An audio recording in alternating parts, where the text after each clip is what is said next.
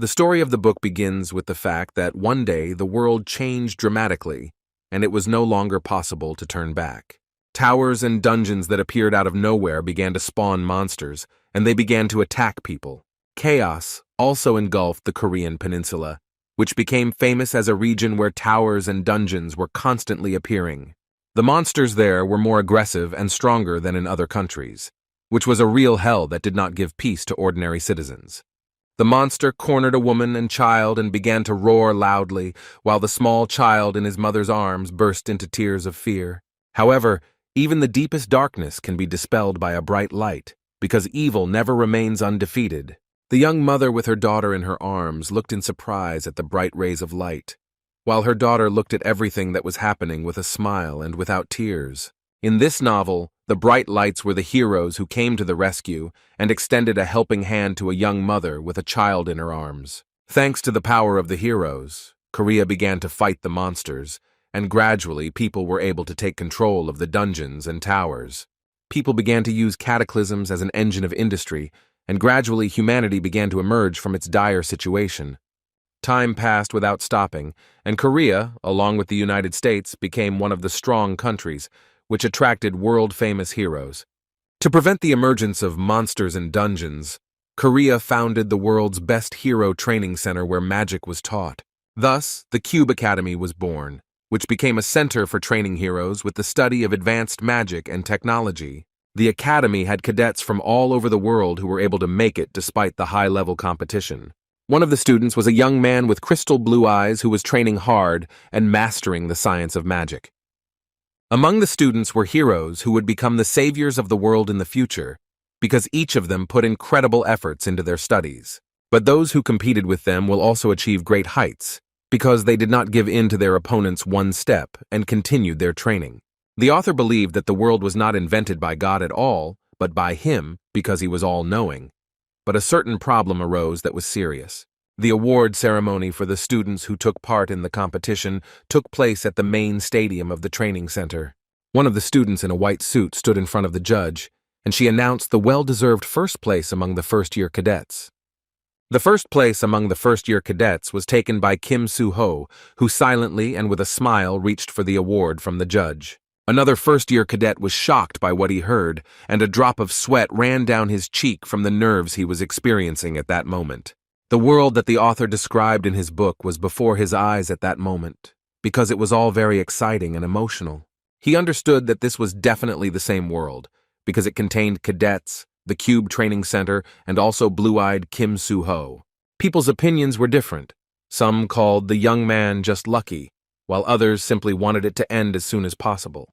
The author sat far away from everyone and silently watched as the spectators watched the award ceremony for first-year cadets. He heard everything that was said in the distance and said that this year all the first-year students were quite capable and there were practically no stupid ones among them. He also watched the happy spectators who were up in the stands and watching the awards ceremony from above. The author said that among the first-year students was the same Kim Soo-ho, who had previously been awarded first place in the competition. He couldn't even believe that the young man was only 17 years old, because in terms of mental abilities, it seemed that he was much older. Kim Soo-ho was the main character in this world, who had crystal blue eyes and a charming oval face. He was the one who would lead the world ruled by monsters, because he was kind, fair, and had the qualities of a true hero. Kim Soo-ho also had a special secret that he couldn't tell anyone, because no one else had the right to know. The author also reflected on the fact that whoever competed with the young man obviously did not end up very well, because it was dangerous. The presenter meanwhile announced that there was also a first-year student who had taken second place in the competition and was to be announced. This cadet was the white-haired Shin Jong-hak, whose look was self-confident and somewhat arrogant, as it seemed from the outside. The young man was the grandson of an oligarch, namely the owner of the large company Jinsen, which added to his status. He had similar skills to the main character and was an arrogant rich man to the core who would become a villain. Now they were all cadets. But later, Shin Jong-hak, feeling inferior because of Kim Soo-ho, would become a villain. The author watched the two main characters and thought to himself that it looked like he had definitely entered the world inside the book. He also told himself that if he was a character in his own book, then he should at least have a name, and suddenly he was patted on the shoulder. The young man asked Chung Dong if he had really slept late yesterday since he was acting so strangely and looked very sleepy and tired. Chun asked the young man if it was true that he was the one who was speaking to him, and the guy replied that yes, he was speaking to him. After that, he asked if there was another Kim Chung Dong around here. Something shocked the young man, and he simply fell silent. The author went deep into his thoughts and wondered if there was such a name among the characters in his book, because he was hearing this name for the first time. He didn't remember calling anyone that, and assumed he might remember the character when he saw his face. Then he started touching his face and became a little worried, because his face was just a question mark, which couldn't help but worry him. Then the author realized that he had become a character that he had not written about in the book, and that he had neither an appearance nor a role, and his name was completely old-fashioned. In his mind, he told himself that without a face, no one would pay attention to him, and even his presence would be somehow unclear. He is called a cadet, but he has no friends, and he is the one who has no common ground with the main characters of his own book. The author was simply a character to fill the audience's seats, which, although bitter to realize, was the truth that could not be escaped. He spread his legs wide and lowered his head, after which he thought deeply and came to a certain conclusion, because something became clear. At first, the author assumed that he was just a minor character, but then he realized that he had become dust inside the book. One day he was at home when suddenly he received a message that immediately caught his attention, and he decided to read it. An email arrived with an offer to write a remake of his own book, purely for fun. The sequel to his book about the hero's return had not been published for 6 months due to stagnation in the creative process, which slowed down his abilities. The author said that there are weirdos in the world because this man wants to make a remake of a novella that has stopped coming out a long time ago. For a while he stared silently at the monitor screen, not even knowing how to respond to the mysterious stranger's offer. The author thanked the fan for his interest, as no one had ever shown such interest in his creative works before. Kim had no idea that the answer to a strange fan's request would cause subsequent unexpected events in his previously boring life. After 2 weeks, the author told himself that he had tried a lot of methods, but could not figure out who, how, and why placed him in this body. Kim suggested that he might have to stay in this world for a long time, since unfortunately he wouldn't be able to figure everything out so quickly. The author understood that by the time the plot reached the point where the release of chapters stopped, he had about 10 more years. He rested his hands on the sink and bowed his head down, continuing to think deeply about the strange events that were happening in his life. Kim Chung-dong was taken aback, because he knew that he would have to spend 10 years in the book and giggle with teenagers all that time. In his mind, he told himself that he had his own life, so he didn't want to stay in this book forever, trying to survive. The young man continued to lean against the sink and think about this terrible situation that had happened in his life so suddenly. He needed to figure out a way to get back, and he said nothing came to mind other than following the main storyline. He opened the book and said in his mind that if he got to the middle of the story, then the chapters would stop coming out anyway. Kim Chung-dong decided that he should try to hold out first, which was the most rational decision at that moment. He remembered the cover of his book, and leaning against the sink said that in order to hold out, he needed to go to Cube School. The place was located on an artificial island near the East Sea, and the academy had about 5,000 cadets. It was a high-tech city where magic was concentrated, and thanks to Cuba, Korea was called one of the most powerful countries in the world. The author understood that the center of this city was the main stage, where the plot of the book he had written earlier unfolded. Students, most of whom were dressed in white and blue jackets, were walking around the Hero Training Center. Among those who hoped to become heroes and had special skills, only a small elite could study in Cuba. The owner of the body in which the author was located, namely Kim Chung-dong, was also a cadet at the Hero Training Center, which said a lot.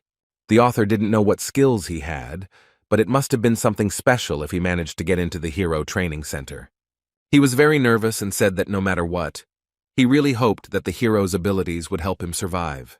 Soon, Kim Chung-dong approached the gate of the Cube Training Center, after which he began to carefully examine the huge wooden gate. Then he opened them and entered the laboratory where the rest of the students of the training center were being trained, which is where he needed to go. He entered the Truth Classroom, which was a place where there were good and bad characters that he had the chance to study with. There were allies and rivals of Kim Chung-dong, who were very different and unpredictable people.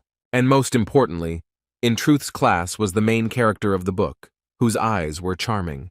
Very soon they will begin to form groups, which will entail various events and consequences for the class.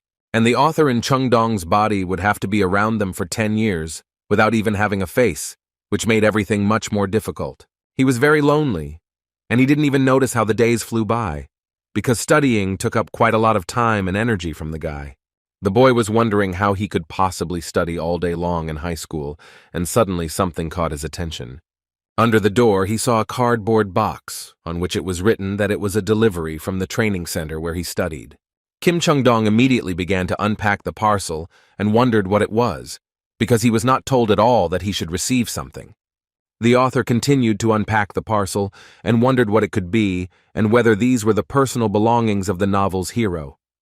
After finishing unpacking, his face was extremely surprised because he did not expect to see what was in the cardboard box. The author in the body of Kim Chung-dong was stunned because his laptop was in the box, and he wondered what he was doing here. After this, synchronization began, and the light from the laptop blinded the hero, after which he dropped the laptop from his hands in complete bewilderment. The system notified that synchronization with Kim Ha-jin had begun, which could not help but surprise the hero at that moment, because everything was very strange.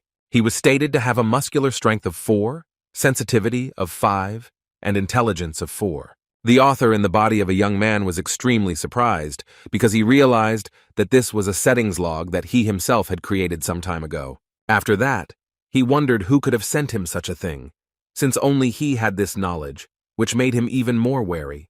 Kim Chung-dong was sweating from the nerves that the author was experiencing and began to look at the monitor screen to find out more information.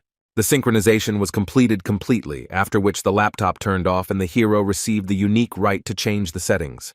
Suddenly, the question mark on Kim Chung-dong's face disappeared, and he regained his real face, which was surprised at that moment.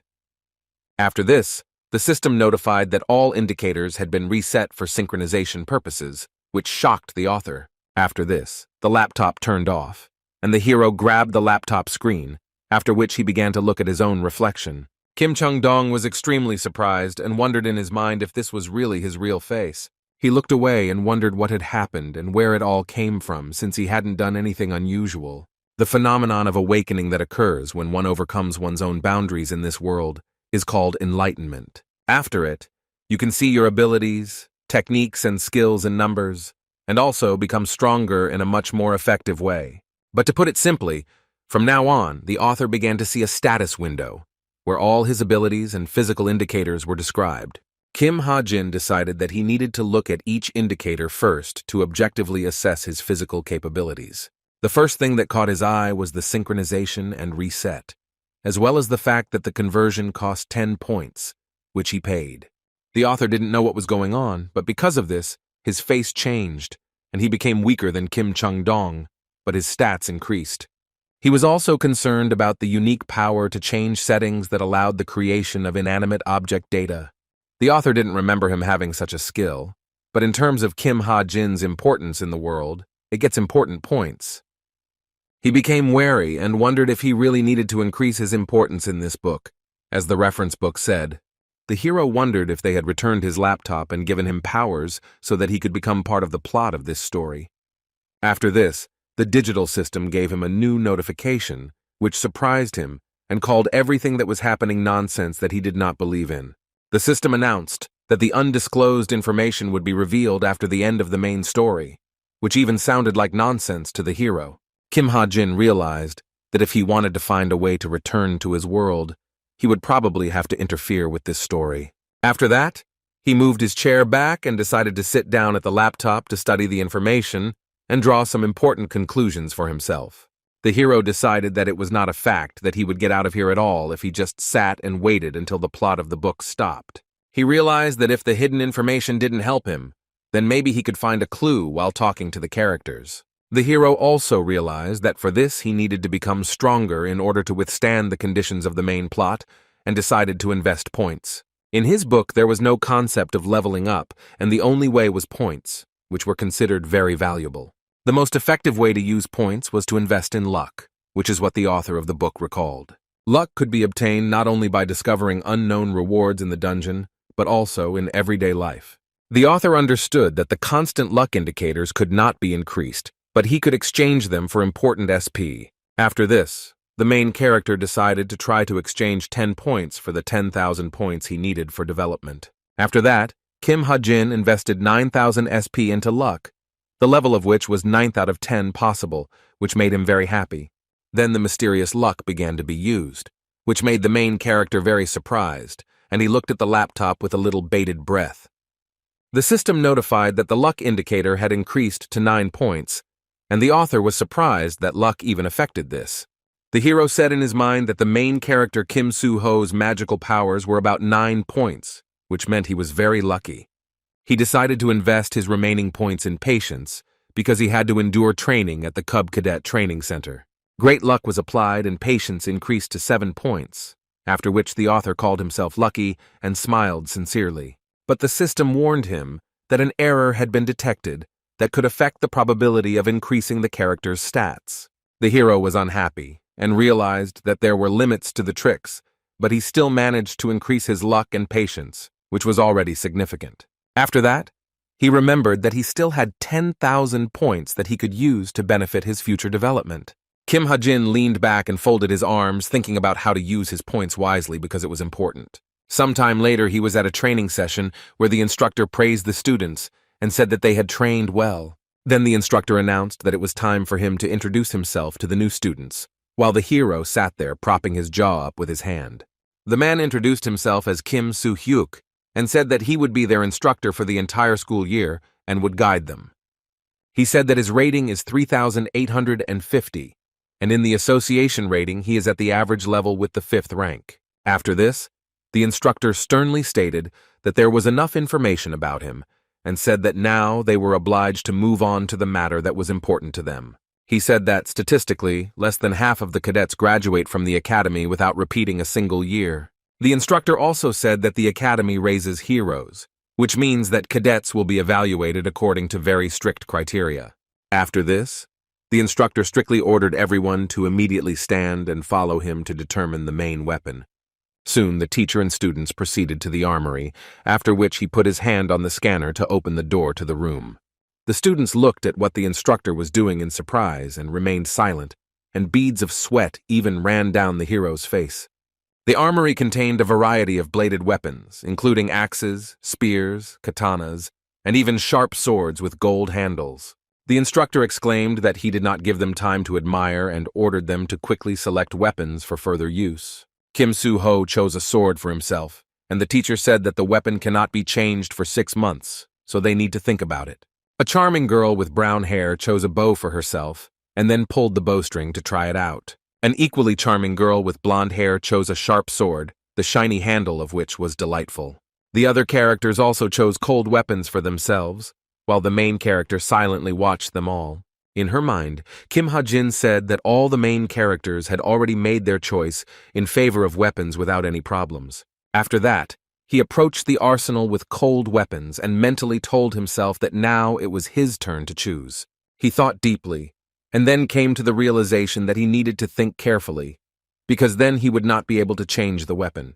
The hero understood that with his performance he would not be able to stop at the weapons that other cadets at the training center used. Even if he wants to increase them, the efficiency of investing points will only decrease, so there are conditions for the weapon. He told himself that he should have experience using it in the real world, and also that he should be able to adapt to it quickly. Kim Ha-jin reached out his hand to the weapon he had chosen, and one of the cadets noticed him at that moment. The cadet asked everyone to pay attention to the hero, which attracted the attention of the instructor, who was looking at the tablet screen. Seeing all this, the teacher looked at Kim Ha-jin with a serious face and asked if he really wanted to choose this weapon. In the hero's hands was a combat firearm, the barrel of which was shiny and perfectly polished. All the other cadets looked at the hero in surprise, but the young man himself looked into the eyes of a cold-blooded instructor. The teacher said that he remembered how Cadet Kim Ha-jin used a sword in the cadet school, which was clearly imprinted in his memory. The hero answered the instructor that he had decided to change his weapon, and the teacher asked if that was really why he had entered the cube, to which the hero replied, yes. The teacher did not try to dissuade the student and said that at the Cube Training Center the choice is always up to the students. He then exclaimed that it did not matter whether the choice was right or not, the responsibility lay solely on the shoulders of the cadets. He asked them to keep in mind that the responsibility lay only with themselves, and Kim Ha-jin silently listened to the teacher's words. The hero heard his classmates talking about how he had gone completely crazy because he had acted in a completely out-of-the-ordinary way and not like everyone else. Some wondered why he entered the cube if he chose a gun, while others assumed that he wanted to attract attention. The author told himself that a pistol, even in this world, is the best weapon, especially for a person who does not know magic at all. It uses magic bullets, which are much more destructive than regular bullets because they contain mana. However, despite this, pistols are not particularly popular among the students of the training center. The whole point is that pistols have obvious limitations, which puts off cadets and they choose bladed weapons. No matter how strong the owner is, the gun has a certain destructive power, which is the first reason. The second reason is that the pistol does not have any deep and significant history of origin. In this world, there are myths and legends, as well as artifacts from these legends, which was an important factor. The longer and deeper the history of a weapon, the higher it is on the rank board, which is what the cadets look at first. That's why the Cuban cadets preferred weapons that had history rather than modern ones, because they didn't rely only on magic bullets. The author said in his mind that naturally this had nothing to do with him, and beads of sweat ran down his face. He has never even picked up a sword in his life, so there is no point in comparing him to other cadets, because he is not the main character of the comics. Kim Ha-jin knew that he could handle the gun quite well, and besides, it was a great way to earn points. He also told himself that since he had chosen a weapon, he now needed to acquire an ability that was very important. The ability was a skill that could be called a supernatural ability without any exaggeration. Usually each person was given one ability, but there were all sorts of exceptions which gave hope. Kim Soo-ho was the owner of an as-yet undiscovered skill and a revealed swordsman's skill, which was quite good. The main character himself saw Che Na-yoon's puddle and asked if she had also come to practice her shooting technique. The girl asked why else would a training hall be needed, and the guy scratched his head and said that there were usually few people there after school. Kim Soo-ho said that there was another shooter in their class, and Na-yoon asked if it was the guy whose name she couldn't remember. Her face turned a little red with anger, and the young man said that it was he who asked what happened to her face. Che Na-yoon asked how he could be a shooter with a gun that only had a range of a kilometer. She said that he refused to be a hero, and if he left the academy early, there wouldn't even be a record of expulsion. Kim Soo-ho asked her in surprise how he could refuse, after which the girl looked at the guy with a little bewilderment. But the main character himself smiled slightly at her and said in a calm tone that there was no point in throwing around such words. Che Na-yoon didn't understand his words at all and asked him what he meant while looking at him with an emotionless gaze. Meanwhile, Kim Soo-ho narrowed his eyes with a smile and silently looked at the girl, keeping his hands at his sides and not even moving. Che Na-yoon angrily asked him not to tell her what to do and said that she didn't want to hear those words from him. Meanwhile, Kim Ha-jin scratched his ear and wondered in his mind if it was possible that someone was saying something about him. The author said that the main character, Kim Soo-ho, will become the best hero only through skill, which means ability is very important. Besides, there's the first ability that can bring 10,000 SP, so he can't miss this kind of chance. Kim Ha-jin used 10,000 points to create a skill and was surprised by the notification he received from the system. He was surprised because the system itself corrects everything, and he also gained the skill of a mid-level sniper with the skill of a marksman. The author considered any ranged weapon to be quite good and understood that he could use not only a pistol, but also a bow. At the moment, his level was not very high, but he will be able to develop it, and in the long term, this leads to the better. The hero made his decision and decided to fully acquire the skill, after which he realized that now he was ready and everything was in perfect order. Kim Ha-jin rolled his eyes slightly with sweat on his face and told himself that all he could do was hold on to his abilities until the end of the story. The teacher in the class said that there weren't many minor problems, but they needed to pay attention to the examples of clearing the tower. The hero said in his mind that from just a few illegible lines a whole textbook was created, which was quite surprising. The Holy Apostle Guild cleared the tower and obtained the sea stone, and Kim Ha-jin listened to the lesson completely thanks to the skill. The skill, in the literal sense, was observation and viewing, because he could observe those who were in his field of vision. Also, Kim Ha-jin had the ability to open the settings tables without any means at absolutely any time convenient for him. The teacher said that they needed to review what they had learned and asked if the students were aware that there was very little time left before the exam. Che Na-yun became angry and exclaimed that the ability only needed to be demonstrated in a real battle and did not require endless study. Suddenly, Kim Ha-jin burst into the classroom, exclaiming that everyone absolutely had to go to the square in 20 minutes. The girl immediately became happy and jumped up from her seat, because this meant that the boredom would finally end and she could relax. The rest of the students, on the contrary, lowered their emotionless gazes downwards, still sitting in one place and not moving. Kim Ha-jin felt very awkward at that moment, and a drop of sweat ran down his face from the awkwardness of the situation. Soon the instructor announced that they would skip the introduction and go straight to forming teams, as time was very short. He said that each team would have 4 people, 2 of whom would be shooters and 1 of whom would be an assistant. The teacher said that the teams would remain in this composition until the exam, and the cadets in the teams would be of different levels, so that it would be fair. The instructor also said that they should get used to their team, then said that it was time to check where they ended up. Kim Soo-ho was shocked because he saw a board with members of different teams on it, and he saw himself there. The young man became very nervous and could not believe that he was on the same team with a girl with whom he did not have the best relationship. Kim Ha-jin, meanwhile, was happy to be in the same room with Yoo Yeon-ha, which was pretty good for a hero. In books, the main character is always surrounded by characters who encounter him, talk to him, and get into similar situations.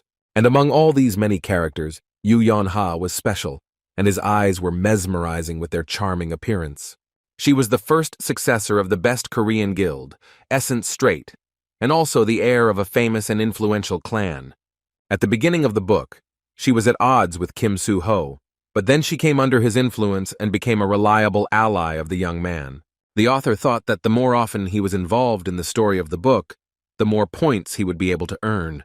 He clenched his fist tightly and told himself that today, during training, he definitely had to find a way to get Yoo Yeon-ha's attention. The quiet and calm girl was greeted by other cadets, which immediately caught her attention at that moment. Jin-ho said with a smile that they were on the same team, and the green-haired girl Hazuki stood next to him and silently smiled at the girl. Yoo Yeon-ha looked at the young cadets analytically and understood that she couldn't ignore them because they were members of her team. She went into detail and said that she was very pleased and addressed them as you. And Jin-ho didn't understand why she was doing this, since they were the same age. The girl asked where the other team member was, because they should all have gathered together and discussed the future. Another member of the team turned out to be Kim Ha-jin, who said that he was a member of the team, after which he was noticed. Yoo Yeon-ha looked at the young man with a little confusion, trying to ask him about something. The young man understood that he couldn't mumble, because she disliked insecure people the most, which made him wary. Jin-ho was very pleasantly surprised and asked if he was the same young man who chose a pistol instead of a bladed weapon. The young man said with a smile that he had managed to become famous among the first-year students, and the stern instructor heard empty talk. The instructor behind them suddenly asked if they had time to chat, and the freshmen were very scared of him. He said that he sent the location of the monsters that the team would have to fight to the smartwatch and asked them to get started. Within a few minutes, the teams were off and running across the fields at great speed, as they didn't have much time. Yoo Yeon-ha was the team leader and was carefully looking at the map on the watch to make sure how much longer they had to run. The girl told the rest of the team that they would soon be there and that they needed to prepare to fight the monster. She said that the information about the monsters could be viewed when they reached their destination, and Kim Ha-jin ran behind. The young man was trailing behind them, although his physical indicators exceeded the level of an ordinary person, which puzzled him. Jin-ho ran confidently at high speed and waved his arms, and his face remained completely unchanged as he ran. Hazuki ran at the same high speed, and Kim Ha-jin looked at them and wondered if this was really the average level of the Cuban cadets. Yoo Yeon-ha soon stopped and looked around the area, saying that they had finally reached the place they needed. The team was at the training ground, namely beach number 8, where a small ship was approaching the shore. Soon a black humpbacked octopus emerged from the depths, looking terrifying and destined to become the team's enemy. The black humpback octopus immediately sank the ship, after which it turned its attention to the crew, who were watching it from the shore. The team leader said that it was time for them to start discussing their plan, and Kim Ha-jin was still trying to catch his breath after running. Yu Yeon-ha said that the black octopus is a low-ranking monster, so it doesn't have that much attack power, which will help them. But the team leader also said that the problem was his hump above his head, which would obviously be their main target in battle. When he senses danger, cubs emerge from this hump and attack, and each of them can turn a person into a mummy. Jin-ho said that they need to be eliminated first, and Hazuki said that Kim Ha-jin should try hard since he is a shooter. But Yu Yeon-ha confidently stated that she would take care of the black humpback octopus babies, since she was the team leader. She said that the black octopus has a fast recovery speed, so it is necessary to destroy its hump with one blow. Kim Ha-jin looked at the girl with a little shock, and wondered if she was trying to exclude him from training. The team leader then asked if everyone was ready to start training, looking at the surprised young man. After this, Yu Yeon-ha exclaimed that it was time to begin their action plan. The rest of the team members were already prepared for this. Kim Ha-jin looked at the girl and thought that she was very mean because she was trying to do everything only in her own way. The black humpback octopus, meanwhile, wrapped its tentacles around the small passenger ship to show its strength. Jin-ho decided that he needed to lure the monster to the shore and swung his axe, but the octopus got angry and suddenly rushed at him. The training fight began, and the young man, with a smile on his face, wondered if the monster was already bursting with anger. But the smile quickly disappeared from his face, because he saw something strange in the sky that posed a great danger to him. A baby black humpbacked octopus with an open mouth containing 6 sharp teeth was flying towards him from the air. Jin-ho understood that the situation was difficult, and the only optimal option was to start running away, which is what he did. The young man was very nervous, as a result of which he clenched his teeth tightly and continued to look at the baby octopus. But unexpectedly, the team leader Yu Yeon-ha burst into the battle and successfully repelled the attack of the black octopus babies. The baby octopus was destroyed, and the black humpback octopus itself was amazed by such a stunning fighting technique. The girl herself silently looked at the enemy and held it tightly in her hand, being ready for any outcome in the battle with the monster. Jin-ho looked at the team leader with a smile, mentally marveling at her incredible strength and ability to fight monsters. Yu Yeon-ha was a ranker who was ranked 7th when entering the Cube Training Center but was very capable. Soon the octopus became angry again and tried to attack the team, causing Jin-ho to run away, leaving the girl alone. But the team leader herself looked confidently at the enemy, thinking about how to destroy the hump on the head of the black humpbacked octopus. Without thinking twice, Yu Yeon-ha jumped high in place and then swung her sword to cut off the hump of the monster's head. The monster was stunned by the girl's incredible agility, and his yellow eyes widened in surprise and shock. Yu Yeon-ha swung a long black whip at the octopus and then successfully managed to attack its head section. She used the whip to strike the octopus's tentacles back and forth, knocking it to the ground. The black octopus was not going to give up either, and released a baby from its hump so that it could deal with the clever girl. The cub flew rapidly towards the team leader, with its mouth open and all its sharp teeth sticking out. Hazuki was very scared for Yu Yeon-ha and shouted that a great danger was approaching her and that she needed to leave immediately. The team leader didn't understand anything, after which she decided to turn around to find out what was going on behind her. She was a little wary because the baby black humpback octopus was already a few meters away from her back. But what was even more surprising for the girl was that at the last second, the baby octopus was killed with a firearm. It turned out that the octopus was shot by Kim Ha-jin, who was holding a gun in his hands and looking at the team leader in cold blood. Yu Yeon-ha looked at the young man, then with sweat on her face, she exclaimed his name, preparing to express her dissatisfaction to him. But the blue-eyed young man himself only looked with a small grin at the leader, whom he had saved a few seconds ago. The points that could be exchanged for stat points increased, as Kim's importance in this world increased. However, from the very beginning, the author was outside the plot, so it was difficult for him to count on high value in the world of the book. His only option was to intervene in the events that the main characters of the book were going through, which is what he did right now. The green-haired Hazuki was shocked by what was happening and looked at Kim Ha-jin with her mouth and eyes wide open. Jin-ho was as stunned as the girl, and could not believe that Kim would act so bravely and quickly intervene in the fight. Yu Yeon-ha shouted at the young man that she had previously asked him not to interfere in what was happening, but he did not fulfill her request. The black humpback octopus, meanwhile, took advantage of the opportunity and released several more of its babies from its hump. The bloodthirsty monster cubs were rapidly approaching the team, so they had very little time to counterattack. Yu Yeon-ha grabbed her weapon, not understanding anything, and trying to come up with a plan on the fly on how to counterattack the enemy. Ha-jin understood that there were dozens of monsters, but their intelligence was so low that their trajectory of movement was clearly visible. The young man closed his eyes, weighed the pros and cons, and came to the conclusion that there would definitely not be a second chance like this. Why did he suddenly open his eyes, which were filled with rage and readiness to destroy the opponents in his path? Kim Ha-jin had a bullet timing skill that allowed him to calculate the trajectory of a bullet with millimeter precision. Bullet time was a skill that the hero created that, when used, slowed down time for 3 seconds. This meant that for 3 seconds the hero could see where the nasty baby black humpback octopuses were moving. He realized that everything else was just a matter of technique, and he just needed to shoot at the approaching vile creatures. Time was moving towards zero, and the vile monsters were getting closer and closer to the main character, and he himself opened fire from a pistol. Kim Ha-jin delivered precise blows to the mouths of the baby black octopuses, never missing or stopping. Bullet casings fell to the ground one after another, and time became less and less, but the hero did not stop. The young man held the pistol confidently in his hands and deftly reloaded it whenever it needed to be done. But at one point, Kim Ha-jin looked away seriously because he saw something that threatened the life of another team member. There were only a few seconds left before the timer ran out, and there was another baby octopus above Yu Yeon-ha's head. But still, the clever young man managed to hit the target at the last second before the timer expired, and thus saved the girl.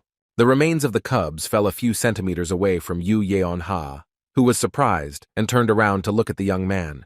The team leader turned her attention to the main monster, after which a certain spark appeared in her eyes, which was very noticeable. At that moment, the black humpback octopus was very vulnerable, and its hump was swollen due to the fact that it was very angry at that moment. The team took advantage of this, after which the team leader grabbed the octopus's hump with a whip to finally deal with it. Then, Yu Yeon-ha began to pull the whip towards herself and ordered the rest of the team to immediately attack the vulnerable octopus. The rest of the team followed her order, then made a high jump to deliver the finishing blow to the hump. Jin-ho smiled brightly at the vile monster before swinging his blade to kill the octopus. Hazuki pulled the sword out of its sheath, releasing energy, and it was already obvious at that moment that victory would be theirs. Together they began to deliver blows of great force to the enemy's back, not giving him the opportunity to counterattack. Kim Ha-jin was a few meters away from them, firing a pistol, while the team leader continued to pull the whip towards herself. Within a few minutes, the efforts bore fruit, and a large gap formed in the middle of the octopus's hump. Soon the black humpbacked octopus was destroyed and fell onto the seashore, and the heroes relaxed with peace of mind. The author breathed a sigh of relief, but in his mind he wondered if they had really destroyed them, since this whole story had already exhausted him. Yu Yeon-ha heard a strange sound behind her, and then calmly turned around to see what was going on. Behind her, she saw Kim Ha-jin, who had fallen on the sand and was complaining about how hard it was for him, but she didn't say anything to him. After counting the results of the 5 teams, it became known that the 5th team completed the task in 58 minutes and the same number of seconds. It was announced that they were currently in 16th place, and Kim Ha-jin was breathing heavily while lying on the sand. Yu Yeon-ha froze in place and silently looked at the ranking table with her mouth open because she expected completely different results. The video of the battle was filmed with a drone, and they were told it would be sent to a smartwatch for everyone to analyze. Yeon-ha was upset that they only placed 16th, but individual performances will still be judged separately. But she still couldn't understand why it was Che Na-yoon, whose team was ranked 4th, who had overtaken her. Yu Yeon-ha tried to close the gap between their teams, and then wondered if that was all she could do. The cadet with ash-colored hair folded his arms across his chest and grinned as he thought about the results of the fights with the monsters.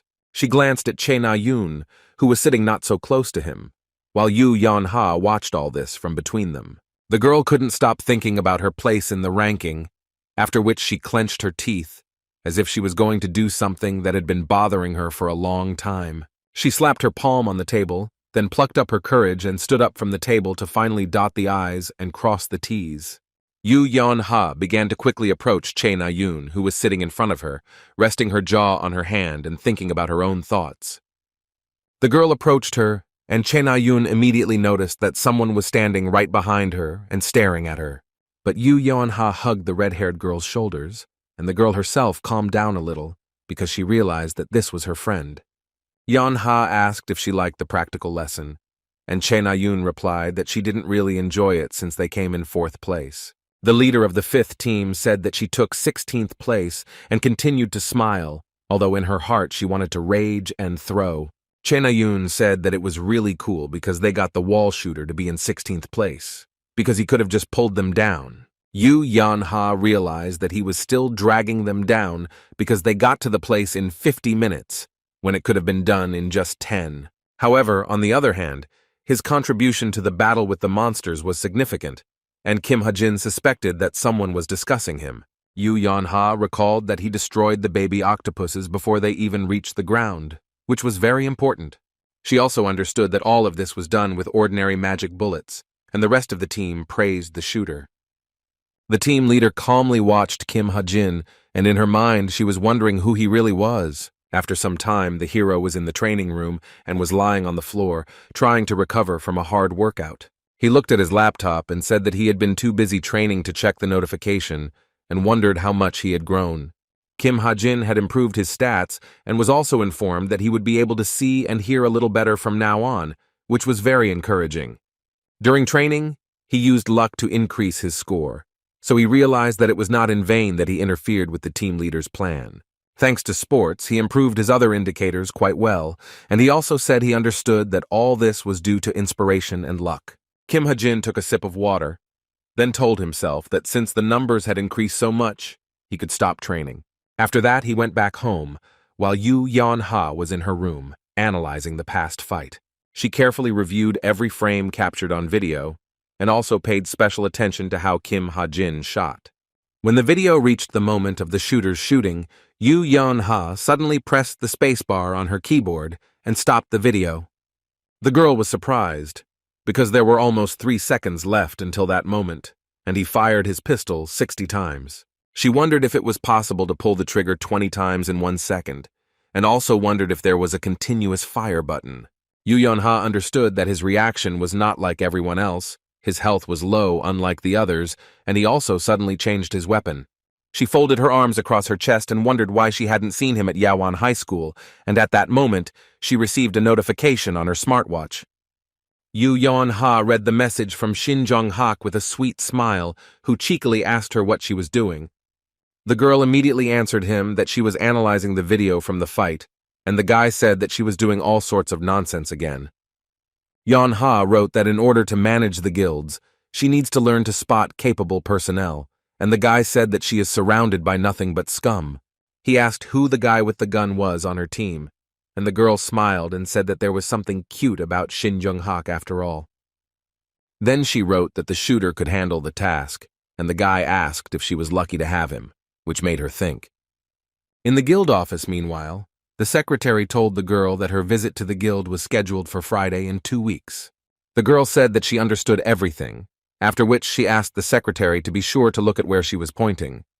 The larger screen showed Kim Soo-ho, and Yoon Seung asked the secretary if he thought there was something special about the young man. She said that the guy has a sharp sword technique that has no analogs in any modern technique and smooth movements. Yoon Seung also emphasized that Kim Soo-ho's technique was similar to a sword dance, which made him even more impressive and attractive. She said that the extraordinary force with which he cuts is alluring, and it seems as if he is cutting not just a monster, but space itself. Yoon Seung said that it was now clear why the big guilds in Seoul were trying to get this guy, since he had a mixture of important skills. She then said that she would like to take him in, and also said that it didn't look like he was in any guild. The girl said she would keep it in mind, and then said it was time to examine the next cadet and draw a conclusion. Yoon Seung was surprised and couldn't believe her eyes, and it took her a few seconds to take a closer look. On the screen, she saw Kim Ha-jin and wondered if he was really using a gun, which was quite unusual. The secretary said that because the young man was on the same team as Yoo Yeon-ha, many people in the guild saw this video. He said that it wasn't even a rifle, but the guy fired 60 shots in 3 seconds, of which only one missed the target. The secretary added that even if he had excellent reflexes and pulled the trigger, a regular pistol simply wouldn't be able to withstand that. He also said that Kim Ha-jin is acting quite eccentric and that he is called a heretic at the academy. The secretary added that when he entered the cube, the young man changed his weapon from a sword to a pistol. And Yoon Seung realized that it was all a matter of insight. It is impossible to know about your abilities before enlightenment, so there are those who change weapons because they do not match their skills. In this case, career growth begins to lag behind by 3 years, and at the Yuan school, cadets were advised to use different weapons.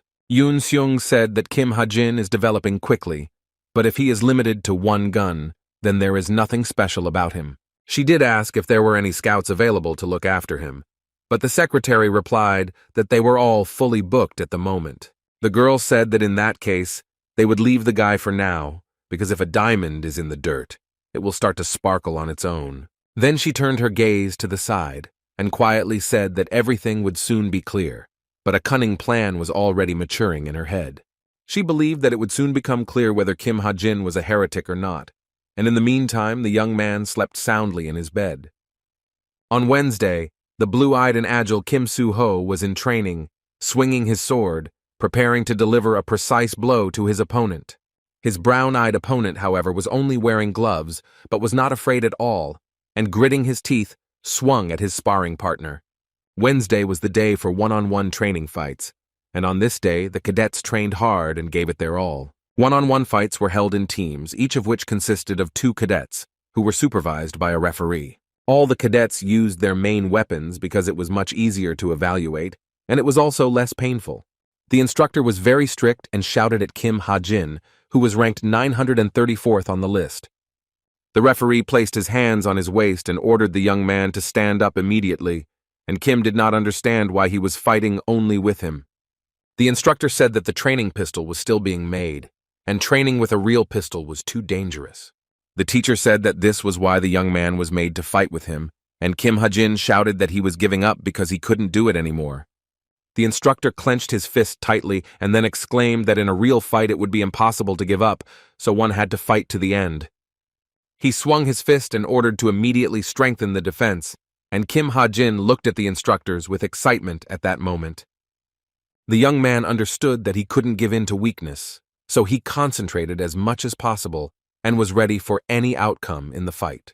The instructor immediately launched a crushing blow, but Kim Ha-jin managed to jump to the side, thereby thwarting his plans. The stern teacher was quite surprised by such an act on the part of the cadet, but he was not going to abandon his intentions. Kim Ha-jin knew that he had managed to resist the enemy's attack, but he gritted his teeth because giving up was not an option. The instructor swung at the young man again, but the young man pulled his body back, thereby again preventing him from striking. Then came another left hook, but although the cadet was very nervous, he once again managed to avoid the blow. The instructor was surprised and mentally said that the guy was in a slightly awkward position, but he was watching his punches carefully. Kim Ha-jin's pupils dilated slightly at one point as he used one of his new skills. His skill of foresight allowed him to see at great distances and roughly predict the enemy's trajectory. The skill, of course, only helped the hero, but he had to dodge on his own, so he couldn't relax for a second. The other 2 cadets laughed at the young man, saying that he was just jumping around and it looked very funny and stupid. Kim Ha-jin became very tense and wondered if attracting attention really had any effect, and his SP points had doubled. After a while, the young man bought himself a can of soda from a water machine, while exhaling heavily after the workout. Holding a can of soda in his hand, a tired Kim Ha-jin looked blankly at the girl passing by. Yoo Yeon-ha walked past the heroes with a stuffed bag and also looked into his eyes, but at the same time she remained silent and did not show any emotions.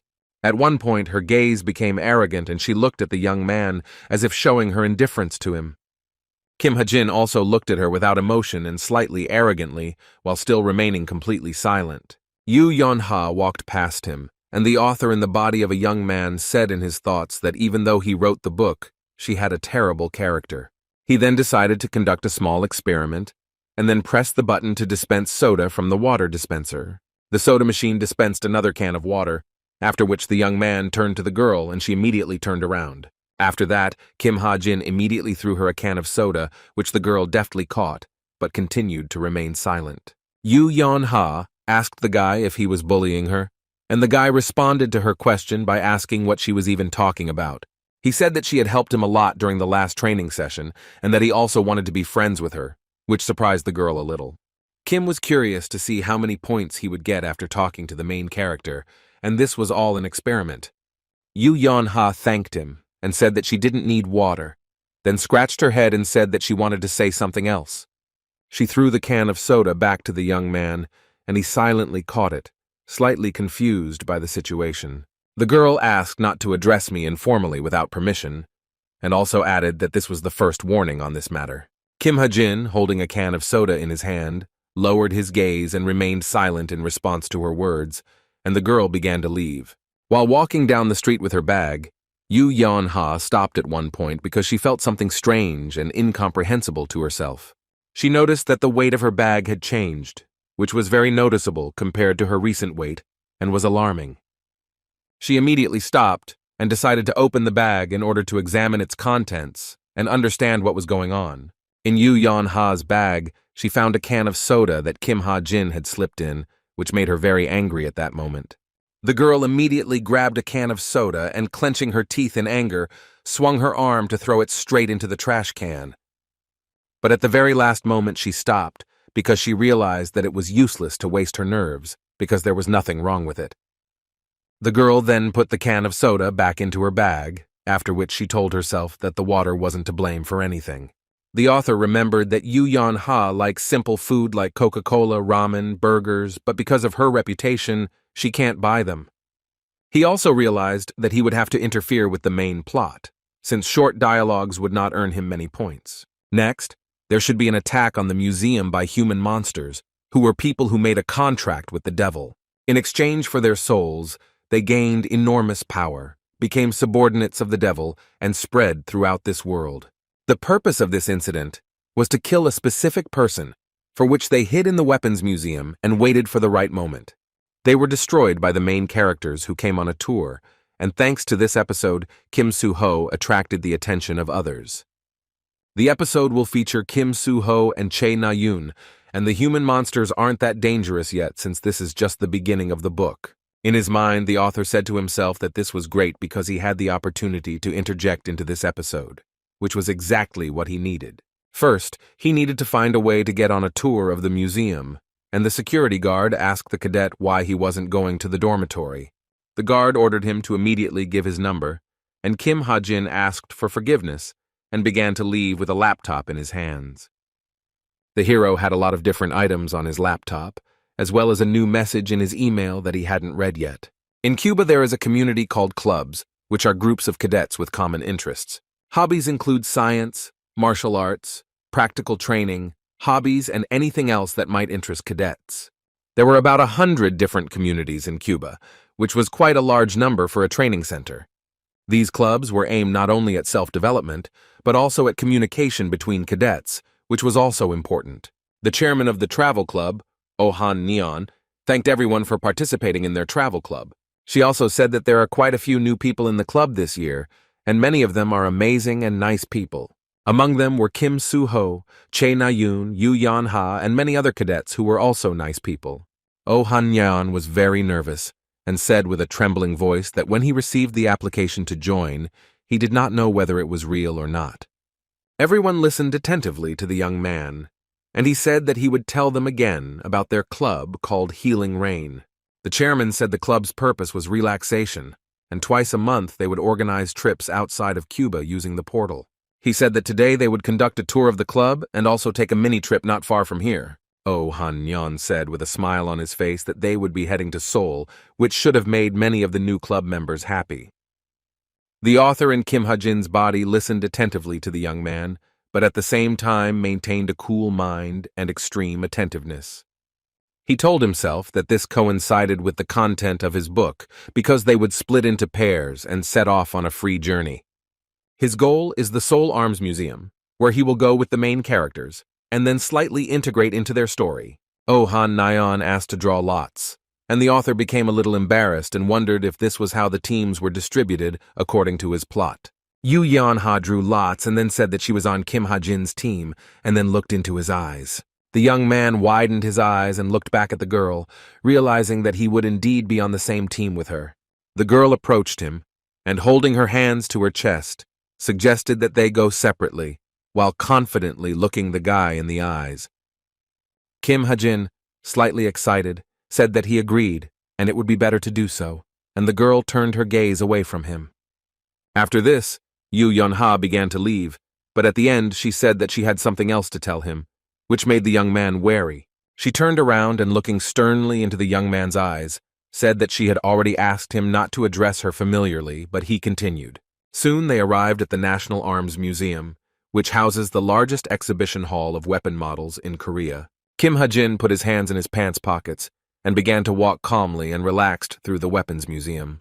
Suddenly he recognized Che Na-yun, who was glued to the window and admiringly looking at the weapon sample on the stand. The author immediately realized that there was another main character nearby, after which he noticed him near the stand. Kim Soo-ho stood near one of the weapons stands, holding his hands in his pockets and carefully examining the weapons. The author, in the body of a cadet, carefully and in detail examined the face of a young man who was one of the main characters. But overall, Kim Soo-ho was the main character of the author's fantasy book, which was called The Return of the Hero. The protagonist turned his attention to Kim Ha-jin, who was standing a few steps away from him and staring at him. Ha-jin asked Kim Soo-ho if he was really looking at the 7 knives and then introduced himself to him. But the young man didn't know what to answer. And then he awkwardly scratched the back of his head and smiled, said that he forgot about it for a second, and then asked for forgiveness. Soo-ho asked if it was true that he was the shooter, and also inquired if he had also joined the travel club. The young man was nice and fair, and because of him, readers had many complaints that he did not look like a normal person. Suddenly, glass began to fall from the roof of the museum, and a red light began to flash inside, signaling some danger. Visitors to the weapons museum immediately noticed this, but none of them even guessed what awaited them next. The museum's dispatcher called on everyone to pay attention and said that monsters had appeared near the museum building. Then he repeated what he had said, and the exhibition hall began to panic among the visitors, and no one knew what to do. The panic grew stronger every second, after which one of the visitors shouted that they needed to run, and everyone started running. People tried to push their way to the exit and started pushing, but someone from the crowd asked them to calm down and stop panicking. In their panic, some people didn't even notice the children in front of them, because they were thinking only about themselves and wanted to get out as quickly as possible. Suddenly, one of the main characters hit the glass stand with his fist as hard as he could to attract the crowd's attention. It was Che Na-yun, whose blow cracked the glass, but people still paid attention to her, and a temporary silence reigned. Some people in the crowd were blue in the face with fear and looked at the girl with their mouths wide open. Kim Soo-ho was scared because he was holding a little tearful girl in his arms, who was almost trampled by the panic-mongers in the crowd. Che Na-yun looked at the crowd of frightened people and asked them to calm down, then said that a hero would come here soon. She stuck her hand through the broken glass and pulled out a bow, then said that if they ran outside, they would be eaten by monsters. But the girl did not take into account that this was a recorded fact of theft of an exhibit, after which the barrier was activated and the siren went off. Che Na-yun asked Kim Ha-jin to take the weapon and said that they would have to protect the people until a hero came to help. She became a little wary because a strange silhouette appeared in the museum building and began to approach them closer and closer. Che Na-yun immediately reached for his quiver to draw an arrow and be ready to begin the battle with the unknown enemy. As it turned out, one of the monsters had already gotten inside, wearing a black suit and with a terrifying grin on his face. Kim Ha-jin understood that this was the human monster Lucius's dog, who was the villain that contributed to the development of the protagonist. The monster had a thick hand with long fingers and sharp claws with which it could cause irreparable harm to a person. He slightly bent his fingers and was ready to tear apart any person, while Che Na-yun was ready to shoot a bow. Behind Dog Lucius was Kim Soo-ho, who swung his sword with a sharp movement but did not frighten the monster at all. The monster immediately sensed something was wrong and began to turn towards the enemy, while Kim Ha-jin watched from the side. According to the plot of the author's work, Kim Soo-ho would deal with the monster in no time, and there was nothing to worry about at all. But something completely unexpected happened, and the monster managed to counterattack the main character, throwing him several meters to the side. Kim Soo-ho himself did not expect such an opponent, and underneath him was a half-destroyed and cracked concrete floor. Kim Ha-jin looked at everything that was happening with some surprise, because the turn of events should have been completely different. The young man's eyes opened wide in surprise, and he stood there without even moving, because he couldn't believe what he saw. Kim Soo-ho was lying on the floor and didn't even show any signs of life, and Kim Ha-jin silently and motionlessly looked at his body. Beads of sweat were running down his face, and in his thoughts, he was telling himself excitedly that something was clearly wrong here, because everything should be different. In his story, Kim Soo-ho was slightly inferior, and then gathered all his strength and surpassed his opponent, and Che Na-yun began to worry. She screamed and called for Kim Soo-ho, and the young man suddenly woke up and began coughing up blood while still lying on the floor. Kim Ha-jin ran up to the guy and excitedly asked if he was okay while the main character tried to say something. Lucius's dog had no intention of stopping and turned his gaze to Che Na-yun, who understood his intentions and became very agitated. But she still managed to control her emotions, and anger and hatred prevailed in her head, after which she took aim with her bow. She kept shooting at dog Lucius, but the arrows did no harm to him, and he only smiled in response. But Che Na-yun did not give up trying to inflict damage on the enemy, and continued to shoot from her bow without stopping, sparing no arrows. The arrows still did not cause any harm to the monster, and he continued to smile annoyingly and stand in place. The girl began to get very nervous because the arrows were almost running out, and the enemy had no problem with them. Che Na-yun became even more angry with each passing second, and in her mind she realized that this was not some special skill or regeneration. The girl understood that this degenerate was using only his agility against her, and was laughing annoyingly in her eyes. Kim Ha-jin looked at dog Lucius, and the whole situation that was happening made him nervous, and he also needed to come up with a plan of action. The boy shouted at Che Na-yun that she had to leave or she wouldn't survive, while the monster quickly advanced towards her. But the girl did not move, and continued to shoot at the monster. While gritting her teeth in anger, she looked straight into his eyes. Unexpectedly, Kim Soo-ho, who had previously been lying in a pool of blood, came to the rescue and now rushed at the monster to take revenge. The young man had many bruises on his face, but he worriedly asked Na-yun if she was okay. The girl was stunned by what she saw, after which she simply asked how he felt, since he had been wounded earlier. Lucius's dog grabbed Kim Soo-ho and began squeezing his body, trying to suffocate him and get rid of him forever. The main character himself tried to escape from his clutches, trying to beat the enemy with the same weapon as him, but at first he failed. The monster's claws were like a sharp blade, and he himself smiled maliciously at Kim Soo-ho's face, preparing to deal with him.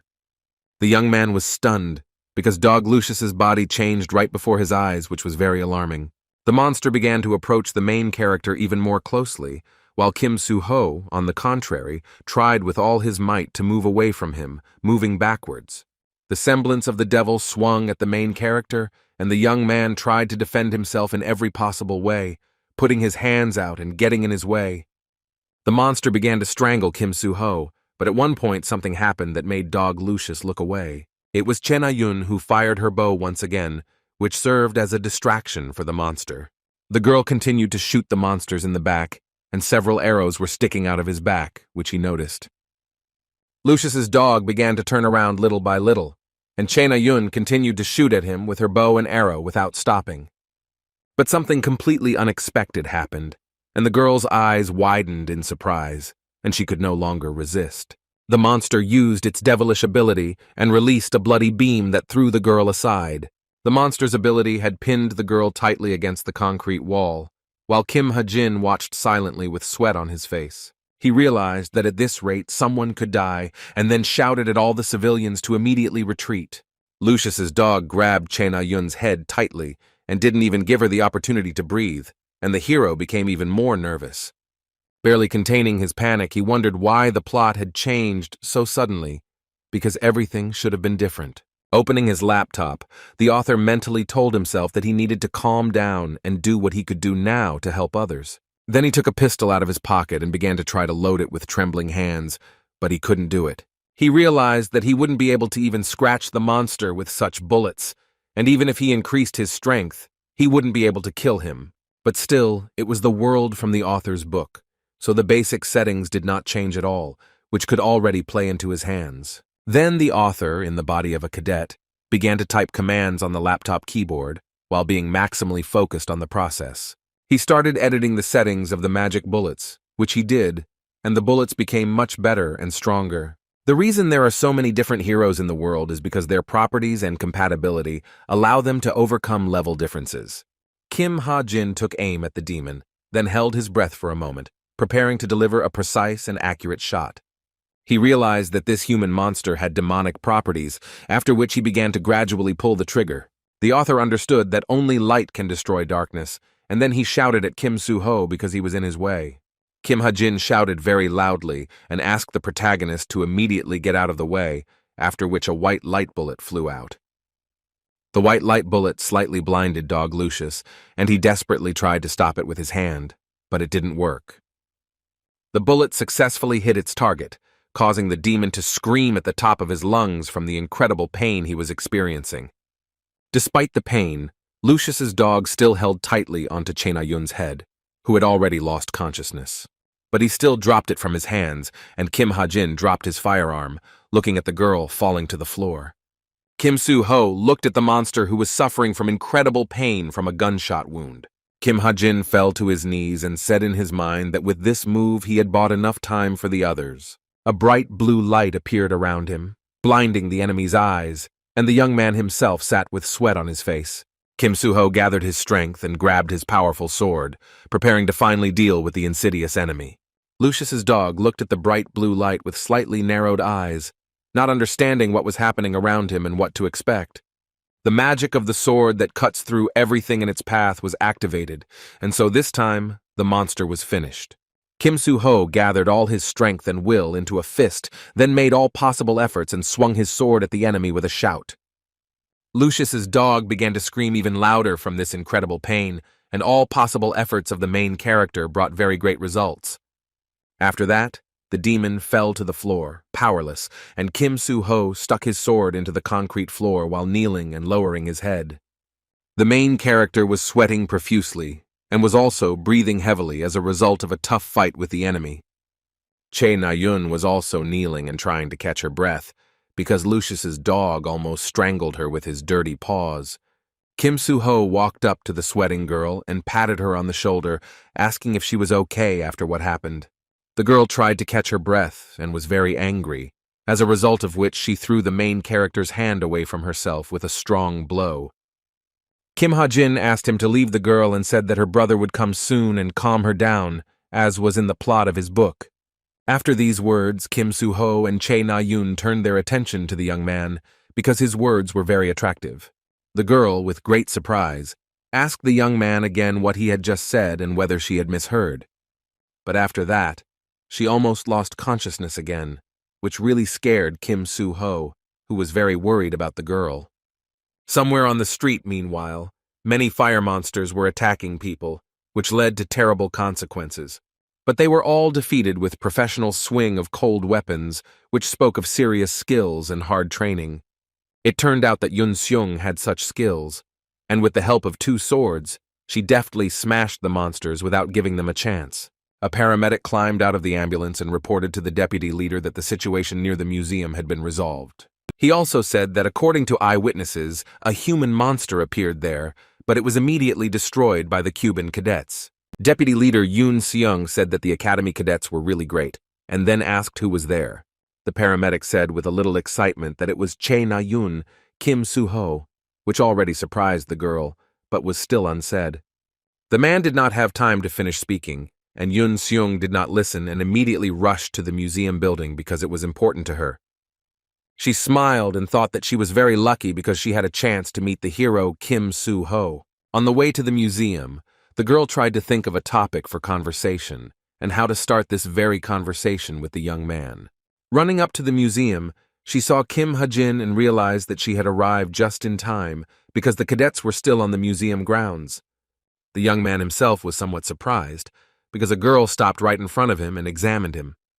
Yun Seung even scared the young man a little, because she appeared very unexpectedly and greeted him with a smile. She asked the young man if it was true that he was a cadet from Cuba, after which she was going to ask something else.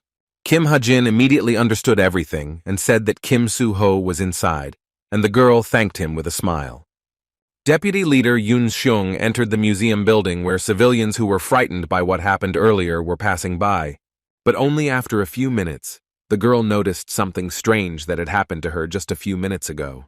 While in the museum building, she wondered how Kim Ha-jin knew that she came here to find Kim Soo-ho. Ha-jin was surprised that Yoon Seung approached him and wondered if this situation had anything to do with changing history. The author, meanwhile, concluded that the character named Kim Ha-jin intervened in the situation, but the value was still insignificant. So far, the plot has been going smoothly as it should have, and it hasn't affected the main plot line in any way. But suddenly the author caught himself thinking that he had completely forgotten that this story also had a co-author who also influenced it. This world is a remake and is based on the author's book, which was edited by the person who sent him the email. He understood that if part of the book had indeed been edited by a co-author, then that already said something. The author told himself that in that case, all his assumptions about his story were now simply useless. The author's pupils dilated from the realization of a fact that he did not want to accept, because it terribly frightened him at that moment. But after a few seconds, he became even more worried, because a notification came to his laptop, which was very alarming. The author in Kim Ha-jin's body immediately noticed the message and began to open it to quickly read it. It was a remark that for the protagonist and the characters around him, there is no such thing as a threat. It was emphasized that if events continue to develop in this manner, there is a risk of losing the interest of readers. The author in the body of a young man continued to scroll the page to fully examine the messages that had arrived in the mail. His face changed even more, because the temporary measure was to increase the level of negative characters. After some time, the strict instructor of the Cub Academy called cadets Kim Soo-ho and Kim Ha-jin to him with a shout. The instructor said that he heard about what happened and ordered them to return to his place, and he would ask about the details later. Kim Soo-ho asked what was wrong with Na-yoon, and the man replied that she had taken sick leave and gone home with her parents. After this, the instructor left, leaving the young cadets alone, and Kim Ha-jin looked at the back of the man leaving. Kim Soo-ho was sitting on a bench and suddenly turned to his friend, who was a little surprised by the unexpectedness. The blue-eyed boy asked Kim Ha-jin why he said such a strange phrase to Na-yoon at the museum. The young man didn't understand anything and asked again what exactly he said, and Kim Soo-ho reminded him that he said something about the girl's brother. Kim Ha-jin was about to answer his friend's question, but another remark came to his laptop, distracting him. He asked what happened to Che Na-yoon's brother, and Kim Soo-ho asked if he was pretending not to know, and Ha-jin denied this fact. The main character closed his eyes and frowned a little, after which he suggested that we talk about this topic another time. Che Na-yoon was the 4th-ranked student at Yeowon Cadet School and is related to her father Ji Shin-hyuk and brother Jin Yoon. The author in Kim Ha-jin's body, studying the information about the girl, said that everything was as he described in the book, but Soo-ho's reaction was still strange. Suddenly he came across information that surprised him greatly, and he immediately began to carefully study the details. The author learned that Che Na-yoon's brother was in a coma, having fallen into it while saving 3 colleagues from human monsters. Kim Ha-jin studied the information about the operation to suppress the human monsters, trying to find at least some clue. The operation was given the firm name of arson and also caused a lot of noise, since it entailed many terrible consequences. This was the first opportunity for the main character's ally, Che Jin-yoon, to gain great fame and respect from society. At that time, Che Na-yoon was only 13 years old, and she looked at her brother from the crowd with great admiration and pride. This was exactly the version of the author's book, but at one point his thoughts were interrupted by another message that arrived in the mail. The note stated that the changes would be sent out after the subject, Kim Ha-jin, personally confirmed them. However, it was decided that the main character had too many assistants, so some changes were made. The change was that 4 years ago, when Jin Yoon became a hero, he received the Devil's Mark on his first mission. The author in the body of Kim Ha-jin tried to figure out what was in the message with great surprise and interest. The radio said that many people were injured as a result of the monster attack, and that Yoon Seung was involved in the suppression. Che Na-yun was lying in the ward and turned off the radio because it was painful for her to hear all this, and she didn't want to think about it at all. The girl was constantly thinking about her brother, for whom she was very worried, and she could not find a place for herself. Suddenly, an agitated man in a business suit entered the room, and with him came a nurse who did not understand anything. Che Na-yun was shocked because she didn't expect to see her father at all, and she asked how his work was and why he was here. The father asked his daughter if this was a problem and how she felt, and the girl replied that she was already fine and felt good. The man asked if she needed to get checked out, and Che Na-yun said with a smile that everything was fine and asked why he had come anyway.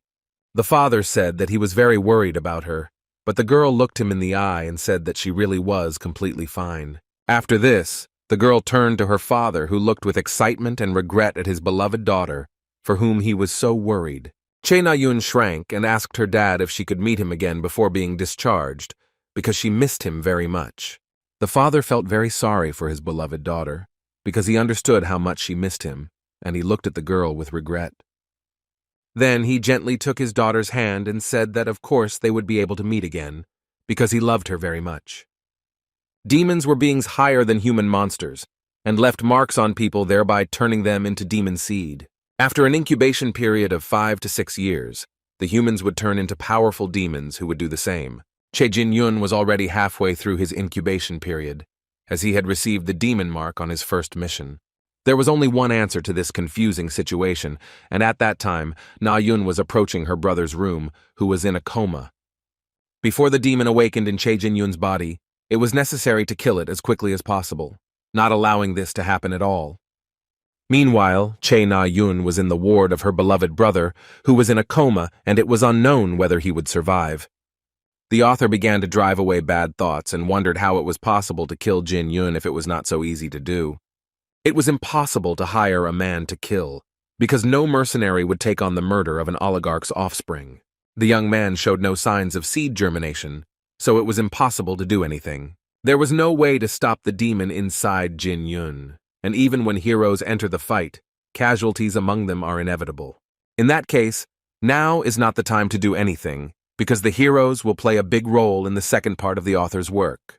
The author in Kim Ha-jin's body clenched his teeth and tried to come to some kind of logical conclusion, which was difficult. Che Na-yun looked into her brother's eyes with great hope, but as it turned out, it was she who had to deal with him. The author sat in front of his laptop for a long time and tried to come up with a twist in the plot, but he managed to do all this with great difficulty. Na-yun said that it was the first time she saw such a human monster and asked how an ordinary cadet could deal him a fatal blow. The girl also wanted to say something regarding the shooter, but at one point she stopped, as if she couldn't move her tongue. The nurse told Che Na-yun that visiting time was over, which the girl immediately took notice of and did not argue. She touched her brother's chest with her palm and said that she would look in on him again, but he was still unconscious. Then, Che Na-yun walked out into the corridor and bowed her head down, after which she cautiously took a small step forward, as if she wanted to do something. She stared at the door in front of her for a moment, concentrating on her feelings and desires. She remembered Kim Ha-jin and how he asked Kim Soo-ho to leave her when she was injured at the gun museum. The girl recalled that he then added that her brother would soon come and calm her down, and this was very strange to hear from a stranger.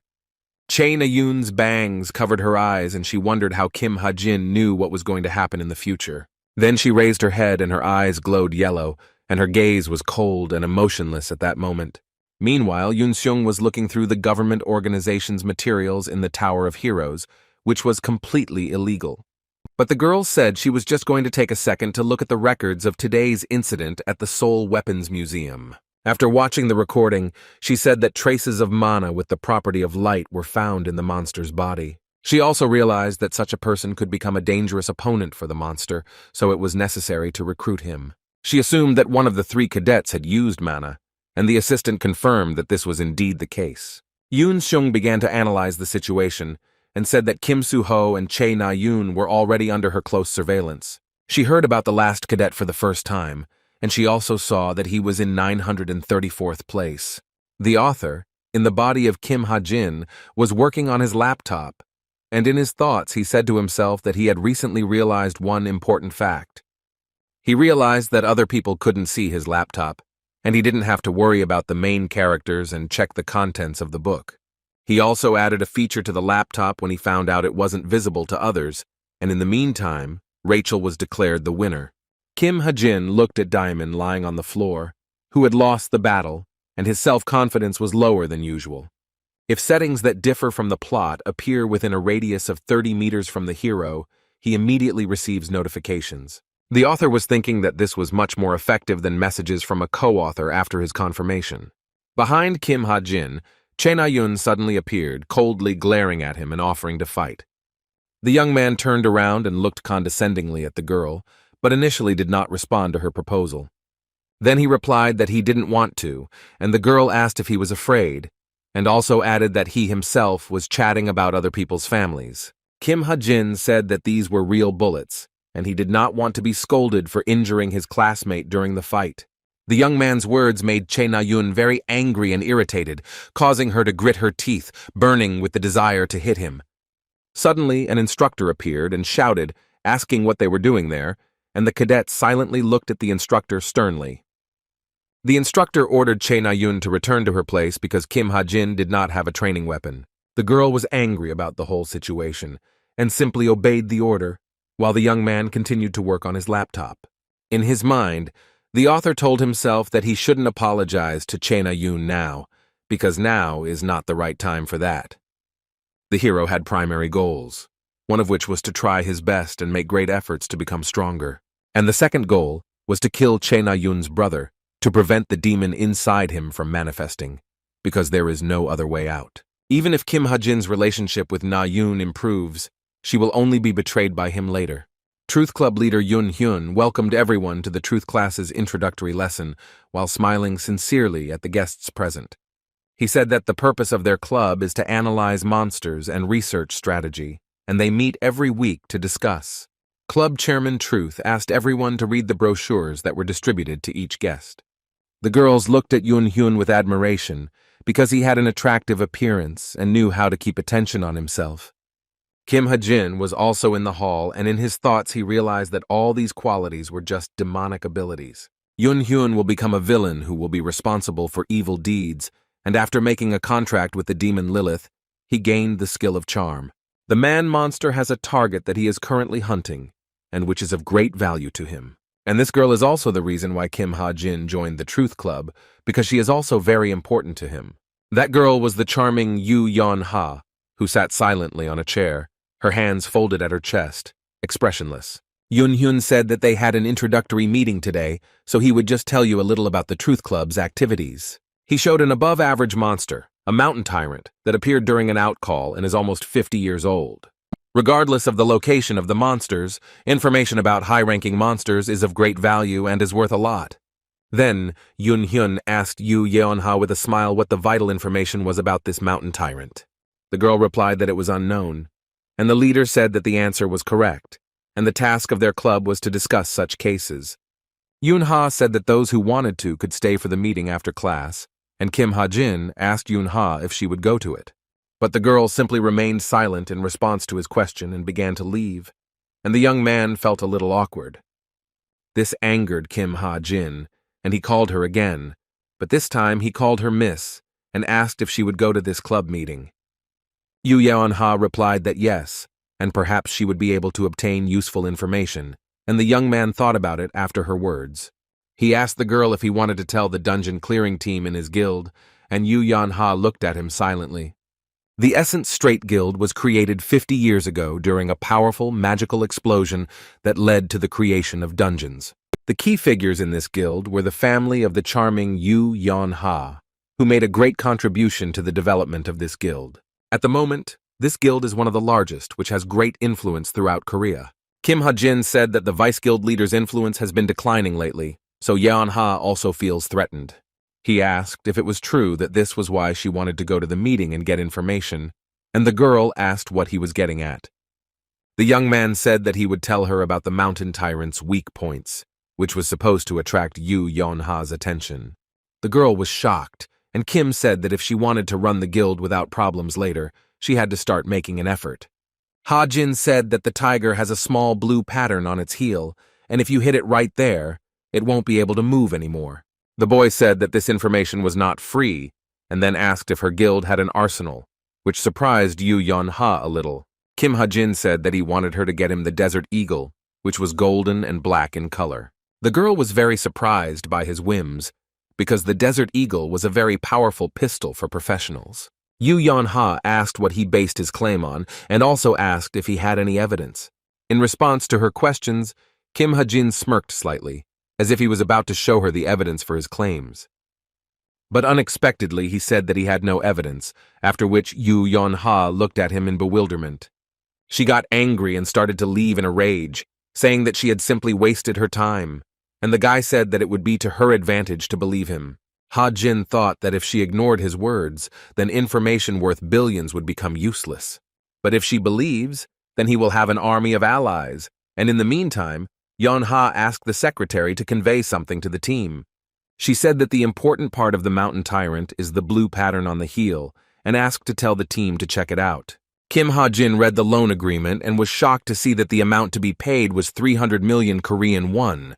He wondered what Kim Chung-dong was doing, since the maximum amount that 2 cadets could borrow was exactly that amount. For a few more minutes, the young man held the paper with the loan agreement in his hands and tried to find some kind of clue. Then he saw a notification on his smartwatch that he had 3 million Korean won in his bank book. The author realized that not only would he not be able to return to his world, but he risked dying here, paying off debts for the rest of his life. With sweat on his face, he scratched the back of his head and told himself that he needed to earn money, otherwise he would not be able to get out of here. To do this, he needed to find guilds that were engaged in clearing dungeons and buy shares of developing guilds. After all, he knows which one will succeed, but he doesn't have the money to buy shares, so this method doesn't suit him.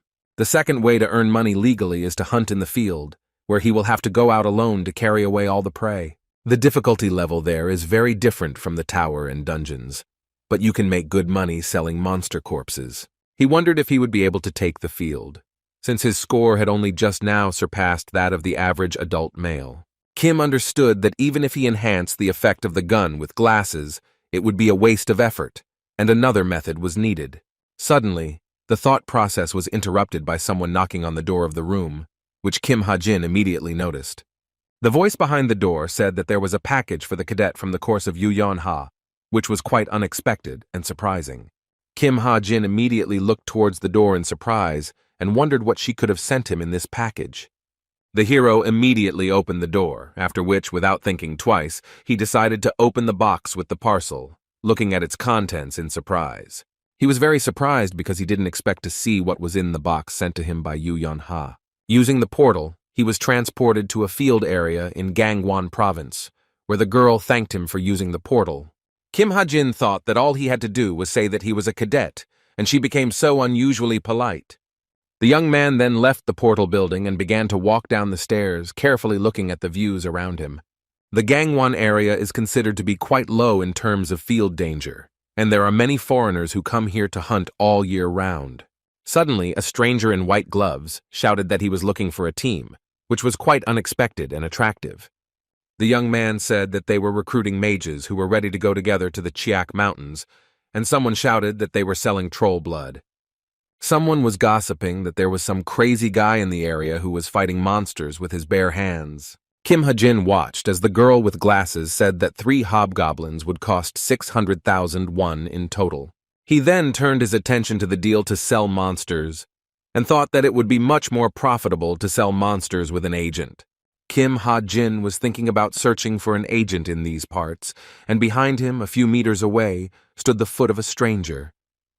After this, the stranger turned to the young man, asking him to listen to him, which attracted the guy's attention at that moment.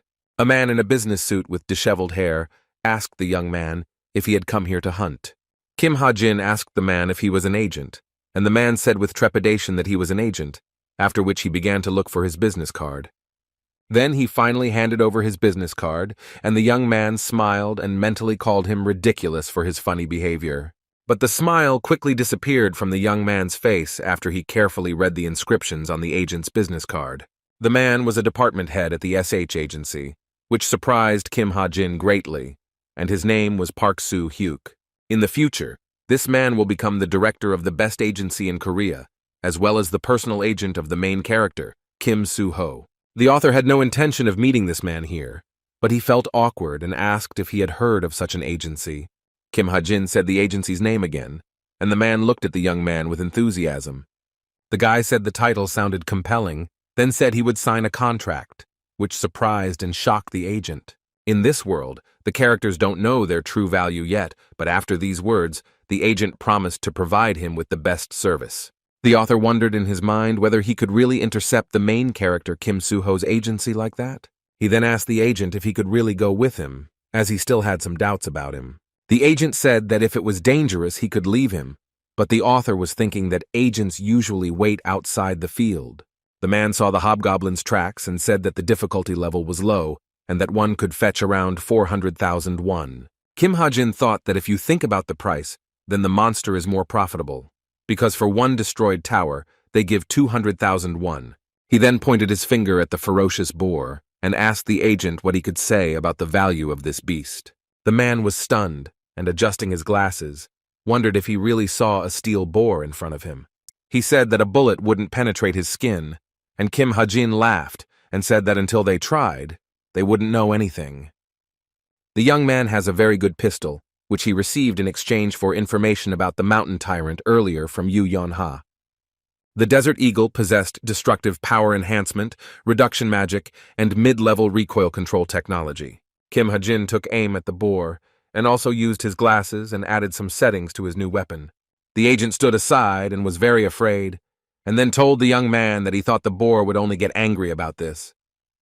But the young man did not listen to the agents at all, after which he fired a shot, intending to check whether the bullet would pierce the skin of a steel boar. The bullet hit its target, causing the steel boar to squeal in incredible pain and then fall straight to the ground.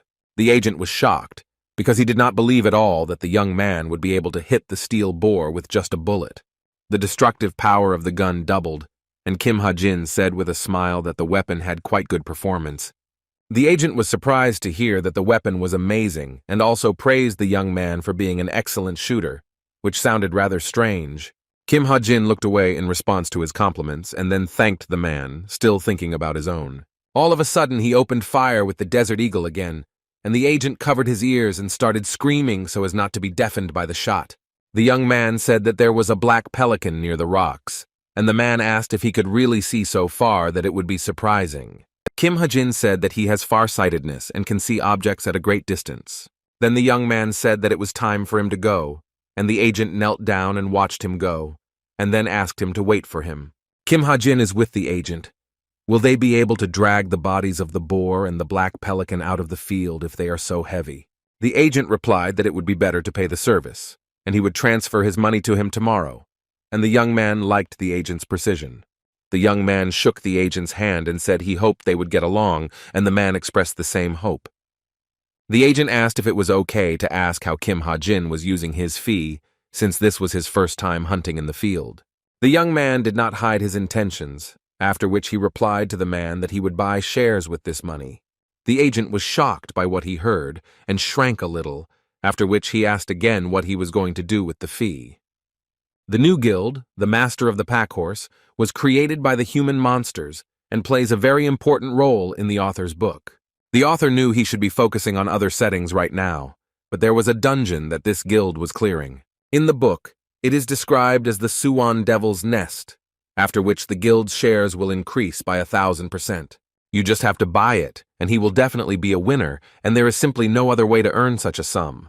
Kim Ha-jin purchased 3 million won worth of shares in the Pack Horse Master Guild, hoping that it would be enough for him. He was interested in all kinds of information about the promotions, but there are no official communities, so he will have to go to a shadow site. The young man remembered the Chameleon Group, a criminal organization whose members were only known to disguise their color. If only Kim Ha-jin could get in touch with the guild leader. Maybe he could tell us something about the incident with Jin Yun. The author remembered that around this time, according to the plot, one position became available in the guild, which meant they should start searching soon. Suddenly, the laptop turned off, after which Kim Ha-jin, shocked, grabbed it and began to think about what happened. He couldn't believe it, because perhaps this was the only way to return to his world, and now he had nothing left.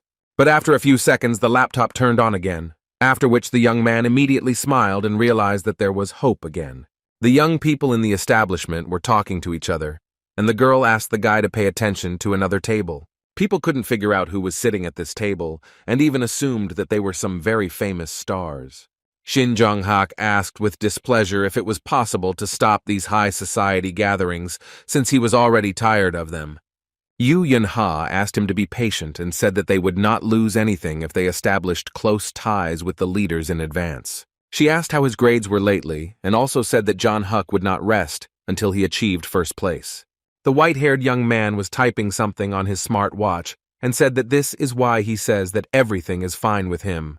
Yoo Yun-ha stopped bothering the young man and said that she was very glad that he was doing well. A few minutes later, the door to the establishment opened and the green-eyed beauty Che Na-yun, who had come to the meeting, entered. Shin Jong-hak immediately jumped up happily because he missed her very much, and Yoo Yun-ha waved her hand, indicating that they were at the table. He asked the girl why she attended the meetings, and she replied that she would not have come if she had known of his presence. The young man asked how she went to the hospital, and Che Na-yun answered with a little bewilderment that it was nothing serious. Meanwhile, Yoo Yun-ha turned her head away and silently listened to their conversations, feeling like a third wheel in their company. Che Na-yun held a cocktail in her hand and said that she wanted to tell them something, but almost forgot about it. She asked if they knew Kim Ha-jin, and Yoo Yun-ha immediately understood who she was talking about and became curious about what she wanted to say. She immediately asked with interest what was wrong with this young man and whether there was any interesting information about him. But Che Na-yun said that she wanted to talk about that incident at the museum and said that there were 3 of them that day, her, Kim Soo-ho, and that guy. It began to tell her that the human monster turned out to be much stronger than she thought, so the battle was brutal. Then she said that right during the fight this idiot used a gun against the monster man. She was amazed that with the training gun he simply tore off the arm of the human monster, which was amazing. Che Na-yun remembered Kim Ha-jin's cold face and said that it was all very suspicious and he was clearly hiding something. She also remembered that the young man was on a team with Yoo Yun-ha and asked her opinion on the whole situation. But the girl herself looked at her with a little shock. I don't even know how to express myself about this whole situation. She knew that Kim Ha-jin lived in an orphanage and owed 300 million, and it was also unclear how he found out about the mountain tyrant.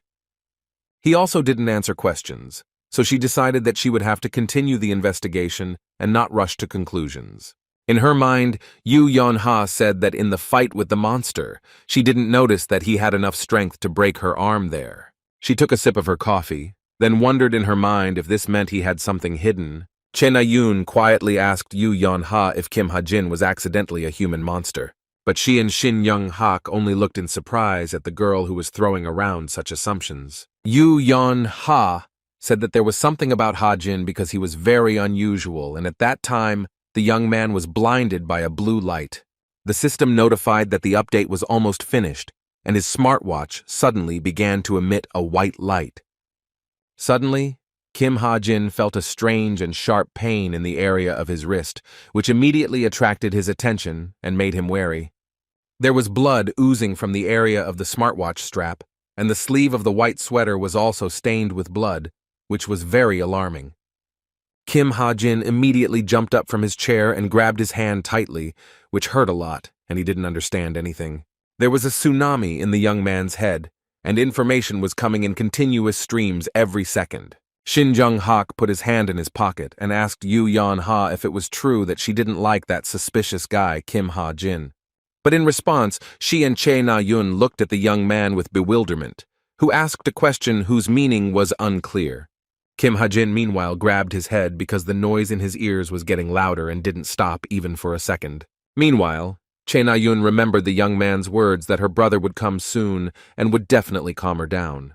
She answered Shin Jong-hak's question by saying that she really doesn't like the young man. Kim Ha-jin was sweating profusely, and a blue cross-shaped mark appeared on his hand, and he sat with his eyes tightly closed.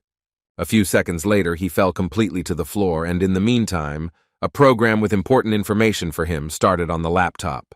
Sometime after the fight with the monster, Kim Ha-jin, Kim Soo-ho, and Che Na-yun received awards for their contribution to public safety.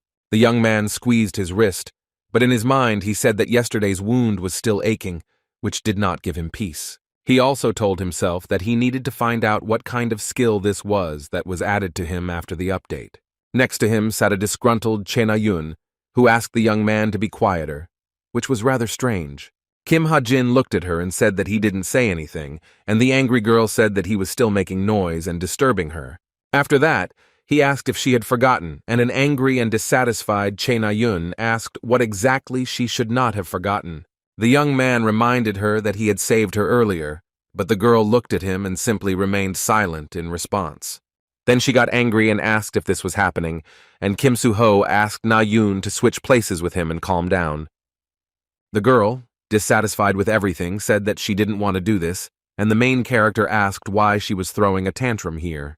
Kim Soo-ho calmly sat down next to Kim Ha-jin, and the area became quiet and peaceful, because no one was nagging him.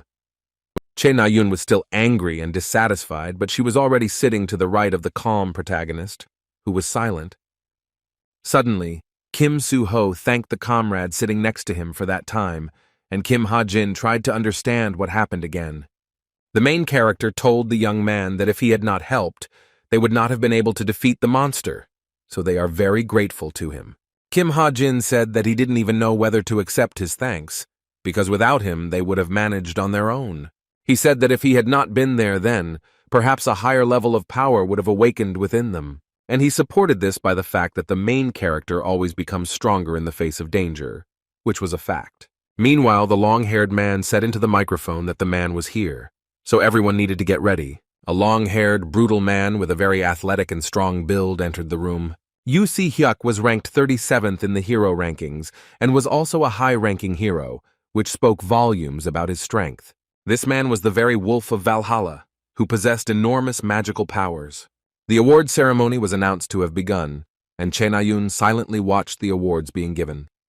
Kim Soo-ho also watched the award ceremony silently and calmly, and all the winners were asked to come up on stage. It was said that these three people were able to destroy the monster in a dangerous situation and became model citizens of society. Yoo Si-hyuk handed the award to the main character and asked if he was really that Kim Soo-ho, to which the young man replied that he was. The man said that it was no wonder that everyone wanted to get him, and the protagonist responded that he was exaggerating. Yoo Si-hyuk advised him not to dare to come to the association, because it would be better for him to work as a hunter for the Wide Plains Guild. He said that heroes have too much responsibility, and Kim Soo-ho, without fear, replied that this occupation suits him. The man called him boring and did not argue any further, after which he simply scratched his ear and ended the conversation with the young man. He then turned his attention to the next winner, who was Che Na-yoon, whom he said he had not seen for a long time. She called him his teacher, and Yoo Si-hyuk called her some archer, then asked since when he was her teacher. He said that her father simply asked him to take care of her, and that his plans did not include anything like what she was talking about. After this, Yoo Si-hyuk turned his attention to Kim Ha-jin, who had turned pale and stood still with sweat on his face and his eyes wide open. The man asked the laureate who he was, and the cadet introduced himself by name, after which the man silently handed him the award. It was announced that the award ceremony would end here, and Cadet Che Na-yoon was asked to say a few words. Kim Ha-jin received a reward for destroying the monster in the form of a cash prize, after which he allowed himself to eat at the establishment. With this money, he decided to buy more shares of the Pack Horse Master Guild, but now he wants to do something else. He turned on the laptop because he wanted to check the updated functions of the laptop because it was very important. The author said to himself in his mind that now the wound on his wrist would have to be called a stigmata while looking at it, but he called the method of use inaccurate because it was said that he can use it in accordance with his desires. Kim Ha-jin began to think about how he wanted to use it, and the stigmata suddenly glowed bright blue, which was not the right time. The young man understood that no one should see this, and the best solution was to quickly hide his hand under the table. The young man decided that he would need to check this when he returned to the dorm, because now was not the best time for this. Then, he moved the mouse over the internet activation button, after which he began to think about what it was and why it was needed. Kim Ha-jin opened the list of available sites, after which everything became clear to him and he understood what this button was. There were not only regular websites here, but also some that could only be accessed for a fee. and the important site was Purple Banquet, which had a lot of value compared to other less important websites. It was the most famous website among the underground ones, where you can trade information, weapons, place orders, and so on. There are almost no heroes who have never used this site, so even the government turns a blind eye even though they know. Before registering, you need to invest a decent amount, and if Kim Ha-jin has 200 points, he will be able to create an account for himself. The young man was very interested in registration and decided to try to do it, because the attempt was not torture and nothing was stopping him. Suddenly, Yoon Seung walked into the room, finally finding a young man, and she looked great too. She asked Cadet Kim Ha-jin if he knew her, and the young man silently looked into the eyes of the lady who appeared. Yoon Seung said with a smile that she was very surprised when he suddenly disappeared from the award ceremony. The girl said that she wanted to tell him something, and then handed him a business card with the name of the guild on it. Kim Ha-jin looked at the business card and thought that if Yoon Seung pulled out her business card, it meant a lot. The girl looked at the young man with a little admiration, after which she said that she was curious about something about him. The young man understood that this was most likely the first stage of the method of recruiting a girl who was behaving very cunningly and tactfully. Propping her chin on her hand, Yoon Seung smiled sweetly and asked Kim Ha-jin if she could ask him one question. He said to himself that in the media she looks quite friendly, but inside she is completely different and not what she seems. If the person she brings in doesn't live up to her expectations, she simply gets rid of them, takes what she wants, and throws them away. This is Yoon Seung-ah, the deputy leader of the best guild in Korea who puts on a fake personality. Kim Ha-jin understood that connections with her would be useful for the further development of events, which is what he needed. Yoon Seung-ah continued to smile and said that she was curious about something, but the guy interrupted her and said no. The girl didn't understand what he was talking about, and the young man said that he had nothing to tell her at all, which puzzled her a little at that moment. She said that she currently has a huge interest in him as the deputy leader of the #1 guild in Korea. Kim Ha-jin thanked her for her interest, but said that it was only if her interest was genuine and not fake. He realized that she most likely saw that he used an attack with the property of light, but now she was feeling ordinary curiosity. Kim Ha-jin grabbed the strap of his backpack and decided that he needed to leave here so that her curiosity could grow into something more. The young man stood up from the table and said that it was time for him to go, which shocked Yoon Seung-ah, and she opened her mouth in surprise. After some time, Kim Ha-jin decided to transform the magic of the stigmata into the form of a sword, which was a necessity for him. The transformation was successful the first time, and within a few seconds the hero had a bluish sword in his hands.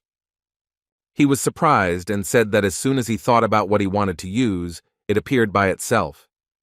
When he came to this world, he didn't even imagine that he could use magic, and he is very happy that such a method appeared. The next skill to be tested was the Book of Truth, which carried great truth and meaning. Kim Ha-jin looked at the skill name and thought about its meaning, after which he decided to start checking it anyway. The young man straightened his hand and then said the name of the skill, causing the Book of Truth to begin to be checked. The Book of Truth opened before the young man, and the pages began to turn at great speed. This book contains the truth and can answer any question if magic allows it. Kim Ha-jin looked at her with trepidation and wondered if it was true and she could answer any of his questions. He asked the Book of Truth how tall he was, and was immediately told that he was 174 centimeters tall. The young man spent 1 point in exchange for information, and his watch suddenly lit up red, which was very alarming. Kim Ha-jin received an emergency notification that someone was looking for the last person to see Cadet Jin Ha-jung from Nuri's class. He realized that the second main story had begun, starting with the incident of people disappearing at the Cube Training Center. As the title suggests, during the month that this episode lasted, 6 cadets would go missing, which would be a shocking fact. No traces of the criminal will be found, the investigation will reach a dead end, and the number of missing persons will only increase. The author remembered that this episode was of great importance in his work, as it was rich in various incidents. And all this is because the criminal's latest target is Yoo Yeon-ha, who didn't even know that she was someone's target. If the main character's assistant dies due to the co-author's intervention, then this will be a big problem, and the author would be better off finding the culprit himself.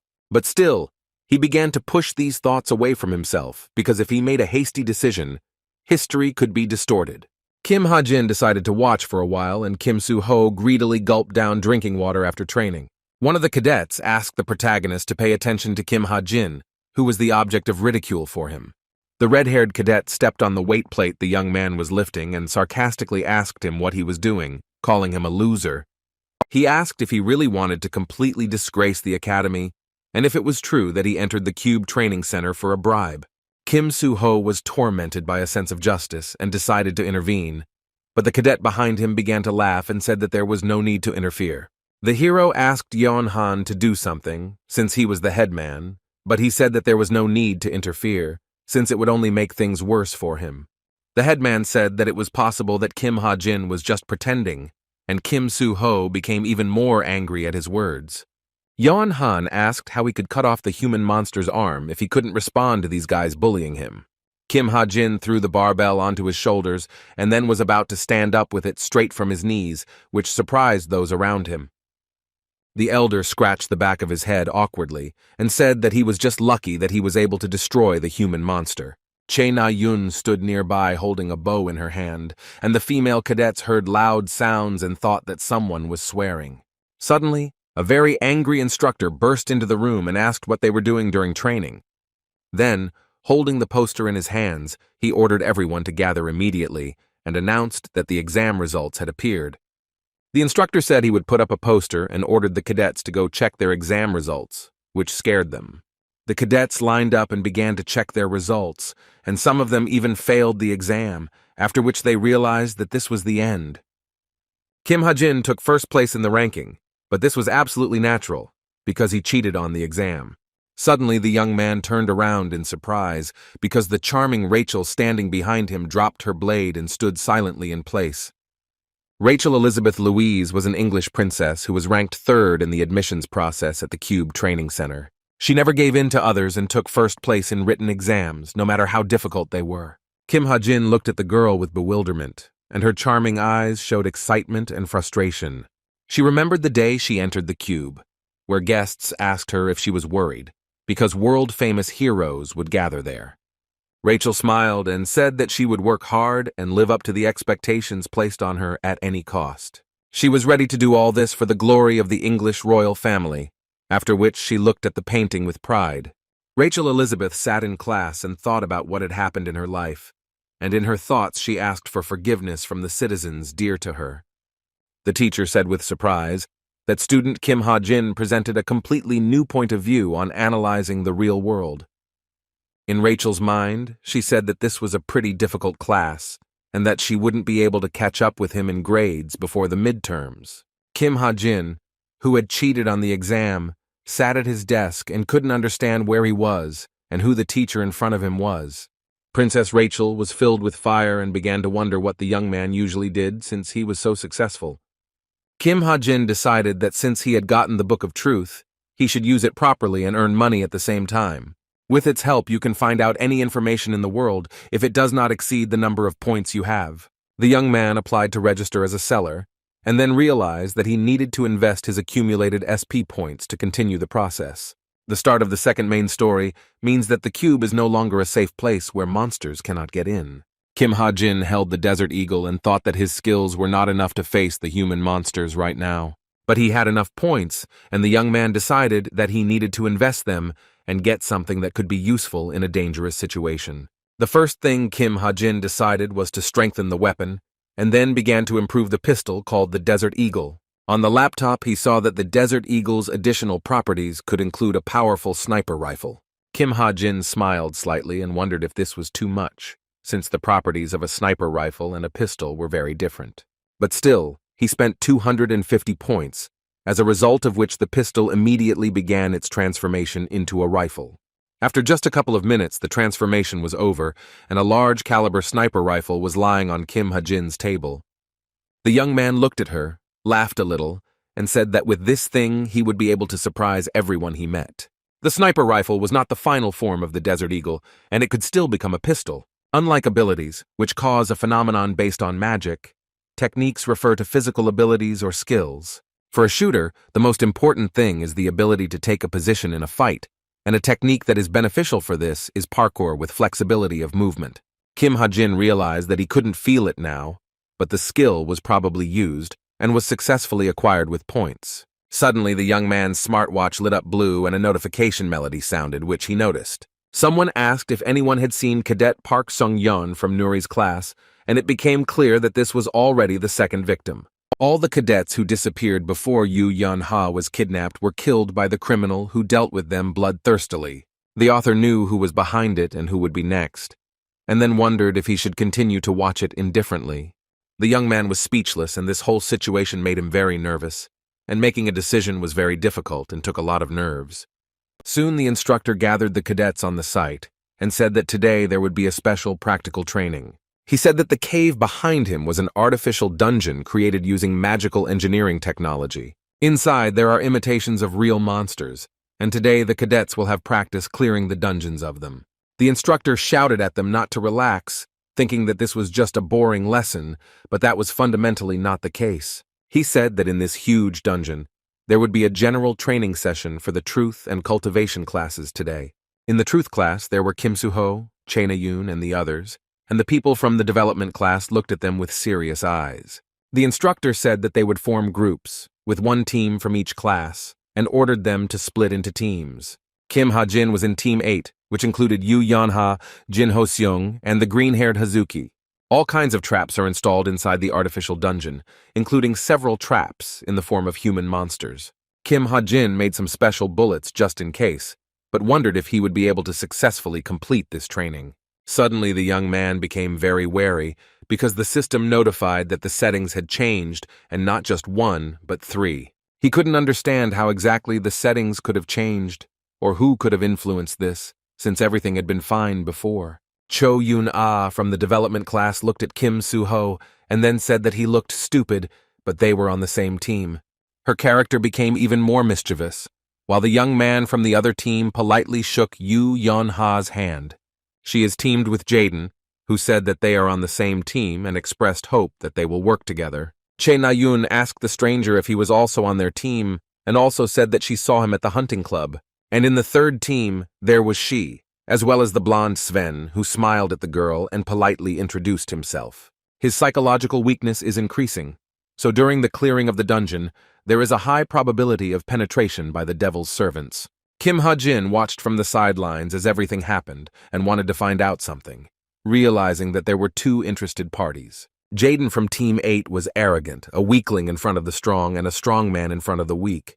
His potential grew again, and the young man introduced himself and then introduced Yu Yeon-ha to his team members. And she said that her team included Jin Ho-seung, Hazuki, and Lee Ha-jin, but the young man said in his thoughts that he was actually Kim Ha-jin. But he did not focus on this, after which he turned his gaze to other individuals who interested him. Sven from the third team was a German student, funded by the state, a promising player who had completed the course. But the peculiarity of this young man was his sympathy for Chae Na-yoon, which he did not even hide, smiling sweetly at her. There were many foreigners studying in Cuba who all had the same dream, and Sven also entered in the hope of reaching the very top. However, reality turned out to be not as simple as the young man would have liked, and his plans were somewhat disrupted. Due to the skill of the strong cadets, he became one of the ordinary average students, and his self-confidence gradually faded. Sven first felt inferiority and defeat, as well as personal instability due to adolescence. And in the end, the young man sold his soul to the devil in order to gain incredible power, because he had no other choice. The content matched what the author wrote, but the problem was in the expression about clearing the dungeon and what happened during it. Kim Ha-jin knew that the awakening had come early and hoped that it didn't affect the plot too much. Jaden touched his shoulder and asked if he was a shooter, then asked him not to slow him down like that in the dungeon, laughing as he did so. Kim Ha-jin removed his hand and asked him to move away. The arrogant guy said that it was not for nothing that all sorts of rumors were circulating about him. His reputation has been terrible lately due to rumors that he uses his status as a cadet to intimidate everyone. In his mind, the young man wondered why no one even stood up for him. And were they not on the same team? After a while, the instructor would shout at the top of his voice that they would enter one by one, starting with the first team. Jaden mockingly told Yu Yeon-ha that there were rumors that she was the #1 cadet receiving support. And she said that she had heard a lot about him too, and also that there is usually an outstanding player who comes along with it. Then the instructor ordered the 8th team to enter the dungeon, and after a while the group was walking through the dungeon. The team members were a little wary because the first transfer point was located at a crossroads in the dungeon. Yu Yan-ha wondered where it would be best to go, and Jaden said that Jin Gyu was the shooter in their team. Unexpectedly, Kim Ha-jin suggested that they go to number 6, which immediately attracted the attention of the team leaders. Jaden asked with an annoying smile why they suddenly had to go there, and Yu Yan-ha silently looked at the young man. The arrogant guy asked him to just follow him, and Kim Ha-jin was shocked by his insolent expressions. Yu Yan-ha stood up for the guy and said that he doesn't look very good, but he seems to have a good eye and can be trusted. Kim Ha-jin realized that it was even better this way, because they would be able to follow the path that Chae Na-yoon had chosen for herself. If Sven were to make a contract with a human monster here today, it would be difficult for her to cope alone, and the story might get confused. Jaden said that this idiot wanted to attract attention, and Kim Ha-jin asked him to watch out for the monsters ahead. But in the darkness, there were no monsters to be seen, and Ha-jin said that there was a salamander ahead, and it also seemed to be a dungeon switch. The archer immediately pulled back his bowstring to fire a light arrow and illuminate the way for the rest of the team. Everyone was cautious because they saw a salamander ahead, which was a 6th-class monster above average. At that very moment, everyone became alert and was ordered to prepare for battle, and they also asked if anyone could attack with water attributes. But Kim Ha-jin thought that it was not time to use them yet, but held the gun in his hands and was ready to start shooting. Yu Yan-ha took command and swung her whip, ordering everyone to attack the monster in the center. Continuing to swing the whip at incredible speed, she rushed forward at the monster, not allowing it to strike. Her agility was astonishing and her techniques bore fruit, but Salamander could not even recover from the blow. Yu Yan-ha swung her whip in a sharp motion and managed to tie up the monster's head, not giving it a chance to strike. Hazuki rushed at the monster, and the team leader herself was also preparing to deliver a decisive blow to the completely tied-up monster. Holding a whip in her hand, Yu Yan-ha told the rest of the team that the dungeon was changing, which was not good. Kim Ha-jin saw the light of the charge and wondered if she had already reached the level of enlightenment, which said a lot. He was quite surprised by the girl, mentally calling her amazing, and the team leader said that it was time for them to move on. Unexpectedly, Kim Ha-jin tripped over a protruding rock and pushed Yu Yan-ha, who was standing next to him, causing him to fall. At that very moment, the two of them simultaneously fell face down on the ground, and the young man's hand was on the back of the girl's head. Beads of sweat were running down Kim Ha-jin's face because he was very uncomfortable, since it was because of him that they fell. She angrily asked him to let her go. What was he doing to her? And then Yu Yan-ha was about to hit him, but something suddenly distracted her. It became known that when they fell to the ground, Sven was struck by a poisoned arrow and, barely breathing, asked to leave him. Chae Na-yoon was very nervous and shouted at him to shut up and said that if he had the strength to mumble, it would be better to run. Kim Ha-jin didn't understand what was going on, because there couldn't be a poisoned arrow that came from nowhere during a training session. Suddenly, a huge monster with sharp white teeth appeared, oozing lava and growling loudly. Chae Na-yoon began to drag her wounded ally on her back and was suddenly surprised when a huge monster appeared behind her. The members of the other teams were also in the artificial dungeon and continued to shoot back at the monsters. The monsters tried to destroy the cadets with their fiery breath, but they did not give up their attempts to defend themselves and protect themselves from the monsters. One of the team members used a shield to prevent the monsters from hitting them with their fire breath. The team's shooter, meanwhile, continued to shoot monsters with a bow, and on his shoulders was a great responsibility for the lives of others. Yu Yan-ha swung her combat whip deftly while Kim Ha-jin continued to shoot accurately with his upgraded pistol. Jaden also did not stand aside and swung his sword in different directions, hitting weak monsters. He then threw his sword over his shoulder and exhaled, asking if it was true that they had almost dealt with all the remaining monsters. Yu Yan-ha said that most of the monsters are very easy, but there are no other traps in sight except for that arrow, so it's okay to move on. Kim Ha-jin stood behind all the team members and silently listened to their conversations while thinking about his own thoughts in his head. In his thoughts, he said that even the cadets did not understand what was going on and wondered if this was really a trap for a training session. He himself wondered with interest what this incident with the poisoned arrow was, but nothing came to his mind. Suddenly, a monster appeared behind Kim Ha-jin, and the young man immediately became wary, because he needed to act immediately. The salamander immediately opened its mouth wide, preparing to use its fiery breath to destroy its enemy. Kim Ha-jin was shocked to see Salamander, and he was even more surprised that she was alive after everything that happened. But there was very little time to think, because the monster continued to attack, and the cadets were not ready for this. Yu Yeon-ha heard strange sounds and looked at what was happening in surprise, because she did not expect to see a living monster. Jaden and the rest of the team were also shocked, and it was also clear that they had relaxed quite early. Kim Ha-jin decided to take responsibility for himself, and then decided to change the magic of the stigmata, which was the optimal solution. He immediately changed the magic of the stigmata into a water barrier, and then used it to stop the monster. The salamander used her fiery breath stream at that moment, and the hero's water barrier stopped it. The monster's fire breath was stopped, and the floor beneath the protagonists began to be eaten away by lava, which melted it. The floor continued to melt, and the teams looked at the salamander, which was about 100 meters away from them. Jin-ho was stunned and wondered what kind of powerful thing Kim Ha-jin had used, while Hazuki simply remained silent. One of the team members said that the smart attack was real, because even his skin felt a strong heat. Jaden immediately turned to the shooter, and Kim Ha-jin himself was excited and carefully turned his gaze to him. Suddenly, Jaden grabbed him by the jacket and angrily said that he asked about water attributes earlier, but he remained silent. Kim Ha-jin said that it was just the effect of a magic weapon. The team leader asked if he was really asking them to believe it. Yu Yeon-ho said that there was no time for showdowns, and the girl asked if it was true that it was a real monster and asked what he was doing here.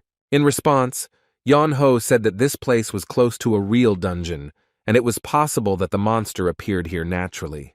She then told the team members that it was time for them to move on and not waste time, and for this, they would receive additional bonuses. Yu Yeon-ho also understood that Kim Ha-jin most likely lied about the magical weapon, but all of this remained only in her thoughts. She wondered where he could get his magical skills from, since he couldn't even buy himself a Desert Eagle pistol. Yeon-ho tried to understand why he was hiding everything so carefully, because he knew important details about the mountain tyrant and had magic. Then she remembered Chae Na-yoon's guess and suspicion that Kim Ha-jin was a human monster. At that time, she did not believe it. But now, with each passing hour, the young man became more and more suspicious to her. The teams then came to a 5th-class mid-level magma monster, which is the main monster of the dungeon. Chae Na-yoon said that it would be difficult for them to defeat him, but another team would come here soon, and they would join forces. The guy said that Sven needed treatment, and asked if she thought the training level was too high. Sven, meanwhile, was sweating profusely and mentally asking the boys for forgiveness for being hit by that damn poisoned arrow. Tears were streaming from his eyes because he was always getting into situations like this, and after he came to Cube, something was always happening. Suddenly, the young man heard someone call him a child and ask if he wanted to become stronger, because he had had a hard time. A hand hovered over Sven's body, and a voice said that the price for strength would be small, much less than giving everything. The young man looked at the hand that suddenly appeared with apprehension and did not know what to do, because all this was very strange. But still, he clenched his teeth and said with tears in his eyes that he wanted to become stronger, after which he extended his hand forward. Soon there was a firm handshake, but Sven had no idea that it was the most primitive trap. Then a strange voice said that he was hooked, after which the frightened cadet began to be drawn to the unknown monster. Sven began to scream at the top of his voice from the incredible pain and fear he was experiencing at that moment, while not understanding anything. The cadets and the young man's comrades around him were alarmed, because they did not understand the reason why he suddenly began to scream loudly. No one understood what was happening to Sven, but at that moment, they were expecting a fight with a monster that was approaching them. Chae Na-yoon shouted loudly to everyone not to panic and hold him, and then she turned around and saw a monster nearby. The entire team froze at the sight of the one-eyed monster, who at that moment was looking at them, but did nothing. But at that very moment, they decided to write, after which the magma monster rose up and began to splash lava from its mouth. The team of cadets tried to defend themselves and counterattack the monster, but all their attempts were in vain, because it was superior to them in strength. The golem grew more and more angry with each passing second, as it was unable to hit the fleeing targets due to their small size. Chae Na-yun ran with Sven's body, while the magma golem punched and tried to crush the cadets. He became more and more furious and continued to strike, and eventually one of his blows bore fruit. The crushing force of the blow scattered the team members in different directions because he still got hit by it. The team members were unconscious and lying on the floor, while Chae Na-yun was crawling on all fours, trying to recover from the fall. She was breathing heavily and trying to cough because she had swallowed a lot of dust that had risen up with the incredible blow. Then she raised her head and noticed the huge golem, which was looking at her with a bloodthirsty gaze. Chae Na-yun's mouth dropped open in surprise, and she thought to herself that this definitely couldn't be an ordinary training doll. She understood that she was finished, and wondered if she would die here, and no one would even come to her aid. The giant monster's eye turned even redder, signaling that it was about to deliver a fatal blow. But suddenly a water barrier appeared, and everything around began to glow with a bright blue light, which was completely unexpected. The red eye of the monsters suddenly began to lose its bright color, and Chae Na-yun had hope for salvation. The monster suddenly stopped and stopped swinging at the girl, but she was still standing on all fours. Chae Na-yun was surprised by what was happening and silently looked at the golem, which had stopped acting in an instant to destroy her. Suddenly, black smoke came out of the monster's eyes, and the silhouette of a cadet was visible in the distance, which surprised the girl. It turned out that the cadet was Kim Ha-jin, who fired the Desert Eagle, thereby hitting the huge golem. A few minutes before this, the group in which the young man was found was trying to figure out what kind of huge wall was in front of them. Jaden said that Kim Ha-jin said earlier that the main monsters area can be seen here, and there is just a blockage here. He said that behind this wall was the main monster zone and asked to try to break it, but Jaden did not want to obey him. But he still understood that this was necessary for the common good, after which he swung his sword with a sharp movement to break the wall. His incredible strike didn't produce any results, and Kim Ha-jin watched silently from the sidelines, silently drawing conclusions. The useless blow caused great pain to Jaden, and from the incredible pain, he clenched his teeth tightly and became angry. Through clenched teeth and pain, he asked Kim Ha-jin if this was enough, and the young man was surprised, because even the blow with magic did not work. Suddenly, Hazuki pointed her finger upward and said that everyone should turn their attention there, because there was a crack there. Kim Ha-jin said that it was possible to get through it, but Jaden said that was nonsense because the wall was at least 10 meters thick. The young man responded that since he couldn't get there, he would do it first to scout out the situation. After that, he did not hesitate and began to climb the wall, and also used technology to make this task easier for himself. The rest of the team watched from below, and Kim Ha-jin confidently climbed the wall without stopping for even a second. The entire team was surprised, and Jaden wondered out loud if this guy was a cat since he could climb so skillfully. The team members were watching closely behind the wall, being prepared for anything, and were also extremely alert at that moment. Strange sounds were coming from behind the wall, and beads of sweat were running down Jaden's face, because he was very nervous about what was happening. Chae Na-yun didn't understand what was going on, and Kim Ha-jin was standing nearby behind the golem at that moment. But the young man was somewhat stunned, because the ice on the golem melted very quickly, which greatly alarmed him. Kim Ha-jin tried to figure out how he had thawed out so quickly, while the golem turned to face him. The young man shouted at Chae Na-yun to pull herself together and start moving immediately while he distracted the monster.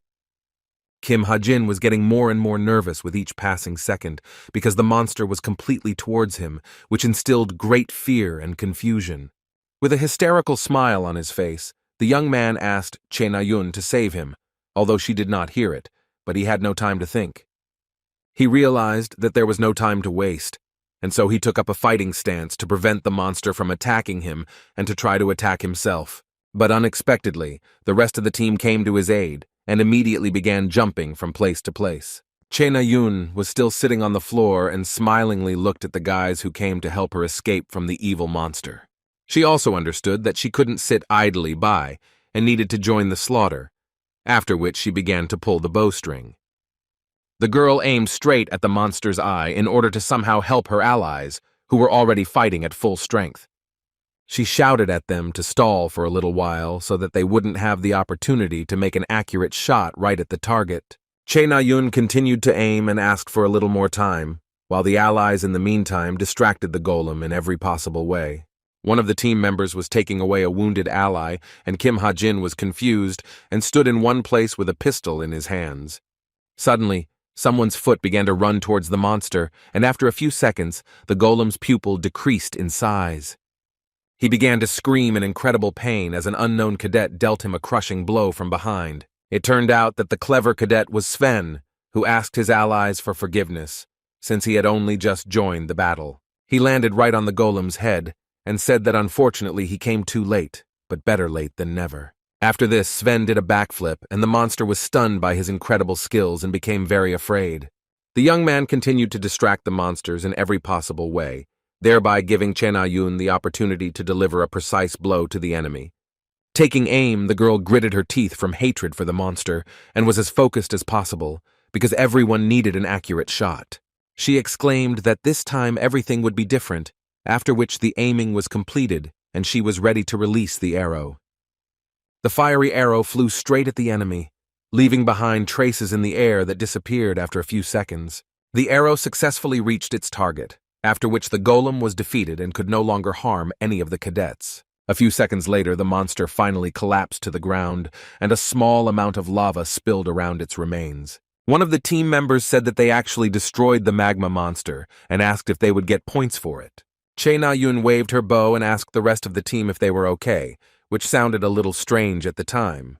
A member of the other team asked how they managed to do it, and the girl asked in response if she didn't know about special techniques. Sven hasn't quite become a human monster yet, because the plot is slightly different from the original version of the book.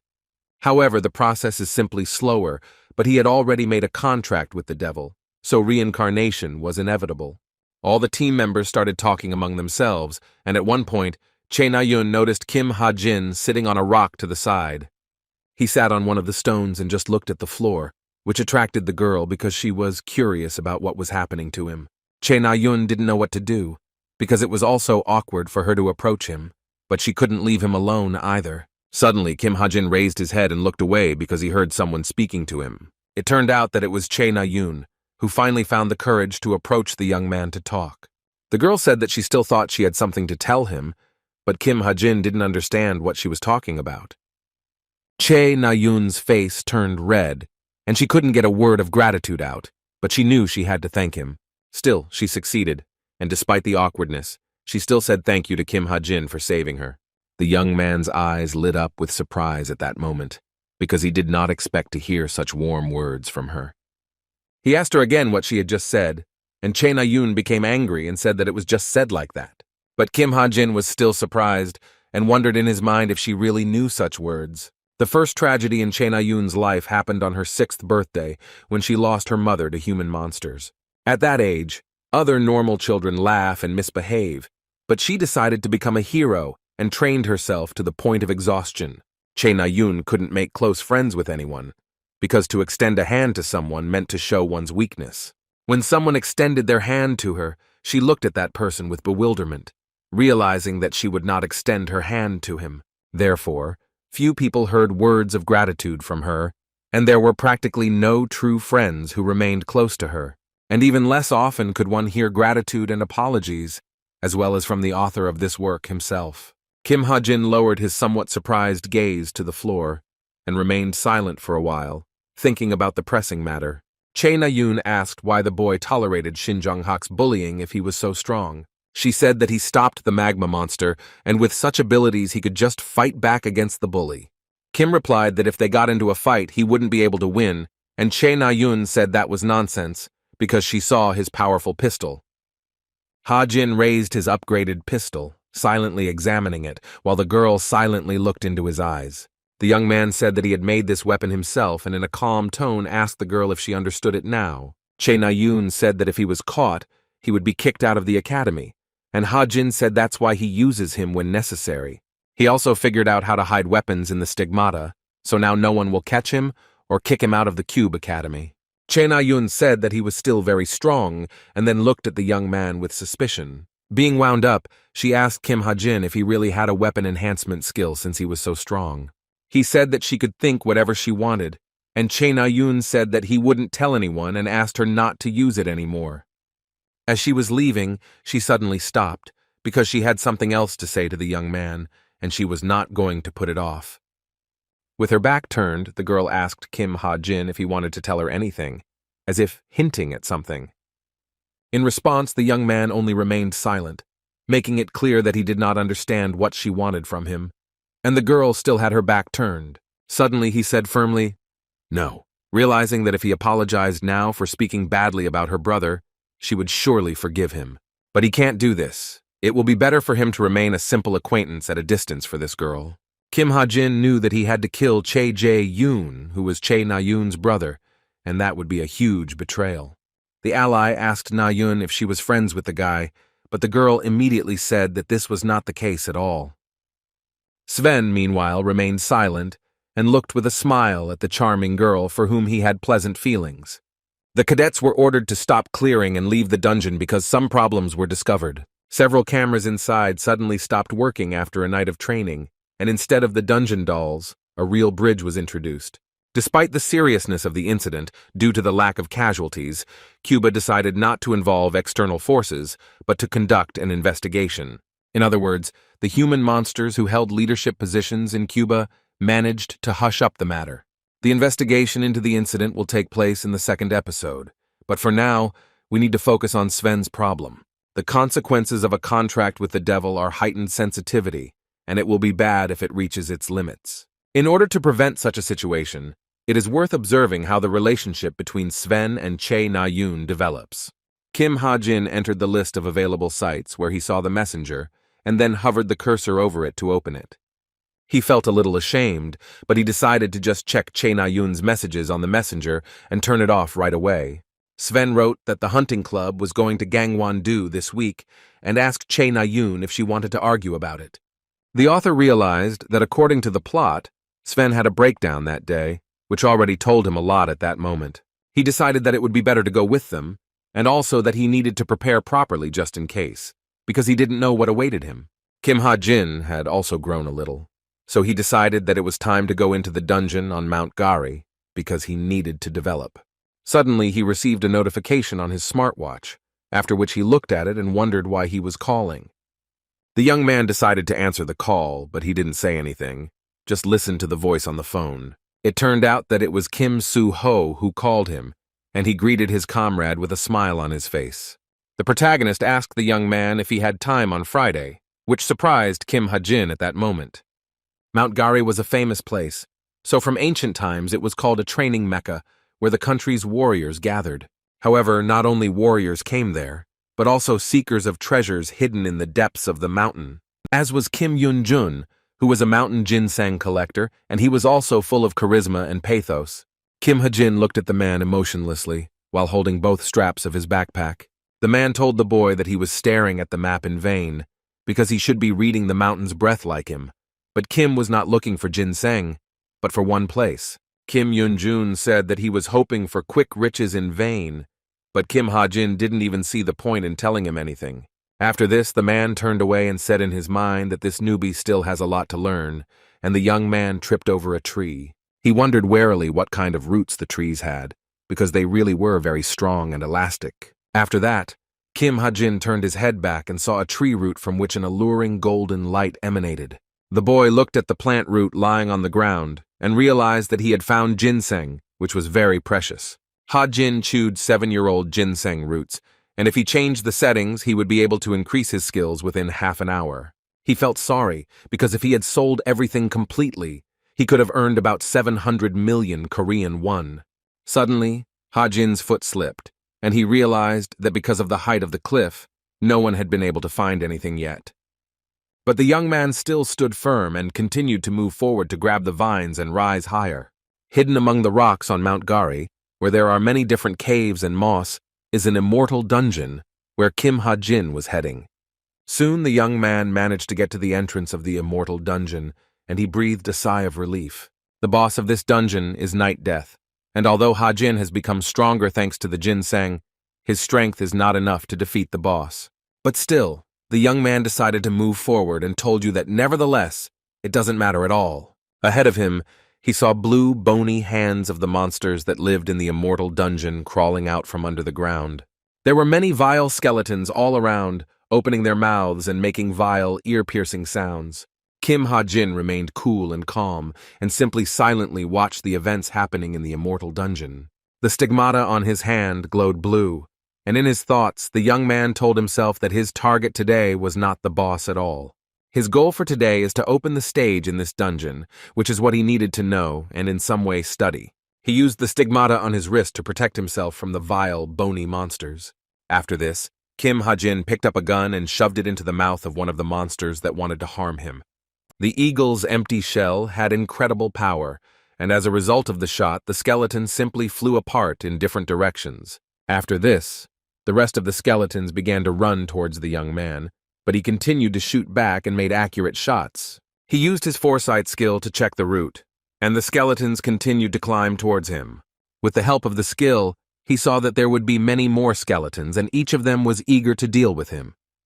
But Kim Ha-jin didn't care at all and simply continued to aim at their heads to crush each of them. The shootout continued for a long time, but in the end he killed the last one with a kellet, after which he lowered the smoking barrel of the pistol. The young man looked around and realized that it seemed that everyone was finally ready, and the ground around was strewn with many skeletons. The number of dead people is gradually increasing, which means that he is getting closer to the Evangel base, which is what Kim Ha-jin needed. Which Evangel is the boss of the hidden stage who will later build Castle Evangel, the dead's most terrifying tower? In his mind, the young man said that the reason he was hunting her was because of the two items he could obtain. These items are the ether-growing type weapon, as well as the important Evangel seed, which was very valuable. According to the plot of this, they made Tomer, a character in the book, a monster leader of monsters, and the ether will help him grow up quickly. Kim Ha-jin moved forward and then used the 1,000 Li skill to measure the distance to his target.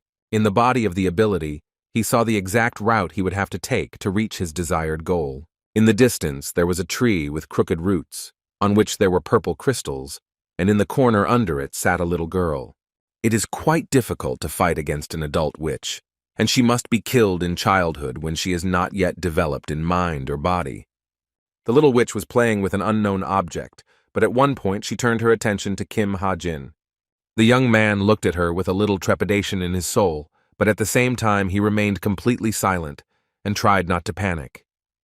He clenched his fist and tried to pull himself together, reminding himself that he had to do this because even Tomer had done it.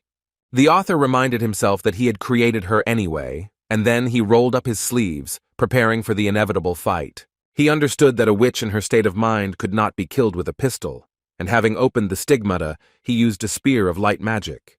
Kim Ha-jin was very stable and stood firmly on his feet, and also said that the ginseng turned out to be quite good after all. The young man was ready for the fight, and felt as if he had become Yu Yeon-ha, who had proven herself in combat conditions. He delivered a crushing blow, confident that after this the witch would be destroyed, and the blue light blinded her eyes. After a few seconds, the light dissipated, and looking closely, the young man wondered if the little witch was still alive. The witch, although battered by his strong blow, still remained alive and continued to sit on the earth. She looked at Kim Ha-jin with wide eyes, while she spread her arms in different directions to make it look weird. A purple sphere appeared around her, enveloping a small area around her to keep the enemy out. Then the little witch opened her mouth and made a dull sound, and her behavior was very strange, as if she was dying. Kim Ha-jin was excited, but he watched everything from a short distance away from her. There was a seed left on the ground containing the soul of the witch Evangel and ether, which the hero successfully collected. Thanks to the ether effect, all the stats increased by almost 1 point, and Kim Ha-jin said that the effect was quite good. He said that if he grows up more, it will only get better, and now he even likes being a cadet at the Cub Training Center. Kim got about 47 points, and the rest of the ginseng was invested in the purple banquet. But if the most important benefit was the seed of Evangel, which could sprout and thus call forth the Witch of Despair Evangel. Kim Ha-jin said that she has a terrible name, but if she is raised properly, she can become a good ally. Growing a seed is very simple because you need to give it a little blood instead of water, but this issue should be approached seriously. The contenders for the blood to grow the witch were Kim Soo-ho and Princess Rachel, who did not understand why Ha-jin needed blood. Yoo Yeon-ha asked him not to approach her, and Chae Na-yoon got angry and asked if he was a pervert. Having imagined all this, Kim Ha-jin decided to put it off for later, but he himself began to think about how he could find blood. He decided to turn off his laptop and said that he needed to go to bed early today, after which he got up from the table. Tomorrow he will have a difficult day, because tomorrow he will have to go to the hunting club, and it is unknown what will await him there. The next day, at the Byokpa mountain spring, a sweet brown-eyed girl asked if all the participants were there. She said it was nice to see everyone gathered together, and then asked if this was the first time they had seen each other since the first meeting. The girl said that their Leonidas Club holds meetings where they hunt harmful animals, which brings benefits. Kim Ha-jin was very nervous because he himself doesn't know today's episode since he only wrote the short ending. During the battle with the monsters, Chae Na-yoon was seriously injured and Sven died, and this was necessary for Kim Soo-ho to pay attention to Na-yoon. Kim Ha-jin decided that he had to make everyone think that she was the target of the human monsters. He understood that this would keep the search party watching her closely, which would make her a little safer. It is important to note that Sven's story has changed a little, because he has not exploded yet. Until it exploded, he could control the devil's power, albeit very little, but he had some opportunities. If Sven disappears from the book now, there will be nothing to worry about, but if Kim Ha-jin attacks him, he will be swept away. Chae Na-yoon looked at the young man suspiciously and wondered in her mind why he was looking in her direction. She said in her mind that he was pretending not to be interested, constantly hanging around, and suggested that he had fallen in love with her. Sven asked her to be careful, and Chae Na-yoon laughed and asked if she really had to be careful with this boy.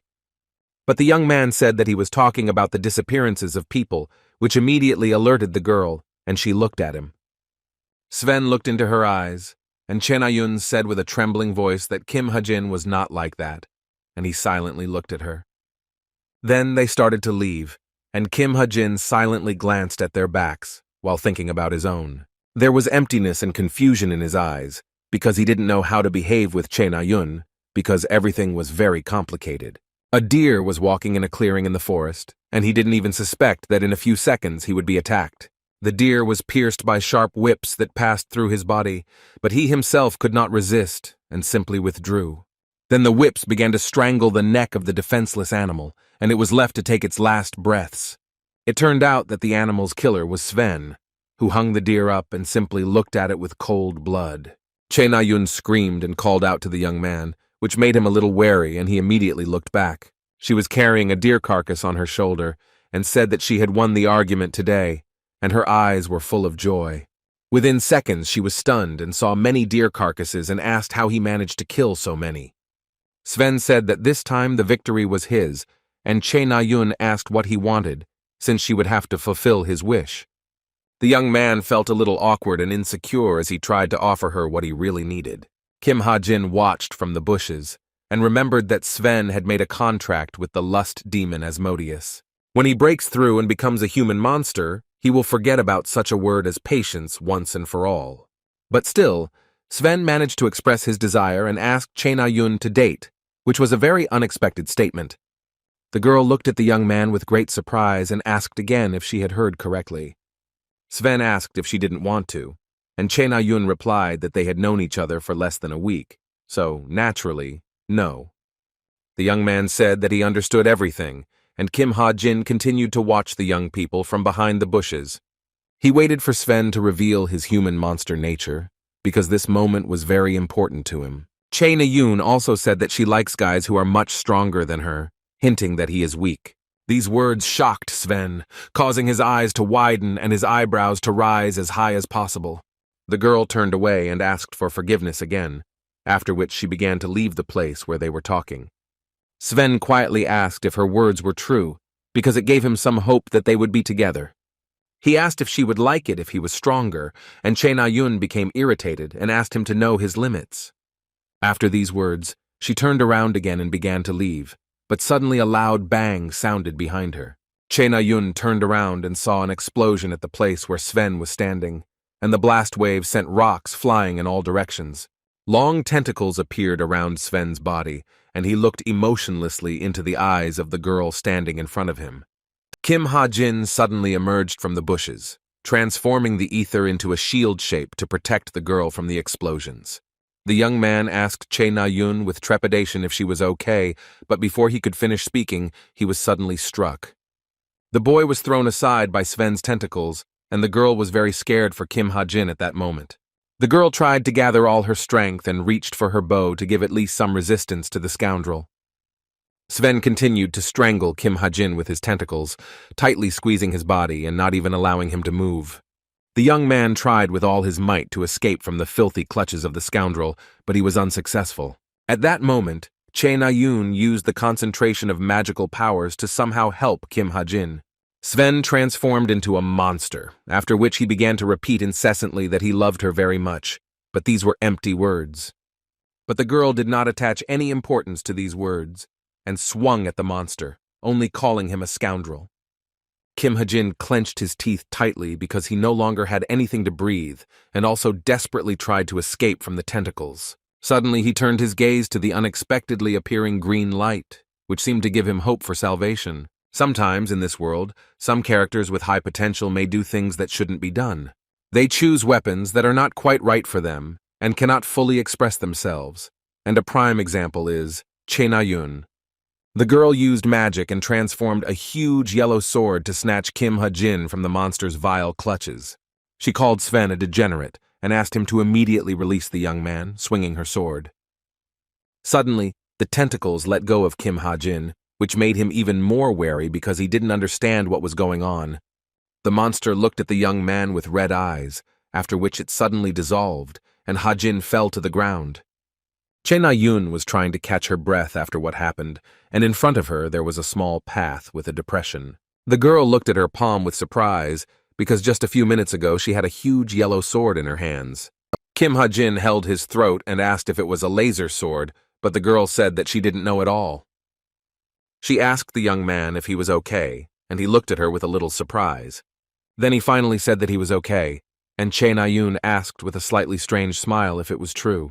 And then she said very tiredly that it was very good, and her eyes began to close little by little, which alarmed Ha-jin.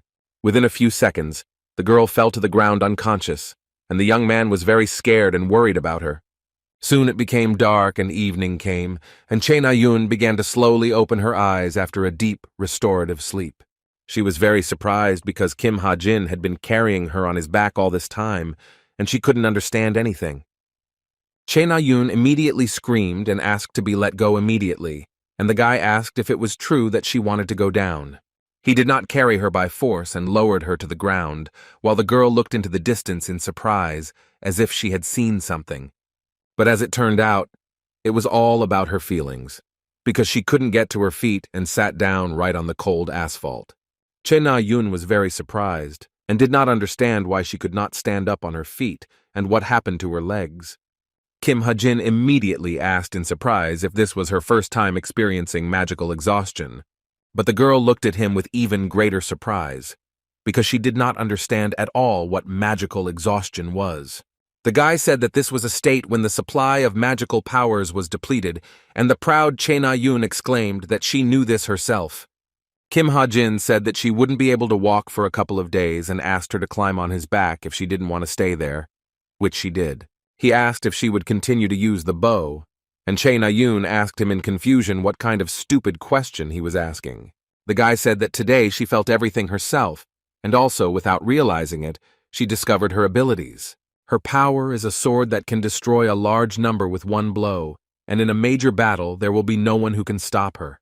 In order to become the queen of the battlefield in the future, she needed to leave the bow now, and the girl screamed that he didn't understand anything. Kim Ha-jin left the girl on the bench and said that the checkpoint was already visible from here, so she would go on by herself. Che Na-yun was taken aback and asked where he was going, and the guy replied that the dorm had already reached curfew. The people at the training center were discussing the monster's attack on Che Na-yun, while Kim Ha-jin silently walked past the gossips. Soon, he reached the place he needed and took hold of the door handle to enter the room and begin his studies. Kim Ha-jin glanced at the room, and Kim Soo-ho smiled and asked the young man to come in and join them. Besides him, Kim Ho-rak, Shin Jong-hak, and the charming beauty Yoo Yeon-ha were also in the room. Also to the side, the young man saw Lee Yong-han, who was sitting with his head propped up, wrapped in his dreams. Kim Ha-jin said to himself that all the most important figures of the Cube Training Center had gathered in the room. The day before the incident at the hunting club, Kim Soo-ho asked Ha-jin in a text message if he had time on Friday. He wrote that he had a request for him, and the young man wondered what request he might have for him. Kim Soo-ho said that Cub entrusted them to investigate the disappearance of the students, after which everything became clear to Ha-jin. In order to avoid attracting outside forces, the Cuban leadership selected students from each course and entrusted them with catching the criminal. The representatives of this team are freshmen Kim Soo-ho, Shin Jong-hak, and red-haired Chae Na-yoon. That day, Kim Soo-ho wrote that the culprit might be a cadet, and the leadership believed that the investigation would be easier. Ha-jin asked why he called him, and the hero replied that he heard that he could see 1,000 li ahead and that he had good eyesight. Kim Soo-ho also added that he was recommended by Chae Na-yoon, which was surprising for the young man at that time. Then the main character asked Kim Ha-jin if he would still help them with the internal investigation of the case. In the end, he still came, because it was only better for him because he would earn points, and Kim Soo-ho thanked him. The hero said that before they began to speak out about this incident, he would like to share his hypothesis. He said he does not believe the culprit is the human monster who attacked Chae Na-yoon. Shin Young-hak loudly crushed a piece of trash under his feet with his shoe, which attracted the attention of those around him at that moment. As it turns out, the reason for this was his anger at Kim Soo-ho calling Chae Na-yoon simply Na-yoon, which really irritated him. After this, the blue-eyed young man said the girl's name in full context, so that the young man would stop being angry. Kim Soo-ho said that if the demon who made a contract with Sven was hunting Chae Na-yoon, then other monsters would hunt her too. He asked if they had anyone under suspicion, and also said that perhaps someone they knew was acting strangely. The author knew who the real criminal was, but he believed that it would be too dangerous to rush to reveal his name, and decided to just wait. But unlike the book, where 6 victims appeared in 2 months, here 3 people have disappeared in 2 weeks. The author understood that at this rate, the number of victims could become much higher, which greatly alarmed him. Kim Ha-jin clenched his fist tightly, because the thoughts were literally eating him from the inside and giving him no peace. He recalled the expression on the face of the charming Chae Na-yoon, who had thanked him earlier, which had surprised him greatly at that moment. The author remembered his surprised look and decided that he no longer wanted to stand aside, waiting for events to develop. Suddenly, Kim Ha-jin raised his hand and said that he had an acquaintance in mind who was acting rather strangely.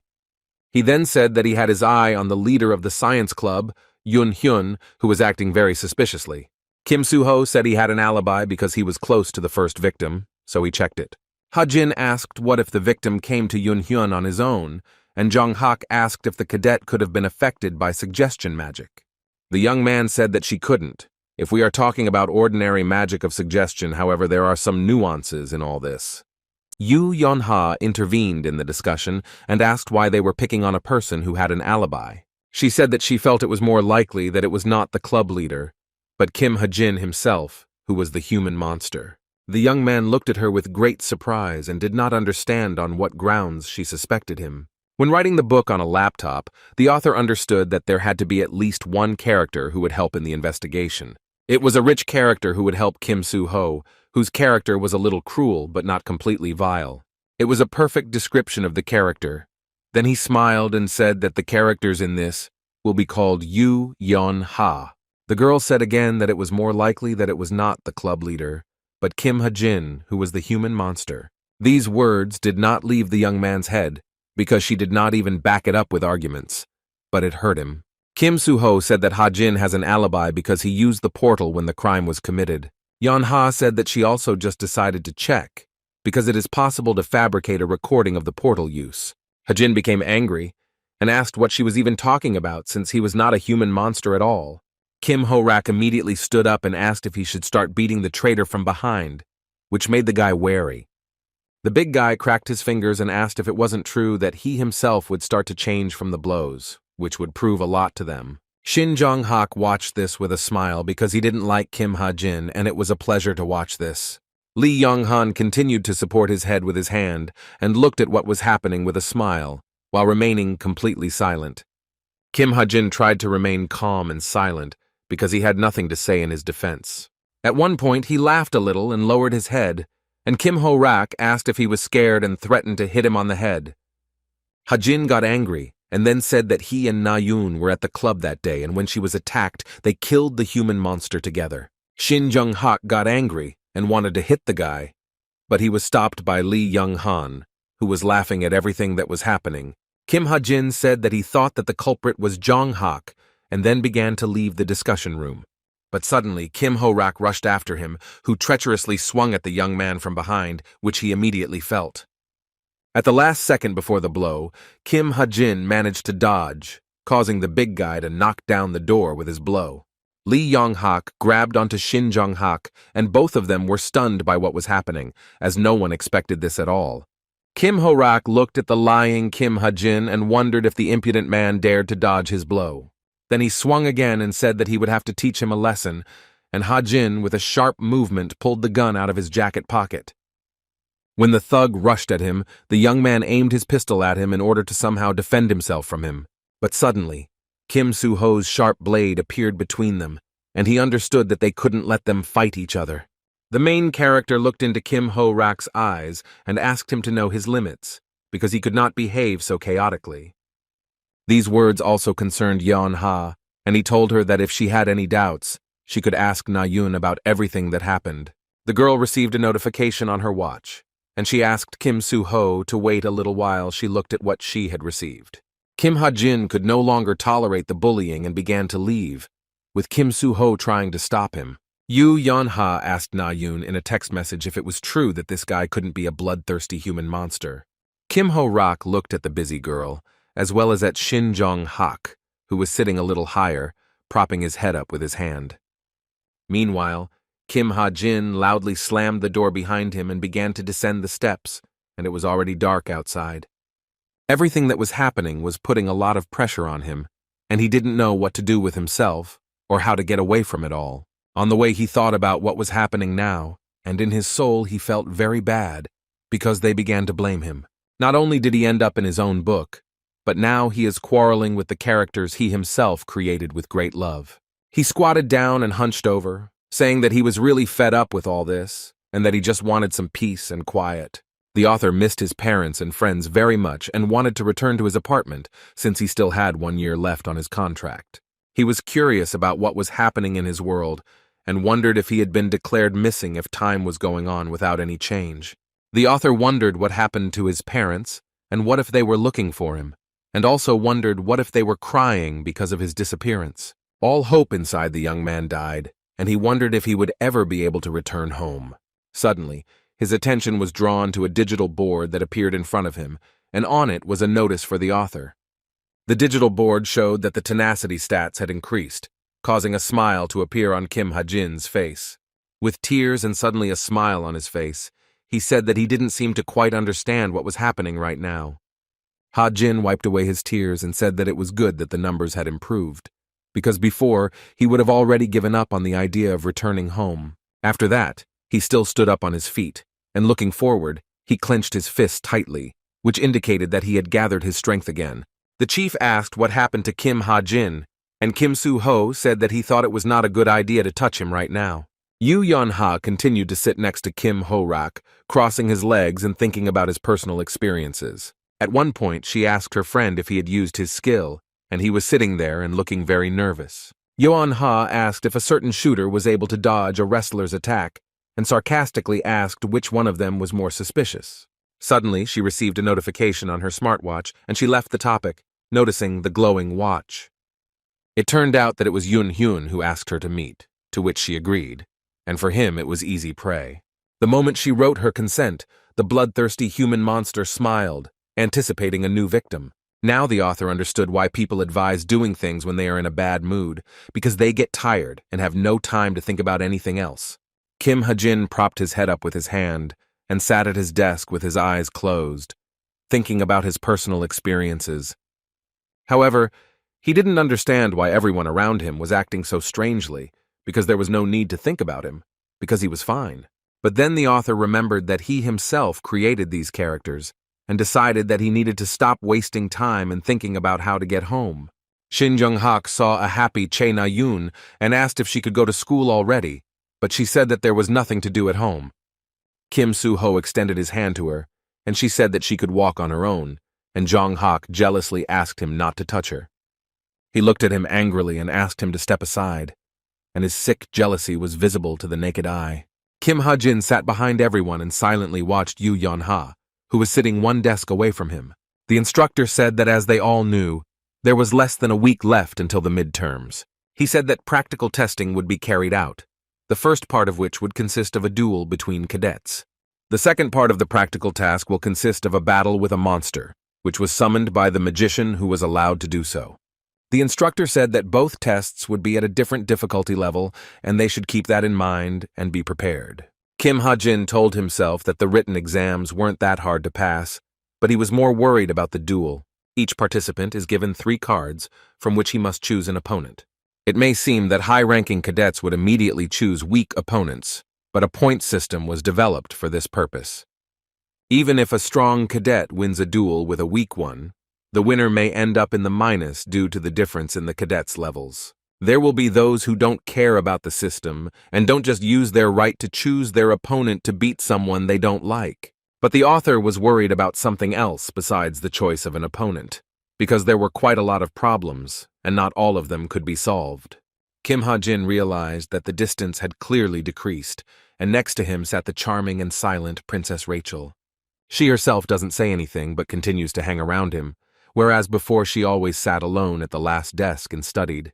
The young man saw the girl looking at him sideways and wondered why she was doing this and whether she was just copying. To test this, he came up with a clever way and simply wrote the names of Rachel's parents on a piece of paper. The girl was surprised because she immediately realized that these were the names of her parents, and Kim Ha-jin began to giggle. Meanwhile, Yoon Hyun texted Yeon-ha that he had already arrived and was sitting in the study room and also asked her not to rush. A few minutes later, the girl reached the appointed place and opened the door to the room where a young man was already waiting for her. Yoon Hyun was dressed in a white suit and was waiting for the girl, leaning on a white chair, and when he saw her, he smiled sincerely. Smiling sincerely, the young man said that she had finally come, because he had been really looking forward to their meeting. Yeon-ha looked around and said that it looked like the others weren't there yet, and Yoon Hyun said that they would be here soon and asked her to sit down. The girl asked why there was a candle on the table, and the guy replied that the scent helped them concentrate, and they had some work to do.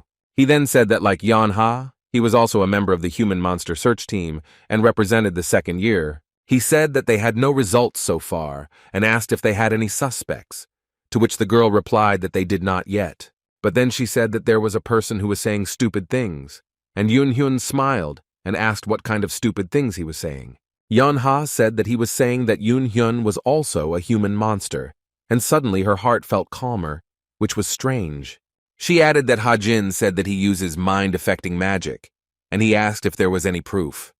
Yeon-ha lowered her head and laughed and said that of course he had no evidence of this. But at one point it dawned on her that the question of evidence was very strange, and she immediately looked at Yoon Hyun. The guy said that he meant on what basis the young man made such an assumption. Holding a whip behind her back, Yeon-ha said that usually when an innocent person is suspected of something, they don't ask if there is evidence. Being extremely tense, she asked who he was, because he was very suspicious and gave himself away. Yoon Hyun smirked slightly and began to gradually approach the girl, which made her even more tense at that moment. Approaching the wary girl, the young man asked what was wrong with her, since they had been communicating quite well. In a frightening tone, he said that her turn had not yet come, and in his pupil a female demonic silhouette was visible. After some time, Yoo Yeon-ha was in the second-year dorm, and she began to gradually open her eyes, trying to figure out where she was. Soon the girl began to panic, because she realized that she was tied up and sitting on a chair, which made her very nervous. Yoo Yeon-ha began to look around and tried to figure out where she was, because there was no one around. She suddenly realized that she was in the second-year dorm, and also remembered that she had dealt with Yoon Hyun. She realized that he was indeed guilty of the disappearance of the students, and wondered if he really was a human monster. Yoo Yeon-ha also began to realize that these were not just stupid guesses, but Kim Ha-jin really was not lying to them.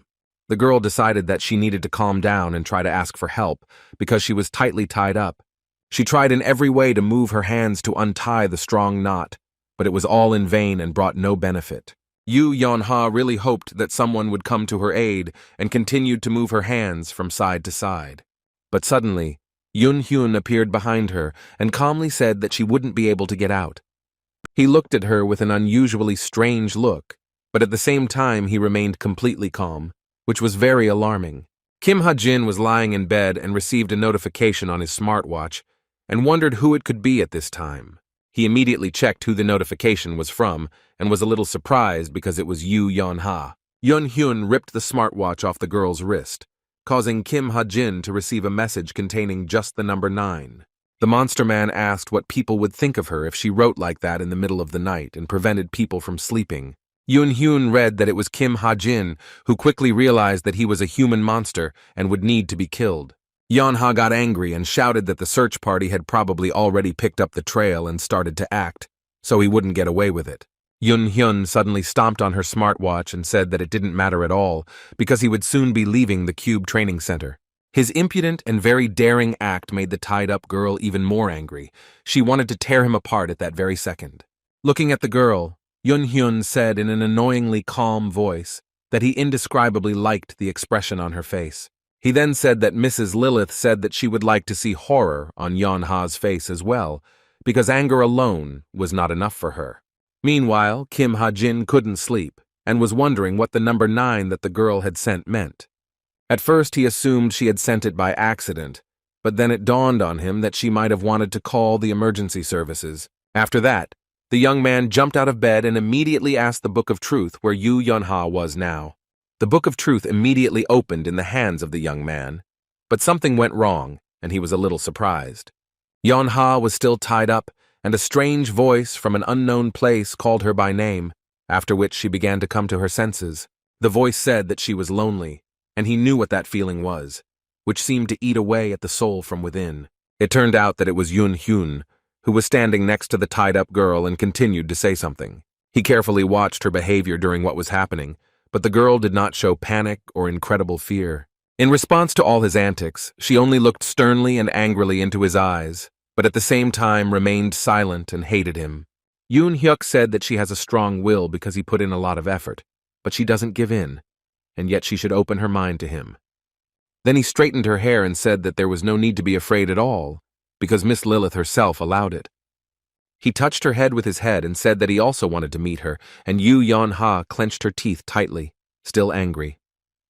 The girl tried to break free from the rope, but Yun Hyun said that even if she untied herself, it still wouldn't save her. Then the demonic spawn smiled menacingly and said that there was no hiding or running from Miss Lilith's magic.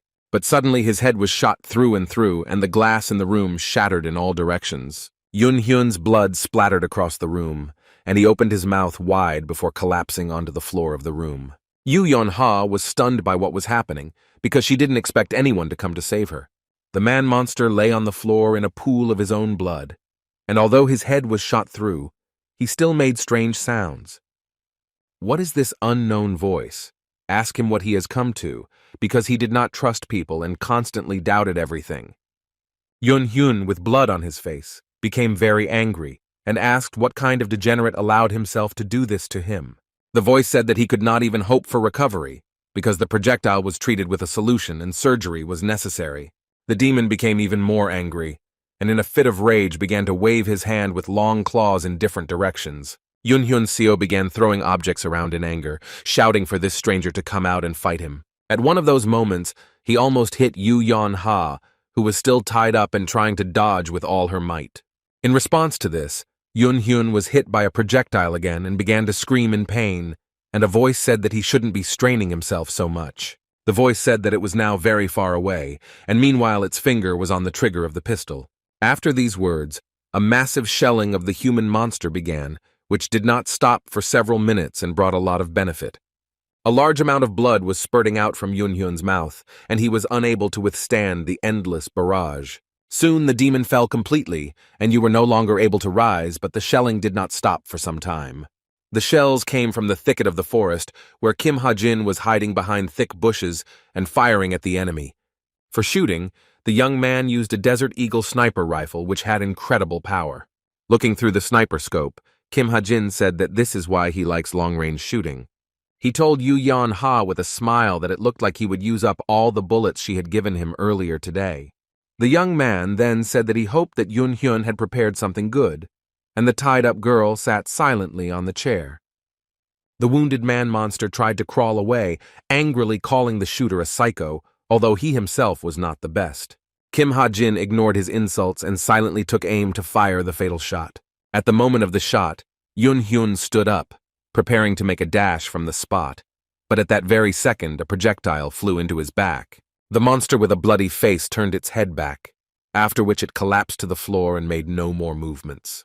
Kim Ha-jin looked through the sniper scope and confirmed that the victim was no longer making any movements.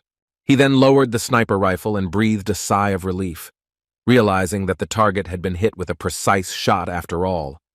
He said on the radio that Yu Yun-ha had to watch this and asked if she was injured, and the girl replied that she was not injured.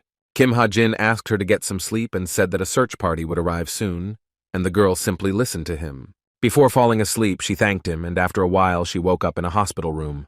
A male voice asked the awakened Yu Yan-ha if she had finally woken up, which immediately caught her attention. Kim Soo-ho was sitting next to the girl's bed, peeling a red apple for her and smiling, and she asked what he was doing there. He asked if he was in any pain, and said that according to the doctor there were no abnormalities, and Yan-ha asked again why he was here. Kim Soo-ho said that he, Na-yoon, Jung-han, and Ho-rak would sit with her in turns, and Yu Yan-ha asked in displeasure why they were doing this. He said that they were also partly to blame for what happened, because they should have paid more attention, but they were busy with something else. After these words, Kim Soo-ho simply asked Yu Yan-ha for forgiveness for their negligent attitude, and she looked at him in surprise. Then the girl asked. He had been told more than once that he was slow, and the surprised young man asked again what she had said. Yu Yan-ha thought that the most important thing was to take first place in the rankings, but as it turned out, she was very wrong. The girl remembered Kim Ha-jin, and also realized that she was wrong when she suspected that he was a human monster. She asked if he had come, and when Kim Soo-ho asked who he was talking about, Yan-ha immediately decided to change the topic and said that he was talking about no one. After these words, she adjusted her hair and turned her attention out the window, where there was wonderful weather and a blue sky. After some time, Kim Ha-jin read the message with a smile, where Yu Yan-ha thanked him and promised to repay him. The young man realized that by solving one of the main episodes, they would give a good reward, because he earned a lot of SP for the action. Ha-jin also decided that investing everything into the sniper skill wasn't particularly beneficial, but it was okay since he saved Yu Yan-ha. Suddenly, a male voice addressed him, distracting him from studying the information on his laptop, and he turned his gaze. It was Agent Park Soo-hyuk, who said that he was surprised by his call and asked if something had happened to Kim Ha-jin. Then he fell to his knees and said that if he wanted to cancel the contract, he should think about it. But that was not the point at all. Park Soo-hyuk looked up at the table with trepidation, where he saw the iron case that Kim Ha-jin was holding in his hands. The young man said he would like to invest in the SH agency, which was surprising because few people did that. The agent was shocked by his statement and asked him if he had understood everything correctly, because few people wanted to invest in their agency. The ginseng that was at the Purple Banquet helped Kim Ha-jin earn approximately 400 million Korean won. Of these, he will invest 250 million in the Master of the Pack Horse, and the remaining 150 million in the SH agency. And all this is because Kim Ha-jin has absolute confidence in the growth of both the Master of the Pack Horse and the SH agency. Park Soo-hyuk, shocked, said that it was a huge amount and he didn't even know if he could accept that kind of money. Ha-jin said that he was investing for the sake of their overall growth and asked to buy a normal magic pocket and HUV with this money. He asked to address him informally, and Park Soo-hyuk said that he couldn't talk to an investor like that, and Ha-jin threatened to cancel the investment. After these words, the agent said that he would switch to an informal style of communication and then pressed a folder with documents to his chest. After that, Kim Ha-jin picked up the laptop and suggested going to a 24-hour store to buy something. Park Soo-hyuk asked why he needed a lottery ticket, and the young man replied that he was a minor and would not receive the winnings without an adult. He said he wanted to test his luck at the same time, and then said he had won, and the agent immediately asked how much he had won. Kim Ha-jin immediately said that he won 20 million won, and the agent laughed at first, but it only dawned on him later. After this, he was discouraged, and asked the entire 24-hour store if he really had won 20 million. Ha-jin said he would invest the money and asked to adjust the contract, and also asked how much money would be left after taxes. Park Soo-hyuk was acting very strangely, and the young man looked at him, trying to understand why he was acting like that. Kim Ha-jin asked what was wrong with the man, and the agent replied that he was afraid that the huge amount of money would be stolen. Soon the sun began to set slowly behind the horizon, and somewhere in an abandoned factory strange phenomena were taking place. Suddenly, a black silhouette began to emerge from under the ground, which had a human form and even had hair. The young man in the form of a shadow turned to the captain and said that they had begun to move, because he had returned from reconnoitering the situation. The shadow said that the master of the pack horse had grown up, and then asked the captain what they would do next. The captain turned out to be a woman who said that they would only take away the item and asked that the rest be left as is. The young man said that he had noticed something strange, namely that some guy had appeared who was buying up the shares of the pack horse master.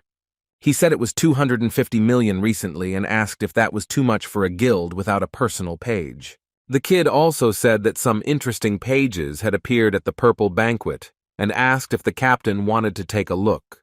He said that among them was the Relic Search Team and the Truth Office, and his gut feeling told him that something was wrong with the Truth Office. The young man asked if he should place an order with them in case they found him, but the captain got angry and loudly pronounced Drun's name. The boy looked at the captain somewhat surprised, after which he stopped muttering and calmed down completely. Then Drun said that all this was just a joke and should not be taken seriously at all, because he just wanted to cheer up. He also said that midterm exams at the Cub Cadet Training Center will begin next week. Drun added that Kim Soo-ho and Shin Jung-hak are in the lead positions and asked if the captain would participate. The girl replied that she would also take part in the midterm exams, and the young man looked at her in surprise. A tall girl in a white suit stood up from her seat and stood before the young man, who at one point simply fell silent. Then she looked him in the eye and said that it would be nice to take part in the midterms. The girl also said that it would be nice if someone capable of this purpose were found.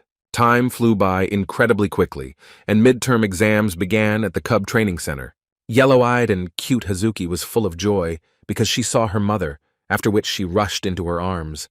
The mother asked her beloved daughter how she had been living here without her, and the daughter, throwing herself into her arms, said that she had missed her very much. During exam week, Cube opened its doors to guilds that were interested in hiring heroes and relatives. The drone in the air recorded what was happening around on camera. The reporter said that they were in the best hero academy in the world. Some were happy to see Lee Jun-ha, who was ranked 117th and was adored by fans. Holding the drone, Kim Ha-jin said that they hadn't managed to film much yet, but there was still plenty of time. He then launched the drone into the air again and wondered if the best option would be to just wait a little longer. The drone that Park Soo-hyuk gave him flies all over Cuba, making it easier to spot if anyone tries to invade. Kim Ha-jin was so engrossed in his drone that he didn't even notice that he accidentally hit a girl passing by with his body. He immediately turned around and apologized to the girl for not noticing her and accidentally pushing her. The mysterious and very silent girl looked into the young man's eyes, and she wasn't even angry. Kim Ha-jin immediately started sweating because he was stunned, since he knew this girl firsthand. He almost forgot that he would be at these exams, and she too, and the girl continued to silently look into his eyes. They looked into each other's eyes for a while, but Kim Ha-jin felt very insecure and looked away. Then he said to himself that he had been looking into her eyes for too long, which made him feel even more awkward and uncomfortable. Sweating from nerves, the young man tried to think of what to say so as not to look suspicious. The only thing he could think of at that moment was to simply say that she was beautiful, which he certainly did. But the girl still remained silent and looked emotionlessly into Kim Ha-jin's eyes, not even looking away from them. Her behavior seemed very strange to the young man, and he did not understand why she was behaving this way. At one point, the girl suddenly turned away and silently began to walk away into the crowd, and Kim Ha-jin watched her go. Among the people in the crowd, she seemed very mysterious and stood out from the other people, and soon she disappeared into the crowd. With the help of an amulet around her neck, the mysterious girl turned to the boy Drun, who immediately responded to her call. She said the guy she bumped into was looking at her through a vision-blocking object. After that, she ordered Drun to immediately check who this was, because he was not a simple mortal guy. Not only heroes come to the cube to search for capable cadets, but also people from the Chameleon group are here too. Their goal is to win Kim Soo-ho and Shin Jung-hak, but Soo-ho's beliefs do not coincide with politics, and they will look at Jung-hak. Penetrating the Chameleon group's cube is not dangerous, but if the plot changes, the heroes guarding the field will enter the fight. And it won't end with 1 or 2 victims, and in the meantime, people in the crowd noticed a strange voice behind them. Suddenly a man appeared and said with a smile that he did not see a single suspicious person among the crowd. The girl asked him to watch carefully and asked what would happen to the hero's reputation if the security in Cuba was broken through during the exam. Oh Jun-hyuk said that they would just have to deal with the violators before it caused any problems. Seo Yeon-ji said that he only made it easy in words, and the guy suggested that she go out for pizza instead of stressing out about it. The bearded giant asked Drun with a smile if he had really seen him despite the siren's necklace. He said that his appetite was starting to awaken, and he thought that he would have to return with absolutely nothing. The man asked who he was and said that he would be the first to find this guy and fight. But all this was just self-confidence. Drun asked him to calm down and said that everything could be checked without his intervention, which brought him down to earth a little. The host announced that the first fight would take place today at 9 o'clock in the morning, and their correspondent went to the scene. Kim Ha-jin was walking through the area and thinking about the pressing issues when suddenly a familiar female voice addressed him. It was Yoo Yeon-ha who asked the young man if he was going to the arena, and he initially just looked at her silently. Then he said yes, because it was his first competition, and the girl asked if that was true. After that, she called Mr. Se-chan, who immediately showed up and handed over the iron case that was prepared for Ha-jin. She opened the case and said that it contained 100 high-quality bullets that would help him in the future. Yeon-ha said that he wouldn't be able to use them during the exam, but maybe they would come in handy later. The girl then closed the case and said that she was not trying to thank him for saving her life. She said it was just a gift, and also said that she hasn't said yet that he was the one who shot Yoon Hyun. Kim Ha-jin knew that if he found out that he was the one who shot, he might get into trouble, but Yeon-ha looked at him silently. She said that she knew he had a reason to hide his powers, so it would be difficult for him to pass this exam. The young man was a little confused because he did not hide his strength, and Yeon-ha asked if he saw his opponent. His opponent, meanwhile, was training with a heavy dumbbell in the cadets' waiting room, where it was allowed. Beads of sweat were running down the big guy's face, but he continued to train hard because he needed to win the fight. Kim Ho-rak continued to do exercises with heavy dumbbells, and said with an angry face that he would destroy Kim Ha-jin in a fight. Drun, meanwhile, studied the information about the young man and told the boss that there was nothing special in his life. He said Ha-jin grew up in an orphanage, discovered his abilities at the age of 6, and then went to military school. He also said that the young man had a debt of 300 million Korean won, and that was all that could be found out. Siren wondered how he was able to see her through the visibility blocking item and remembered his shocked face. Drun said that he didn't know how he managed it either, and suddenly a big guy with a well-groomed beard emerged from the bushes.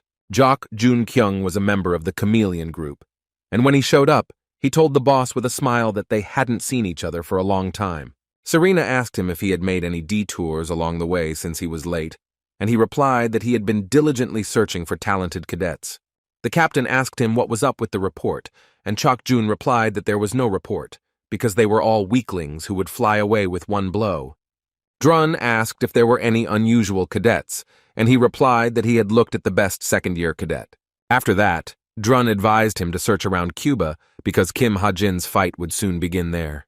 Chok Jun asked if this was the same boy who saw the boss through the vision-blocking item. Meanwhile, Oh Jun-hyuk was eating delicious pizza with great pleasure while sitting in the arena and waiting for the match to start. He said there were a lot of good memories here, and Yeonji reminded him that he said he wouldn't watch the fights. And the man said that he was already feeling much better, and his son really loved competitions, which pleasantly surprised the sweet girl. Nearby, she saw Chok Jun, who was sitting on one of the seats, propping up his head, and wondered what kind of person he was. Yeonji said warily that he kept looking at them and smiling, and Jun-hyuk assumed that he was a fan of theirs. Meanwhile, Chok-jun continued to support his head with his hand and looked at them with a smile without even looking away. But they still didn't pay attention to him, because a duel was beginning, which was much more interesting. The first fighter to come out was Kim Ho-rak, who was ranked 19th and had some good abilities. Yeon-ji was surprised because she saw his opponent, who looked much weaker than his rival. Kim Ho-rak's opponent was announced to be Kim Ha-jin, who was ranked 934th in the cadet rankings. As a provocation, his opponent asked him how well he knew the written test, but the young man did not immediately answer his question. Kim Ha-jin still said sarcastically that Kim Ho-rak's face showed how thirsty he was for blood and asked him to hit him lighter. These words angered the big guy to such an extent that veins began to appear on his face and his teeth were clenched tightly. Its main feature was self-defense by dispelling magic, and Ha-jin would be lucky if Ho-rak didn't break it in half. He realized that he couldn't let the big guy get close to him, after which it was announced that the first fight would begin right now. The fight began, after which Kim Ho-raka immediately rushed straight at his opponent in order to deal with him as quickly as possible. There was a huge amount of power gathered in his fist that was capable of smashing Kim Ha-jin to pieces, which he understood at that moment. The young man also did not waste time and used his ability to calculate all the necessary numbers. He used the bullet time skill, the use time of which was greatly increased. Kim Ha-jin realized that he would be able to follow all of his opponent's movements for at least 1 minute. But the calculations did not help the young man, as a result of which Kim Ho-rak dealt a crushing blow, and he was thrown aside. The young man was stunned because the enemy did not stop and moved like a tank, and he also needed to change his strategy. Every second gave Kim Ho-rak a surge of anger and hatred towards his opponent, and he looked at him with clenched teeth in rage. Kim Ha-jin began to move from side to side and did not stop for a second to avoid being hit. He decided to resort to desperate measures, which resulted in him reaching into his jacket pocket, which was strange at that moment. Suddenly, the young man pulled a pistol out of his jacket and then pointed it straight at his opponent. Kim Ha-jin thought this was the only way to hit the enemy, so he started shooting, but the bullets did not penetrate the enemy. Kim Ho-rak laughed lightly and wondered in his mind if this idiot really thought he could break through his self-defense. He clenched his fist tightly, intending to block the bullet, but in his mind he was saying that some bullet would simply bounce off him. But unexpectedly, the big guy experienced incredible pain because the bullet managed to pierce his self-defense and hit his right shoulder. Beads of sweat immediately started running down Kim Ho-rak's face because he was very nervous since his defense had been pierced by a bullet. The audience was shocked because no one could have imagined that his self-defense could be penetrated by anything. Kim Ha-jin still held the gun and aimed at the enemy, ready to fire another shot at any second. Kim Ho-rak held his injured shoulder, and in his mind he wondered who this boy was. He also wondered how he managed to penetrate his self-defense with regular pistol bullets. After just a few seconds, the big guy became even more nervous because he understood that Ha-jin would continue to shoot at him. Soon a massive shelling began, which forced Kim Ho-rak to cower and simply endure the bullets flying at him. This greatly angered and perplexed the big guy, who did not expect at all that his self-defense could be penetrated. Kim Ha-jin understood that the big guy thought the bullets would bounce off him, but these were special bullets made by stigmata. These unusual bullets contained the power of a demon, and the young man continued to fire mercilessly. Some viewers were simply stunned by what was happening, while others loudly and openly supported the guy. Kim Ho-rak only covered himself with his hand, and Kim Ha-jin continued to shoot non-stop, not allowing himself to be attacked. The big guy realized that he was at risk of defeat, after which he clenched his fists and decided that it was time to act. He called Kim Ha-jin a degenerate at the top of his voice, and then, beyond the limits of his rage, he punched the concrete pavement with his fists. But the young man kept a cool head and managed to make a high jump to jump back and not suffer harm. He immediately decided to counterattack the enemy, after which he shouted to him that he should be careful because a sword was flying at him. Kim Ho-rak looked at the sharp blade that was flying straight towards his face to strike him with great bewilderment. He jerked to the side, wondering in his mind if there might be some kind of device in the sword as well. Kim Ha-jin continued shooting and mockingly said that there was one problem, and that was that the sword was not real. He fired another series of shots from the pistol, and each bullet reached its target and hit the body of the big man Kim Ho-rak. Eventually, the big guy was lying on the ground, no longer having the strength to continue the fight, and he was trying to catch his breath. Kim Ha-jin aimed his gun at his opponent again, preparing to fire the final shot to finish him off. The audience was shocked by what was happening because no one expected that events would go so far. The young man kept his index finger on the trigger of the pistol, and the people in the stands did not know whether he would actually fire the shot. Kim Ho-rak was also very wary and did not know what to expect from an opponent who was unpredictable. Jun-hyuk wondered with trepidation if he had run out of bullets, and NG said that Kim Ho-rak was already useless. The big guy still began to rise from his knees little by little, and Kim Ha-jin looked at him with cold blood, still aiming at his body. Kim Ho-rak became more and more nervous with each passing second. His face turned very red and the veins appeared on it. Kim Ha-jin, on the other hand, was absolutely calm and cool, and calmly aimed at the enemy's body. At one point he suddenly grinned, which was very strange and unexpected because the reason for this was unclear. Suddenly, Kim Ha-jin dropped the gun from his hands and raised his hands up with a smile, then said that he surrendered. Kim Ho-rak was extremely shocked by his sudden admission of defeat, although he had every chance of winning. Yeonji and Jun-hyuk were also stunned by what was happening, and Kim Ha-jin's actions were completely incomprehensible to them. The host, with a trembling voice, announced that the duel was over, and the winner was Cadet Kim Ho-rak. Kim Ha-jin began to leave the fighting area, and the big guy was held by two people because he wanted to pounce on the young man.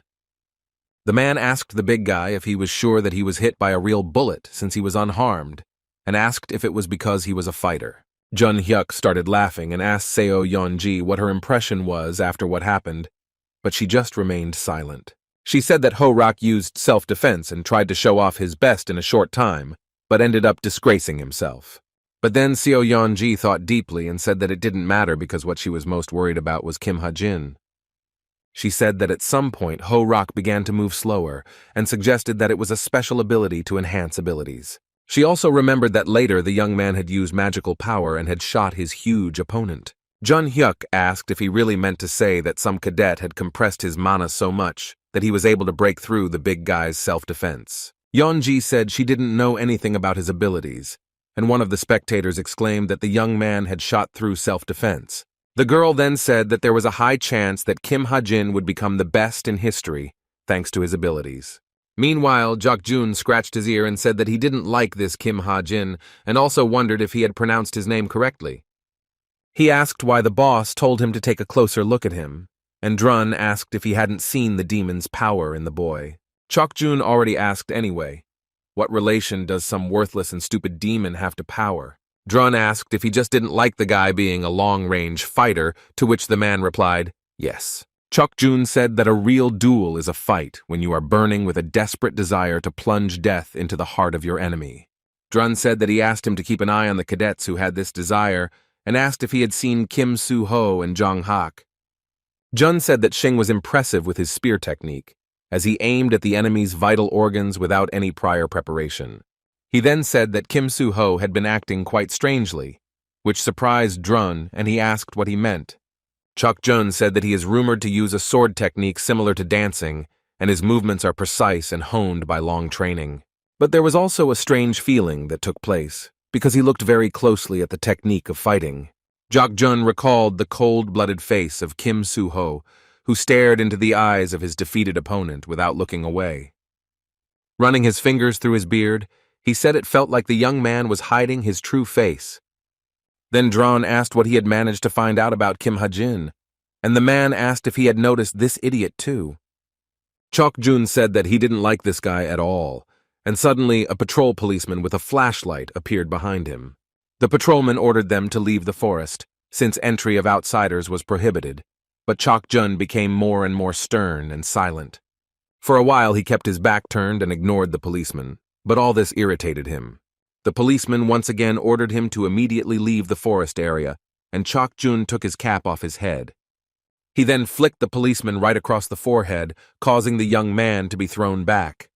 The policeman screamed very loudly from the pain, but after a few minutes the scream stopped and only a pool of blood remained of him. Drun asked if he had really blown his head off, and Jun, pleased with himself, said that he had. Their boss, meanwhile, was on the balcony of one of the high-rise buildings, silently looking into the distance. She said that she would definitely find this traitor, because she could no longer just leave it like this. It was pouring rain outside, and the girl with wet hair lowered her head and said again that she would find him. Tears began to flow down her cheeks, and she said that she would find traitors to avenge him, because she could not do otherwise. Then she turned to Drun, because she had a new request for her subordinate, which he must certainly fulfill. She asked to check Kim Soo-ho, Jung-hak, and Ha-jin, and to check Ha-jin first because he has the power of a demon. Drun said that there was very little information about him, and Serena said that it didn't matter because she would meet him in person tomorrow. The second day of midterm exams at the Cube Training Center began at Stadium Number 1. Someone noticed recruiters from the Sword Guild, and recruiters from the Creator's Fortress were also spotted. The woman said that compared to the first day, there was a slight difference in the fans, because it would be hot today. In the Cuba ranks, Kim Soo-ho, ranked 1st, was set to face off against Yo Hae-yi, ranked 8th. Next up was 3rd place Rachel, who will face 4th place Chae Na-yoon. One of the spectators couldn't wait for the battle of the rankers, and the girl asked if it was true that the first competition was between girls. Kim Ha-jin watched everything from the spectator stands and understood that Chae Na-yoon would have a very tough time as a shooter in this fight. Today she will lose to Rachel completely, because it is simply impossible to defeat an opponent with a bow that does not suit her. The commentator announced that the competition between the first-year students was now beginning, and this was already the 8th battle. Chae Na-yoon smiled confidently and asked if she should change the rankings today, after which she pulled back the bowstring. The girl's bowstring was pulled with a sharp movement, after which the arrow flew out along the trajectory set by the shooter. The flight path was very precise and smooth, and Rachel looked at the arrow holding the sword in her hands, calm and cool. But soon, she began to move closer to the enemy, successfully dodging each shot, which showed her talent. Within a few minutes, she managed to get close to Chae Na-yoon, who continued to shoot to prevent herself from being attacked. As the archer released an arrow from her bow, Rachel successfully blocked the attack with her sword and was then ready to crush her opponent. Chae Na-yoon was completely confused and stunned because the enemy suddenly got close to her. The spectators in the stands shouted and supported Princess Rachel at the top of her voice, who was making great progress in the duel. Meanwhile, the girl in black suede boots and white pants was walking down the steps to go down to the level below. After coming down, she sat down right next to Kim Ha-jin, who immediately looked at her and realized that all this was not just for nothing. The girl looked into his eyes emotionlessly, while the young man was somewhat surprised by her sudden appearance. She was a wanted person at the Hero Academy, the leader of a group with a bad reputation, and a strong warrior. She was also a powerful warrior who hid behind many names, but in this world, only the author knew her real name. The girl asked Kim Ha-jin to listen to her, but suddenly, someone poured a glass of soda on her, which shocked the guy. The stranger felt very uncomfortable and asked if she was okay, and the young man sitting next to her was stunned by what had happened. The girl tried to remain calm after what happened, and Kim Ha-jin's mouth opened wide from the shock he was experiencing. Princess Rachel was declared the winner of the duel, while the girl wiped the soda from her face with a handkerchief. She then thanked the young man for the handkerchief, and Kim Ha-jin, sweating profusely, said that there was nothing to thank him for. The stranger reached into her pocket and said that she had seen his battle with Cadet Kim Ho-rak, which had impressed her. She said she preferred to watch from the shadows and asked if the skill she showed in the competition was an ability. The recruiter leader then handed him Dark Moon's business card, and Kim Ha-jin realized that it had the leader's phone number written on it. He assumed that Li Xiaoping was her fake name, and then said that he couldn't get involved with the guilds until it was over. The girl wanted to take the business card, but Ha-jin held her back and said that he was not saying that he would not take the business card. Li Xiaoping said that she would not go into details for now, but in any case, he would not lose anything at all. After that, she stood up and said that it was time for her to go, expressing the hope that he would still call her later. Kim Ha-jin watched the girl leave and wondered what the point was of the guild leader addressing him now. Meanwhile, it was announced that Kim Soo-ho had won the competition, taking on Yo Hae-yi, who was ranked 8th. Viewers were discussing how amazing Soo-ho was, while others found it strange that Chae Na-yoon lost to a foreigner, Rachel. Meanwhile, Kim Ha-jin decided to try out the drone again, which was given to him by Park Soo-hyuk as a token of gratitude for the investment. The young man wondered if the drone had captured anything, and decided that he needed to return to the dorm and check it out. Meanwhile, Chae Na-yoon hid in the bushes and cried bitterly over her defeat, and suddenly heard a rustling sound nearby. Kim Ha-jin felt awkward looking at the crying girl who was bursting into tears, because she was very upset. Looking at the girl, the author said in his thoughts that he remembered this incident very well, because she did not cry that often. Chae Na-yoon was very sad about losing, and Kim Soo-ho, who was passing by, tried to console her, and she became interested in him.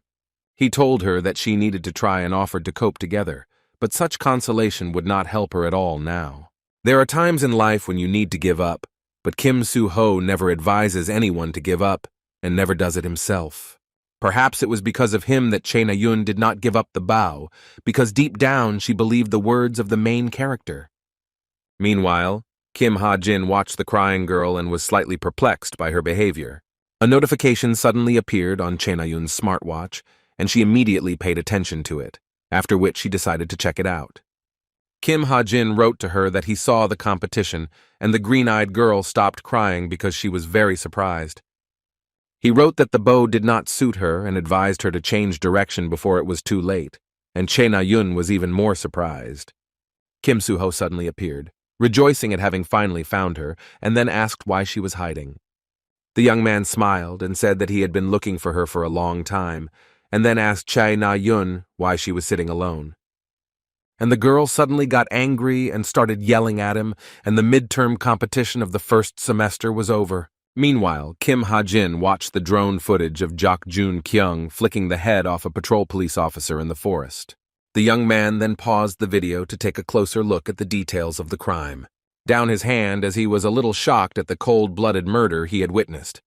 Kim Ha-jin called it a cruel sight and began to take a closer look at the man who did this to the patrol police officer.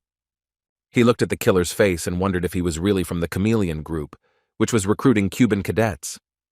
Chok-jun killed people without any hesitation, as if he was doing it for pleasure simply because he was thirsty for blood. Life became more comfortable thanks to scientific magic, behind which hid half-humans who did not accept heroes. They could not be called ordinary criminals, because they possessed extraordinary strength, which heroes also possessed. Initially, the plot did not include villains and negative characters, but everything changed in the co-author's new version. Mag Chin-ju Hwa introduced herself and said that she would be conducting a practical exam, and said that she would first give a brief introduction to it. She said that in front of them was an examination field, and on it they would fight a hologram monster that the magicians would summon. Jin-ju said that the exam is quite dangerous, unlike training, because the monster has the same attack power as a real one. She said that excessive pride could simply put one's life at risk, and asked to report surrender if there were any difficulties. Chin-ju Hwa added that the exam will be judged based on how quickly and calmly the cadets make their decisions. She said they would go in 4 at a time and ask the first team to get ready and focused. The magician also asked the others to listen carefully, because all of this is very important, and they need to analyze it. She asked those whose turn had not yet come to analyze the battle of other cadets in order to draw conclusions. Chin-ju advised them to watch carefully how they fight monsters and what mistakes they make, because it will help them a lot. After this, the magician folded her hands and asked them to hide their smartwatch so that it would not interfere with them during the exam. The cadets immediately began to turn off their smartwatches, and some of them wondered why a stranger was giving them directions. Jin-ju Hwa said that their reviews will affect the rating, so they need to take the recording seriously, and Chae Na-yoon became angry. After that, the magician said that they were now starting a battle with the monsters, and used a spell to summon a monster. The mage told Cadet Hazuki that her monster was an advanced ghoul that looked very scary. The green-haired girl immediately began to swing her sword, trying to attack the enemy and prevent him from attacking her. The rest of the cadets watched attentively what was happening and analyzed the fight, drawing conclusions for themselves. After this, the second team entered the battle, whose opponent was a yellow and very nasty snake that was eager to kill. Lee Yong-han gathered all his magic and strength into his fist, then exclaimed that they were now using the enemy's magic release. He struck the monster in the center of its body, leaving it unable to defend itself or counterattack the agile cadet. Chae Na-yoon was tasked with killing several of the owner's carcasses with a bow, which she did successfully, as the deer fell one after another. After this, it was announced that she had completed the exam, and around the girl lay the bodies of moose and dead deer. Next, Yu Yeon-ha began taking the exam, and she skillfully used the combat whip and there were no difficulties for her. Cadet Hazuki was knocked down, which discouraged her at that moment, but the exam still continued. It was then announced that the monster Kim Ha-jin would have to fight was a chrome wolf. The young man was not at all confused and immediately shot the monster with a pistol, which resulted in his immediate injury. The monster disappeared, and Kim Ha-jin thought that if he continued like this, he would pass the exam without any problems. But suddenly, something strange happened that immediately alerted everyone around because a red light came on in the room. Che Na-yun and the other cadets were a little surprised, because everything that was happening was completely unexpected and incomprehensible. Kim Ha-jin wondered what was going on, and there was a look of shock and some excitement on his face that he couldn't help but feel. Oh Jung-gyuk, with an earphone in his ear, asked over the radio if something had happened on the examination field. Yeon-ji asked him over the radio to focus on security, and the guy asked her for forgiveness and smiled a little. The girl asked excitedly if he knew that the guard who patrolled the cube yesterday was killed. Yeon-ji asked him to keep his eyes open, and Jung-gyuk asked if she had found the source of the vibrations that had just happened. She said she assumed it was in his direction, but the exact location was unknown, and he hoped nothing would happen. Suddenly, Oh Jung-gyuk heard strange rustling sounds and turned around, after which he saw a bearded man who did not expect to see him. Chok-jun ran his hand over the back of his head and said with a smile that it seemed like someone was trying to interfere with their plans. Jung-gyuk told the stranger that outsiders were not allowed in the area, and then asked if the man was lost. The bearded man asked why he was here then, and the young man replied that he was not a stranger at all. Chok-jun clenched his fist tightly and began to flex his muscles, which was a hint of a fight, and Jung-gyuk grabbed his sword. The bloodthirsty villain asked him to stop blocking his way and asked him to get lost if he didn't want to get it. He tried to keep a calm and cool mind so as not to make mistakes when fighting the enemy. The fight was about to begin, but suddenly something very alarming and attracted the attention of both men. A tornado suddenly started in the sea behind them, which greatly frightened the men, and they did not understand what was happening. It was announced that the exam was temporarily stopped due to an unforeseen situation outside the examination area. The mage ordered the 10th team to stop immediately and run outside, because they were all in danger. Kim Ha-jin became very wary and tried to understand what was happening in the examination field. Meanwhile, a long-haired girl with blue hair stood on the tree, watching everything from the side.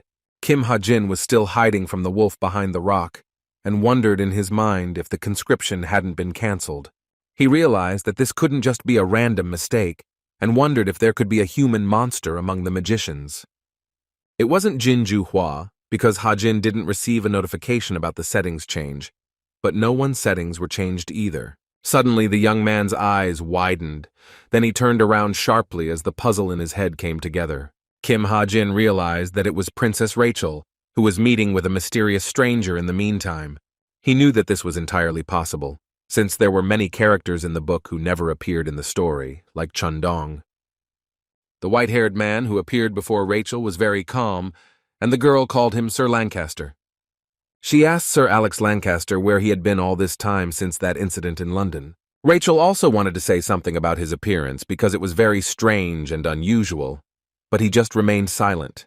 And then, Alex Lancaster looked at the curious girl with red eyes, which spoke volumes to her. The girl was surprised and realized that it turned out that he had sold his soul, which was evident from his red eyes. Rachel couldn't believe it and asked how that was possible, since he was the commander of the guard at the royal palace.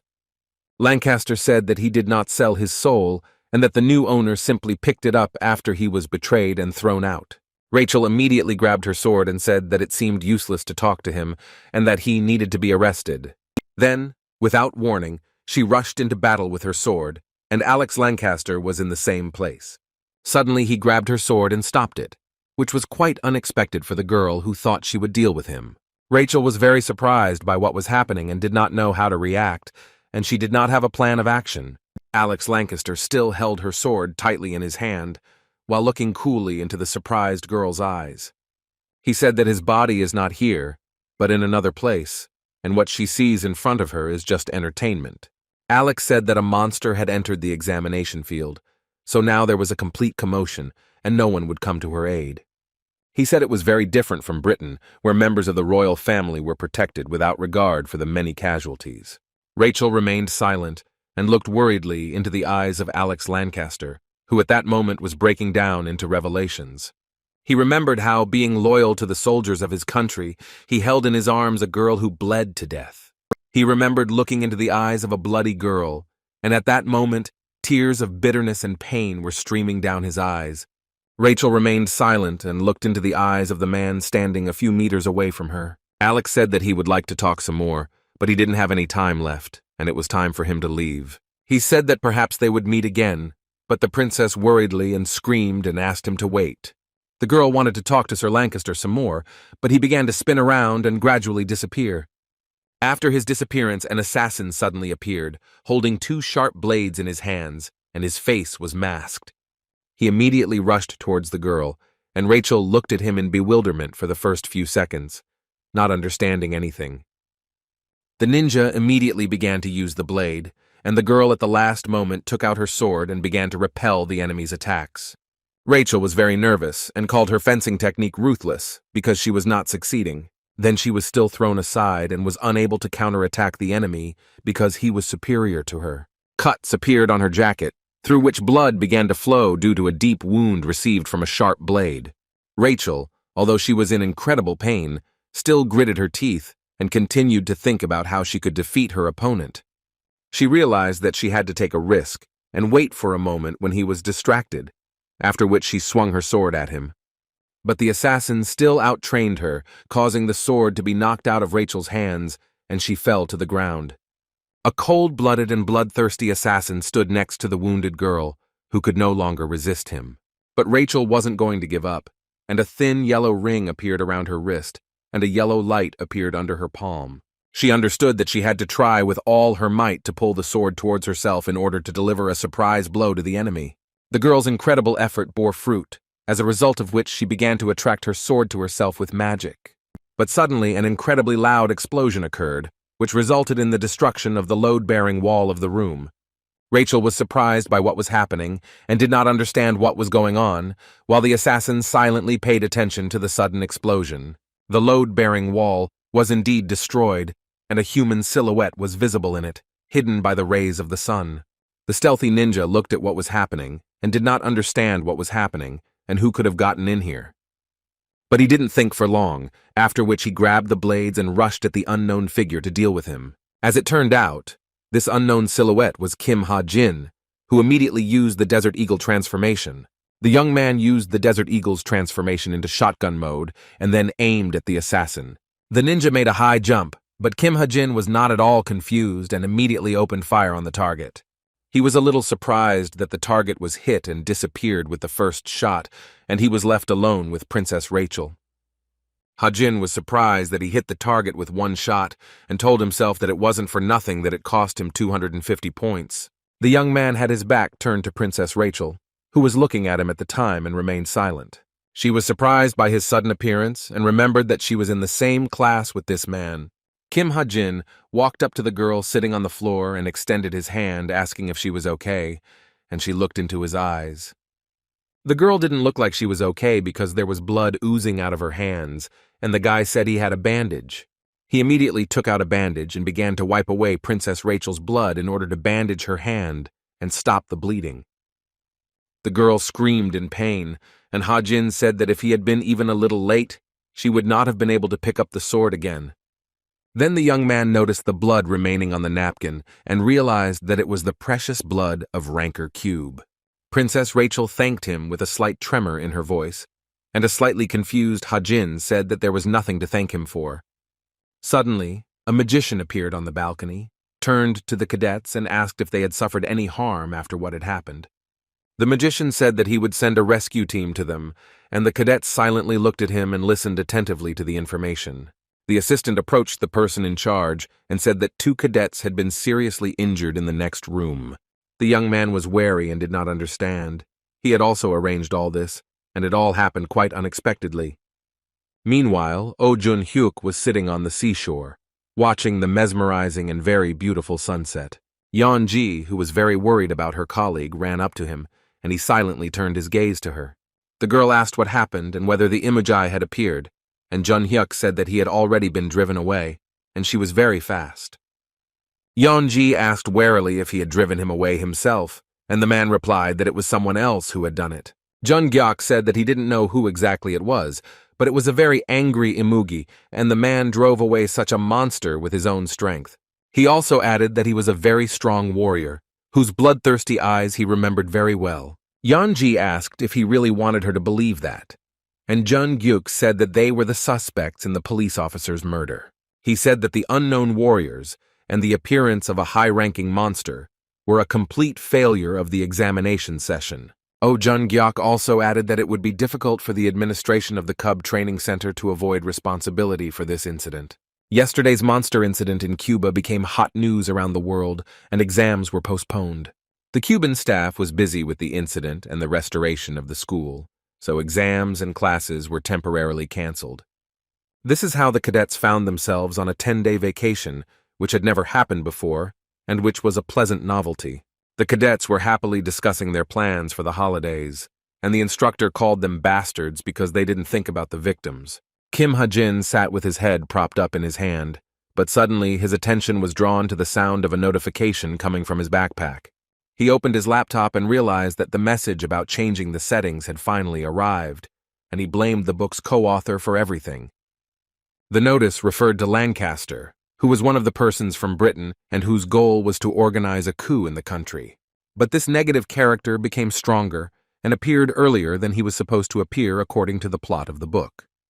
However, there was not only bad news. For example, Kim Ha-jin managed to obtain the precious blood of Princess Rachel. Suddenly, his thoughts were interrupted by Che Na-yun, who deliberately hit the young man's head with her elbow.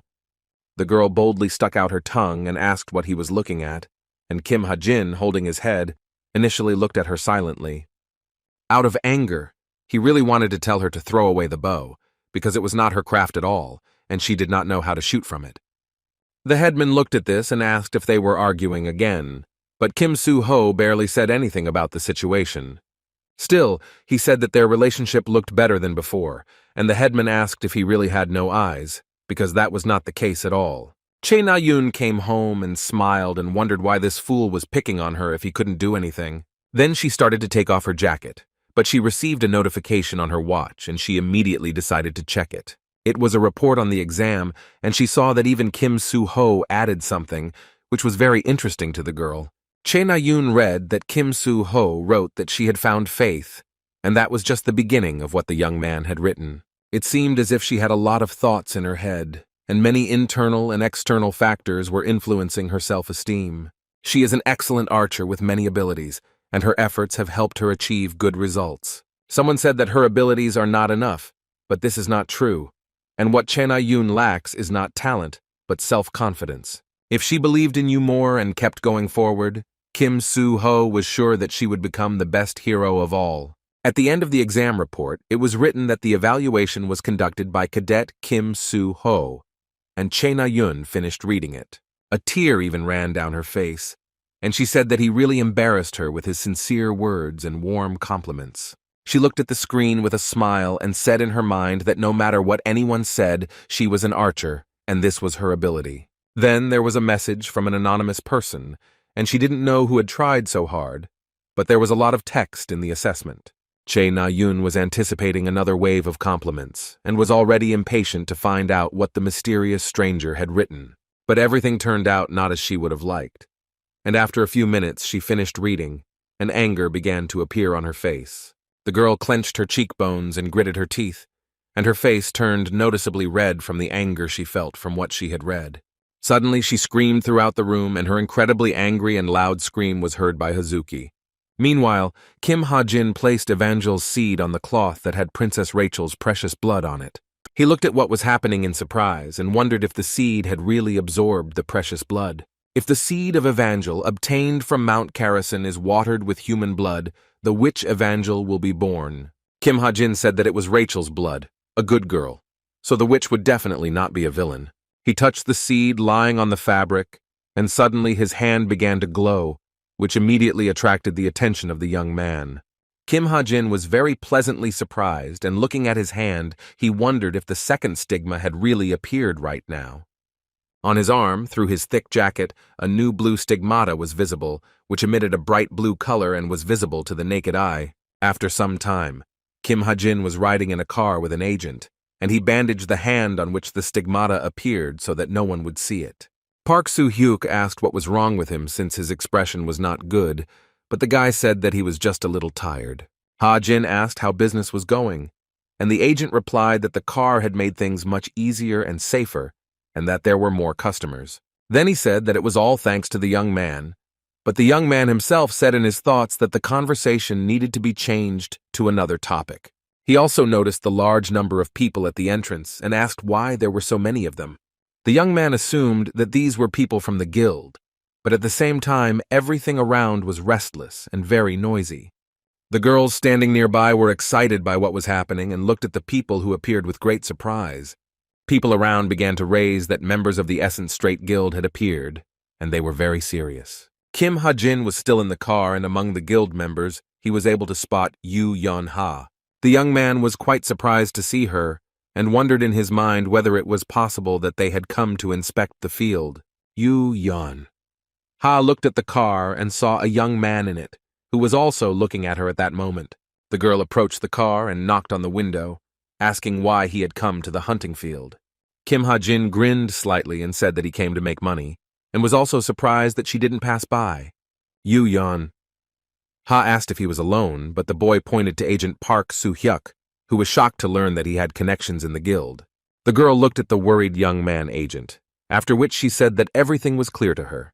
Kim Ha-jin, I was thinking that Yoo Yeon-ha and Park Soo-hyuk are a very strange combination because their personalities are very different. Soo-hyuk was originally supposed to be Kim Soo-ho's agent, and Yoo Yeon-ha found out about it and decided to invest a large amount of money in SH. As a result, they were in for great success and a prosperous future, which was supposed to give them carefree and peaceful lives. But all this was according to the plot of the book. But at the moment, a slightly different question is troubling, which was slightly different. The question was whether SH without Kim Soo-ho was valuable enough for Yeon-ha to invest in or not. Park Soo-hyuk was nervous as he looked into the girl's eyes, and it was very noticeable on his face as he was sweating.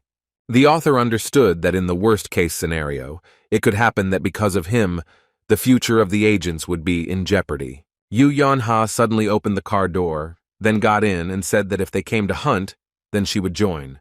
Getting into the car, she asked a stunned Kim Ha-jin if he would mind if she joined their hunt. After this, the trio continued on their way in the SUV, and for most of the time there was complete silence in the car. Kim Ha-jin felt very awkward and adjusted his seatbelt, and the girl sitting next to him simply remained silent. He was very curious about what was on her mind, and Yoo Yeon-ha suddenly asked him to listen to what she had to say. She asked if he had decided what he would do in the future, and Ha-jin asked what kind of unexpected question that was. Yeon-ha said that because of his third-year practice, he would spend little time in Cuba, and the young man immediately thought about it. Then she suddenly asked him if he wanted to join the SS-Rank Guild, which surprised Kim Ha-jin at that moment. She said that they were still inferior to the Creator's Grace Guild, but if she became the leader, she would make their guild the best in the country. Yeon-ha also said that she could promise to provide top-class weapons, as well as a good agent who would help everyone. Park Soo-hyuk became wary but remained silent, and the girl asked if the young man agreed that the offer was quite good. Ha-jin said that contact with agents before graduation will result in a fine of 500 million. Yeon-ha said that she would pay that amount of money, but the driver of the car hit a bump and she hit her head on the seat. The girl got angry and, holding her jaw, asked the confused Park Soo-hyuk what it was and why he was slowing down so much. He said that they arrived at the respawn point and added that the end of April is the time when monsters start to be active inside the field. Soo-hyuk said that there were several other similar spots, but there were a lot of people there, and he chose this field based on Ha-jin's shooting skills. The agent added that he personally checked this information, and the young man told a surprised Yeon-ha that he had an excellent agent. He then slammed the car door and, as he walked down the hill, told his agent that he would be back soon and that he asked him to be careful. Park Soo-hyuk asked where Miss Yeon-ha was going, and she, getting out of the car, replied that the guild members would be arriving here soon. After that, she brazenly slammed the door, and the man felt a little awkward because she didn't take him seriously. But everything turned out to be completely wrong, because a few seconds later she knocked on the glass, which attracted the agent's attention. Yu Yan-ha then asked Park Soo-hyuk to give her his business card so that she could contact him in the future. 10 days later, classes resumed, and the cadets returned to the cube, looking in surprise at their report cards with their grades for the session. Naturally, Kim Ha-jin had first place in the scores, and Princess Rachel was upset about her second place. After he taught Kim Ho-rak a lesson during the practical exam, the bullies who bullied him became quiet. It was the most peaceful time in the Cub Training Center since Kim Ha-jin entered, and he was truly calm. He yawned unsuspectingly, covering his mouth with his hand, when suddenly someone punched the wall in front of his face very hard. A very angry Che Na-yoon showed him the review and asked if he wrote it, since the handwriting looked very similar to his. Kim Ha-jin didn't understand what she wanted from him and asked what was going on, and people thought there was a fight again. Che Na-yoon said that he didn't have to try to deny it, because it was immediately obvious from his style of speech that it was his doing. The young man said that he wrote it to help her, but she screamed and said that she didn't ask for help, and that he was no one to tell her what to do. She said that she would show how difficult it was to shoot a bow, and suggested that the rest of the cadets silently eavesdrop on the showdown. Kim Ha-jin did not get angry and agreed to the argument in a calm tone, after which Che Na-yoon immediately fell silent. But he announced the condition of the bet that if she lost, she would have to throw away the bow, which surprised the girl very much. Che Na-yoon's eyes suddenly widened in surprise, but she knew that she couldn't refuse the argument. She then laughed maliciously and called him a degenerate, and Ha-jin said that he would also take a bow instead of a gun. His shooting skill was at level 7, and in the remaining time he needed to raise it to level 6, and he won the bet. Che Na-yoon ran away, mistakenly believing that her bow skills were on the same level as her swordsmanship. Just praising all the time is not always good, and it should become even stronger because this is not enough. The chairman of the Healing Rain Club said that he was very glad that the exams were over, and all the club members were alive and well. The activities of the Scientific and Hunting Club have been suspended due to an incident with monsters, and the events follow roughly the plot of the book. Oh Han-yeon said that this is why their club decided to go to France this time, which was very unexpected. The next episode is the murder of a French rich man, and it begins with a note sent by a group of killers. The recipient of the sinister note was a wealthy Frenchman named Bedell, who was of advanced age. He was a gentle and calm man who lived a quiet life in the suburbs of Paris and did not appear to be dangerous. Well, it wasn't all that simple because it was just a mask, because in reality the old man was not simple at all. Bedell, who is actually Berber, was a swindler from childhood and was known as a terrible villain who had amassed a lot of money through deception. Until now, he had managed to avoid responsibility. But this time, he had stepped on a trail of darkness that would not leave it alone. Because he was wanted, he could not ask the police for help, and he did not have time to look for good security. One day, Bedell met a student of Kuba's who had come to Paris to travel, and who gave him a general idea. Then the young man asked the young man if he was the leader of the club, and the young man awkwardly scratched the back of his head and said that there was nothing wrong with that. He was offered to come to Paris next time, but finding a suitable hotel for all the cadets is not easy. The cunning Bedell had been eavesdropping on the conversations and suddenly intervened, saying that the cadets could stay at his house. Kim Ha-jin understood that the cunning old man simply wanted to use the cadets as security and nothing more. But suddenly his thoughts were interrupted by a notification on his laptop, which he immediately noticed. The Truth Office received an order and a request to fulfill it, and Kim Ha-jin was very surprised because it was the first order. The order description stated that someone's family was looking for a scammer who had deceived them and run away, and information about him was attached. Kim Ha-jin read the information about the scammer with great interest, and was somewhat surprised when he read it in full. But the young man didn't even suspect that at that moment a whole team of unknown people was watching him. They were like shadows, and one of them said with a smile that he was scared and asked if this was the guy's power. The girl said that this year's freshmen are quite high level and this guy could be useful to them. She also waved her hand to get the boss's attention and addressed her, while the leader stood silently nearby. The chameleon girl asked the boss, since when they started doing the analysis, whether to take or not to take such chicks. Another girl said that the guy is quite suitable, but what she doesn't like most is that he doesn't have parents or even a girlfriend. Her comrade asked what this had to do with it, and the girl replied that if there is no one around, it is easier to get carried away by material things. One of the shadow-like men said that their main goal was to find the traitor and punish him, and they had to lure the guy over to themselves. One of the girls said that even if they bring him here, right now one of the available colors is only black. They wondered what color the one who betrayed the former leader was, and the unknown person loudly stamped his foot on the floor. It turned out that it was Chun Gyung, who said that he would have to take the black color for himself and give the guy his current one. The girls started laughing and saying that he was too stupid, and that was why he didn't mind, and he asked what they were suggesting then. Drun laughed slightly and said that there was only one way out, namely to hold a vote and turn to the boss. The leader, however, remained emotionless and silent, but she understood that she had to influence this. She asked those who agreed to raise their hand to accept Kim Ha-jin into their team and give him the right to develop within it. The 3 members of the chameleon group raised their hands without hesitation, although 2 of them didn't have even the slightest grin on their faces. Of the other 3 members of the group, only one girl raised her hand, while Chun Gyung simply turned up his nose and remained silent. Drun also raised her hand and said that 8 people supported the decision and only 2 were against, so Kim Ha-jin will be accepted. Chun Gyung was extremely dissatisfied with this decision because he did not want to see a person he did not like at all. Payne then turned to Jane and sent her an object that had some writing on it. It was an invitation to a VIP party in Paris, and the girl asked again if this was the true location of the mission. Jane then said that it wouldn't be that hard for a gold team member to steal the 1 ring, so it would be okay. Che Na-yun, especially me, was in the club and yawning from boredom, and Kim Soo-ho, who was standing next to her, watched this with a smile. Oh Han Na-yeon checked everyone involved and said that they would now split into teams and go to the portal. The author has never been to Europe, but here he will be there in 10 seconds, and according to the plot, he ended up on the same team with Yeon Ha and Kim Soo-ho. He didn't bother about it and mentally said that let the rest be as it will be and reached for the box. After some time, the participants found themselves in sunny Paris, where they could see the Eiffel Tower. Che Na-yun was angry and didn't understand why she was so unlucky in the draw, since Kim Ha-jin was on her team. He said that she pulled it out herself, now she's complaining, and the girl got even more angry and asked him to shut up. Suddenly someone said in a stern voice that the cadets from Korea needed to come to them immediately.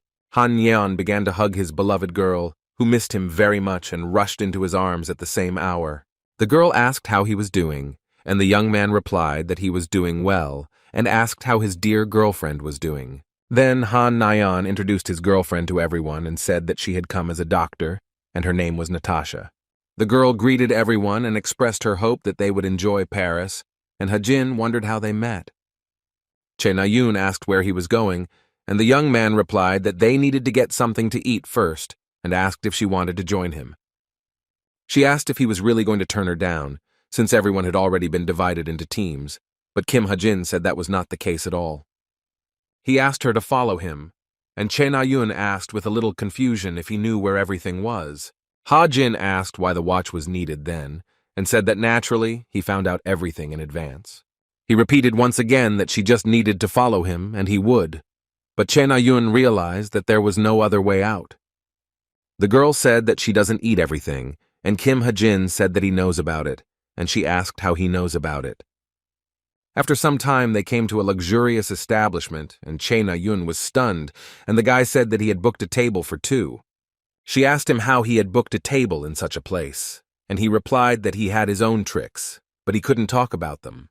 Ha-jin-nae said that he used the Book of Truth and told the girl that she could order whatever she wanted. Che Na-yun was surprised by his generosity and took the menu in her hands with her mouth open, saying that she understood him and would order something for herself. But in his thoughts, the young man said that she was from a rich family, so she would probably cope with her order herself, and it would be even better that way. Suddenly, Kim Ha-jin noticed something strange in the window that immediately caught his attention, and he realized that something was wrong. He immediately stood up from the table and wondered what was going on, and Che Na-yun asked in surprise what happened. Ha-jin rushed to the exit and asked her to stay there, and the girl asked where he was rushing to. While running, the young man wondered if history had changed or if some unknown character had gotten involved again. He watched the passing girl and young man about whom he had some suspicions. Kim Ha-jin decided not to waste his chance and asked the girl to listen to him, and she immediately stopped and paid attention to him. When the girl turned around, the young man was surprised and wondered what Yoon Seung-ah was doing in Paris. The girl was also stunned to see Kim Ha-jin and began to nervously glance at her companion, who did not understand anything. Ha Jin told Yoon Seung-ah that she walked quite fast and asked what she was doing in Paris, but the girl immediately interrupted him. The young man was shocked when the girl suddenly asked who he was, and his eyes widened in surprise. Kim Ha-jin asked if she was pretending not to know him, since he was definitely not mistaken, and it was indeed Miss Yoon Seung-ah. The girl hid behind her boyfriend and covered her eyes with glasses, and her companion began to cover the girl with his body. Suddenly, Kim Ha-jin became very wary because she received a notification from the system, which could not help but be alarming. He immediately felt a lump in his throat, and beads of sweat ran down his face, and he immediately asked to be forgiven for his mistake. After that, the young couple left, and Kim Ha-jin stood at the nearest window and opened his laptop, after which he began to study the information. He received a notification about a change in the plot and was told that due to an anonymous informant, friction had arisen between Jane and Yoon Seung. Chae Na-yoon looked at him from the establishment with bewilderment, and Ha-jin understood why Yoon Seung-ah was in Paris. They were both members of the Creators' Grace Guild, and Jane joined the guild at the same time as Yoon Seung-ah. The girls became partners and you completed tasks together, but Yoon Seung was not happy about this at all, because her partner irritated her. The girls went through many incidents, and over time they began to get along and their relationship improved noticeably. Yoon Seung-ah had always been quite stubborn, and Jane was the only person she could call a friend. However, at the most crucial moment, she betrayed Seung-ah, which became a very painful moment in the girl's life. At that moment, there was a fire around and the girl was injured, asking her partner Jane why this happened to her. Traitor Jane looked mercilessly at her former partner and asked if she was still asking why. Then she laughed and said that the reason was because it was funny and made her very happy. The injured Yoon Seung-ah looked at her in surprise, and it turned out that Jane Ballerina was the golden member of the Chameleon Group and a villainess. Meanwhile, Yoon Seung, who was in Paris, recalled those unfortunate days and silently looked into the distance. The servant Yorin approached the thinking girl and, calling her deputy, offered her some coffee and handed her a cup. The young man looked at the deputy with a little surprise and said that she looked worried, which was not good. Yoon Seung-ah said that she, on the contrary, feels relieved and can finally put an end to this terrible relationship. Yorin asked if it was true that Jane Ballerin would be attending the party, and the girl replied that she didn't trust this information completely. But she still remembered that Jane loved the event, and if there were valuable things that could be stolen, then even more so. She said that the safe in the banquet hall contained the treasure, namely, Homer's most precious ring. She then added that Jane Ballerin would appear tonight to steal the ring and escape unnoticed. The ball was starting, and a gorgeous girl was getting out of the car, and a few hours before that, Ha-jin decided to find a place to observe. There were many guests around, and one of the girls asked her boyfriend to pay attention to the girl's luxurious image. Nearby stood a girl and a boy who had the same hair color, and both had a purple rose on their suits. People were talking and discussing whether these were some kind of celebrities, because they looked incredibly amazing in masks. The girl said that it was worth dressing up today, and the guy in the amazing suit was mentally saying that he felt uncomfortable in his shirt. Then the lady asked him if he had come here and was not going to dance, and the guy replied that he had never danced in his life. It was already dark outside, and Kim Ha-jin was standing near the entrance to the mansion, looking at the glowing windows of the building. He understood that it was already 5:30 and that Yoon Seung was probably already at the ball, but no particular changes were observed. The masquerade ball at a suburban Paris castle has begun, and Ha-jin is here to help the story take its course. The young man activated his foresight ability, and at one point was very surprised because he saw something attractive. He noticed the magic portal and couldn't believe that it was really him, because he just had never met anyone like that. The puzzle in Ha-jin's head began to come together, and he realized that his premonitions about everything not being so simple had not let him down. The artificial portal could only be created by a human monster, and it must be a powerful monster favored by the devil. Kim Ha-jin, having analyzed the situation, realized that among the guests there was already a human monster, calm about creating a portal. A few minutes later, his thoughts were interrupted by an unexpected notification on his laptop. The notice stated that a group of villains wanted to get Homer's ring, and they had come to Paris to do so. The villains were a society of human monsters led by Kim Hak-pyo, who gave them all sorts of orders. They are engaged in robbery, terrorism, and incitement of wars, and there are too many terrible events in the world that are connected with them. Kim Ha-jin called the author disgusting because he brought in a lot of dangerous people, which was completely inappropriate. Then he began to hold his palm at a small distance from his face and began to say something about ether. Then he transformed and said that this time it would not be the way the book's co-author and all sorts of human monsters wanted.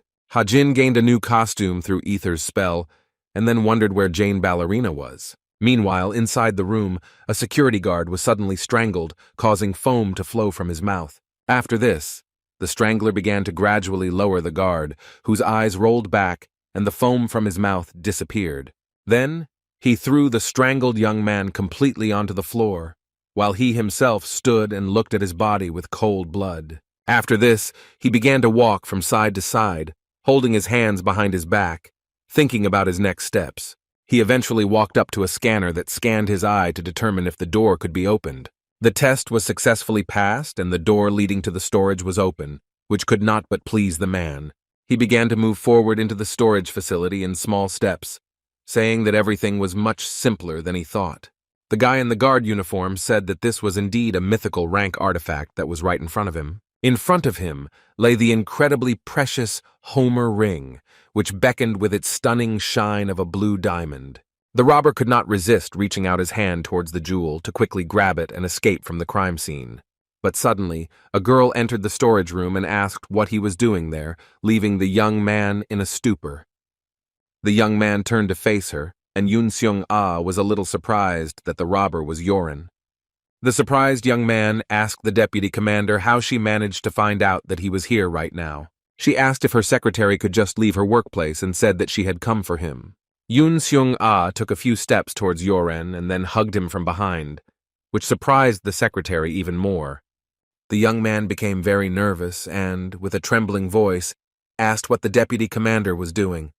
Yoon Seung-ah began to hold her secretary tightly, which made the traitor even more wary at that moment. She said not to fall for this trick a second time, after which she made a sharp throw of the enemy back. Yoren was taken aback because the woman managed to throw him into a sag because she was very angry about his actions. Meanwhile, an incredibly loud explosion occurred in the mansion, which caused everyone present to panic.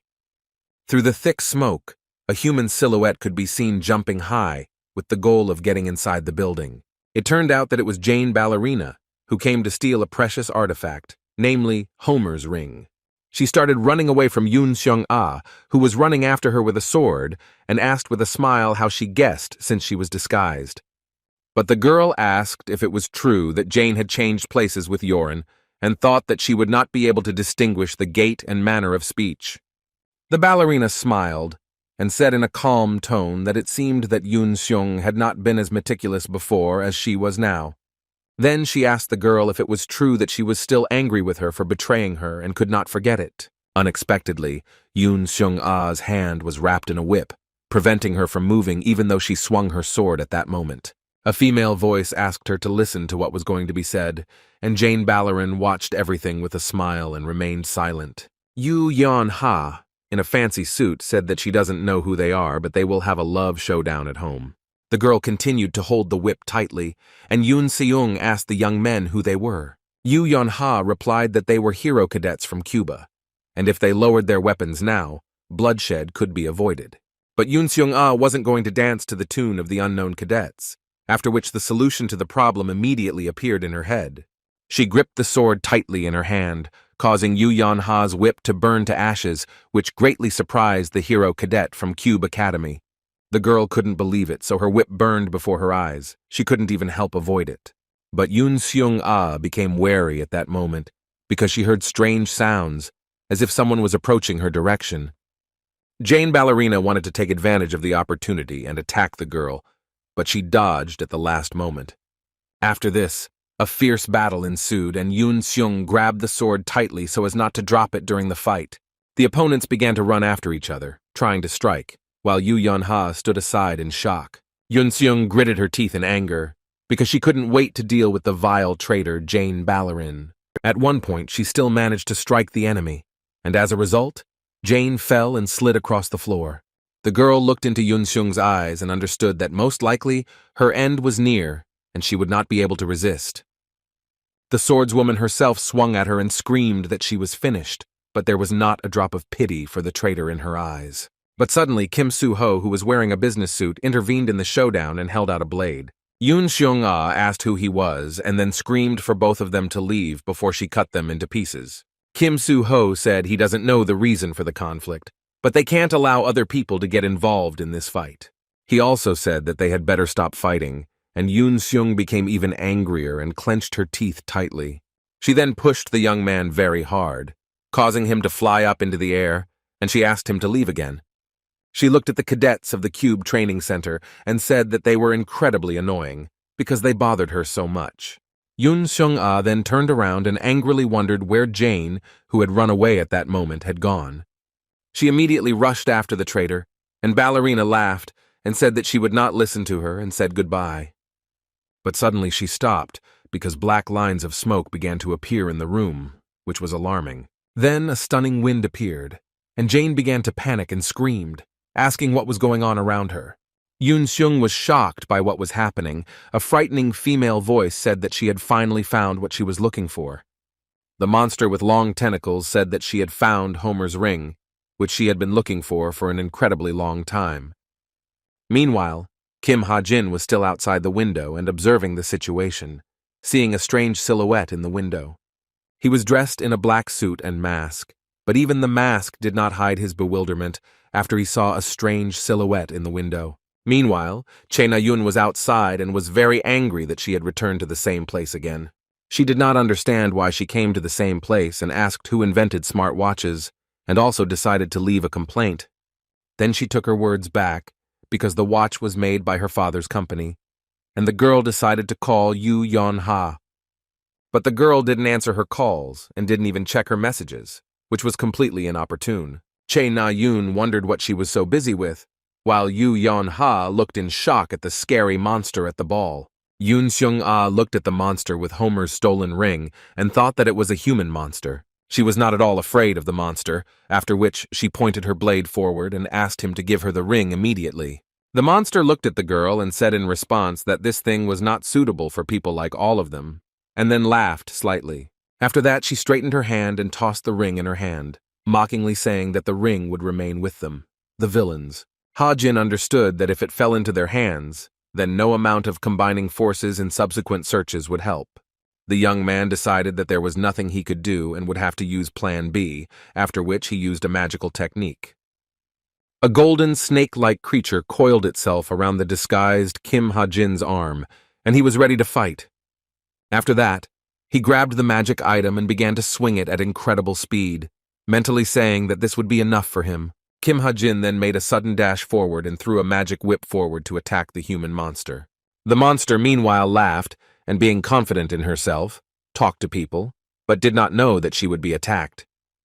Suddenly, Ha-jin's magic whip flew into the room, breaking the glass, after which it caught Homer's ring. The monster immediately turned around, and looking at the broken window, wondered what was going on and who dared to do this. Then she heard strange footsteps that were getting louder and louder, and it turned out to be Yoon Seung-ah running towards her with a sword. Kim Ha-jin, meanwhile, felt sorry for Lacquer, and said that now they won't chase after him, and all this is to his advantage. He looked closely at Homer's precious ring, and began to wonder what would happen if he took it for himself. But suddenly his thoughts were interrupted, because an incredibly powerful explosion occurred somewhere nearby. Out of nowhere, a young man with a sword and an orange suit appeared and asked Ha-jin where he was going in such a hurry. The disguised youth looked at him with particular caution and understood that he had new troubles. The stranger introduced himself as Sidious, and Ha-jin suspected that this was another man-monster that he would have to fight. Sidious said he thought it would be more pleasant if he introduced himself as a member of the world-famous group of villains. He praised Kim Ha-jin for being very skillful in stealing the ring, as even Silison was knocked down, which is something not everyone could do. Sidious asked, since he was so smart, if he could guess what he was going to say next, and then demanded that the ring be returned to him. But Kim Ha-jin was far from timid, and hiding the ring in his sleeve, said that this arrangement did not suit him. Meanwhile, Sidious scratched his head and said that there will always be special ones who climb in and confuse all the cards. He said that it seemed there was nothing he could do, and then grabbed his retractable sword to begin the attack. Straightening out his fiery sword with a howl, He said that he would have to take Homer's ring by force if the young man did not understand the words. Sidious made a sharp start and rushed towards Kim Ha-jin, who was a little confused due to the surprise and the enemy's enormous speed. Then the enemy suddenly braked and drove across the asphalt, leaving behind quite deep depressions in it. Kim Ha-jin fell to the asphalt and, being wary, watched his opponent's further actions. Sidious said that he seemed a little scared by what happened, and Ha-jin only looked at him warily. The guy said that this is a magic sword, and if you add magic power to it, its power will surpass even a low-rank artifact. Among other things, when entering into a contract, human monsters receive an increase in magical powers, which is what Sidious possessed. Kim Ha-jin knew that things would be different if he could only do something with the enemy's magic sword. Sidious didn't waste another minute and rushed at Ha-jin, swinging his sword in all directions without stopping. The young man understood that the best technique would be to starve the enemy and continued to run away from him, not allowing him to attack. But unexpectedly, Kim Ha-jin was still knocked down and became very nervous, because he realized that he was at risk of being attacked. He said that he could just give the ring away, and Sidious asked why he needed it when he could kill and take it away. Ha-jin asked if he hadn't suggested a deal, but his opponent said that he could stall for time, but he wouldn't be able to beat him. Sidious said that it was immediately obvious from him and asked if it was true that he was much weaker than those fighting inside the building. He said that he had no other weapon besides the pistol, and his physical abilities were only enough to dodge his attacks. Sidious asked what he had expected when he decided to fight the man-monster, and then drew his sword and prepared to attack. Swinging his magic sword, he smiled cheekily and said goodbye to Kim Ha-jin, preparing to destroy him. But during the strike, something unexpected happened, and Sidious's sword suddenly stopped working, which left him in a stupor. Kim Ha-jin was also very surprised because he was already saying goodbye to life, and thought that he would not be able to escape the blow. Sidious did not understand what was happening at all, and wondered what was going on, because the sword had worked fine before. Kim Ha-jin looked at his opponent, whose face showed that he was very nervous and did not know what to do. The young man said that today most likely this thing will not work anymore, which left Sidious even more perplexed. Luck worked, which weakened the magic sword, and Sidious said that he could kill him without a weapon, but he was just bluffing. Kim Ha-jin looked into his opponent's eyes with a cold face and said that he found it hard to believe and asked how he would kill him. He also didn't waste a second and decided that he needed to use the remaining stigmata wisely because he needed to kill the monster. The young man replaced the remaining stigmata with light magic, after which his Desert Eagle began to transform into another weapon. Sidious was taken aback as Kim Ha-jin suddenly attacked him without even giving him a chance to resist. He tried his best to avoid the attack, but Ha-jin took out a shotgun, then aimed and fired. Meanwhile, Che Na-yun was sitting on a bench and playing a game because she couldn't find a place to hold the ball. She noticed the police cars and began to ask questions about where they were going, because there were a lot of them. The girl noticed that no one even called and she didn't have a message at all. Suddenly, Che Na-yun wondered why this upset her so much, because before she didn't care about all this. Then she propped her head up with her hand and began to think about the fact that the thoughts in her head were rather strange, which was alarming. Then she noticed the young man sitting next to her, who had not been there a minute ago. Che Na-yun was taken aback and asked Kim Ha-jin where he came from and what he was doing here. The young man responded in a very tired voice that he had no strength, and the girl did not understand anything and asked again what he had said. After these words, Kim Ha-jin lost consciousness, and Che Na-yun was very scared and shocked, not knowing what to do with him. She asked with a trembling voice what was wrong with him, and if he was in pain somewhere, but the young man did not answer her. Che Na-yun tried to wake up Kim Ha-jin with her voice, but he was in a deep sleep and could not be woken up at that moment. The young man, meanwhile, was in the world of his illusions, and was trying to understand what kind of place this was where he was. His face was red, and he himself was still a schoolboy, whose face was red from the cold, and he did not understand what was happening. The author understood that he went outside after passing the state exam, after which he began to look forward. While walking down the street, Kim Ha-jin heard a female voice calling him, and he immediately turned around to see who it was. Turning around, the young man saw his mother and father, who were looking at him and were very happy to see their son. Ha-jin asked his parents why they came, since it was very cold today and they shouldn't have done this. He looked at his parents with pain in his soul, because they believed in him very much, but he did not have the best news for them. With tears in his eyes, the guy said that he had done poorly on his exams, so he had nothing to brag about at all. The young man burst into tears, and his mother immediately tried to hug him and asked why he was crying about this. The parents hugged their beloved son and began to console him, saying that there was nothing terrible about doing poorly on the exam. After some time, Kim Ha-jin woke up and began to slowly come to his senses, and tears flowed from his eyes. He lay in an unknown place on the bed, gradually coming to his senses and trying to understand what kind of place this was.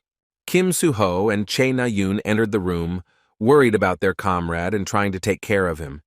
The girl asked if he had finally woken up, and Kim Ha-jin looked at them worriedly, not understanding anything.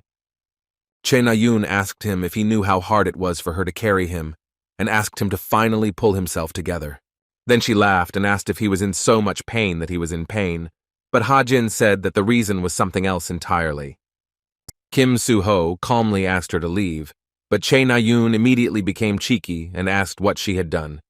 A cute girl with purple hair asked Kim Ha-jin how he was feeling, and he replied that he seemed fine. The girl said that he was showing signs of exhaustion and that he should not exert himself and asked him to try to rest more. Ha-jin asked what kind of house it was, and the girl replied that it was a residential building and that he was in his and Kim Soo-ho's room. She asked if he was sure he wasn't hungry, since it was already after 10 in the evening, and the guy replied that everything was indeed fine. The author knew that the murder episode was about to begin, and he was glad that he woke up before it all started. Then the maid asked the young man to rest, and with a smile, asked Chae Na-yoon to also leave the room. She started to lead her out of the room, and Na-yoon became angry and asked why everyone always chased her away. Kim Soo-ho started peeling the apple and asked Kim Ha-jin if he was okay and could move, and he replied that he was fine. The young man then used his smartwatch to check the news and find out what he had missed while he was sleeping. He read that monsters had appeared, but no one had been hurt, and he also realized that Jane had managed to escape unharmed. Kim Ha-jin decided to ask Kim Soo-ho about this incident, but the young man didn't even know what to tell him. He said that nothing terrible had happened, and the monsters had escaped before the heroes arrived, and asked the boy to eat an apple. Kim Ha-jin began to chew on a red-peeled apple and watched as the protagonist continued to peel other apples. He suddenly asked the hero to be careful, and Kim Soo-ho looked at him in surprise and asked again what he was talking about. Ha-jin told the boy that he was the main character and he couldn't be allowed to get hurt, so he needed to take care of himself. Soo-ho rushed towards Yoon Seung-ah without any fear. If the monster had appeared a little later, perhaps she would have killed him out of anger. Ha-jin understood that he acted like this because he was the protagonist who walked the path of virtue. However, will the main character, who tries to do only good, be able to overcome the difficulties created by an unknown creature? And also there was another very pressing question that did not give Kim Ha-jin any peace, and he thought about it very often. He wondered if the main character, Kim Soo-ho, would be able to bring him back to his real world where his parents and friends are. Soo-ho meanwhile smiled and asked what he was even talking about and which one he was the main character, which sounded really funny. He laughed and said that if he is the main character, then Kim Ha-jin and even the whole world are the main characters. Meanwhile, Ha-jin, who was lying on the bed, had a very deep look in his eyes, and for a while he was completely lost in thought. He then got up from the bed and asked Kim Soo-ho if what he said a minute ago was true, and the young man was surprised. The protagonist then turned to Ha-jin, who was stabbing an apple with a fork, and immediately responded. Kim Soo-ho said that he saw the report he wrote for Chae Na-yoon, which immediately surprised the guy a little. The protagonist said that the guy was quite abrupt, and Ha-jin replied that he was not abrupt, and Na-yoon was not a natural archer. Soo-ho said that she chose this path herself, and he believes that others should not encourage her to give it up. Ha-jin asked if he was really offering to support her even though it wasn't right for her, and it was obvious to the naked eye. He asked what the hero would do if Na-yoon tried her best but ended up failing miserably. He also asked Kim Soo-ho if he would take responsibility if the girl lost, which made him think. The hero asked why he was so sure that the bow didn't suit her, and Ha-jin replied that he had been watching Chae Na-yoon for much longer. He said that he knows much more about her and therefore he knows more information about them than the main character. Kim Soo-ho was stunned after these words because his statement was very harsh and unexpected for him at that moment. He began to look around nervously and asked what he meant, and Hajin tried to think of what to answer him. Strange sounds were heard behind the door, and he decided to use his ability to find out what was going on there. One of the skills of a shooter is the ability to hide, which Che Na-yun learned better than anyone, and there was no arguing with that. The girl at that very moment flew into the room where her comrade was sleeping, and by loudly opening the door, she immediately woke her up. With her face flushed with shock and sweaty, she wondered what kind of nonsense Kim Ha-jin was talking about since she had overheard the conversation. Yu Yeon-ha tried to wake up from her sleep and looked at Che Na-yun, who was out of breath and very nervous at that moment. She asked what happened and why she was making so much noise, and Na-yun said that nothing like that happened and everything was fine. Yeon-ha asked her to go to bed quickly if nothing had happened, and the girl did not bother her anymore. Lying on her side, she told herself that she needed to calm down because she had overheard this conversation and needed to ignore it. Che Na-yun was haunted by the thought that Kim Ha-jin had said that he had been watching her much longer than anyone else and knew a lot about her. Beads of sweat ran down her face from nerves, and she could not fall asleep due to obsessive thoughts that seemed to be eating her away from the inside. Suddenly, she wondered out loud what was on his mind, and then a hand touched her, and she became very scared. Yu Yeon-ha got angry and said that she had already asked him to be quieter, and Che Na-yun screamed out of fear that it wasn't her.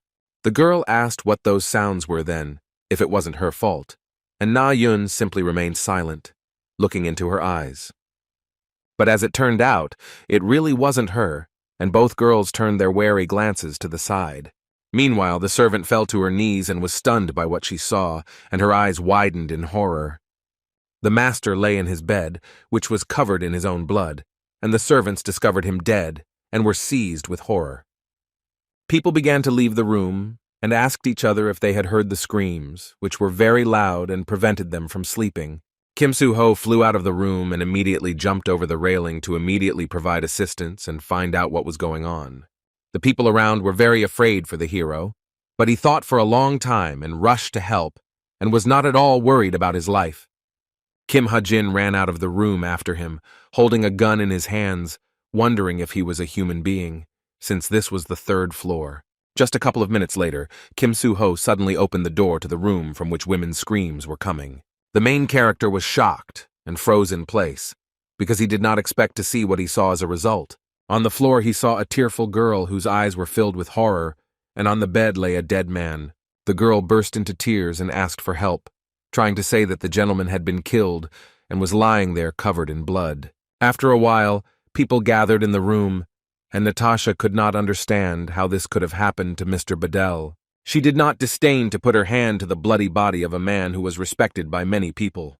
Natasha said that there was severe bleeding from a stab wound to the stomach, and she was very sorry, but there was no way to save him.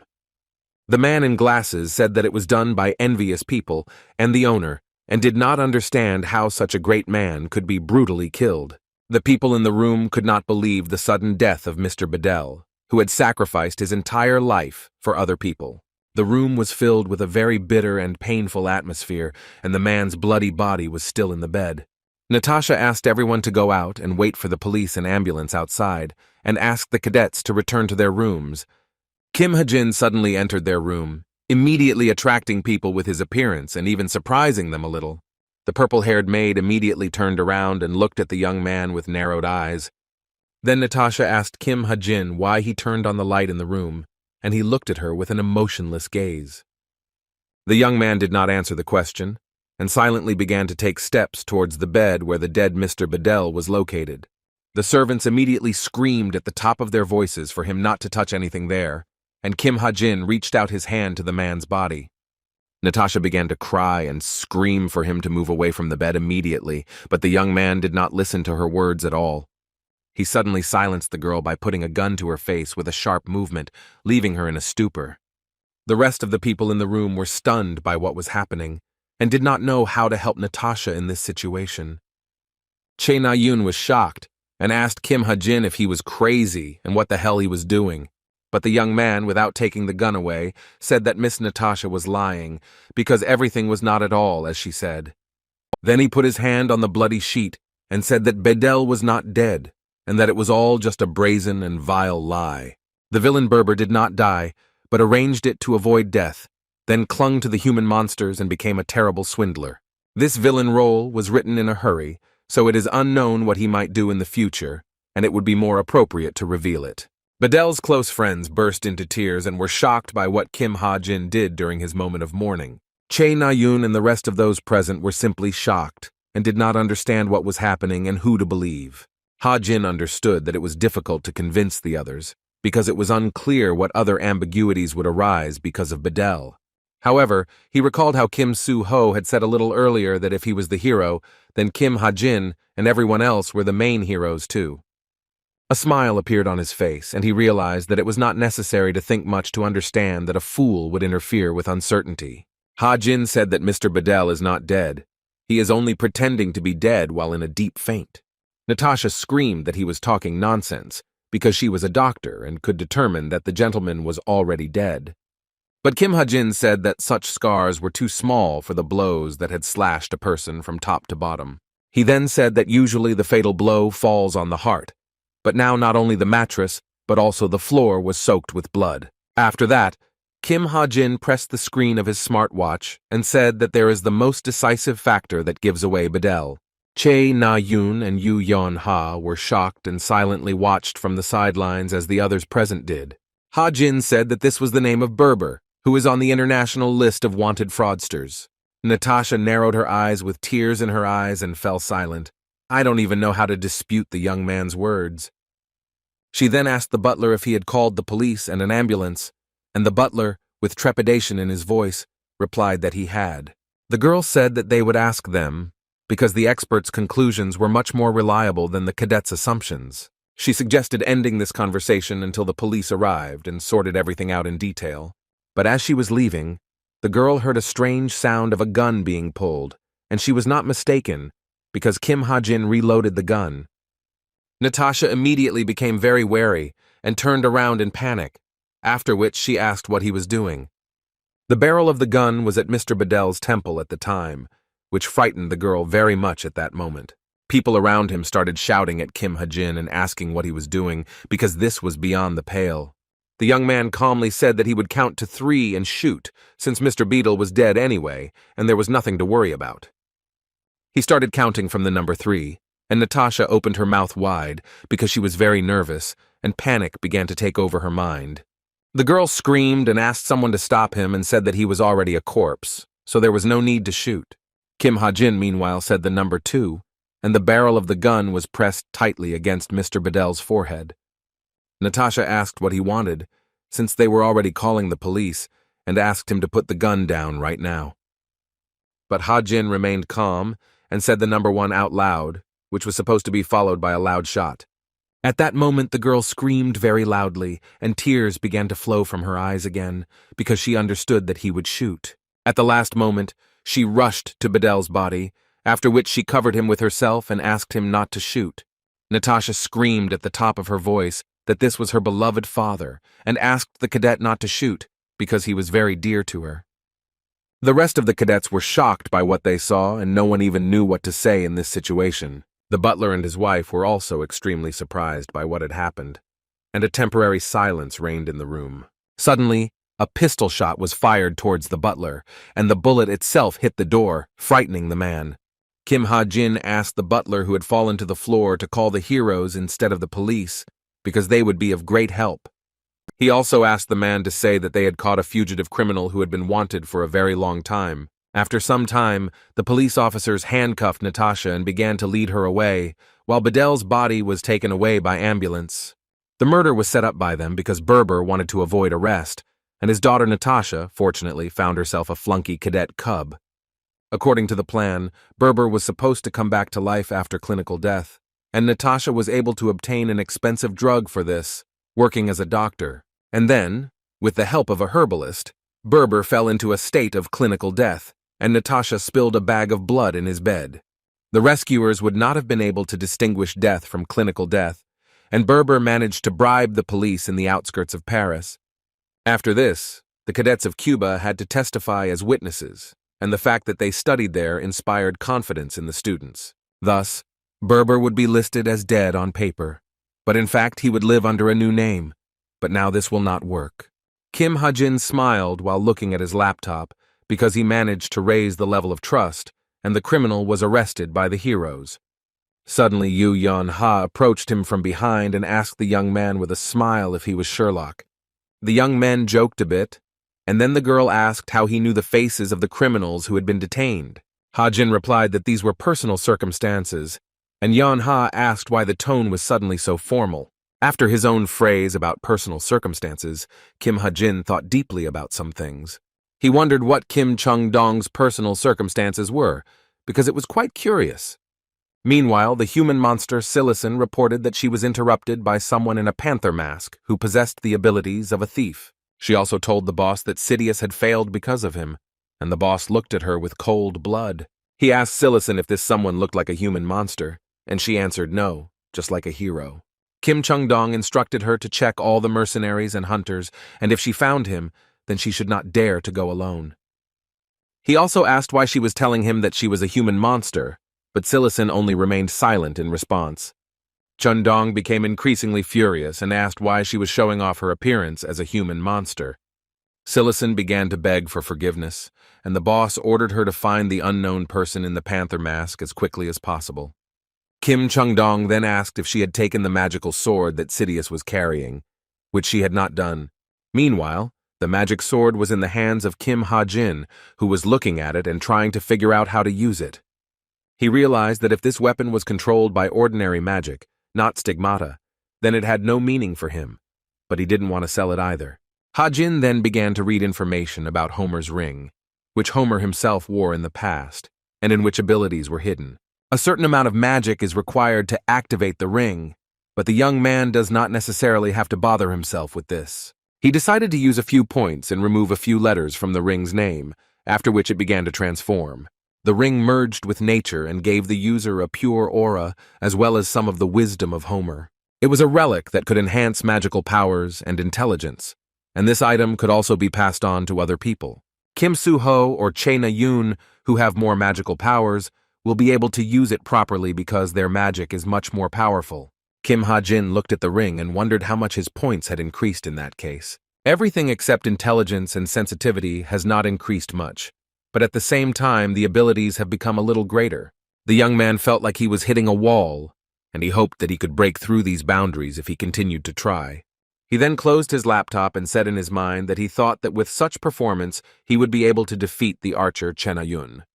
At one point, he remembered that he wanted to know about Kim Chung-dong's family, because this information was curious to him. Kim Ha-jin opened his laptop again and said in his mind that the co-author couldn't leave his past completely blank. Kim Chung-dong entered the Koob Academy. In the author's book, he was an episodic character, but in the real world he would be from a rich family. Ha-jin saw the name of manager Yoo Jin-hyuk and said that no one is as good at finding information as this person. He was one of those people who can find absolutely any information about a person, but the fee for his services would not be small. The young man said that for someone like Yoo Jin-hyuk, nothing is impossible, so he is willing to make a deal with him. But he remembered that he had spent all the money and went to feed Evangel's seed, and after some time he went to Norway. Why he went to Norway, according to the author, would take too long to explain. Suddenly, Kim Ha-jin was hit in the face by a snowball from Chae Na-yoon, and then she and her friends started laughing at him. The club resumed operations after a break, and the hunting club rented a house in Norway to celebrate the opening of the club. The sweet girl asked everyone to stop fooling around and said that she would now tell them about the rules of the event. She said that the senior cadets placed flags with numbers throughout the forest, and depending on the number, a prize was awarded. She also added that there are virtual reality devices, coupons, and much more, so they need to try. Chae Na-yoon found a piece of paper that did not promise any joy for her because it was a joyful gift. She immediately became angry and asked if Ha-jin had really set all this up, while the young man simply stood silently next to her. Then she began to leave and asked him not to get under his feet, and he warned her that there were boar traps below. Chae Na-yoon asked him if he was cold in such a thin coat and that he could easily die from hypothermia. Ha-jin replied that it was not a simple coat because it had a heating function, and the cold did not bother him. Literally, it was a coat that had many functions, including changing its shape into a jacket. It was a gift from Rachel, and she said it was her way of thanking him for helping her during her midterms. Ha-jin remembered her and her thoughts and told himself that she was very kind, and that 100 characters like her should have been created. Che Na-yun suddenly pointed her finger at a hill nearby and asked if it was true that one of the flags was located there. Kim Ha-jin looked at the slide in surprise and said that it really was first place, and the girl said that it was very cool. The young man wondered why the first place was in such a place, and where there would be such idiots who would climb there. But Che Na-yun didn't care, and immediately began to climb the hill, asking him to come to her immediately. Kim Ha-jin quickly pulled out a sharp blade with a thick handle from his coat pocket to make it easier to climb the hill. The girl asked what he was doing, and whether he really thought it would be enough to tie a knife to a rope and throw it there. The young man replied that a simple rope would not do, but in his thoughts, he said that it was a rope into which he had put the magic of stigmata. Then, with a sharp movement of his hand, he threw a knife tied to a rope, which was supposed to fly to the flag and knock it down. In his mind, Kim Ha-jin said that it didn't matter where he was flying, he just needed to adjust his magic power a little. The blade successfully reached the red flag at the top of the hill, after which it knocked it down and the flag fell. Che Na-yun looked at what was happening with surprise and asked questions about whether it really worked. Kim Ha-jin remained completely calm and walked towards the fallen red flag with the number 1. The girl asked with great interest what the prize was, and the young man replied that there was some kind of note there. The note had Yoon Seung-ah's phone number written on it and said that she would help the person who found it if she could. Che Na-yun was ecstatic and very happy, while Kim Ha-jin, on the contrary, remained emotionless and cold. He handed the note to the girl, and she said with surprise that it was the phone number of the deputy head of the number 1 guild. Kim Ha-jin replied that he didn't need her phone number, but in his mind he said that he already knew Yoon Seung-ah's phone number. Che Na-yun was surprised and picked up the note that had the guild deputy's phone number on it, but she still rejected the gift and said that he was the one who got the flag, and Ha-jin said that if she didn't want it, then she didn't have to. Meanwhile, Yu Yeon-ha was sitting at the table and slammed her pen on it in anger because she couldn't figure out something important.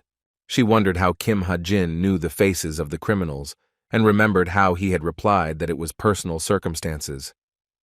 These thoughts did not give the girl any peace, and she asked in order to solve this because all this was very strange. Yeon-ha understood that Berber was operating in Europe and that there was nothing that could connect them with Ha-jin, and there were no points of contact. She would rather believe that he was looking for information about international criminals, but it is not known why he would do this. The girl continued to think, and in her thoughts she said that in addition to all this, there was something else mystical.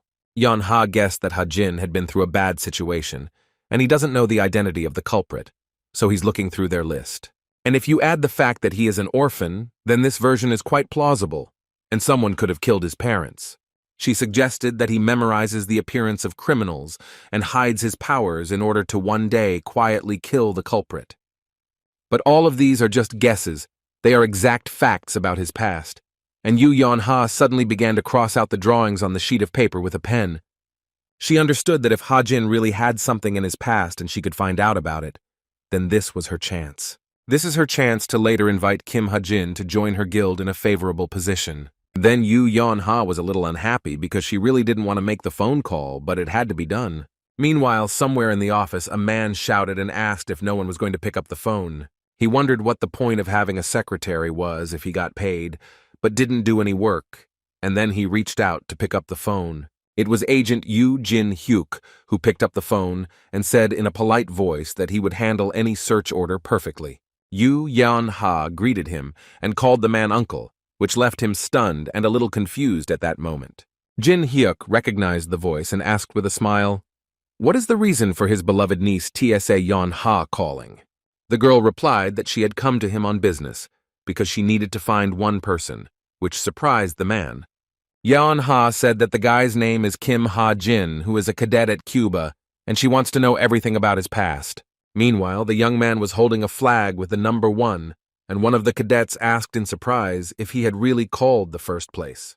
In his mind, Kim Ha-jin said that the prize for 4th place was more useful than the prize for 1st place, because it was a pair of virtual reality glasses. Large icicles hung from the roofs, and the cadets decided to go and eat some hot meat because they were freezing. Kim Ha-jin told the waitress that he would cook the rest of the meat and asked him to rest, and the young man did not argue. Somewhere nearby, pleasant music was playing, and outside the window one could watch a mesmerizing sunset and fir trees covered with snow. The young man's aunt owned a meat shop, so he knew how to fry meat very well, which was obvious. One of the cadets said that the final exams were coming soon, and the others paid attention to her and began to listen. She advised to be careful and not to trust anyone, and another cadet asked if it was really that hard.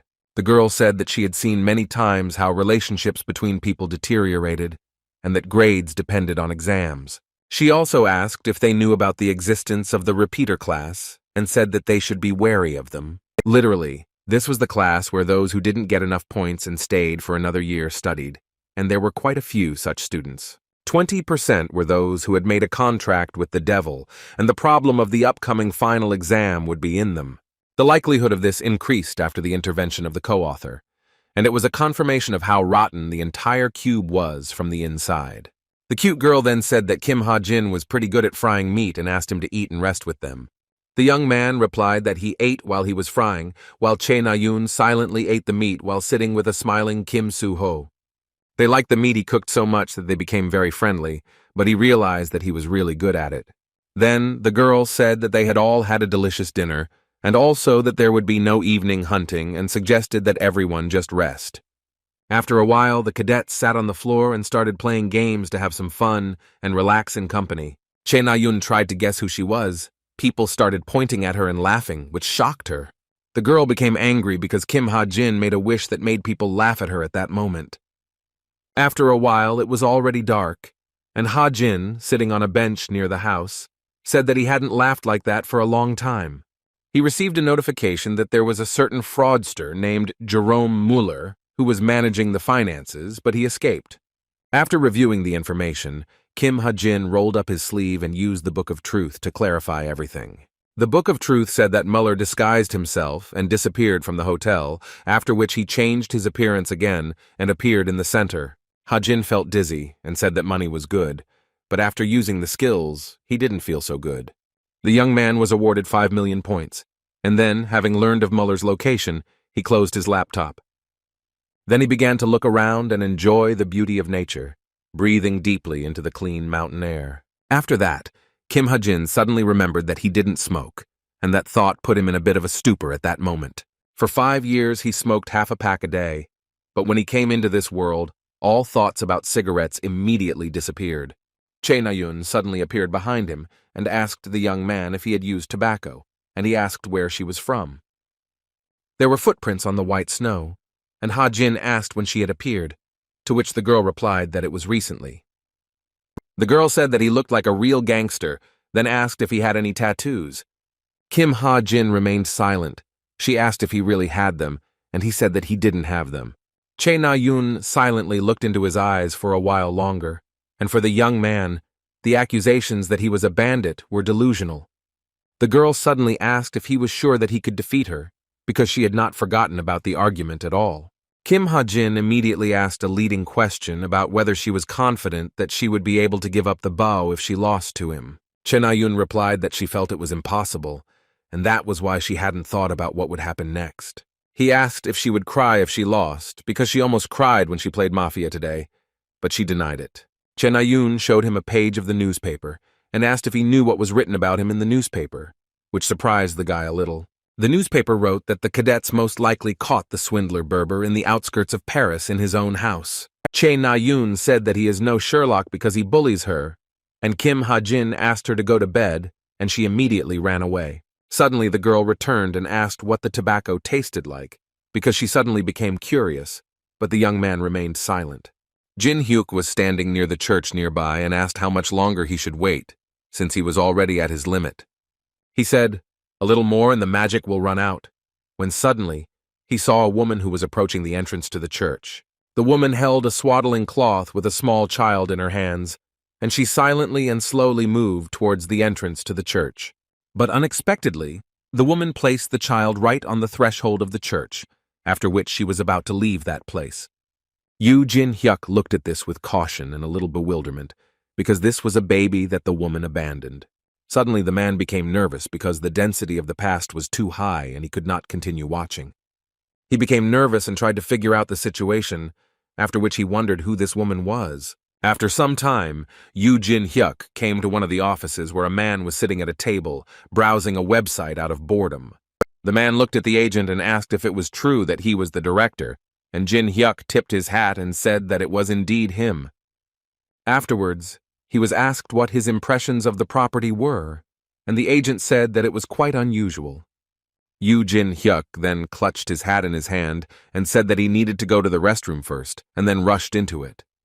Afterwards, he began to tell that he returned on the day when Ha-jin was abandoned at the orphanage, but he did not see his parents, and a girl brought him. The man asked the agent which girl he was talking about, and Yoo Jin-hyuk said it was a small girl. He said that nothing concrete was known and that in order to find out the details, it was necessary to maintain a full state. Yoo Jin-hyuk said that it would take some time, and even though it was his niece's request, he couldn't do it for free. The man covered his nose because there was an unpleasant smell in the room, then said that he would have to do it for free. He said that there was another order to find out Kim Ha-jin's personal information, and the customer was a high-ranking member of the Purple Banquet. Yoo Jin-hyuk began to read the order with surprise and great interest, because the customer was of the same rank as himself at that time. He was attracted by the red diamond rank, and a letter in a very respectful form, plus a large advance payment for the order. The men had no doubt that this was a request from the Chameleon Group, who really wanted to get Kim Ha-jin into the team. He looked at the photograph of the young man with a little trepidation, realizing that there really was something about him. Yoo Jin-hyuk said that this Kim Ha-jin really seems to be hiding something, otherwise no one would be hunting him like that. After some time, the instructor told the cadets that there were only 4 weeks left until the final exams. The practical exam will be very different from the previous ones, and will test all the knowledge gained during the semester. Unlike midterm exams, which are more like entertainment, the final exam will have no spectators or field. The exam will last a week on a remote island in Korea, in the form of a survival test among monsters and beasts. Kim Ha-jin said to himself that if the co-author interferes, then changes may occur here too, which already gave him a headache. He knew there were already a lot of variables expected in this exam, so he needed to be prepared. The instructor said that for safety reasons, heroes of mid and high ranking, as well as mentors, were invited to the exam. He then said that they could go back to their rooms and wished everyone a good weekend, and Ha-jin began to pack his backpack. Suddenly, Chae Na-yoon appeared and turned to him, asking him enthusiastically if he had forgotten about their argument. Kim Ha-jin asked if she had forgotten that if she lost, she would throw away her bow, and Na-yoon asked him not to cry from shame. After some time, the young people arrived at the National Archery Center to finally sort things out. Chae Na-yoon looked at Kim Ha-jin and asked if he was ready, and he, holding a bow in his hand, said that yes, but there was one thing. He looked at several cadets and asked what they were doing there, while the cadets clapped and shouted in support. Lee Young-han hugged them and happily said that such events are much more interesting when there are spectators. Kim Ha-jin looked at him and said in his mind that he wasn't even ashamed of what happened last time. Suddenly, Shin Jong-hak grabbed him by the hair and asked him what would happen if he lost the bet and left the cube. Chae Na-yoon kicked him away and asked them all to back off before saying that they were starting the competition. She said that their goal was to hit the target, which was a camera from where targets would pop out.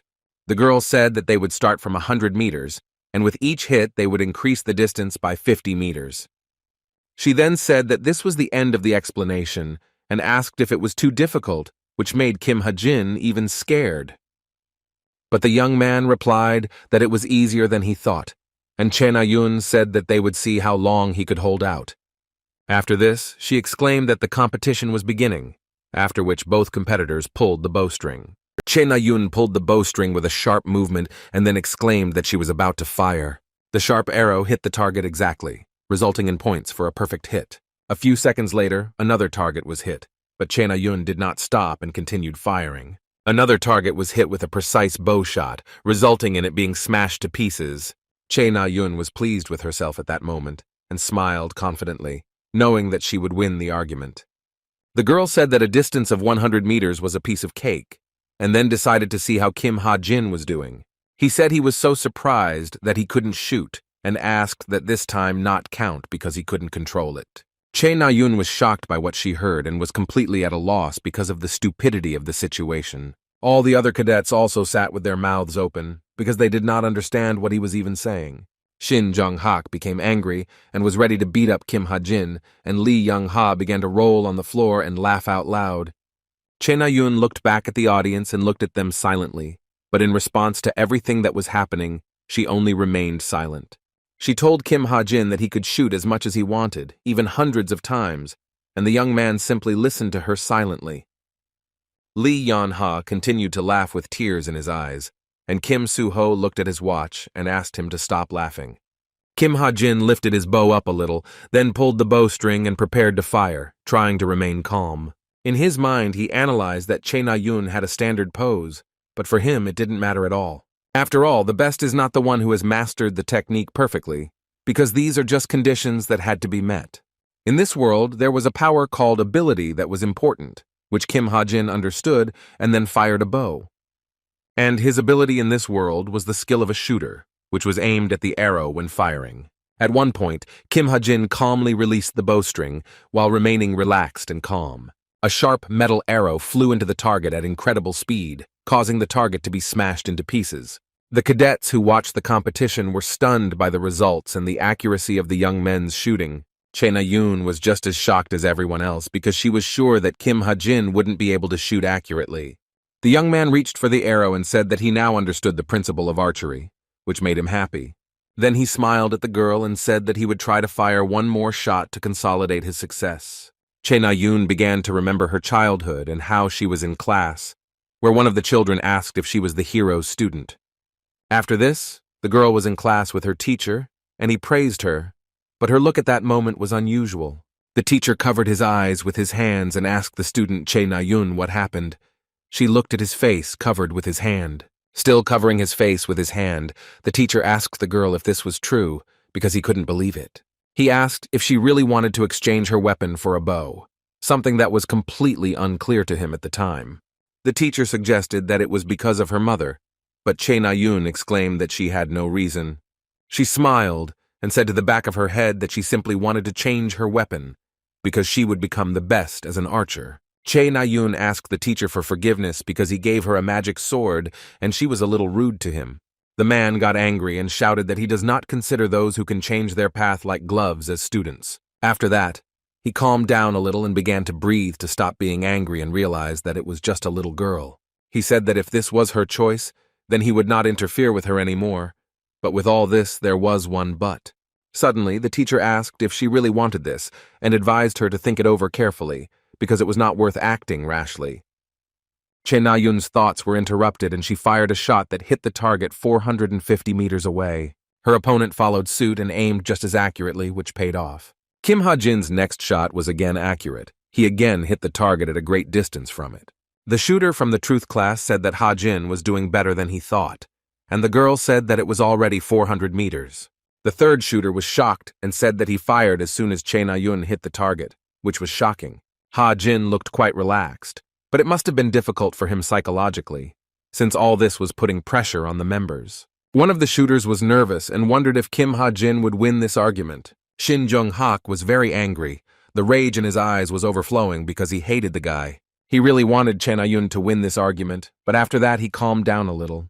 But the girl herself was not going to give up, after which she confidently pulled the bowstring and fired another shot. This time her shot was not as accurate because the arrow hit below the middle of the wooden target. Che Na-yoon became nervous because she realized that she had missed the target and that it could have resulted in her losing the bet. Kim Ha-jin said at that moment that he had already said earlier that the onion was not suitable at all, and she drew attention to it. The girl asked if he was afraid, and what kind of cheap tricks these were, after which she asked him to shut up and shoot. Che Na-yoon was not known for her calm nature, and if you teased her a little, she would immediately become angry. She wasn't suited for the role of a marksman, and Kim Ha-jin suddenly asked if it was true that she was simply afraid of fighting with a sword. These words plunged the girl into complete stupor and bewilderment, after which she simply asked him to hold his tongue. Ha-jin said that it just seemed that way to him, so she constantly tries to rationalize everything. Che Na-yoon said that her archery ability is just like her fencing ability and she is good at archery. She also said that even with a bow she can become a first-class hero and she sees absolutely no obstacles. Kim Ha-jin said that despite the change of class, she was doing well as a shooter, and his words made the girl even more angry. But the guy finished her off by telling her that with such achievements, not only would she not be able to avenge her family, but she wouldn't be able to cope with the monster. After this, the girl released the bowstring and fired a shot, and her head was in complete confusion. But the attempt to make an accurate shot was unsuccessful, as a result of which the target simply flew off to the side. The other cadets were shocked by what they saw, because they expected Che Na-yun to make an accurate shot. The girl herself was completely confused at that moment, and could not believe that she had missed the shot. Kim Ha-jin, unlike everyone else, looked at her as if he wanted to say that he had warned her before. It was very hard for society to admit it, but Che Na-yun lost, and she herself desperately sat on the floor. Yu Yeon-ha was walking down the street for a while, but suddenly stopped because she saw a familiar girl. On the bench, she saw Che Na-yun sitting, hunched over, and it was obvious to the naked eye that she was upset. She immediately approached the girl and asked what she was doing there, since everyone had been looking for her for a long time. Che Na-yun didn't even raise her head and sat with her hands down, saying that Yu Yeon-ha heard everything herself. She asked if she had heard that this degenerate had started talking about her family, and Yeon-ha listened to her words in surprise. Na-yun cried and said that she and Ha-jin weren't that close, but she thought he wasn't as bad as people said. Yeon-ha looked at the crying girl and wondered in her mind if she really meant that he was picking on her on purpose. Then she realized that Che Na-yun were important characters, and if their relationship got worse, it would affect her plan. She realized that she needed to take action and approached the crying girl, then said that Kim Ha-jin also had no family. After that, she said that he doesn't have a family, perhaps for the same reason as Che Na-yun herself. Yeon-ha said that it was just her guess, then asked if Kim Ha-jin could see herself in Na-yun. The tears disappeared from the girl's eyes, and Yeon-ha continued that maybe he was behaving incorrectly, but he wanted everything to be good for her. After that, surprise was visible in Che Na-yun's eyes, and she looked at her without looking away, listening attentively. Then Yu Yeon-ha said that she was going to sleep and asked her not to sit on the bench for too long, and the girl was left alone again. She recalled how, as a child, she was asked why she chose a bow, and the girl replied that she was a little tired of the sword. The young man looked at the little girl, but still remained calm and did not want to be angry with her at all. He stroked her head and said that he would support her in any choice she made, and that he was sure that she would cope with everything. He then asked if she could promise him something, and Che Na-yun asked with excitement in her eyes what it was. He asked her to promise that when she was ready, she would think again about what she really wanted to do. Che Na-yun extended her little finger to him and said that she promised to think about it once. It was so important for her future. The girl continued to think, and Kim Ha-jin was notified of the triggering of incredible luck in human relations. Yoo Jin-hyuk said that Ha-jin might be connected to some criminal group, but he didn't mention the chameleon group. He then asked his niece, Yeon-ha, whether he should continue to follow the young man or leave him alone. The girl answered with a smile that she had already decided everything and that he definitely had to end up in the Essence Straight Guild. Yoo Jin-hyuk smiled after hearing this and realized that he would have to strain his channels, and it seemed like he didn't understand something. Kim Ha-jin thought that there were so many spectators at their competition that rumors immediately spread, but he didn't think about consulting. He was afraid to go into the classroom and wondered if he should limit himself to morning training and then go home. He heard a presence and looked around the corner because he was curious who else was here at such a time. Taking a closer look, he was stunned because Che Na-yun was in the training hall holding a sword in her hands. The girl, out of breath from training, turned around and saw Kim Ha-jin looking at her from around the corner. She immediately hid the sword behind her back with a sharp movement, and the young man silently continued to look into her eyes. He asked if she was training, and Che Na-yun was hiding her sword behind her back and nervously asked if she couldn't train. In response, Kim Ha-jin said that it was not that, and the girl continued to look at him nervously and tremulously. He looked at her hair and said something about it, and Che Na-yun nervously asked what was wrong with her hair. Ha-jin asked if she cut her hair because of that bet, and Na-yun yelled that she was just hot and wouldn't cut her hair because of that. But in response to her anger, the young man smiled and said in a calm tone that this haircut suited her very well. Che Na-yun immediately calmed down and seemed to be a little stunned. after which she turned her gaze to the floor and remained silent. Kim Ha-jin said that he would go to practice, and the girl looked at him in surprise and did not detain him any longer. She looked after the young man as he left, after which she was again left alone with her thoughts. Chae Na-yoon looked at the sword and wondered how Kim Ha-jin must have felt when he gave up what he had been doing his whole life. Then she rested her head on the hilt of the sword and wondered what it must have felt like to choose a different weapon. Suddenly, the sword in the hands of the emotionless girl glowed a green color that was pleasing to the eyes. Chae Na-yoon was immediately happy that she was already reaching the ceiling, and this could not help but make her happy at that moment. She recalled Kim Ha-jin's words, that she herself felt that archery was not her craft. The girl then said that it seemed like he knew about everything from the beginning and just wanted to give her life advice. Meanwhile, Kim Ha-jin was at home ordering camping supplies online worth almost 2 million. He said that things like weapons or protective gear could be prepared in advance just in case. Evangel's seed made angry sounds, and Kim Ha-jin said that he would feed it now since it was so hungry. He began to feed the seed with precious blood and said with surprise that it had grown so much as if it would soon hatch. If you change the seed with magical power, you can keep it in the dorm in the form of a cat or a dog. Kim Ha-jin stroked the seed and asked it to hatch quickly, as he was already impatient to see what it was like. Jane was at the hotel and asked her boss if she really wanted to dress up as a cadet and take part in the final exam. The boss said that this is why her help was needed, and the girl asked if it was necessary and if she was really fixated on something again. The woman replied that there was a person she wanted to test, and that she also needed to get something from this exam. Jane sighed reluctantly and said that no one would stop the boss, that there was consent to participate in the operation. The mysterious leader remained cool and silently looked at the girl who continued to say something. Jane said that she had written down the manner of speech, character, and habits of the girl she would disguise herself as, and that this needed to be learned. The boss said that she would fulfill all the requirements, and Ballerina said that she was worried about something. The leader smiled and said that she had become too often worried, and then asked what was so difficult about it. Soon she was disguised as a girl who was surrounded by her 2 glamorous friends holding her hands. She recalled that the file stated that they were school friends, and one of the friends handed the girl a cookie. The boss thought that there was absolutely nothing difficult in pretending to be an ordinary, unremarkable cadet. When her friend asked her whether she had a boyfriend or not, the girl smiled and said that there was no question of that. Not far away, she saw Kim Ha-jin standing there, looking straight at her and just standing there for a while. She activated the observation and viewing skill and then began to look at the young man, who was very excited. The leader of the chameleon group carefully analyzed him and realized that he saw her, and the excitement was still visible on his face. Kim Ha-jin immediately sat down at his desk and began to worry about how this could have happened, while looking at the girl.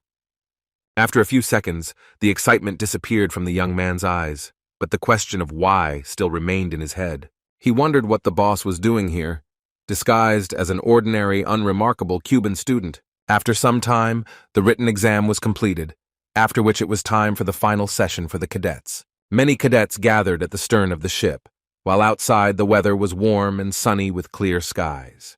Ha-jin was at the stern of the ship, watching the pink-haired student that the boss of the chameleon group was disguised as. He watched the giggling girl and realized that the boss had infiltrated the cube under the guise of the pink-haired student, So Lee-jin. He thought that after the midterm she would no longer show up at the academy, but unlike the plot, she showed up again. Ha-jin didn't know why, but he followed her everywhere, and at the same time, he increased his points. At one point, he even caught her near the soda machines and tried to start a conversation. Well, all he managed to get as a result of his actions was a can of soda, which still lies in his refrigerator. He wondered if it was possible that she wanted to watch Kim Soo-ho and Shin Jong-hak, who were much stronger than him, some more. Suddenly, the stern instructor interrupted his thoughts as he ordered everyone to pay attention to him. The instructor exclaimed that the rules for the final exams were very simple, and the cadets listened to him in silence. The man said that they had to survive on a nearby island for 5 days and earn points for themselves. He said that points can be obtained by destroying monsters or taking them from other cadets, and they can also be resold. He also said that if they wanted an even better grade, they could try to take the badge from the caretaker and get 200 points. The instructor said that they would all be dropped off at the designated location, after which he asked them to follow him, which the cadets did. After some time, all the cadets landed on the shore of the island, where they will have to survive for 5 days. Kim Ha-jin walked forward, and at one point he was very surprised because he saw a woman's blonde braid. The young man was surprised to see Miss Rachel, to whom he immediately turned, and the girl immediately turned to him. He asked the princess if she wanted to stick together during the exam because it was very difficult to be alone. Kim Ha-jin knew that it was no coincidence that he was here with Rachel, and she was looking at him in surprise. He had previously given much thought to the changes that had occurred after the intervention of the book's second co-author.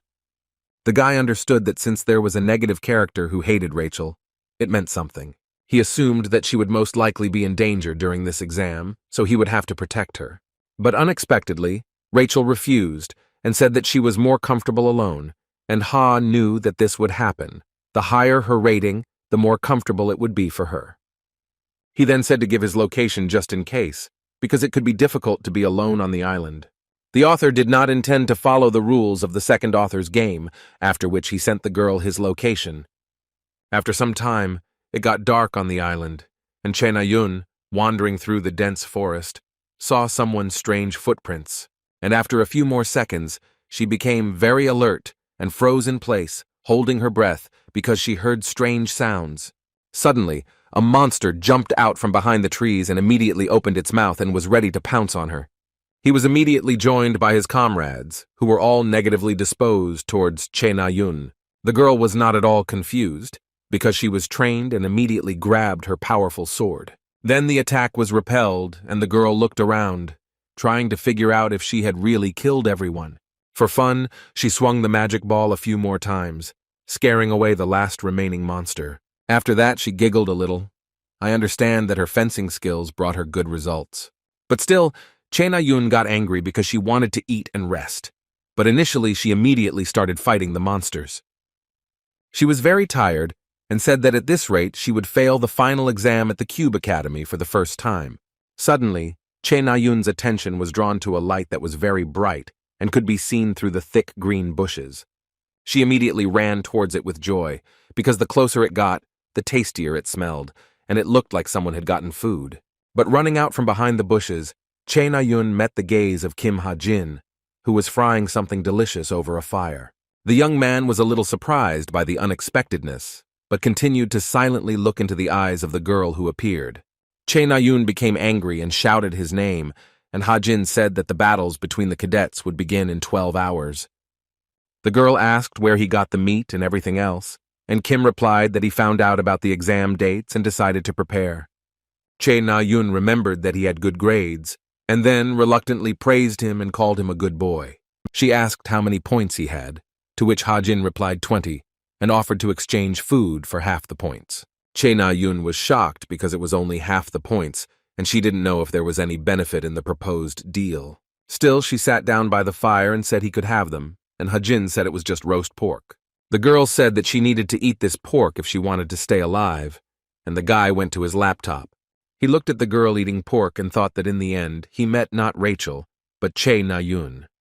He then successfully hacked the drone's server, after which a connection to the server itself began, which is what he needed.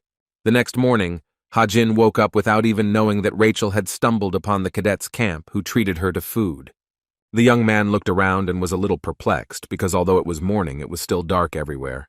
Looking around, he wondered if it was really polar night on this island, since it should have been dawn by now. He then noticed the sleeping bag that Che Na-yun was sleeping in and realized that she was still sleeping. Next to him on the pillow lay Evangel's seed, which Kim Ha-jin looked at with a smile and love. Then he stroked it with all of them and asked if it wanted to eat, and the seed was very smooth and tender at that moment. Kim Ha-jin lightly tossed the seed in his hand and called it very cute, his cheeks turning red with affection. After that, he put it in his pockets today and asked him to sit there for now until he got some food. The young man nevertheless asked Che Na-yun if she was still sleeping, but he did not receive any answer to his question. He said that he needed to pack up the tent, but the girl was still asleep and heard what he was telling her. However, Kim Ha-jin decided not to wake the girl and said that he still needed to take down the tent. From this point on, battles between cadets are allowed, and you need to get rid of dangerous characters, but you can't kill anyone. Those cadets who, in the author's opinion, became human monsters are not yet such at the moment. The contract between a human monster and his own kind is different from the contract between a demon and a human monster, because in the first case he is just a pawn. But since the monster is filled with magical power, the contract is considered more flexible, and the possibility of nuances can be eliminated. This contract became more widespread, but due to the side effects, few people survived, but Chu Yo-hong overcame it. Kim Ha-jin slung his bag over his shoulder and decided to start by climbing a little higher to get a better look. The first destination was the World Tree, which was located in the very middle of the island. The young man understood that he had to hurry, but Che Na-yun was still lying in the tent and sleeping soundly. After a while, Kim Ha-jin found himself in the less needed place, and a blue light suddenly flashed from behind the bushes. Whose voice was it that called out to Yu Yon-ha and said that he had found one, while Ha-jin stood still and remained silent? Yu Yon-ha suddenly stopped the archer and ordered her not to shoot, which surprised the girl a little at that moment. She said that this young man could not be touched, because she had plans for him that she did not tell anyone about. The archer looked at the rankings and said that Kim Ha-jin was only in 934th place on the list. Yu Yon-ha said that Rose couldn't handle him, and Kim Ha-jin, meanwhile unsuspectingly, continued on his way. The girls continued to watch him from behind us and saw how the young man fell to his knees and firmly pressed his palm into the ground. Rose became wary and wondered if he really wanted to climb the World Tree if he was preparing to jump. A few seconds later, Kim Ha-jin made a high and sharp jump, which surprised the girls watching him. Rose was stunned that the guy managed to make such a high jump in just a few seconds. Yon-ha said that ratings are just numbers for him, and it's immediately clear how everything would end if she took off. Then she asked the Rose not to tell anyone about his power, and the surprised girl asked why that was so. In response to this, Yu Yon-ha said that no one knows. Maybe he will become a member of their team later, and it will be very awkward. After this, a notification came to her smartwatch, and a shocked Rose promised that she would keep it a secret. Yu Yon-ha said that she received a call from Lee Jin, signaling that it was time for them to return. Meanwhile, Kim Ha-jin hid in the dense foliage of the trees and used his clairvoyance ability. He looked around and saw other cadets who were talking to each other and did not even suspect that they were being watched. There were 3 more cadets standing nearby, who were just as calm and chatting without suspecting anything. But suddenly, Kim Ha-jin saw an entity that had pumped up back muscles and was turned with its back to him. Seeing this, the young man became a little wary because the body was clearly pumped up and well-muscled. There was a plump bird sitting on a branch nearby, and Kim Ha-jin happily said that he had found what he needed. He found a way to blow his nose without using his hands, and there was a pleasant smile on his face as he continued to watch. In his mind, Kim Ha-jin said that all he needed was a special pen and a branch with a mark on it. That would be enough. After that, with a sharp movement of his hand, he swung and threw a branch broken off from a tree, which flew along the correct trajectory. Kim Ha-jin used stigmata magic, and the branch flew straight towards the target, who had his back turned. At one point, the guy at whom the branch was flying listened and heard strange sounds behind him. Then he turned around and was a little confused because a strange branch fell right next to his feet. He took the magic item in his hands and began to look around while being very careful. The guy immediately noticed a thick tree and assumed that the shot could have been fired from there. Kim Ha-jin was still hiding behind the thick branches of the tree, and then said that now all that was left was to wait. Meanwhile, Che Na-yun began to wake up from her sleep and try to figure out where she was, and her sleeping bag was lying in the middle of the forest. The girl immediately sat up and began to yawn after sleeping, and her face turned a little red and she did not understand anything. While adjusting her blouse, she began to remember that she had heard some words from Kim Ha-jin while she was sleeping. The girl's cheeks swelled a little and turned red, because she remembered that the young man had called her very cute while she was sleeping. She had heard many compliments about her appearance since childhood, but she thought, is it possible to say such things to a sleeping person? Then Che Na-yun began to push these thoughts away and assume that Ha-jin had met a stray dog or cat. She also suggested that he was looking at himself in the mirror and called himself very cute, and not her at all. These thoughts did not leave the girl, and she realized that if this was not so, then there were no other options. She put her hand to her face and wondered if he was really talking to her, and she didn't know what to do. Meanwhile, Kim Ha-jin was somewhere in the center of the island and was thinking about her own things without even thinking about it. Rachel, meanwhile, was very sad and continued to follow, exploring the island with her new team. Last night she joined the second-year team, which includes Chu Yeo-hoon, who she didn't like very much from the beginning. They refused her offer of points and simply shared their food, and even asked if she was inconvenienced. Still, Rachel felt uneasy around them and was constantly wary and nervous after joining the team. Other cadets struggle for grades, but the team of repeaters doesn't even try to earn the necessary points. They are not even interested in how much others manage to collect, although it should be the other way around, because this is very important for the exam. Rachel was sweating as she thought about it and said that their behavior seemed to be telling her something. She got the impression that they were focused on her more than on the final exam. It all looked suspicious, and she realized that staying among them was a bad idea, and Kim Ha-jin needed to join. Chu Yo-hong was on the tree and suddenly turned to Rachel, who immediately became wary but didn't show it. He said he had found a 10-point grizzly bear and asked if she wanted to catch it with him because he couldn't do it alone. Rachel immediately agreed to help, and in her mind she told herself that she would help him, after which she would immediately leave their team.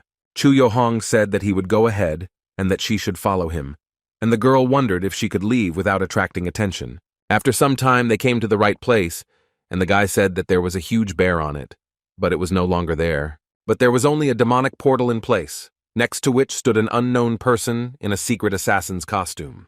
Rachel looked at the monster and wondered who it was then, if not the caretaker, but the monster was smiling at her.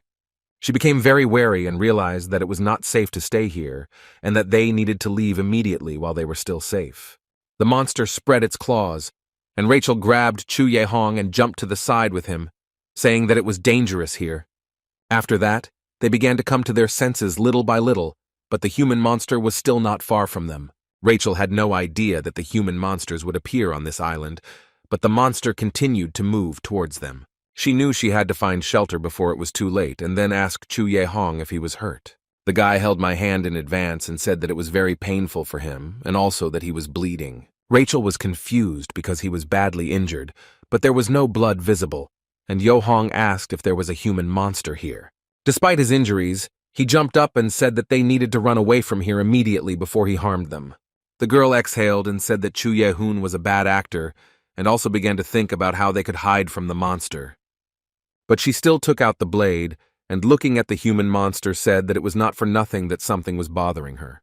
But she never thought that the monsters would be interested in the cadets of the Cuba, and then she admitted that she was very wrong. The man-monster with long iron claws smiled at her, and then suddenly rushed at her. His speed was so great that red clouds of smoke rose up behind him, and Rachel was a little confused. She looked ahead excitedly, trying to see the enemy among the huge influx of smoke, but she couldn't. But suddenly the man-monster jumped on her and immediately struck with a blade, but fortunately Rachel managed to put the sword under it. She held the sword tightly in her hands and was amazed by the enemy's incredibly powerful destructive force. Rachel literally grabbed the hilt of her sword, but there was another thought in her head that surprised her a little. This thought was the confidence that she could cope with the destructive power of the monster, after which she repelled its attack. The girl began to move from side to side, not allowing the enemy to corner her and strike, which she succeeded in doing. Then a very opportune moment presented itself, and Rachel, without thinking twice, swung her blade to pierce her opponent. But the human monster turned out to be more cunning and suddenly jumped behind her back, after which he cut her leg in the ankle area, which amazed the girl. Blood immediately began to flow from Rachel's leg, and the girl herself stood in place and tried to understand what had just happened. She couldn't understand what this strange feeling was in her leg, and meanwhile the man-monster made a jump straight at her. Confused, Rachel turned around to see a monster standing above her, ready to deliver a fatal blow. She wondered if it was just a distraction, and the monster clone surrounded her from the other side, and there was nowhere to go. The girl understood that she would not be able to dodge, and the monster began to giggle, because he was sure that victory was on his side. But what struck her even more was that the monster man was suddenly wounded and screamed at the top of his voice in incredible pain. Rachel turned around immediately, as the unexpected scream couldn't help but catch her attention at that moment. The monster man survived the injury, but became even more angry and was ready to literally tear the girl apart. He then used his devilish superpower, leaving a deep trench in the ground from his blow. Rachel was shocked by what was happening, and even a little confused, because she did not understand what was happening. Kim Soo-ho suddenly appeared, took out his magic sword, and swung it to fight back the monster. Then the main character gave the command to Che Na-yun, saying that she should fire the shot now, because later it would be too late. The human monster was perplexed by what was happening and did not understand what he should expect in the coming minutes. Then he turned his head to the side and saw the archer Che Na-yun, who at that moment had already lowered the bowstring and fired a shot. The excited cadets immediately rushed to Rachel, for whom they were very worried, and the girl was glad to see them. Che Na-yun asked if she was okay, and the princess replied that everything was fine and thanked them for their help. One of the cadets looked down from the cliff and said that it seemed like the monster jumped down before the arrow hit it. Kim Soo-ho said that they could attack again at any moment, and Rachel needed to leave with the team now. The girl followed along with the team of cadets, but at one point she saw something that caught her attention. Princess Rachel was immediately curious about what it was and decided to come closer to take a closer look. She saw a shiny metallic object and assumed it was a bullet from a firearm. Che Na-yun looked at the girl and asked her not to fall behind, while Rachel looked at the bullet in surprise. Then the puzzle began to come together in her head, and she wondered if the first shot had really been fired from a rifle. She immediately projected the situation in her mind and imagined the sniper looking through the scope and shooting at Chu Yo-hong. Rachel wondered if the first barrage really wasn't an attack by archer Che Na-yun. Soon the team was sitting around the fire, and Che Na-yun was asked if she had really decided to switch to the sword. The girl immediately flared up and said that she had captured him as an additional weapon and she had not switched to him at all. Rachel wondered how Ha-jin knew she was in danger, why he decided to help her, and why he didn't show up afterward. She was deep in thought about all this while holding the bullet in her hand, and meanwhile, Che Na-yun was saying her name, but she didn't hear it. Che Na-yun suggested that they form a team where they will be together with Kim Soo-ho because it will be easier to pass the exam together. Rachel apologized and said that she had to go, and Soo-ho said that the danger was not over yet and it was better for her to stay close to them. But the princess stood up and said that she could not do this because she needed to meet someone. Kim Ha-jin, meanwhile, had 22 points, 12 of which were given to Na-yun, and he received another 10 for killing the monster. The guy said that if he wanted to be safe, he needed to get about 50 points, which would be enough. He placed his hands on his knees, and then began to think about how much more would need to be done for this to happen. Kim Ha-jin didn't even know how many monsters he still had to kill to get that many points. But suddenly he became even more wary, because a pink-haired beauty emerged from behind the bushes, in whose body was the boss. Kim Ha-jin was very surprised to see her, and wondered where the boss of the chameleon group came from and what she wanted from him. He knew he couldn't defeat her if she wanted to fight, and then he wondered if he should avoid her while he could. But still the guy realized that she probably came to observe, and then asked what she was doing there. Kim Ha-jin hoped that she wasn't going to attack him, and the cadet took out her sword. But seeing the sword in her hands, the guy realized that she was still going to fight him, but there was still a smile on his face. The cadet asked him to take out his weapon, and Kim Ha-jin asked with trepidation what she wanted, and did not understand the meaning of this request. He knew his chances of winning were 0, but then he asked what she was talking about, and he had a firearm in his holster. Kim Ha-jin said that he had no idea what she was talking about, and her intentions were not clear to him at all. The girl said that if he didn't get the gun, he wouldn't leave her a choice, and the guy asked him to explain what was going on. The pink-haired beauty then asked if he was really going to waste his time on idle chatter that would bring no benefit. She said that in that case she would assume that he would not mind if she attacked him, and Ha-jin quietly took off her smartwatch. A smile appeared on his face, because he understood that what he had planned a couple of minutes ago had been accomplished. The girl noticed her smartwatch in his hands, after which she became wary, because she did not understand how he stole it. She looked at it in surprise and tried to figure out if it was really her watch, but she wasn't completely sure. The female cadet asked if Kim Ha-jin was going to surrender, and the young man held her smartwatch in his hands with a smile. The girl still said that the watch looked like hers, and then looked at her wrist and discovered that there was no watch on her hand. Ha-jin said that the duel is won by the one who gets the opponent's watch first, and if he presses it, it will be disqualified. The cadet immediately began to get nervous, but the young man threw the watch back to her and told her that she didn't have to be afraid. With a smile on his face, Kim Ha-jin said that she got off easy this time, but next time he won't forgive her. Holding the smartwatch in her hands, The surprised girl asked what it meant that she got off easy this time. Suddenly, he rushed to the side and began to run away, and the girl tried to stop him and asked where he was running away to. After the young man ran away, the boss in the cadet's body asked Jane if she had seen everything that had happened. The girl said that she was distracted for a minute, after which the boss of the chameleon group calmly said that it did not matter. The boss couldn't believe how Ha-jin was planning everything so quickly and wondered if she should have activated at least one of the stigmata.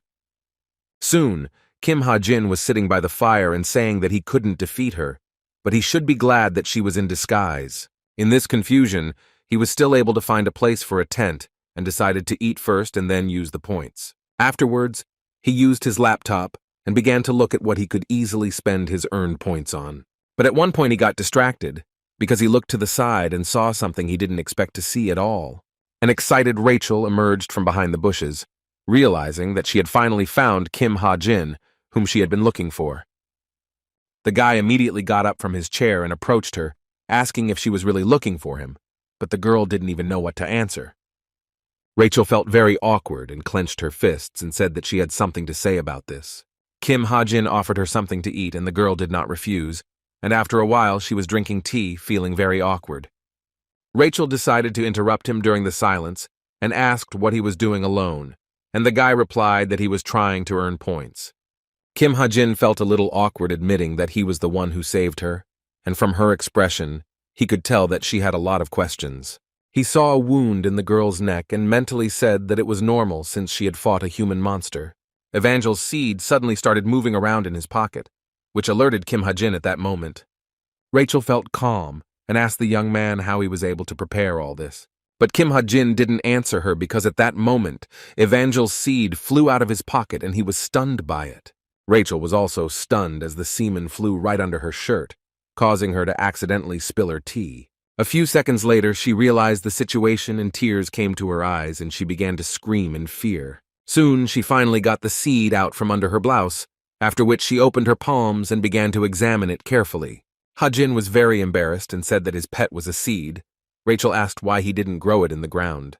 The young man asked for forgiveness and said that he would do so, then asked her to return him and opened his palm. He felt very awkward, but the girl still returned the semen, after which the guy finally suggested enjoying the food. Kim Ha-jin opened the lid of the pot, and Rachel turned to him because she had something to say. She said that although she was proposing late, she still asked if he would like to team up with her.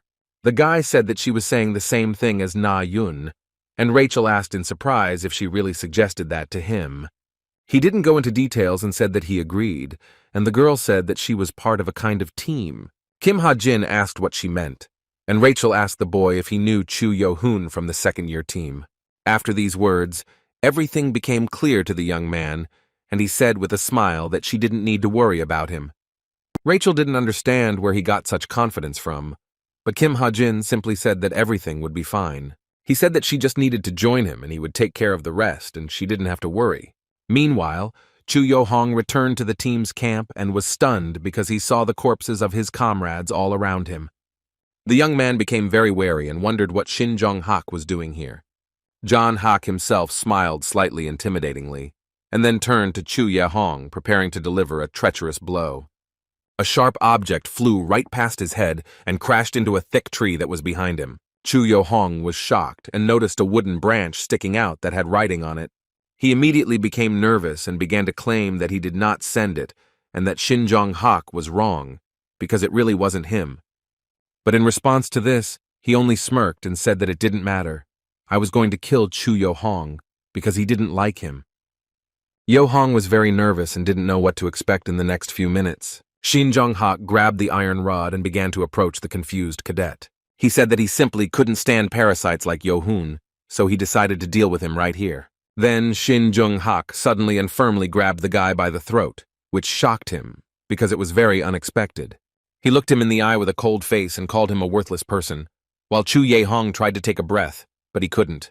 After that, Shin Jong-hak looked at him angrily and asked him to know his place in this world and not to overestimate himself. Meanwhile, Yoon Seung-ah was at the observation tower on the northwest side of the island where the exam was being held. Suddenly, a man approached her, who addressed her because he wanted to ask something from the thoughtful girl.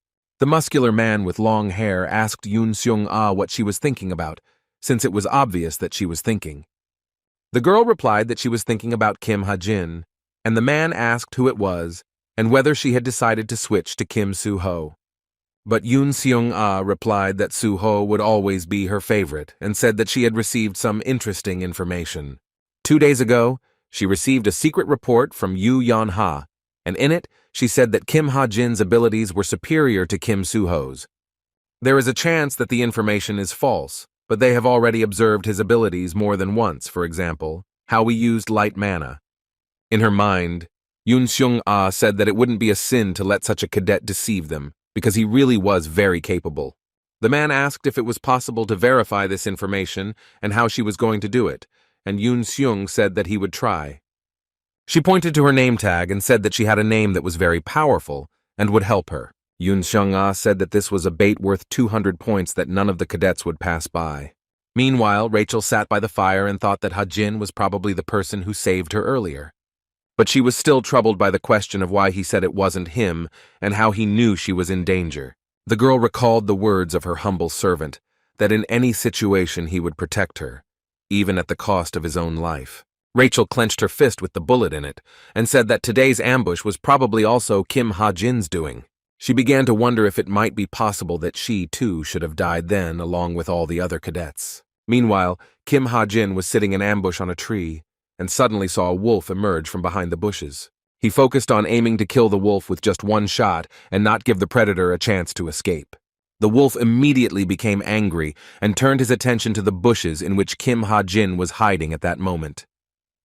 The young man nevertheless fired an accurate shot and hit the predator with one bullet, after which he approached the carcass of the beast. After reloading his pistol, he said that today's hunt was going quite smoothly, which was quite unusual. Kim Ha-jin thought about how Rachel didn't look so good in the morning, until he fed her some delicious meat. After the girl tasted the delicious and very tender stewed meat, she seemed to blossom and become kinder. Suddenly he heard an enticing sound, after which he began to move forward, pushing aside branches in his path. Soon, Kim Ha-jin came out to the pond and said that he had finally found the lake that was very important to him. He knew that there must be a monster here that was worth a lot of points, and it was also a crocodile monster. The young man then used the magic sphere, which he intended to use as bait for the monster. He said that the monster would be easily lured out by a sphere of light if you spent some time with it over the lake. But suddenly, Kim Ha-jin became very alert, because he heard footsteps behind the bushes, after which he immediately turned around. He didn't know who was hiding there, but he thought that this person was good at tracking others. But still, Kim Ha-jin wasn't that simple either, after which he simply used the ability to see through walls and such. In his mind, he said that since he could sense that he was being followed, he would not let his pursuer get away.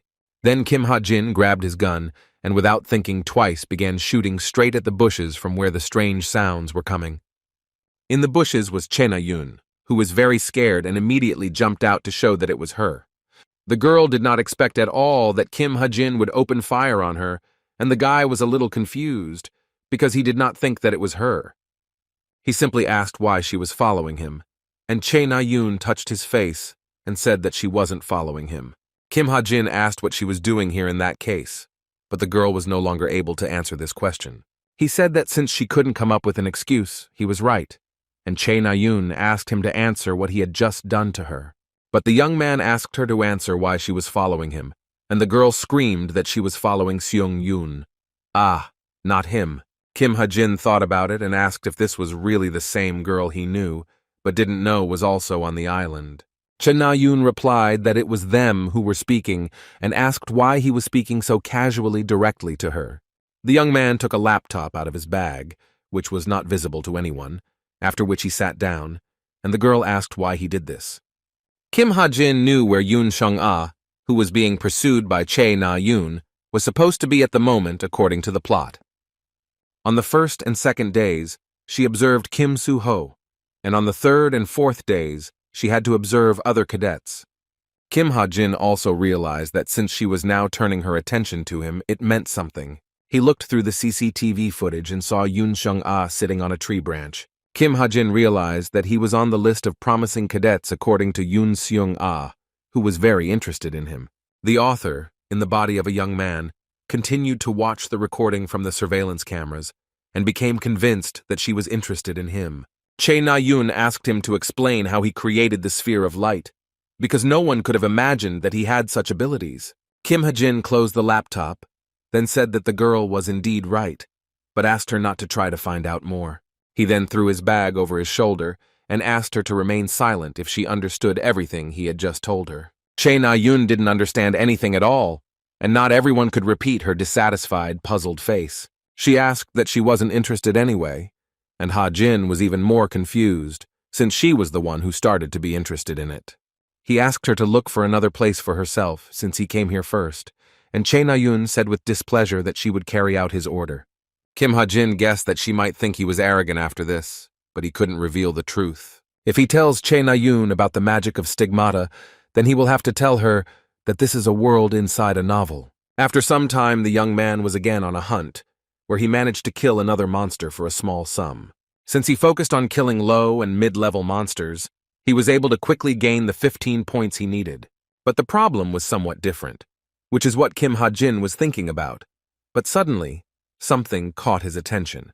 A girl in white pants and black shoes suddenly appeared from behind the bushes and immediately greeted the guy. It was Yoon Seung-ah, who asked if it was true that they were meeting for the first time after he rejected her lucrative offer. Kim Ha-jin replied that she probably did, and the girl giggled and said that she probably showed up too suddenly. Yoon Seung said that she was not only here to test the cadet's abilities, but also to conduct events. Kim Ha-jin asked a little curiously what kind of events, and the girl replied that there was a very simple rule. She said that she would stand still and use only her left hand, and he could attack her as much as he wanted. Then, Yoon Seung raised her index finger and said that if even one attack caused damage to her, something would happen to him. Kim Ha-jin listened to her silently at that moment, trying to remain calm, but inside he was a little excited. The girl said that if he caused damage to any part of her body except her left hand, or made her take a step back, he would be in for a surprise. Yoon Seung pointed to her badge and said that as a reward for this, she would give him her precious badge. Kim Ha-jin looked at her badge with interest because he knew its real value and it sounded tempting. The girl looked at the guy with a smile and a sparkle in her eyes and asked if he agreed that it was easy. At that moment, the young man tried to swallow the lump in his throat, and in his thoughts he said that the caretaker's badge was worth 200 points. Kim Ha-jin knew that the offer was attractive, but Yoon Seung was the best of the best, and he didn't know if he could do it. He was silent for a while, and at one point the girl asked him what he would do and whether he would really give up right now. She looked coolly at the mountain again at the man at home and asked, perhaps, he would still accept her challenge. Kim Ha-jin carefully reached into his holster to pull out his gun, and also began to giggle and smile strangely. Then he suddenly aimed at Yoon Seung-ah and said with a smile that this event was quite unexpected. At that very second, Kim Ha-jin fired a shot from his pistol, and the projectile immediately landed almost at the girl's forehead. But Yoon Seung-ah was cool, and thought that now they would see how strong he really was. At the very last moment, she blocked the bullet, causing the projectile to fly off to the side, and the girl simply began to smile. The metal bullet was flattened by the incredible power of Yoon Seung-ah's hand, which unexpectedly deflected it. She understood that Ha-jin was capable of creating spheres of light and that his gun was extremely powerful. Yoon Seung confirmed that the report was not wrong, and then she smiled and said that it was a little painful. Kim Ha-jin was wary, because she reflected the enhanced magic bullet without even using magic to do so. The young man realized that direct attacks were useless against her, and then used 2 sharp blades. He then launched his sharp blades towards Yoon Seung-ah without warning to finally win this challenge. But she evaded and said that it was a good idea to use both a bladed weapon and a firearm at the same time. Kim Ha-jin didn't waste any time before grabbing his gun again and firing several shots. He continued to shoot at Yoon Seung-ah non-stop, but she continued to dodge his bullets with a smile on her face. The girl said that the firepower of the young man's pistol was much greater than that of the training pistol. She laughed slightly and said that she thought he was really good with a firearm. But unexpectedly, Kim Ha-jin took advantage of her relaxed state and launched the blade, which alerted Yoon Seung-ah at that moment. In his mind, he said that she was too far away to reach with his left hand, but he believed that he could do it. However, everything turned out to be not as simple as we would like, and Yoon Seung unexpectedly used the fire barrier. Ha-jin's blades were scorched by fire, and he thought in his mind that in the end he had failed, which was alarming. Yoon Seung-ah smiled and said that it was amazing that he changed the trajectory of the blades with magic. She asked with admiration what kind of technique it was and said that it really does resemble an onion, since it opens from a new side. She then asked what other talents he had, and Kim Ha-jin realized that he only had one option left. Suddenly he turned around and said that he was leaving her, after which he ran away, which was completely incomprehensible. Yoon Seung-ah was shocked and stood there in complete bewilderment, trying to understand what the young man had just done. After a few seconds, Kim Ha-jin began to walk at a calm pace, and the girl began to address him, but he ignored it. The girl asked where he was going and said that the fun had just begun, but Ha-jin continued to ignore her and walk away. Suddenly, the young man turned his head and said that she had lost, and his words were completely incomprehensible to Yoon Seung-ah. He said she would only use her left hand, but ended up taking a step herself, which she shouldn't have done.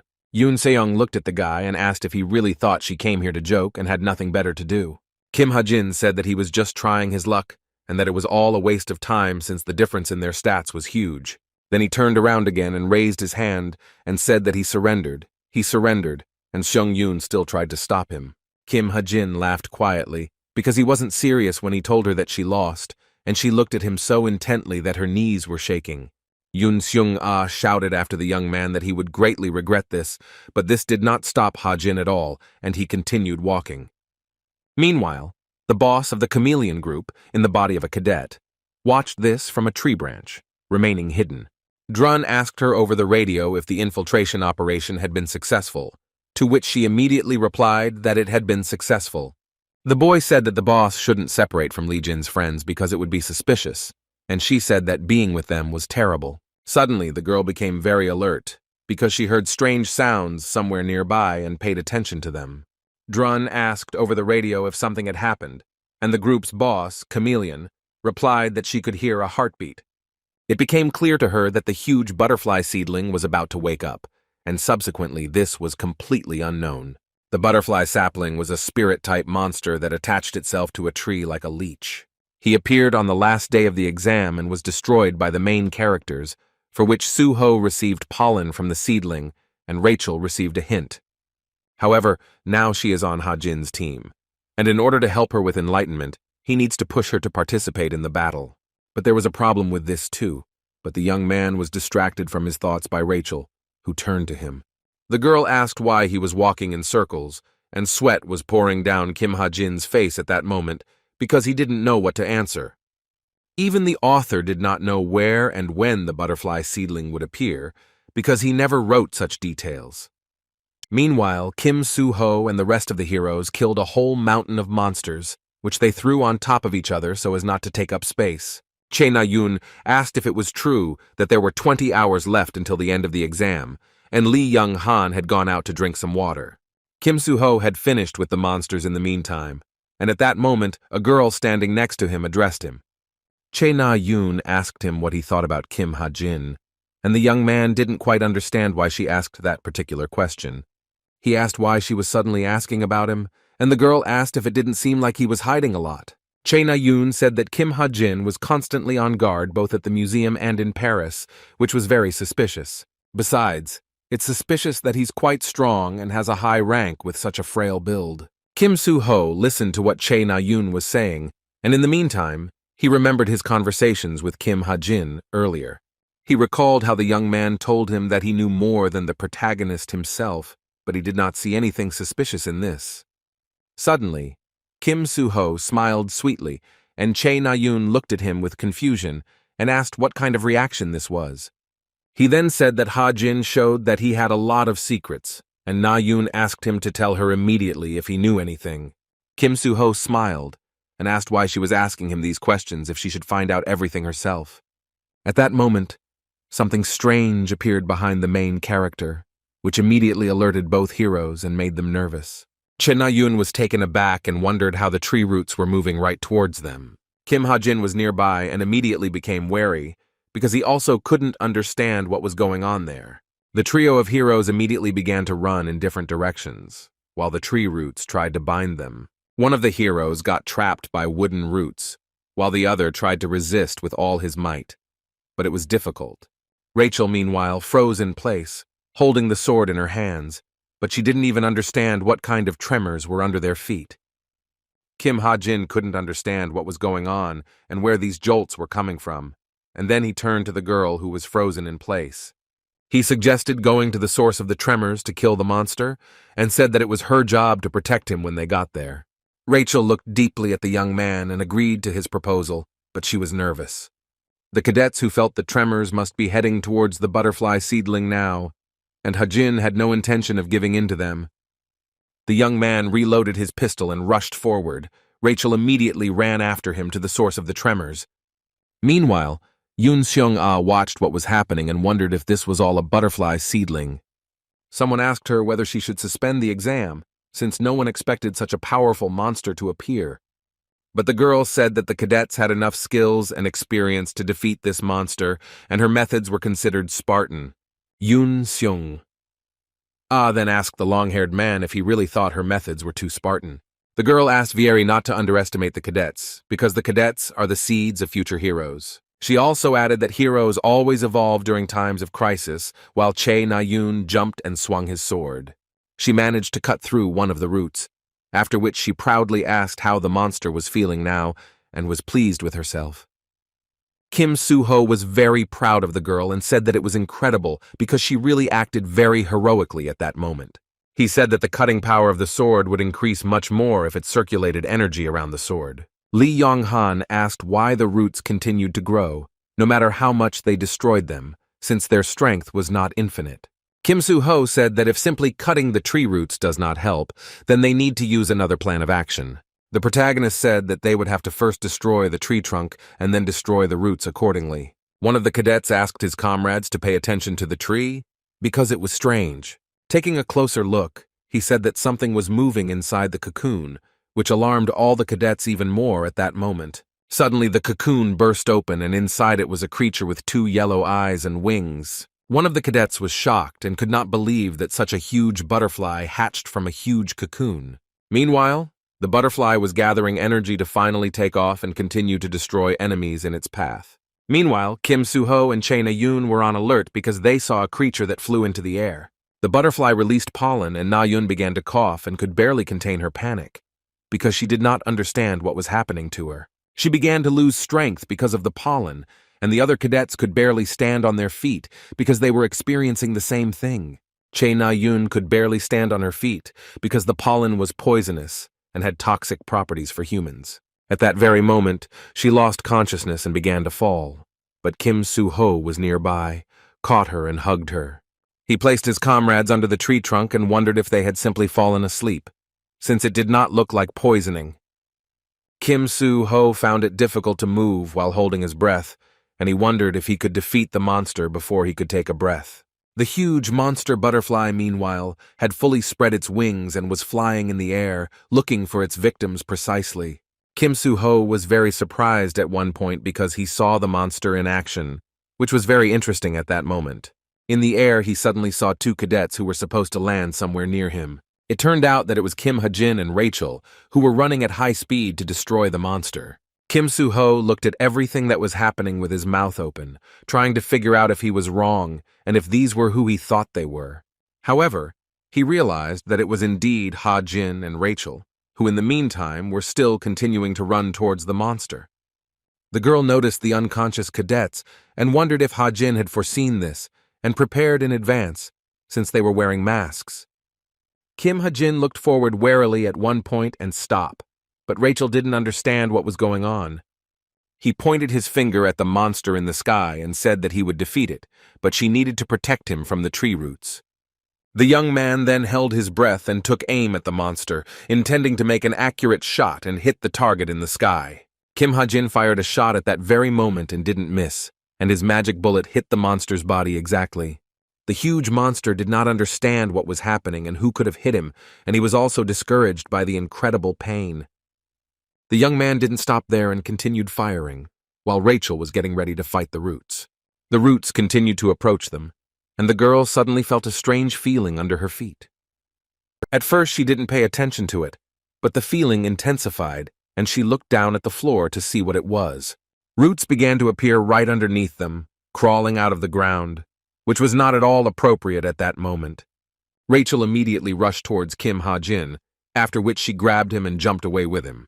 The young man did not understand what was happening, because all this time he was shooting at the monster and did not look at his feet. He ended up falling to the ground, and Rachel was pulled out by a tree root, and he couldn't even help her at that point. The defenseless girl hit her back against a tree root, which could have been fatal. Kim Ha-jin was taken aback by this and could barely contain his panic because he felt very sorry for the girl, but he couldn't get closer to her. The roots continued to appear and attack him from all sides, and the young man did not even know what to do. But suddenly someone appeared and began to destroy the roots one by one, which surprised the hopeless Ha-jin. The young man was surprised because Kim Soo-ho came to the rescue, and he asked the main character what he was doing here. Kim Soo-ho couldn't answer him because he couldn't breathe, and Ha-jin asked the hero to stay here. Then he turned his attention to Rachel, who was lying unconscious near him, and he didn't know what to do because she had to fight. Evangel's seed crawled out from under the young man's jacket at that moment, preparing to run away from him. Kim Ha-jin was taken aback by this, and the seed stopped and ran away to the side, which should not have been allowed. The boy's eyes almost fell out from the realization of the situation, because Evangel's seed was very dear to him. But with the same, she galloped to the sleeping Rachel, after which she jumped on her face, and from there, it never ran away again.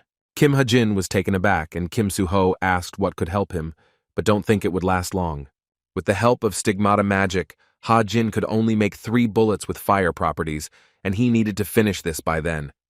He then told Kim Soo-ho that he would be grateful for his help, while the young man continued to cover his mouth. Kim Ha-jin said that the monster moved very quickly, unlike normal spirit-type monsters, which gave it an advantage. If he wants to kill him, he needs to get closer to him to aim, and he wants Kim Soo-ho to distract the monster. The protagonist agreed to help and said that he would do it, after which he prepared his magic sword. He remained absolutely calm and was ready to distract the monster, while his comrade took aim at it with a pistol. Ha-jin wondered if the lightsaber's magic had become stronger after the events at the Seoul Museum. Kim Soo-ho looked into his eyes and suddenly smiled, and said that this was all very interesting, but the meaning of these words was not clear. Meanwhile, Ha-jin looked into his eyes and asked what he meant and what he was interested in. Soo-ho's gaze was very calm and harmonious, while his comrade remained tense and ready to fight. He said that no matter what secret weapon he pulled out, Ha-jin didn't seem surprised, and asked if this was the talent that Na-yoon saw. Kim Soo-ho said that sometimes when he looks at him, he feels like he is looking at someone who knows everything about this world. Kim Ha-jin's eyes widened in surprise at his unexpected statement, as it was spot on. After that, Kim Soo-ho said that no matter what, he completely relies on him and trusts him. He then began to fight the tree roots, which attacked the heroes from different sides, trying to confuse them. Kim Soo-ho did his best, and used all his strength to distract the tree roots, giving Kim Ha-jin time to aim. But in the meantime, he froze in place and became engrossed in his thoughts, because the hero's words touched him a little. In his thoughts, he said that he knows everything because he created this world and is its sole author. Kim Ha-jin began to move towards the monster and climbed the flexible vines, and in his thoughts he said that there was a problem. Thoughts did not prevent him from moving forward, and he jumped from one branch to another without wasting a minute of time. The problem was in the world he wrote in the novella, into which he put a lot of energy and soul. The world he wrote about in the novel was right before his eyes, which was very unusual. The author recalled Kim Soo-ho's words and began to understand that everything in his life had changed dramatically, and he had become different. Before his eyes were all the different characters that he had created with his own hands while writing the novella. It only just dawned on him that he had become a character that was not in the original of his own book. Kim Ha-jin knelt down on one knee, then slightly narrowed his right eye and began to aim at the monster. He hit the monster in the neck with a precise shot which stunned him, because it was quite unexpected. Meanwhile, Kim Soo-ho was below and realized that a fire attack had been used. The hero analyzed the situation and realized that Kim Ha-jin had made an accurate shot and assumed that this would be enough. But the butterfly monster still remained in flight, which was a bit unexpected because the firepower was strong. Kim Ha-jin clenched his teeth tightly because he was very nervous and couldn't tell whether he had hit the target or not. However, he realized that the pistol's firepower was not enough and decided to shoot again to finish off the enemy. But suddenly, a magical power was released from someone's hand, which was aimed at destroying the monster. All this was quite unexpected, and the monster was defeated in the meantime and after a few seconds fell to the ground. Kim Ha-jin was stunned because the monster was not hit by his pistol shot, but by magic. He then glanced at the source of the magical power, which was where the powerful butterfly monster was struck. To her great surprise, it turned out to be Chameleon's boss, who used her magical power for the first time in her life. Kim Ha-jin saw Boss Chameleon and wondered if she wanted to get the butterfly pollen. Meanwhile, Kim Soo-ho saw the falling body of the huge monster and suddenly rushed to the side to save himself. He managed to escape, and the monster fell a few meters away from him, and the ground beneath him sank slightly downwards. Kim Soo-ho smiled and tiredly said that the butterfly was finally defeated, after which he collapsed to the ground from fatigue. The boss of the chameleon group in the body of a cadet, Cuba, meanwhile, approached the corpse of the dead butterfly monster. The dead butterfly was emitting a bright blue light, and the girl was standing right next to its corpse, about to collect its pollen.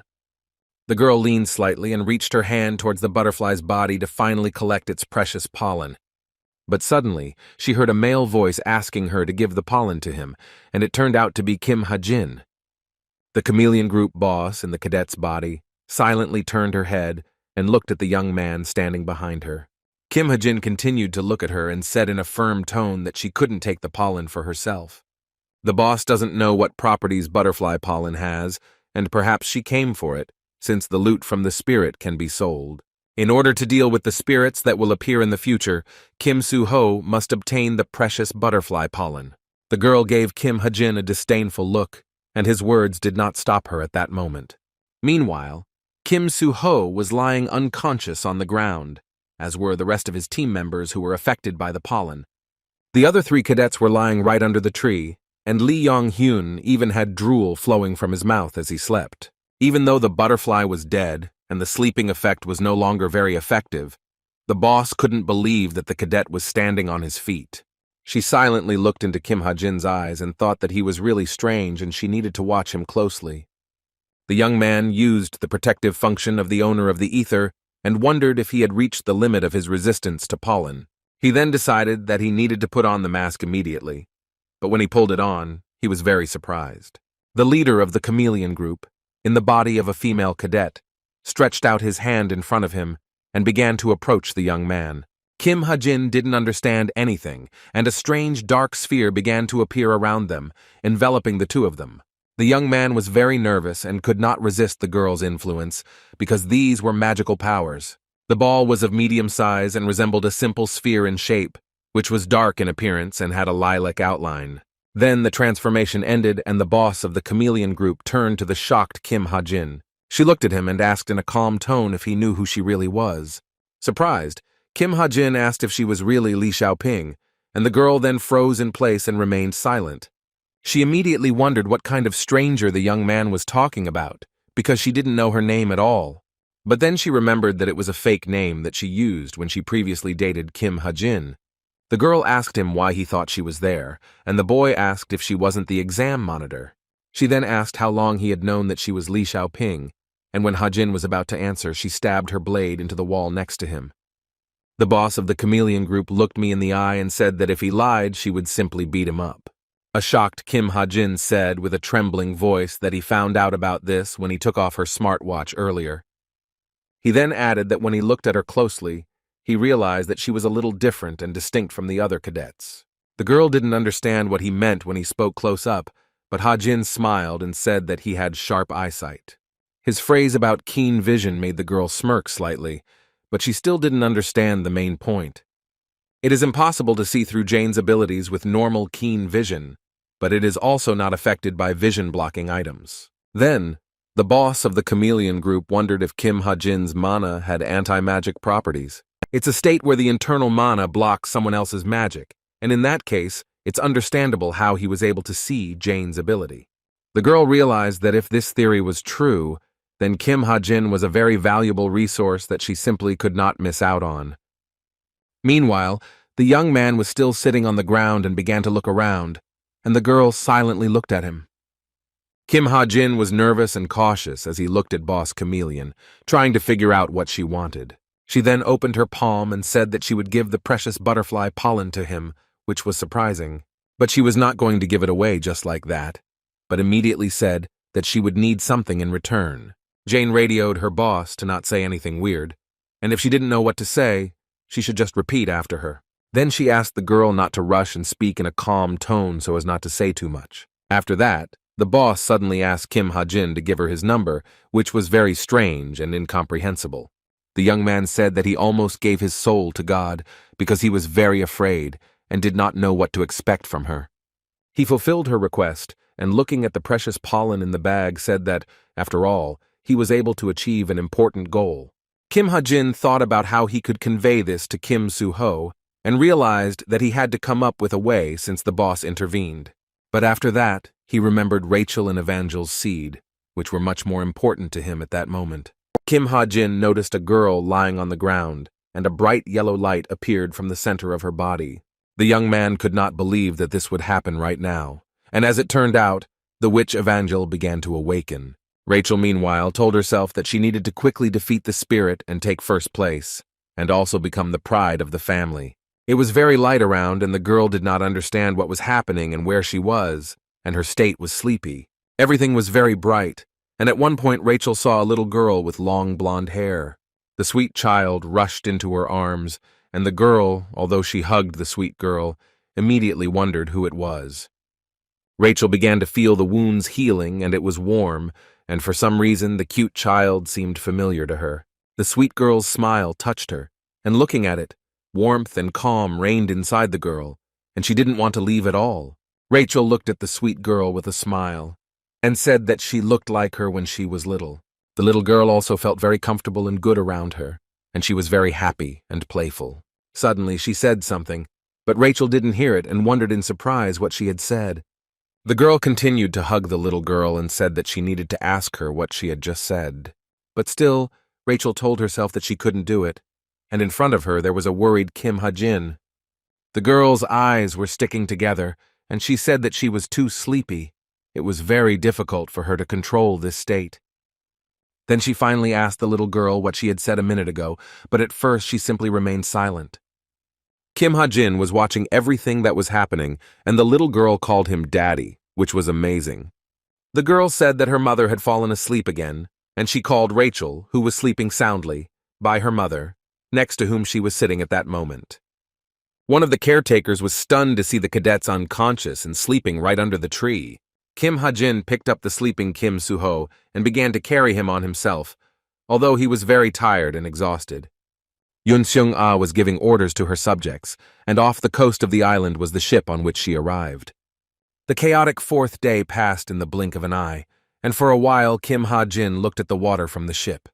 At 9 o'clock the next morning, they were finally able to finish the nauseating final exam. Despite the incident with the seedling, as a result of negotiations, it was decided to divide the points between the 4 cadets. Kim Ha-jin checked his smartwatch frequently, but there was still no message from the chameleon group, even though he was waiting for it. He had no idea why his boss was interested in him, and suddenly someone addressed him, interrupting his thoughts. Chae Na-yoon placed her hands on her lower back and asked the young man how the recent events ended. Kim Ha-jin asked what she was talking about, and the girl replied that she remembered the events up to the middle, and Soo-ho said that he destroyed the monster's wings. The young man replied that they couldn't be destroyed with a gun, and that it was nonsense, and Chae Na-yoon said that she also thought it was funny. Then Kim Ha-jin asked the girl with interest why she used a sword instead of a bow in the fight with the monster. This question literally shocked Chae Na-yoon, and she remained silent for a few seconds, preparing to give a clear and concise answer. She screamed that he asked her to use the sword, and Ha-jin replied that she needed to get the hang of it first and then use it. Chae Na-yoon looked at him with a puzzled expression and said that she was not so clumsy that he would worry about her. Kim Ha-jin asked how she felt after she switched to the sword, because her feelings were very curious to him. He asked if she was scared, since she still needed to get used to it, but Chae Na-yoon turned her head to the side and simply remained silent. But then she nervously said that she wasn't afraid of anything and that it was all nonsense, but it was clear from her face that she was still afraid. Ha-jin looked at her and said in his mind that lying was one of those disgusting traits that he attributed to Chae Na-yoon. Then he narrowed his eyes and smirked slightly, saying to himself that some things never change. Kim Ha-jin told the girl that if she used the sword more often, she would get the hang of it faster and be able to use it without fear. He said that after all, she was born with the talent of a swordsman, and Che Na-yun was listening to him very interestedly at that moment. After some time, she was sitting at lunch, and Yu Yeon-ha told her that it seemed like Ha-jin was interested in her. Che Na-yun denied it, and Yeon-ha asked Kim Soo-ho if he had told him anything since they were close. She said that Ha-jin remains cold when communicating with everyone, but when communicating with Na-yun, interest shows through. Che Na-yun herself said that at first, Yeon-ha was his friend, and the girl said that he needed something, and he approached her. Yu Yeon-ha asked if he was interested in her for another reason, and Na-yun blushed and said that it was not like that. Then she was asked what she was going to do with all this, and the girl answered dissatisfiedly that absolutely nothing. Yu Yeon-ha saw Kim Ha-jin at one point and said that he was here too, and Che Na-yun immediately broke out in a sweat. The young man immediately approached their table and said hello, and Yu Yeon-ha and Kim Soo-ho said hello in return, but their comrade remained silent. Kim Ha-jin looked at her emotionlessly, then silently turned around and started to leave without even saying anything to her. Yu Yeon-ha smiled and said that he was staring at Che Na-yun, and the girl became angry and asked him to stop. But still, somewhere in her soul she thought about Kim Ha-jin, and even regretted a little that she didn't say hello to him at that moment. Kim Ha-jin returned home after some time, closed the door and asked if nothing had happened and if everything was okay. The sweet girl immediately became happy and rushed to him, calling him daddy and being very glad to see him. The young man asked her not to run, but he was stunned. He was very pleased that the girl called him dad. She hugged him and asked where he had been, and Kim Ha-jin replied that he had already told her that he had gone to buy food for her. He then picked up Evangel and told her that she shouldn't call him daddy, and the girl asked why. He asked her to call him uncle or to address him by his first name, and she asked him again why, and he realized that he couldn't do without training. The smile never left the face of the sweet blue-eyed girl, and she remained sincere with the young man. Evangel's sincere and very sweet smile was very much liked by Kim Ha-jin, and he could admire it for a very long time. Looking at her, he began to think about the fact that on that day, she woke up next to Rachel, who was lying unconscious. At that moment, Kim Ha-jin ran up to the girl. Evangel was sitting next to her, who said that her mother had fallen asleep again. The young man did not understand anything and asked who she called daddy. The sweet girl said that he was her daddy. He also recalled that she suddenly ran away despite him caring for her, and Evangel simply ran into his arms. Kim Ha-jin became very nervous at one point because he saw a helicopter flying nearby in the sky, which was very alarming. With a trepidation in his voice, he asked Evangel if she could turn into a seed again, and the girl looked at him in surprise. The boy said that she needed to transform into her previous form, and the girl asked what about her mother. Ha-jin didn't want her to call Rachel mom, but he told Evangel that her mom had some things to do, and the girl agreed. Within a few seconds, she had turned back into seed, and the young man looked in surprise at the seed that was floating in the air. So Evangel ended up in his dorm room, and it looks like he has a secret child. Then Kim Ha-jin put the food on the table and sat the girl, who was very hungry, down at it. He asked her to eat more slowly and not to rush, but Evangel was pleased and began to enjoy the delicious food. Kim Ha-jin looked at the table where the bag of pollen from the killed monster butterfly lay, and wondered what to do with it. Butterfly sapling pollen clings to targets that have mana and helps awaken hidden potential. The difficulty is that the target must have dormant potential, and pollen can affect both people and objects. Originally, the pollen from the butterfly seedling was supposed to end up in the hands of Rachel and Kim Soo-ho, but things turned out a little differently. Kim Ha-jin looked at the bag of pollen and told himself that he needed to think of a way to give it to the heroes. Rachel, meanwhile, was lying in her bed, lost in thoughts that would not give her peace for a minute.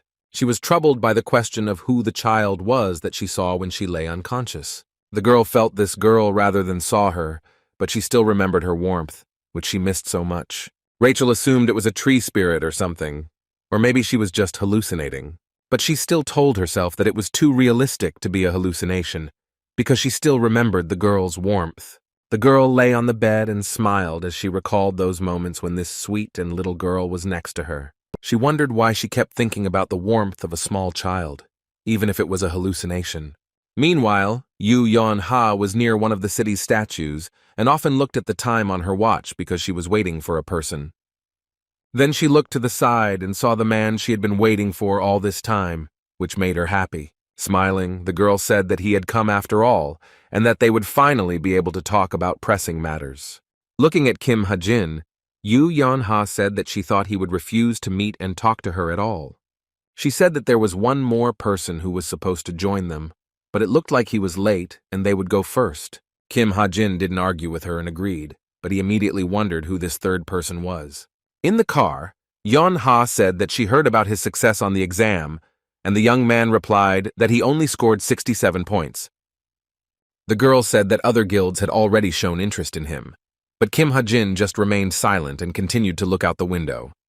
Yu Yon-ha said that they were already close and would soon arrive at the appointed place, and the guy suddenly saw something interesting.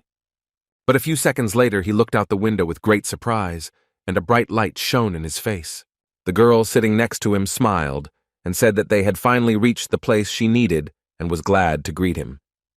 They arrived at the Strait of Essence, and a notification about a guild tour arrived on Ha-jin's watch. The event was organized so that cadets could personally observe how the heroes carry out missions during the holidays. Local guilds have priority in selecting cadets based on their rating, which is a very important factor. In fact, the author is interested in what the heroes do, and he is sure that in addition to the missions he wrote about, there will be others. However, each guild can select a maximum of 3 cadets from among the first and second years. Because of this factor, first-year students are usually not even looked at if their rank is below 300th on the ranking list. According to the rankings, it will most likely be difficult for Kim Ha-jin to enter the top 300, although he performed well in the final. The young man was thinking and stroking the head of Sweet Evangel, but suddenly a loud notification came to his smart watch. He looked at his watch and couldn't believe that someone had written to him and wondered who suddenly needed him. The notice said that he had been selected to participate in the guild tour, and if he did not want to participate, he should let them know. But Kim Ha-jin did not want to refuse to participate in the tour of the guild, and so after some time he arrived there. The guide said that missions above a certain level could only be taken on after management had completed their analysis. Kim Ha-jin was a little nervous and paid attention to Yu Yon-ha, who was walking behind him and smiling sweetly. He knew that she probably put his name on the list, because for the daughter of the guild leader, it would be a piece of cake to do something like that. A few minutes later, they stopped in front of the door of one of the rooms, and the guide said that they had arrived. The door in front of them opened. There were many people in it, and Ha-jin guessed that this was the analysis room. An unfamiliar voice immediately said that he heard that the young man was number 1 in theory, and he just looked at the man. It was Park Sang-ho, who was an above-average hero and also served as Yu Yon-ha's left hand. The guy was in charge of the guild tour and was also a very sociable and friendly young man. Kim Ha-jin thought he was a good person, and Park Sang-ho, smiling, began to talk to his boss. He seemed so good that if the young man wasn't the author of the novel, he would never have thought that he was a villain who would betray Yu Yon-ha. Suddenly, a woman approached the group and was a little surprised that Park Sang-ho had brought the cadets. Lee Jin-ah, who was an above-average hero, asked if it was true that it was Cadet Kim Ha-jin. She didn't even believe that the one who took 934th place was able to get a tour of the Strait of Essence. Kim Ha-jin listened to her silently and realized that she was unlikely to have a good opinion of him, since she already had no better opinion of him. Because Lee Jin-ah supports Yoon Ho-seok, she has a grudge against the guild leader's daughter, who is the heir. But this is only now, and in the future she will join Yu Yon-ha and take the place of vice captain on her own. Park Sang-ho said that Ha-jin was number 1 in theory, and Lee Jin said that she was also number 1 in theory. The most influential person in the guild was one of the main characters, and the woman said that theory wasn't that important. She then asked Kim Ha-jin if he didn't agree with her opinion and mockingly called him the number 1 child in theory. Her words were very unpleasant for the young man, but all he could do was endure her vile antics. Lee Jin-ah remembered the paper in his hand and asked how about dealing with it since he was so confident in his abilities. Park Sang-ho said that she couldn't divulge such information so easily. She replied that there was nothing important in it. She asked to let Ha-jin try if he could understand anything, but he wasn't scared at all at that moment. The young man introduced himself and extended his hand to her, but Lee Jin-ah did not understand what he wanted from her and why he extended his palm in front of him. Kim Ha-jin said that he needed paper, and his tone and look at that moment were so confident that it was even surprising. Lee Jin didn't believe in him, and asked him if he really thought that giving him the paper would help him in any way. Yoo Yeon-ha read the notification on her smartwatch and said that the last person had arrived on the first floor. Park Sang-ho said that he needed to be met and suggested doing it together, after which they began to leave for the first floor. Kim Ha-jin was left alone in the analysis room and began to write some calculations on a piece of paper that was given to him. The report discussed various situations that could arise during dungeon raids, and the average cadet would be unable to handle them. But with the skill of observation and viewing, he simply needs to write down on paper the calculations that he sees right in front of him. Kim Ha-jin was able to handle this task very quickly, as it was very easy for him as a skill holder. Within a few minutes, he had finished transferring the calculations to paper, but he still had to solve the last part. But suddenly, the paper he was writing on was torn out with a sharp movement, and the young man could not even influence it. Lee Jin-ah asked him if he didn't realize that everyone had already left and asked him to stop messing around and get lost. Kim Ha-jin could barely contain his incredible anger towards the boring woman at that moment, but he still managed to hold on. Soon he was standing in the elevator, thinking that he hadn't been able to write the last part and that it would be better for her not to ask him about it. The young man folded his hands over his chest and began to smile slightly, but he was still angry at Lee Jin-ah in his heart. But very unexpectedly, the elevator door opened and Chae Na-yoon entered, whom Kim Ha-jin did not expect to meet at all. The girl herself was also stunned when she saw him, and her mouth opened wide from the shock she experienced at that moment. Chae Na-yoon immediately pointed her finger at him and shouted at Yoo Yeon-ha, asking him what he was doing there, but he replied that he didn't know.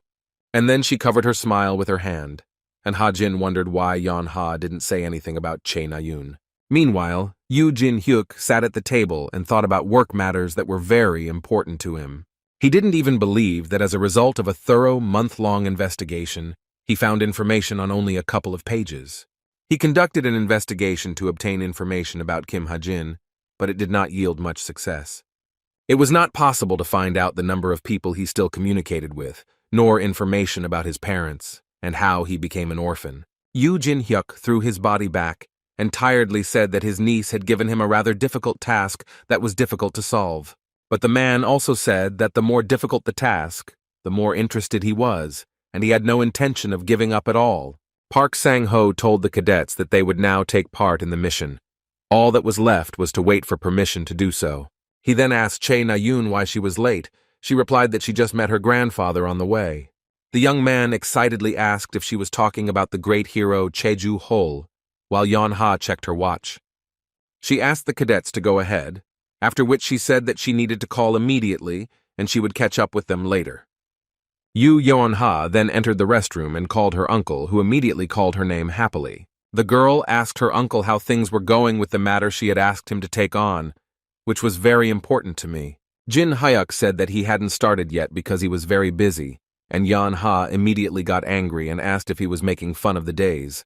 The man asked why she wanted to find Ha-jin and also whether he wanted to find his parents at all. Yoo Yeon-ha said that he had memorized the wanted list and that his parents were probably involved in something criminal. Yoo Jin-hyuk immediately remembered the crime, the details of which were the massacre at the Kwang-o orphanage, and became a little nervous. The niece asked her uncle when he would start work, and he replied that a new order had arrived and they would talk about it later. He then ended the call and Yoo Yeon-ha screamed at him to listen to her, but the call had already ended. Yoo Jin-hyuk didn't want to believe that Kim Ha-jin was actually connected to the crime he remembered. The Kwang-o orphanage massacre occurred 16 years ago when monsters invaded Kwang-o's territory itself. 87 civilians died in the shelter, as well as 9 heroes who gave their lives to defend the place. 10 years ago, Yoo Jin-hyuk tried to investigate this incident, but he was caught and failed at all. He was expelled from the Yoo family, and at first glance, it looked like it was done by human monsters, just as the government thought. But the culprits of this incident were Kim Seok-ho, the president of South Korea, and also Chae Ju-hil, the chairman of Daehyun.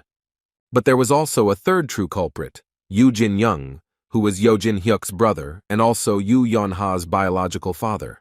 They didn't even want to get their hands dirty and just hired killers. Probably it wasn't that important to them, which angered the man. Jin Hyuk suggested that Kim Ha-jin's parents were victims of this incident, and now he wants to avenge their deaths. He understood that all this was dangerous and would not end well, and beads of sweat from nerves began to flow down his hands. The man realized that if he continued digging, when Cheju Cheol found out about it, he would die a terrible death. Then it was announced that a large group of stone golems had appeared on the street, and the cadets ran forward as fast as they could. It was also said that the above-average hero, Park Sang-ho, should go and destroy the golems. Meanwhile, the cadets ran with the heroes, and San-ho asked where Ha-jin was, and Che Na-yun replied that he would catch up with them soon. Then the girl asked Yu Yeon-ha, who was running next to her, if everything was okay, and if something had happened, because her face was very serious. She said nothing happened, but inside she was very angry, and called her uncle a fool, and Na-yun didn't touch her. Park Sang-ho suddenly became very wary, because he saw something ahead that posed an immediate danger. He exclaimed that the golems had been discovered, and the golems themselves, meanwhile, began to destroy everything around them and wanted to destroy them. One of the golems swung its hand upward to kill the civilians who were on the ground and unable to move. But at the last moment before the blow was struck, his hand was shackled and tightly tied with an elastic whip. Park Sang-ho exclaimed that Yu Yeon-ha did a great job, and then he charged at the monster with a sharp spear. The above-average hero made a high jump and then stabbed his spear right into the center of the monster's head.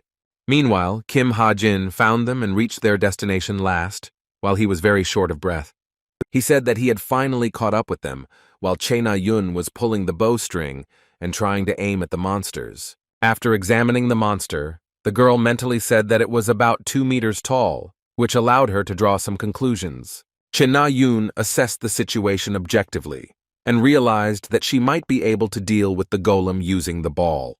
Then she made a sharp jerk, remembering that the golem's vulnerable spot was the ankle. The girl swung her sword and continued running straight towards the golem, which was already ready to attack her.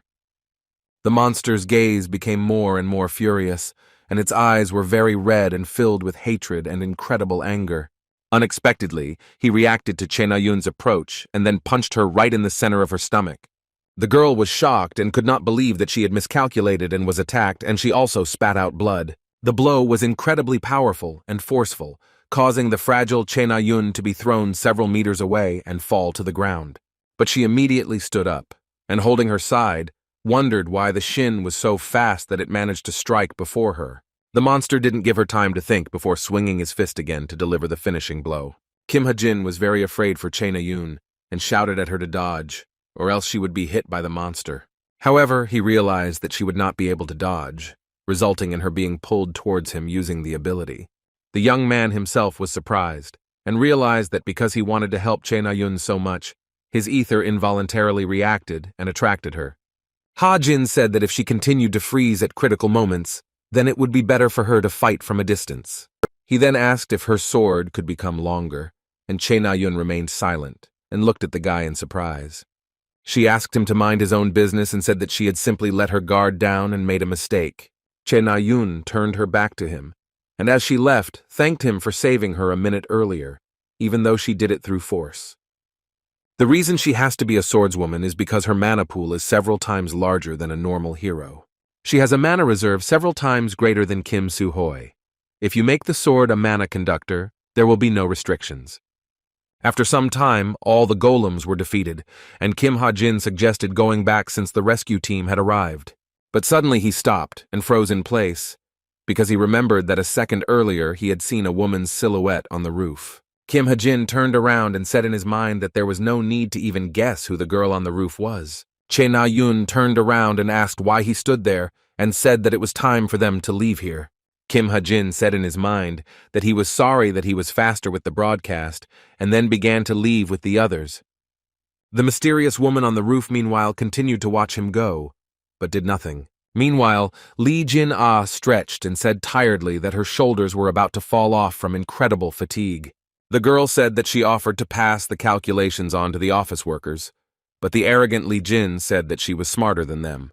A comrade asked what kind of documents these were and whether she used pen and paper for calculations, and she replied that these were the cadets' scribbles.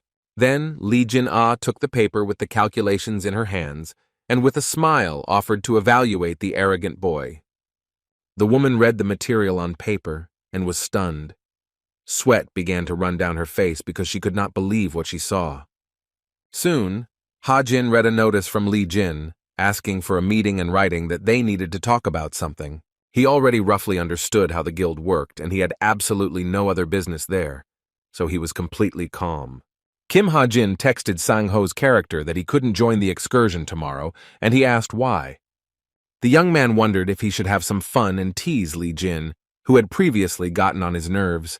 He wrote that someone said that he did not have the best results in the exam, so it is better to give a chance to other cadets. Sang-ho looked angrily at Lee Jin-ah, and she began to justify herself, and said that she didn't want it to turn out this way. Kim Ha-jin smiled and said that this should be enough, and he could imagine how angry Yu Yeon-ha would be. Then he closed the messenger and began to yawn, covering his mouth with his hand because he was very tired after one. Evangel was fast asleep on the floor, and the young man was saying in his mind that the excursion had been fruitful, but he still had some things to do. He decided not to waste time, and would do this while the baby was sleeping, after which he picked her up and decided to put her to bed. Kim Ha-jin then became quiet and reached for the top shelf where the bag of butterfly seedling pollen was. He carefully picked up the bag to place it on the table and start doing something that was quite important to him. Opening the bag, he began to carefully examine the pollen of the butterfly seedling, because the process required extreme caution. In his mind, Kim Ha-jin said that no matter how he looked at it, there was much more pollen in the bag than he had previously thought. He decided to share it with Kim Soo-ho and Rachel, after which he divided it across his face into 3 equal parts, since there was enough for him too. The young man understood that the heroes needed pollen, but he would also need it, and would use it as soon as the opportunity arose. Kim Ha-jin decided that it was time to strike while the iron was hot, so there was no point in putting this matter off until later. He knew that it was useless to use the butterfly seedling pollen on himself, since he had quite a low potential. The boy understood that the best solution would be to apply the pollen of the butterfly seedling to his precious ether. After this, he took the paper on which there was pollen and began to carefully sprinkle it onto the ether. Then it was necessary to wait until the precious pollen of the butterfly seedling was absorbed inside and bore fruit. Suddenly, Kim Ha-jin received a message, and then saw that it was written by Chae Na-yoon, which was even more unexpected. The girl in the messenger thanked him for saving her, but said that there was one thing, which interested the guy a little. Then Chae Na-yoon started writing him a meaningless message and laughing, while Kim Ha-jin just called it stupid. At one point, he caught himself texting a girl and feeling calm, not even nervous. The guy would never have thought that he would be texting Chae Na-yoon like this, and he also said that these emotions were something new. Ha-jin started out as a side character unrelated to the main plot, but found himself in the thick of things. He did not understand how he had ended up in the thick of things, and these thoughts never left him for a minute. Kim Ha-jin is still just a supporting character, but nothing is certain, and he can change absolutely everything. Meanwhile, Yu Yeon-ha was in her room typing something on her laptop, all the while concentrating. She sipped her coffee and realized that she needed to write a report on the guild tour and a recruitment notice for the guild. The Strait of Entity has an information team, but they still need people who can process information. She remembered her uncle again and became angry, after which she decided to do everything herself so as not to wait for this lazy man. Suddenly, Yu Yeon-ha was distracted by Chae Na-yoon's call and wondered why she was calling at such a late hour. She picked up the phone and asked if something had happened and what the sudden call was about, and also said that she was busy. Chae Na-yoon said that she would be attending a seminar with Kim Soo-ho next Tuesday and asked if Yu Yeon-ha would join them. The girl said no and wanted to voice the reason, but Na-yoon said that Shin Jung-hak would be there too, after which she agreed. Yu Yeon-ha then asked if that was the only reason she called, but the girl asked if she saw the recording of the fight with the stone golem.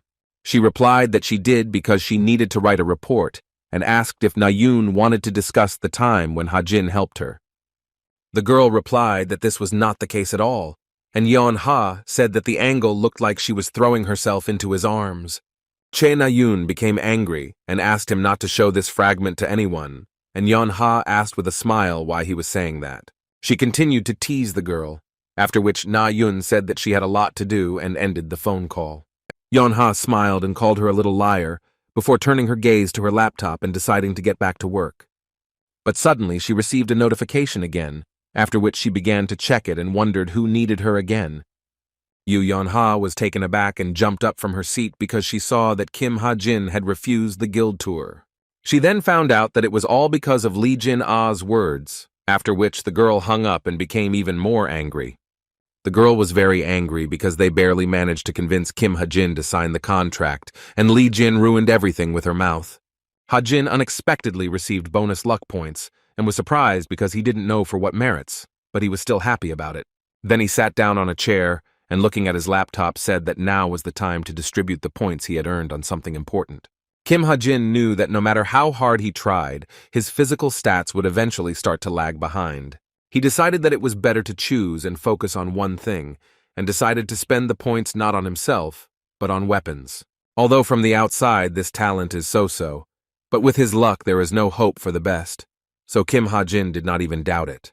Then at one point he became very serious, and gritting his teeth, he decided to try to spend the points on a weapon. Kim Ha-jin agreed to rewrite his talent, and in his mind he prayed for luck in that exciting moment. Then he narrowed his eyes, and when he opened them slightly, he saw that the points were not enough, but luck had been activated, and the losses were compensated. After that, a table appeared on the laptop screen, which contained all the information about the random improvement system. Kim Ha-jin read the information with surprise and interest, which would be very useful to him. He was not entirely pleased, but he could not hope for anything better, and he also understood that he had to be grateful for that too. The preparations were complete, and the reason why Kim Ha-jin was rushing the preparations was because of one thing. But suddenly his thoughts were interrupted by a notification that arrived, which the young man immediately began to check. The notice said that the Travelers Club would meet in England the following Friday, which indicated the beginning of a new story. Kim Ha-jin spent the entire last week of summer vacation training like crazy to improve himself and become stronger, even though he put all his points into weapons. This does not mean that he should forget about physical training, which is very important. But despite his hard training, Kim Ha-jin's stats were still average. Ether had completed its improvement and could materialize, and part of the potential was revealed thanks to the mysterious power of the spirit. With the additional feature of the specific implementation, you can choose the color and texture of the ether. Kim Ha-jin knew that it would be difficult to create a gun, but the structure of the knife was much simpler, and he managed to create it. It was very interesting and amazing, and the ether was transformed and looked like a knife, and the feeling was also like a knife.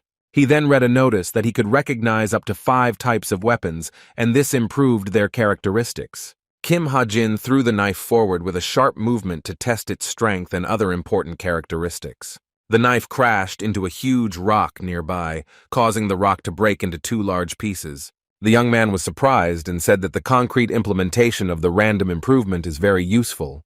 The knife was not as powerful as the relic, but it was no different from a regular weapon, meaning it would pierce the enemy's heart when needed. Kim Ha-jin was about to leave and asked Evangel to behave well and not make noise while he was at the club. He smiled at the sweet girl and said that he would buy her some treats, and the girl played with the ether and said that she would obey him. The young man said that with the help of a spirit friend one can only create animals, but not people, and she said that she already understood this. Kim Ha-jin then walked up to the front door and waved at Evangel, saying that they would see each other later when he got back from class. The sweet girl waved goodbye to the young man, after which he went to class, and she was left alone in his room.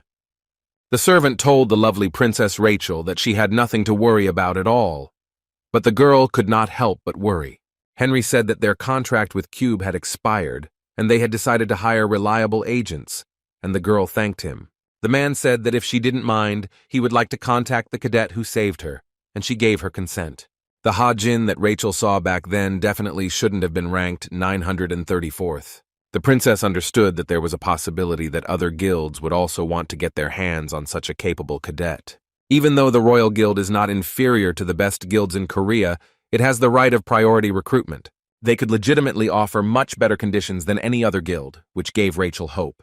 The leader of the travel club, meanwhile, asked that since everyone had come, were they ready to go to England. Meanwhile, Che Na-yoon. Yu was sweating from the heat and said that she was going to melt, and Yeon-ha asked why she was wearing a uniform. But she didn't answer this question, and asked Kim Ha-jin if he wasn't hot since he was wearing a jacket on top of his uniform. The guy replied that he was comfortable because he was wearing a black royal jacket that had a temperature control function. After some time, the cadets arrived in England, after which they began to look around with particular interest. The leader of the travel club said that they would go to an island that was floating in the sky, which sounded very interesting. The young man said that the island was called Clancy Islet, and they would get there with the help of an unusual portal for movement. The island was created by the English government using the floating crystals that were in their possession. Here, money rules everything and all kinds of events and auctions are held, and entertainment can be found for every taste. It is a golden island, more like Las Vegas, where the next chapter of the main story of the novel will begin. Che Na-yoon was delighted and said that she hadn't come here for a long time, and Yu Yon-ha, who was walking next to her, said the same thing. Kim Soo-ho asked if they had been here before, but Kim Ha-jin said no, and Che Na-yoon said she had come with her brother. She said she came here when she was 11 with her brother, but then realized she never came here again after that.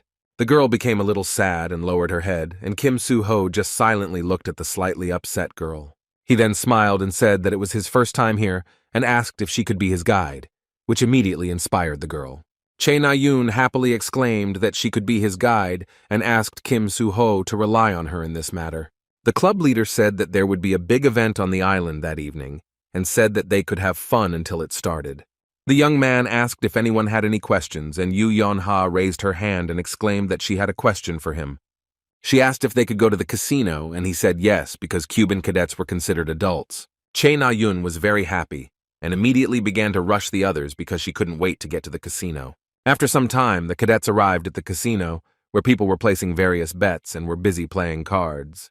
Kim Ha-jin said it was a lot more fancy than he thought, and Che Na-yoon said she wanted to exchange some chips. The manager asked the young man to show his ID, and he kindly handed her the document that confirmed his identity. The young man immediately realized that Jane was disguised as the manager and asked how long she had been working at the casino. The sweet girl smiled and said that it was already the 6th year, and Kim Ha-jin was a little surprised and thanked her for the chips. Then he began to leave and said in his thoughts that, as expected, Jane had already penetrated here, which was not at all surprising. The event will start at 7 in the evening, and animals will come here from all corners to get what was important. Even though Ha-jin wanted to remain calm, he couldn't help but feel nervous, causing the young man to tightly clench his fists. The reason for this was that where else, if not here, can you make a lot of money with just luck? The incident would happen at 7 o'clock in the evening, and he knew he still had time, so he decided to play a little. After a while, Kim Ha-jin happily threw 2 chips into the air and then deftly caught them. He got the idea and said that it was worth starting with slot machines, and people were surprised that he hit the jackpot. Kim Ha-jin began to think about where he would continue his game from, but suddenly he noticed someone's dissatisfaction. It turned out that it was Che Na-yoon, who was unhappy with her loss, and the other players were laughing at her. The young man then noticed a long-haired man named Bert, who was also blonde. Che Na-yoon stood up from the table in displeasure and said that she was done and would not play anymore, and the men laughed at her. Bert said it was somehow wrong to beat a child, and said he would give her back 25%, after which he handed over the chips. The girl immediately turned around, and at the same time she began to get angry because the return of the chips seemed like an insult to her. She screamed that he was lucky that her money came easy, but when she started playing seriously, she would fleece him completely. Just an hour later, Che Na-yoon will be crying in the hotel because she lost all the money she took with her. The author was well aware that all the players in this casino were scammers who only wanted to rip others off. A particular rogue is their leader, Bert, who is also one of the important characters in the author's novel. Che Na-yoon lost again and began throwing cards around in anger, while Kim Ha-jin only mentally called her a fool. She comes from a wealthy family, 4th generation, and for her, losing a lot of money is not such a big tragedy. But something caught his interest, after which the young man approached the table and asked Che Na-yoon to stand up, which surprised the girl at that moment. He said that he would play instead of her because Bert had something that caught his attention and interested him. Che Na-yoon asked if he had the money for it, since the minimum bet started at $100. Still, she didn't interfere, and the dealer said that the game was called 7-card stud, and he would now deal the cards. The players sitting at the table were no longer laughing, and were extremely focused on their cards. Soon the dealer said that the game had begun. and one of the players looked nervously at Kim Ha-jin, who had joined the game. He asked the boy if he was going to look at his cards, and the boy replied that he was not going to do that at all. Although no one knew it, Kim Ha-jin could see his cards without turning them over, because he had abilities. The player became nervous and asked if he was crazy, and the young man called him crazy and thought about which card to choose. Kim Ha-jin's choice fell on the 3 of spades, which he considered a good card to start with, and settled on it. The player next to him asked how he dared to speak to him so casually, and the young man asked if he hadn't started it. The man wanted to attack him, but Bert said that the guy was wearing a Cuban cadet uniform and asked him to maintain good manners. Ha-jin understood that the leader of the scammers was also very nervous, but he was good at keeping a straight face. But there was one caveat. The young man looked at the bracelet on the man's hand and then grinned slyly because a plan had already formed in his head. Jane understood that there were 6 villains in the casino, 3 heroes from the association, 1 swindler, and 1 from the Light Source Guild. The girl also understood that among the casino guests there was even Kim Ha-jin, who was the favorite of the chameleon boss. Jane thought that everyone was at a low start and wondered if she had been exposed since Kim Ha-jin had seen her face earlier. She knew he could only see through her if he focused his magic on his eyes, but there was no reason to do that now. The boss said she hoped she was right, adding that she didn't feel any movement of magic either. The dealer said he would deal the 6th card, and in the meantime the 12th round was underway, with 60,000 at stake. Bert's card was the Ace of Hearts, and given the previous 5 cards, it was clear that he had a full house. At one point, he said the call command, and Kim Ha-jin realized that he was still keeping a straight face, even though he had good cards, and that was not bad. The young man himself said that he was raising the stakes, and Chae Na-yun said the same thing, but the 3rd player also said the call command. Now Bert has a full house, and to win, Ha-jin needs to collect 4 cards of the same rank. He usually didn't try to do this, since after a full house there was a low chance of getting 4 cards of the same rank, but there was one thing. Bert laughed slightly and asked if it was true that the guy didn't have much money, and that was why Ha-jin was hoping to win it here. The man pointed his finger at the boy and asked if he wanted to put his ring down so he wouldn't have to spend the rest of his money. Ha-jin lifted the ring hanging on his neck, and Bert asked if it was an artifact and said that he couldn't see it with the naked eye. He began to look closely at the shiny silver ring with a blue stone and asked why he was wearing the ring around his neck. Kim Ha-jin put the pendant with the ring back on his neck and replied that he had his own personal reasons for doing so. Chae Na-yun was a little surprised and looked at the guy silently, not even going to get involved in the conversation. But still, she couldn't hold back and slammed the table, suggesting that they just leave, which surprised Kim Ha-jin at that moment. The girl exclaimed that she would return his loss to him and said that this game was not worth putting a valuable and important decoration on. Kim Ha-jin took her hand near the forearm and asked her to just sit down because he didn't want to leave at all. He then quietly and calmly told her that he definitely wouldn't lose, so she could sit quietly, and Chae Na-yun was surprised. The young man nevertheless took off his pendant with a ring and said that the ring was very expensive, so he would put it up as a bet. Bert started to take off the bracelet from his wrist because Kim Ha-jin said that he wanted him to risk his bracelet. At that very moment, the precious jewelry of both men was placed as stakes, after which the game was to begin. After a couple of minutes, Bert asked if it was time for them to show their cards, then said that he would do it first, because he was impatient. His 5 cards formed a full house which should have won this round. Chae Na-yun was stunned and silently watched everything that was happening, realizing that this was a loss on the part of Kim Ha-jin. Bert began to pull all the chips towards himself and laughed and said that he was very sorry, but the young man asked him to wait a little. Kim Ha-jin looked at the man with a little confusion and said that he still hadn't revealed his cards. The man did not understand what the young man was hoping for, because he was sure that his combination of cards was invincible. Kim Ha-jin revealed each of his cards and said that luck was his middle name, because his combination was stronger. Chae Na-yun was shocked, and the young man said that it looked like he won because he had 4 cards of the same value.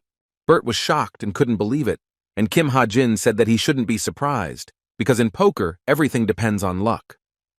The man still couldn't believe it, because he was already confident of his win, but this was a blow below the belt. The guards started holding him, and Bert shouted that he had cheated, but he also started accusing the young man of it, and Chae Na-yun asked if there was any evidence.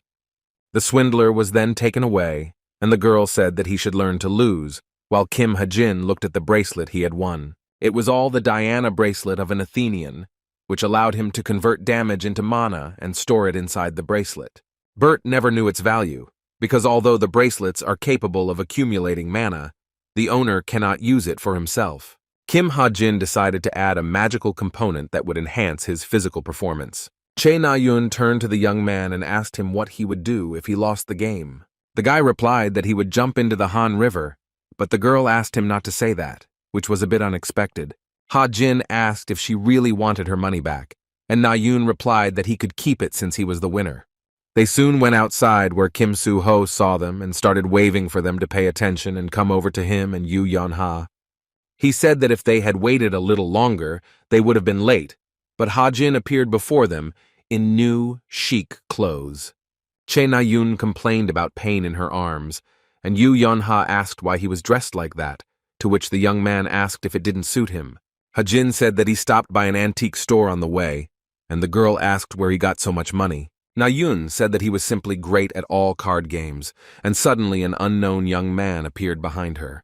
The young man began to smile, and asked if this was little Na-yun, whom he had missed so much for a long time. The girl immediately became angry and asked what he was doing there, and the guy replied that he just came to have fun. Ha-jin asked who it was and if it was her boyfriend, but an angry Che Na-yun replied that it was just a friend. Yoo Yeon-ha looked at the boy and said that he was Hunter Kim Jun-woo from the Light Source Guild, whom she immediately recognized. The young man smiled and said that it was true and it was him, and then asked if he was still popular since he was so easy to recognize. Yoo Yeon-ha shook his hand and said that she was glad to meet him, and Kim Jun-woo smiled back and said that he was glad too.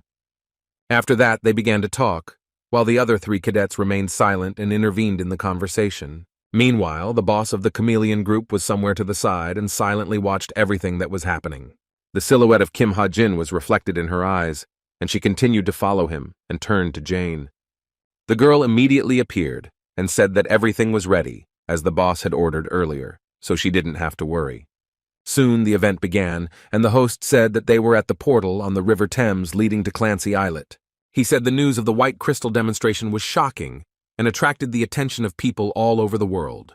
Everyone is eagerly awaiting the speech of the General Director Zealand, and a woman's leg steps out of the arriving limousine. The host took note of this and said that in the meantime the respected Princess Rachel had arrived. The princess wore a luxurious white dress that trailed along the red carpet and was accentuated by white high-heeled shoes. Reporters asked her to say a few words about today's event and began asking various questions. Security guards told reporters they were not allowed beyond that area, but Princess Rachel continued to walk the red carpet. She soon approached the portal that led to Clancy Islet and stopped, then began to look at it. Princess Rachel was glad to enjoy the silence for a while, but after a few seconds, someone addressed her. Lawton Corporation CEO Zealand thanked the princess for coming here. Rachel approached the CEO because she had one question that had been on her mind for a minute. The girl asked if they had good protection against the human monsters, and Zealand replied that this was exactly the case and that she didn't have to worry. He said that Clancy Island is the safest place in Europe because a huge number of heroes were not hired for this event. Zealand also said that as the largest sponsor of the Royal Guild, they promised to support the level and reputation of her guild. Princess Rachel remained silent and cold-minded because she didn't believe the CEO completely. And all this was not without reason, because in fact, Zealand was hiding something and was clearly not a positive character. He asked the princess to look forward to the beginning of the incredible event while the guests began to gather. Kim Ha-jin looked at his watch and realized that there was still half an hour left before the event started, but there were already a lot of people around. However, there were thoughts that did not leave him for a minute at that time, because this question was truly urgent. In a world teeming with human monsters, it is hard to believe that such a dangerous event is taking place. The author wrote that the Lawton Corporation is one of the most corrupt in history, whose leaders commit evil. And such terrible people own a white crystal that was incredibly precious and very rare. Although this item should not fall into the hands of monsters, the Lawton Corporation will not use it for good purposes either. The author remembered that 3 important human monsters would appear today, 2 of which were the crystal courier Need and the fighter Silison. And the third of them was the leader of the group searching for artifacts, or rather villains, whose name was Kim Hak-pyo. With Ha-jin's current abilities, there is no chance that he will be able to thwart their plans to steal the crystal. Suddenly, the boss of the chameleon group appeared, saw the young man, and asked if he was here too. Kim Ha-jin moved his chair slightly and was surprised to see Xiao Ping, who said that she was providing security for the event. Jane congratulated his boss on the radio that she had finally met her favorite, and she became angry because of her words. She clenched her fist in anger and asked what kind of nonsense she was talking about, but Kim Ha-jin didn't understand who she was talking to. Meanwhile, Kim Soo-ho turned his attention to his comrade, who was talking to a woman he didn't know. He immediately asked who it was, and Ha-jin replied that it was his acquaintance Li Xiaoping, who was an above-average hero. Then the young man introduced Kim Soo-ho and Yu Yeon-ha to the girl, and she replied that she knew them because they were famous cadets. Kim Jun-woo suddenly appeared, put his hand on Kim Ha-jin's shoulder, and told Xiaoping that he was glad to see her. Then the smile on his face disappeared, and he asked the girl how she knew Ha-jin, and his gaze was cold-blooded. Kim Jun also asked if he could ask what group she was in, while Xiaoping tried to remain calm. But suddenly the spotlights turned on in the venue, and Yu Yeon-ha said that the event would start soon. Xiaoping did not answer the question, and said that she would go because she needed to patrol the event. As she left, she wished him all the best and began to walk away, and Kim Jun, to whom she had never responded, did not even try to stop her. Kim Ha-jin was very nervous and hoped that the young man had not guessed anything, but in the meantime he simply remained silent. Meanwhile, Princess Rachel was in the stalls and looked at the cadets, among whom she saw Kim Ha-jin. She looked at the young man and saw a jacket on him, after which she realized that it was the artifact that she had given him. Rachel was very pleased and smiled because she realized that her gift was not indifferent to Ha-jin, and he was wearing it. The CEO of the corporation, meanwhile, greeted all the guests present and respectfully bowed before them. Zelen asked those present what force they thought was the source of all creation on Earth. He then turned his attention to Princess Rachel and said that this incredible power was precious mana. He said that as mana accumulates, it can become a treasure with incredible power, and such is the white crystal. 480 crystals have been discovered, but at present the method for their proper use has not yet been discovered.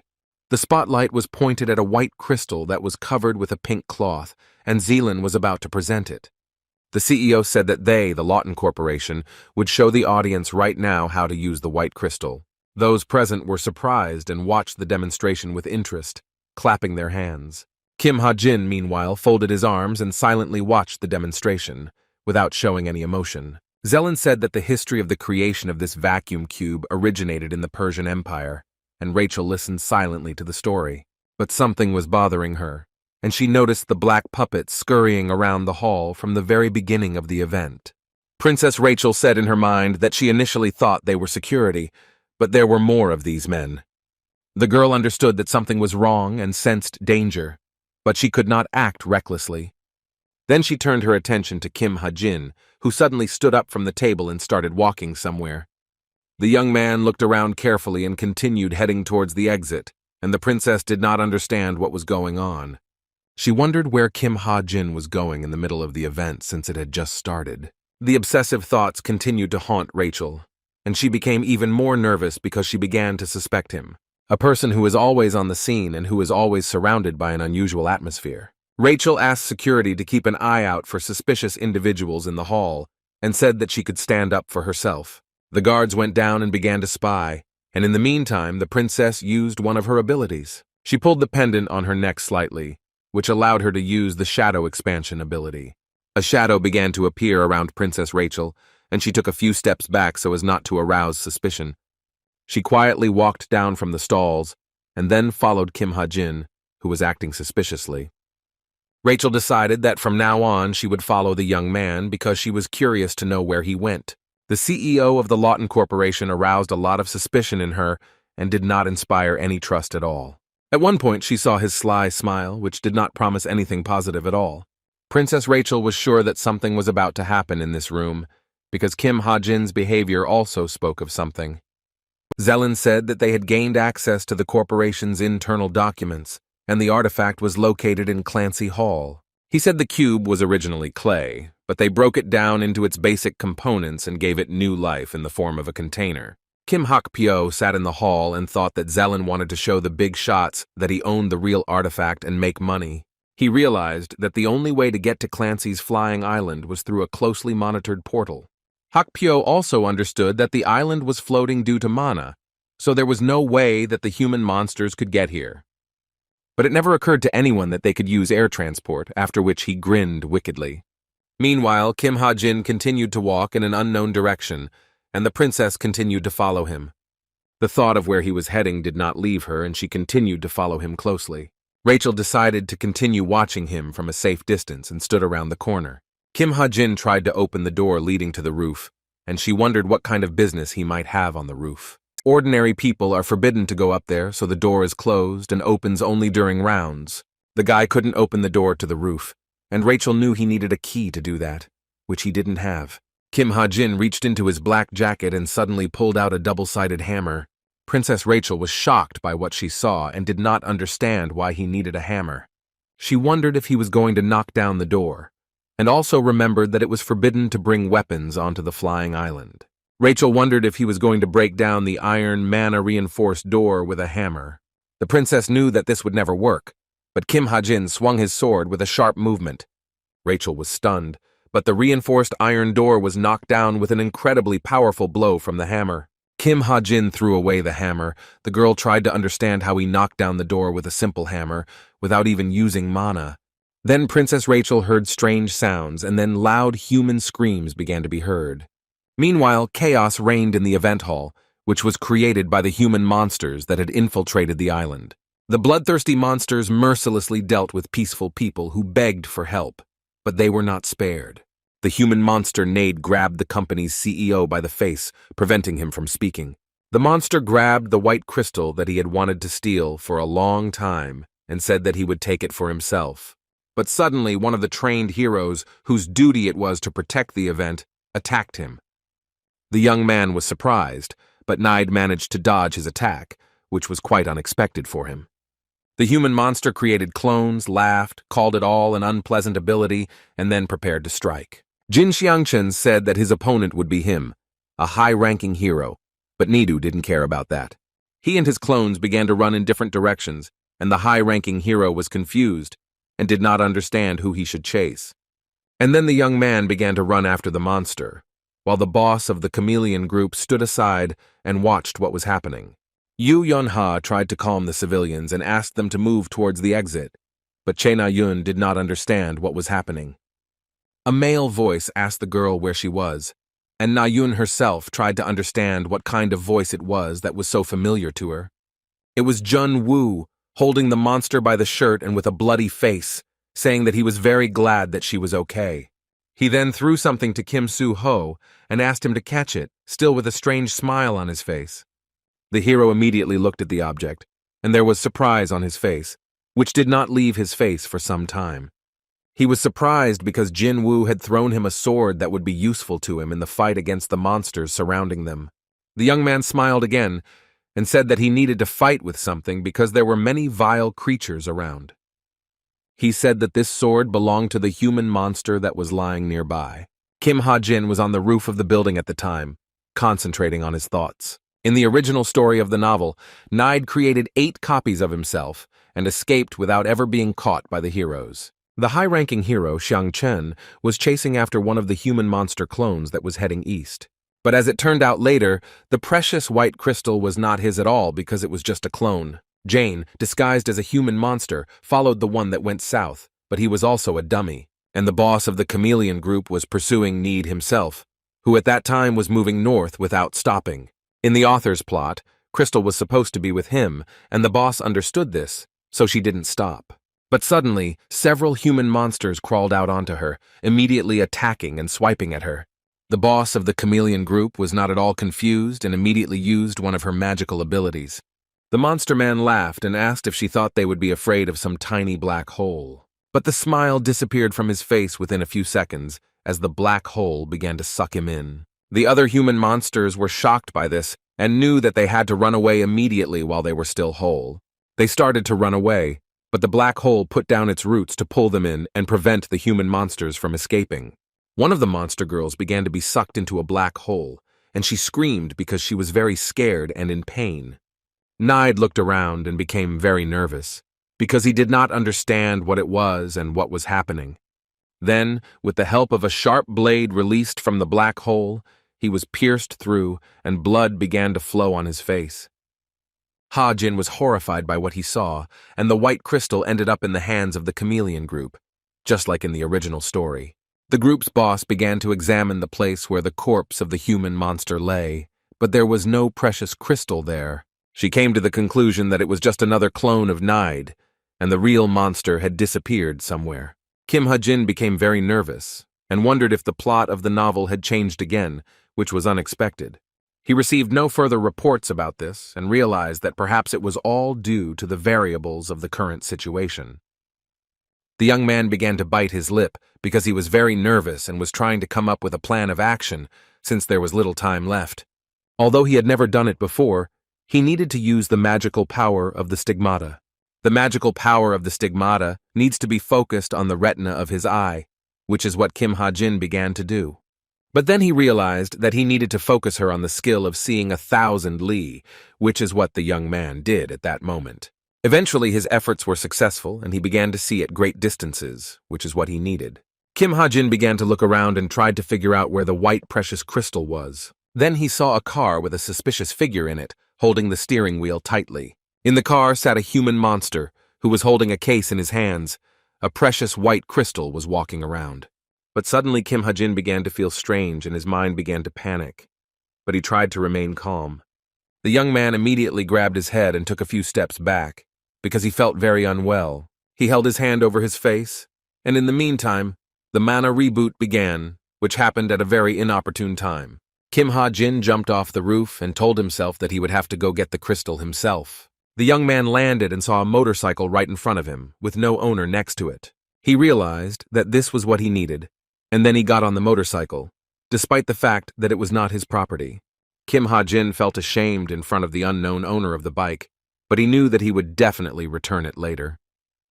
Meanwhile, the people in the hall were still panicking and running in different directions, and the heroes were trying to calm them down. Che Na-yun asked citizens to remain calm because panic was very inappropriate at that time. The girl asked people to watch their step while a motorcycle parked behind her. Then her attention was drawn to Kim Ha-Jin, who called out to the girl, and she immediately turned around, not expecting to see him. Che Na-yun was surprised to see a young man on a motorcycle, but he didn't waste any time and threw an object to her. The girl immediately caught the object and asked in surprise what it was, since she had never encountered it before. Ha-Jin said that it was a magic sword and she would be able to put it to good use, but without a weapon she would hardly be able to fight off the monsters. The magic sword is a unique item he stole from Sidus, and the higher the owner's mana level, the more powerful the weapon. Che Na-yun has great potential, and thus she will be able to surpass even the strongest human monsters. She asked Ha-Jin what she should do with the magic sword, to which he asked her not to get hurt, and the girl asked where he was going. Kim Ha-Jin replied that he was going out on business and said that she could handle it here alone, and Che Na-yun was stunned. The young man began to ride his motorcycle at high speed, and the girl asked him to stop, because she was very nervous. Kim Ha-Jin used the ability and realized that he needed to speed up since the target was heading southeast. The car that contained the white precious crystal continued to drive at high speed. The guy in the car asked the driver how long they had to drive, and he replied that it would be less than a minute and started talking about the plan of action. The man didn't have time to finish speaking, because at that moment, the motorcycle was already only a few centimeters away. Kim Ha-Jin acted very unexpectedly and crashed at high speed right into the side of the car where the crystal was located. The car immediately flipped over from the incredible property of the moment, and the young man simply watched from the side. He then rubbed his face, wiping away beads of sweat, and looked at the car warily, ready for anything. The young man in the car remained alive, and as he climbed out of it, he called the culprit a scoundrel who had acted so cruelly. There were numerous abrasions and cuts on his face, and looking at Ha-Jin, he said that he could already consider himself a corpse. He then started calling his comrade for help, and Kim Ha-Jin looked through his laptop and realized where his confidence came from. He saw a plane in the sky that was supposed to come for the guy, and realized that it was the A0937B model. Using an invisible laptop, he turned the plane around for 100 points, and the guy with the case was shocked by what was happening. The young man looked at the plane flying away and could not understand what was happening because he was supposed to pick it up. He then started waving his hand and asked if he was going to throw him away, and Kim Ha-jin started to slowly approach him. The young man asked in a calm tone if he would mind discussing something, and the guy with the briefcase looked at him silently. But suddenly he heard loud screams coming from somewhere nearby behind him and turned around. Nearby stood a big guy who was holding a girl's body on his shoulder and had his hand pressed against the head of an unknown bloody guy. The thug squeezed the bloody head in his hand and said that it meant he wasn't imagining things, but that he had made a good entry. Then he let go of the boy's head and said that now there was one less annoying fly, and smiled bloodthirstily. Kim Ha-jin looked at him and became nervous, thinking that this was bad, because Jok Jun-kyung had appeared at the wrong time. But then the guy was even more shocked because he took a closer look at the girl who was on his shoulder. He became even more nervous and wondered why Rachel, who was unconscious, was with Jok Jun-kyung. The situation was getting worse with each passing second, and Kim Ha-jin just silently looked into the big guy's eyes. He immediately used the airwaves because he had no other plan of action at that moment. The brute wasn't scared at all and, laughing slightly, asked to put his pistol back because it didn't scare him at all. Kim Ha-jin pointed the gun at the case where the precious crystal was and said that Jok Jun-gyong should put the girl down first. The big guy asked if this was really his lady love and said that she was also looking for the crystal, and he had to drag her along with him so that she wouldn't get in the way. Ha-jin didn't answer his questions, still holding the gun near the case and looking into the enemy's face. Jun-jen asked, suggested to think, because he would rip off the girl's head much faster than he could pull the trigger. The young man replied that he didn't care, and if he didn't let Rachel go to the ground, he wouldn't get the precious white crystal. The big guy laughed slightly and called him a stubborn ass, after which he realized that he would have to let the girl go after all. He then brazenly threw Rachel straight to the ground and said that he admitted his defeat and was ready to take the crystal. Jok Jun-kyung said that now it is Kim Ha-jin's turn to do what was said in the conditions earlier. The young man kept his word, after which he threw the case into the big guy's hands, while being wary. The man deftly caught the case, then smiled and thanked him, after which he was about to walk away from there. Kim Ha-jin looked at Rachel lying on the ground, and in his mind he said that he still hadn't figured out what to do with the crystal. He knew it would be nice to give the crystal to Rachel's family, but because of Jok Jun-gyong, the artifact became just a bargaining chip. The young man also told himself that he would have to ask the princess how he managed to fall into the hands of this scoundrel. Meanwhile, the treacherous Jok Jun-gyong suddenly made a dash straight towards Kim Ha-jin to deal with him.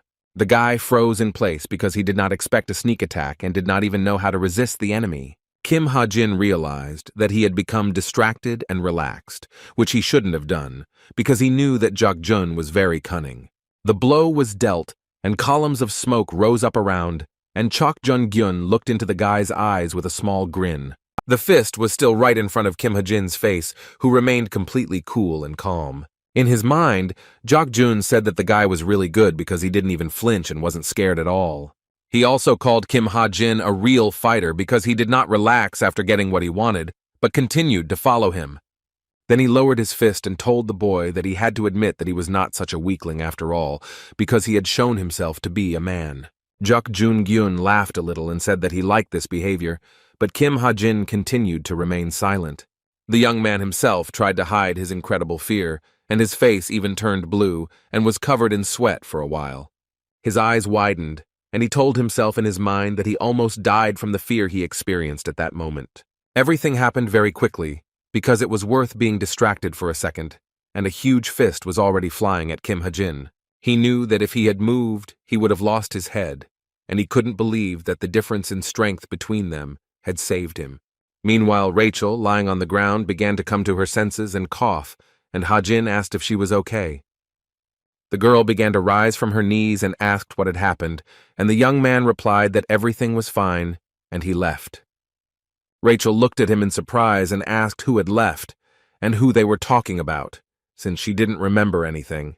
Kim Ha-jin told her everything, and asked if she was looking for the crystal, and the princess replied that she was not looking for it, because she was going after it.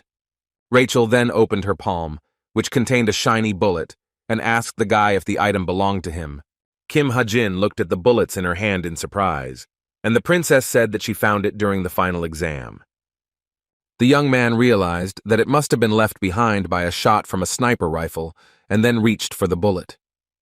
But suddenly, Rachel closed her palms and removed her hand, which put Kim Ha-jin in an awkward position. The girl hid the bullet in her pocket and said that she just wanted to make sure, which is why she followed him. Then she looked away and said that she had managed to get into trouble and called it all a disgrace for which she was ashamed. Rachel looked into Kim Ha-jin's eyes with a sparkle in her eyes and then suddenly asked why he helped her back then. The girl recalled those events and said that what happened during the midterm exam could be called a simple coincidence. But then she remembered the gunshot during the final exam and said that it was definitely not an accident, and Ha-jin listened to her silently. The young man listened very attentively to Rachel at that moment and did not even know how to answer her question. The princess said, with a trepidation in her voice, that she had the impression that he was constantly protecting her. Kim Ha-jin didn't know what to answer and suddenly said that, to be honest, he was her fan. Rachel was stunned, and the young man said that he was a member of the princess's fan club, which had 10,000 members. Kim Ha-jin understood that she didn't believe him, but he also realized that he couldn't tell her the truth. Rachel is very important to the development of the plot, and if something happens to her, it is unknown how the story will change. The princess was very tense at that moment and experienced great discomfort trying to say something to the young man. Still, the girl gathered all her courage and asked Kim Ha-jin if he liked her as a girl. The young man's eyes widened in surprise at that moment, and sweat appeared on his face from excitement because he did not know what to answer. Meanwhile, an ambulance arrived on the flying island, and Yu Yeon-ha sat silently clutching the ends of her long hair. There was panic all around because a rescue operation was being carried out, and the girl, tired, exhaled and just sat on the bench. Che Na-yun, being very excited, ran up to her and asked if she saw it, and the girl asked what the hell was going on. She didn't understand at all Na-yun, who was trying to explain something to her, but she did it very unclearly. A lot had happened today, but Kim Jun-woo's movements remained clear and precise, even when fighting the golem. When the golem dealt crushing blows, the young men managed to dodge and move to the side to counterattack. He destroyed many enemies with his bare hands, and everyone around him was amazed by his incredible power and strength. Kim Jun-woo was a hunter who radiated light, and in the fight with the giant golem, he was simply irresistible. Kim Soo-ho, in turn, possessed the gift of the holy sword, and his opponents had no chance to harm him. He cut through enemy attacks like they were just paper, and the sword in his hand complemented his appearance and bright blue eyes. Che Na-yun held the magic sword that Kim Ha-jin had given her earlier in her hand and was about to use it. She still dared to use it, after which the sword began to emit a bright yellow color that blinded the eyes. After that, Che Na-yun tightly gripped the handle of the ball in her hand and swung it, while helping her hand by turning her body. The girls managed to crush the monster in her path, and he was not even able to attack her or cause the slightest harm. Che Na-yun was very surprised and happy that the magic sword was so strong, which was very cool for her. She told Yu Yeon-ha that she was talking about Kim Ha-jin, who had gone somewhere on a motorcycle and had not returned yet. The girl said that he was very skilled at handling the motorcycle, and Che Na-yun said that she was more interested in where he got such a handsome bike. Suddenly, the girl's attention was drawn to Kim Soo-ho, who excitedly asked if they had seen Rachel, since she had gone missing. Che Na-yun said that she remembered that the princess was here right before the human monsters appeared. Yu Yeon-ha excitedly said that it was possible that Princess Rachel was the human monster's target from the beginning. She understood that this way they could get the rights to Clancy Islet, and Kim Soo-ho asked everyone to look away. Excited people saw Princess Rachel, who was sitting on the passenger seat of a motorcycle wearing a helmet. Yu Yeon-ha breathed a sigh of relief since the princess was okay, and Che Na-yun said that it was the same motorcycle she saw earlier. The girl said that it was indeed the motorcycle she saw Kim Ha-jin had, and Yu Yeon-ha was surprised by it. She began to analyze the situation and realized that while everyone was trying to figure out what was going on, Ha-jin had gone off somewhere alone. Yu Yeon-ha realized that he had dealt with the monsters and saved the princess since Rachel had returned on that motorcycle, which was surprising. But still, the girl could not believe it, because something did not allow her to do this and rejected this thought. She remembered that Kim Ha-jin had once saved her, but she wondered if he really had that much power. After a while, Che Na-yoon was standing at the entrance of the hotel, checking the notifications on her smartwatch, but someone called out to her. Kim Ha-jin asked where the rest of the club members were, and she replied that he was very late and that they were probably already waiting at the restaurant. Then, Che Na-yoon started walking towards the entrance of the hotel and asked him to follow her, saying that she would pay for the food. The young man asked why she was suddenly so generous, and in his mind he said that this was not like her at all. Che Na-yoon stopped at one point, as if she wanted to say something to the young man, but she couldn't bring herself to say it. Still, she plucked up her courage and asked Kim Ha-jin to listen to her, and he stood silently in one place. The girl stood a few meters away from him, not looking him in the eye, about to say what she had wanted to say for a long time. Suddenly her cheeks turned red and Che Na-yoon finally asked Kim Ha-jin to be friends, which was unexpected. But the young man immediately said that they could not be friends, which was very shocking for the girl. Kim Ha-jin remained emotionless and continued to look into the eyes of the girl, who was shocked at that moment. The young man's rude refusal began to anger Che Na-yoon, causing her to clench her fists tightly. Then she turned around abruptly and asked him to forget those words, saying that it was a joke, and she felt extremely awkward. Che Na-yoon quickly walked away and finally said that they would think that she hadn't said anything. Kim Ha-jin thought that no matter how painful it was, they couldn't be friends, because one day he would return to his world. He also remembered that sooner or later he would have to kill the person dearest to Che Na-yoon, and that would be a betrayal. The young man thought that they could not be friends, and after some time he returned to his room in the dorm. Sweet Evangel was very happy to see Kim Ha-jin, so she immediately rushed into his arms because she missed him very much. The girl immediately began to jump for joy and asked if he had really brought a chicken, and the young man replied that he had even brought 2 chickens. Evangel happily grabbed the bag and thanked him, and Kim Ha-jin felt like a father and was very happy. He remembered that there were only 3 days left until the end of the holidays, and he needed to finish his business before the start of the new semester. Then the young man decided to link his smartwatch to his laptop, because this would make it much easier for him to use the gadgets in the future. Ha-jin felt uncomfortable taking out his laptop when something stupid happened, and he put it off because he didn't want to spend points. He reviewed the events that had recently happened to him, where Jok Jun-gen threatened to kill Princess Rachel. The system notified him that the number of points had increased, and the effect of unheard of luck had also worked, and he miraculously survived. Still, Kim Ha-jin decided to synchronize his laptop with his watch because he had enough of them after his fight with Jok Jun-gyong. Within a few minutes, the synchronization of the gadgets was successfully completed, and the young man began to check its validity. The function was very convenient, and he regretted that he had put it off for so long, and in his thoughts, he thanked Chok Jun-gen for the past skirmish. He dealt with this problem, but then remembered that he still had one important matter to attend to, and decided to call Park Soo-hyuk. He asked the agent if he had found out the information he needed, and the man replied that it was most likely an Augusta model motorcycle. Park Soo-hyuk said that even without a complete set, it costs about 150 million, and Ha-jin asked him to buy the motorcycle. The agent was taken aback and asked if he was serious, and the young man replied that he was, after which the man promised to place an order at the agency's address. Kim Ha-jin won 2 billion in the casino, and some 150 million is nothing. Besides, that day is already approaching. This day is the day when the master of the pack horse attacks the Suvno Devil's Nest, and this means a lot. For the young man, this day meant that very soon he would become rich, so there was no point in worrying about finances.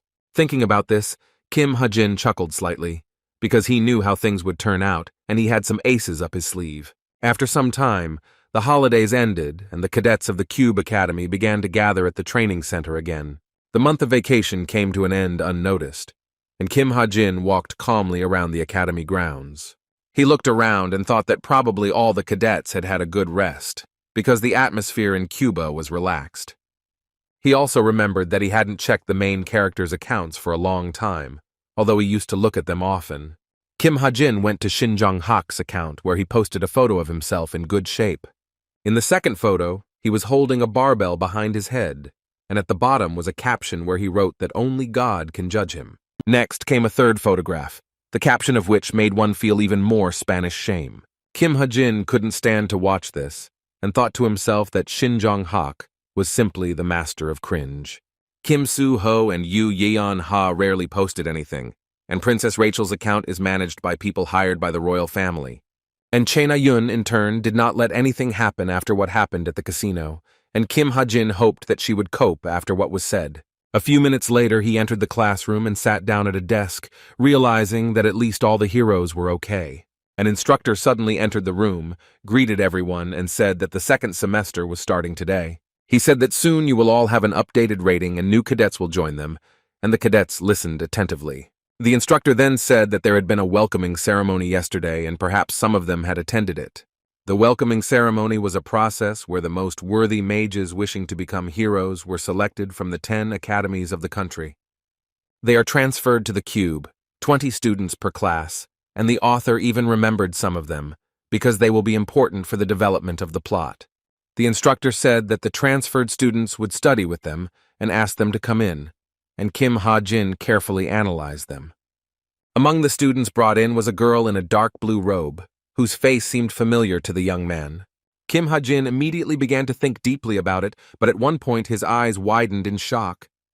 The girl took off her hood, and the young man wondered in surprise if this was Tomer, whom he had never seen before. Although the hair and skin color were different, it was definitely her, and Kim Ha-jin wondered what she was doing here. There was a partial change in history, and the system wrote that measures were taken to establish a connection between Tomer and the main characters. Due to her incredible power, the decision was made to introduce her plot much earlier, which made the author nervous at the time. Kim Ha-jin called all of this pointless adjustments because it made him very angry and he didn't see the point in it. Tomer was smiling at that moment, and she had an orange stone on her neck that looked precious and beautiful. After some time, Kim Ha-jin was busy transporting boxes of things to his new place of residence. A joyful evangel held a white cat in her arms and asked if they were really going to live here now. The young man said yes, because it's good when there's a lot of free space, and the happy girl said that she really liked it. They moved because Kim Ha-jin had risen quite a bit in the rankings, and where you live directly depends on your rankings. He was no longer behind in the rankings, and there was much more space here, so he was confident that Evangel would be comfortable here. But the young man was still worried about Tomer's appearance, and decided that he needed to think about it at his leisure.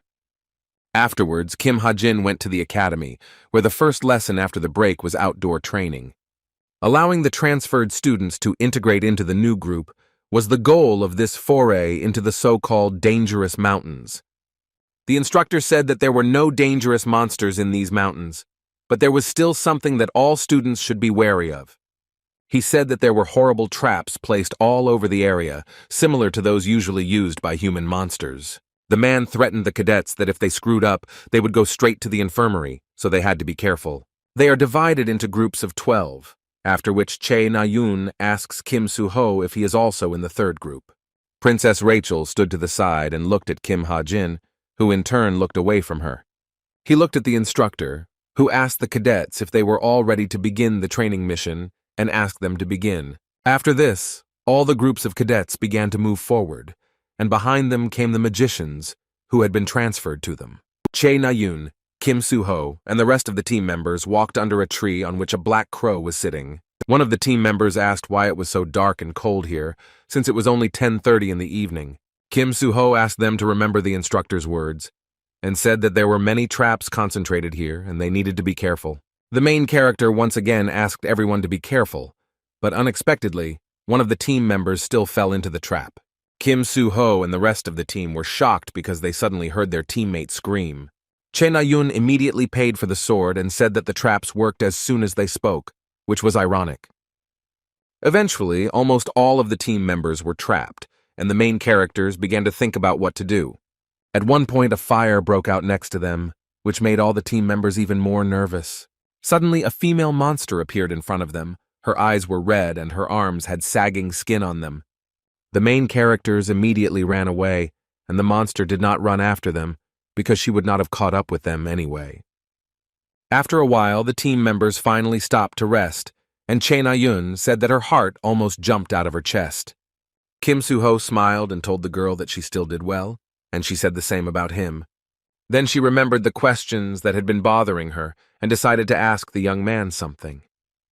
Che Na-yoon asked Kim Soo-ho if they were friends, and Kim Soo-ho didn't understand why she suddenly decided to ask about it. He replied with a smile that of course they were friends, and then asked why she was asking. The girl nervously replied that she had simply decided to ask and discreetly wiped the sweat from her face, asking him to forget about it. This was roughly the answer she expected, but the question of why Kim Ha-jin had told her that tormented the girl non-stop.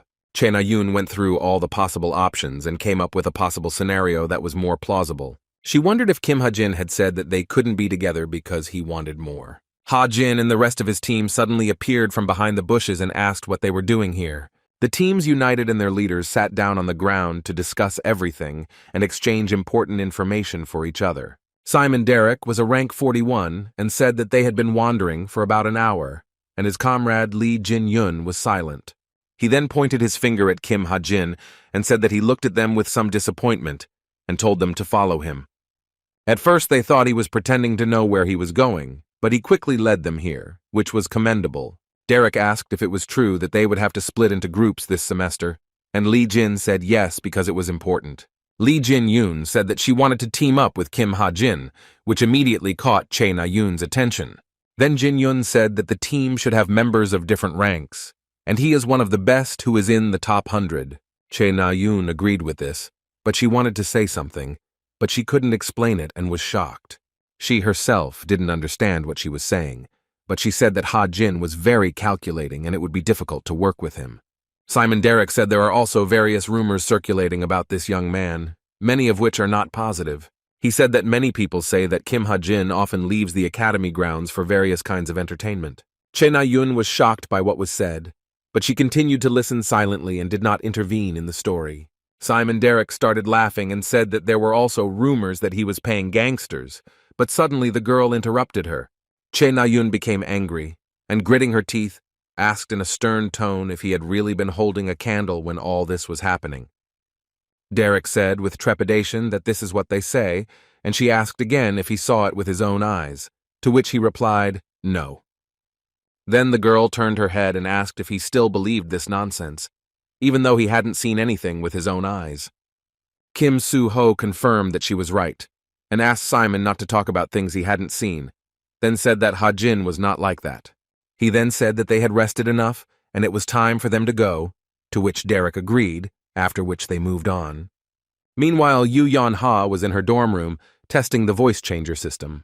The girl made sure that the voice changer program works as it should, so she doesn't have to worry about it. After that, she stood up from the table and pulled the hood over her head, realizing that mistakes were unacceptable, because this was the first meeting. The Falling Flowers Information Guild was a group independent of the Essence Strait that would become its arms and legs. Yoo Yeon-ha successfully used the voice changer program and greeted the guild members. The three participants greeted each other and said that they were glad to meet him, since they had not heard his voice for a long time. Yoo Yeon-ha hid her happy smile behind her mask, because everyone was gathered, and also said that there would be 3 divisions in the guild. The first division will be engaged in the introduction and collection of secret information and their competitors, called spies. Their first task will be to find out what the Creator's Grace and Dark Moon guilds are planning, because this is very important. The leader then said that the second division would be searching for new dungeons and high-ranking monsters. The members of the third team radioed that they were beginning the mission as observers. The third unit will be engaged in collecting information about people, surveillance, kidnapping, and intimidation. The leader said that they would call themselves Shadows, and in addition to all this, they would also engage in murder if necessary. Yoo Yeon-ha ordered the members of the 3rd Division to find out everything about the background of the 5 people on the compiled target list. She also ordered them not to show up under any circumstances and not to try to harm them, and the team members listened to her attentively. Finally, the head said that she was waiting for the results, and of these 5 people, she was only interested in one person. She then ended the meeting and began to read the information she had about the person who was most important to her. Young-ha's target was 17-year-old Kim Ha-jin, who had provided the straight entity with information worth billions. Meanwhile, the young man himself reluctantly woke up at 6:30 in the morning, after which he sat up and began rubbing his eyes. Evangel was sleeping soundly on the bed next to him, and he found her very sweet, and he didn't understand when she managed to lie down next to him. Kim Ha-jin started getting ready for class, but decided to still stroke the sleeping cute girl he loved very much. The young man heard strange sounds behind the door, after which he went out the door and saw a white cat that belonged to them. The young man stroked the cat and said that witches cannot live without familiars, and this ghostly kitty is not an illusion. Even though he was created by Evangel, he was a living being, and his beautiful blue eyes made anyone smile. Kim Ha-jin looked at him, not realizing that over time, this harmless creature would turn into a real predator. After some time, the young man was walking down the street, when suddenly a female voice said that the meeting was quite unexpected. The guy turned his attention to Yu Yon-ha, who smiled sweetly and asked me where he was heading so early in the morning. Kim Ha-jin pointed to the side and said that he was thinking of going into a cafe for food, but the girl simply smiled. Yu Yon-ha said that she saw his ratings rise noticeably, and the young man responded that it was indeed so. Then he said that he was not going to go any higher, and the girl asked if he had not thought about the future. Ha-jin said it was too early for that, and Yon-ha said that their third year was their probationary period as heroes. The girl asked him how he felt about joining the Essence Straight Guild, since it was important to her. The author remembered that when Yon-ha became the guild leader, it would begin to develop rapidly, but he wanted to join the vast plains. Ha-jin said that it was far from certain that they would take him, since there were only mercenaries there, but at the same time, there was complete freedom of action. Yu Yon-ha suddenly and confidently said that she would make him change his mind and not join the Wide Plains Guild. She asked if she brought him the thing he had been looking for all this time, would he reconsider his decision about the guilds? Kim Ha-jin looked at the girl with confusion and asked what she was talking about, but Yu Yon-ha smiled and did not answer the question. After some time, the young man was attending classes at the academy, and at one point he began to look at Kim Soo-ho. He understood that at this moment, the hero was probably preparing for a trip to the dungeon, which was a very important part. In the original, he goes to Mount Hammock after summer vacation and followed Soo-ho for the resonance of energy or his sword. But the resonance of energy led him to an unknown dungeon, and to clear it out alone, one must have enormous strength. This job is just right for the main character, because Kim Soo-ho easily dealt with the boss and got a special weapon. The special weapon can only be awakened with the pollen of a butterfly seedling, which is what he had in the original. But the problem was that Kim Ha-jin currently had pollen, and he was worried that Soo-ho wouldn't be able to handle the dungeon. This whole world is not as kind to Soo-ho as the one the author created, and in order to improve it, Ha-jin needs to go with him. Then Kim Ha-jin began to write notes, thinking that in the process of all this, something might come his way. In the evening, the young man was in his dorm room, thinking about what to do with Tomer. He stroked Evangel's sleeping head and knew he needed to come up with a strategy before he went into the dungeon. Although Tomer is now on the side of the human monsters, she could join them if he helped her achieve her goal. Kim Ha-jin remembered that what she wanted most was to find her missing father and kill him with her own hands.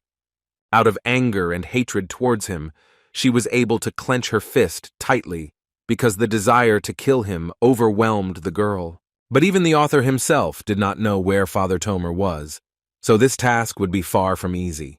Even the book didn't really give him a clear answer to this question, and Kim Ha-jin guessed that he didn't have enough mana for it. He could have contacted Jin Hyuk, but he only searches within Korea, and the target could be in any other country.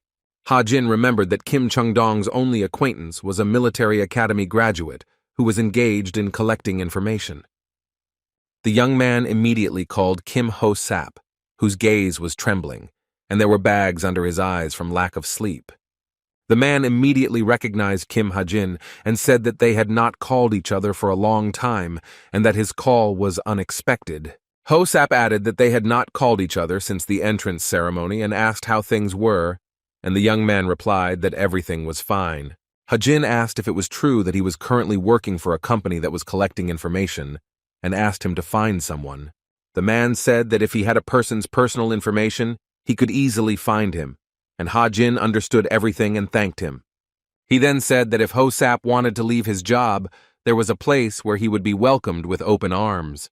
This place was the Falling Flowers Information Guild, where the man would be accepted immediately, given his abilities.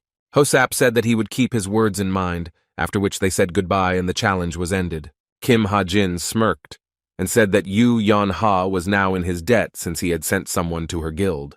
Meanwhile, Kim Soo-ho was focused on his training and swung his sword from side to side.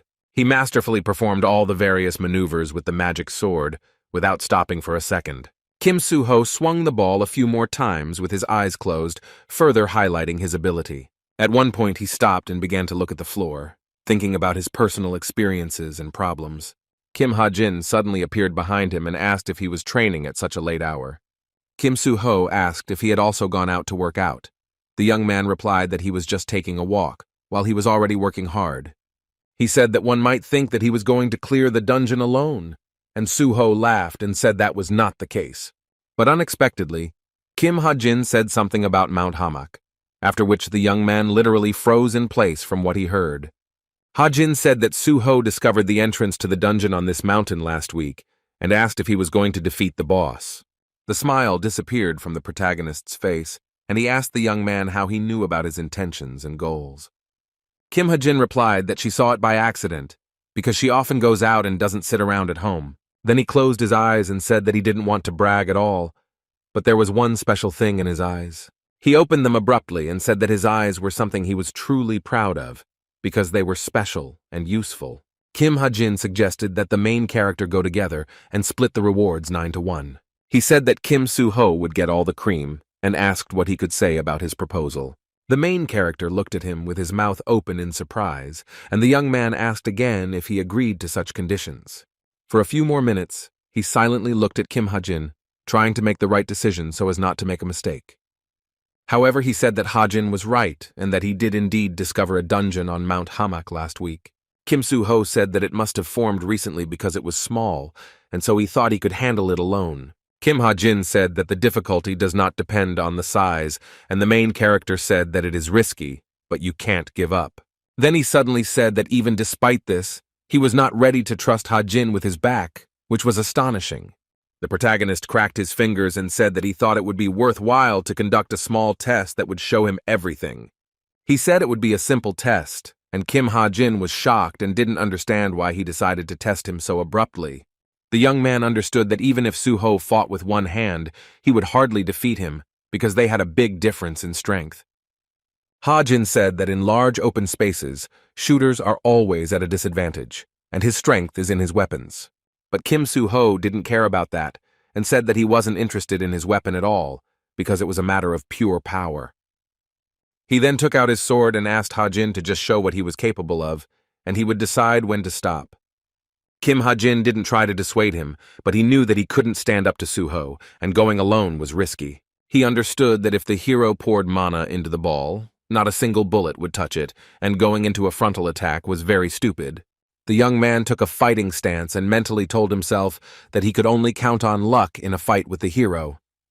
Kim Soo-ho asked him to tell him when he was ready, and Ha-jin was very wary and nervous. He typed something on the digital board behind him, and then said he thought there was no point in dragging it out. Kim Ha-jin activated the function on the smartwatch and asked how about starting the test right now and not delaying. Kim Soo-ho said that in that case, he would attack, after which he rushed forward straight at the enemy. Meanwhile, Ha-jin had his ability activated, but he still remained in place and did nothing.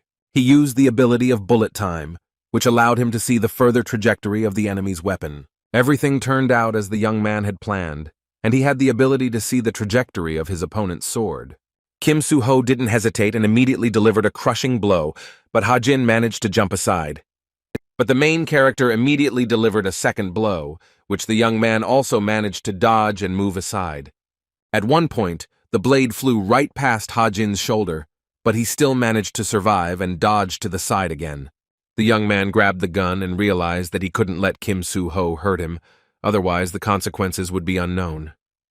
Kim Ha-jin then fired a pistol shot, causing the bullet to fly right past the hero's left ear. He used the bullet's timing skill, but Soo-ho still managed to dodge, and there wasn't much time left. Ha-jin had to catch him off guard because just one careless step could change everything. But while aiming, the young man became a little confused because Kim Soo-ho suddenly appeared behind him. The young man immediately turned around excitedly and wondered in his mind when he had managed to appear behind him. At the very last moment, Kim Ha-jin used the precious ether because only it could save him. The long ether was like a rope I tied around the tree, after which the young man could be pulled straight to it. Kim Soo-ho kicked the ball at that moment, but Ha-jin suddenly pulled his body towards a nearby tree. The main character said that as expected, he was able to avoid something like this. But still, there is one thing.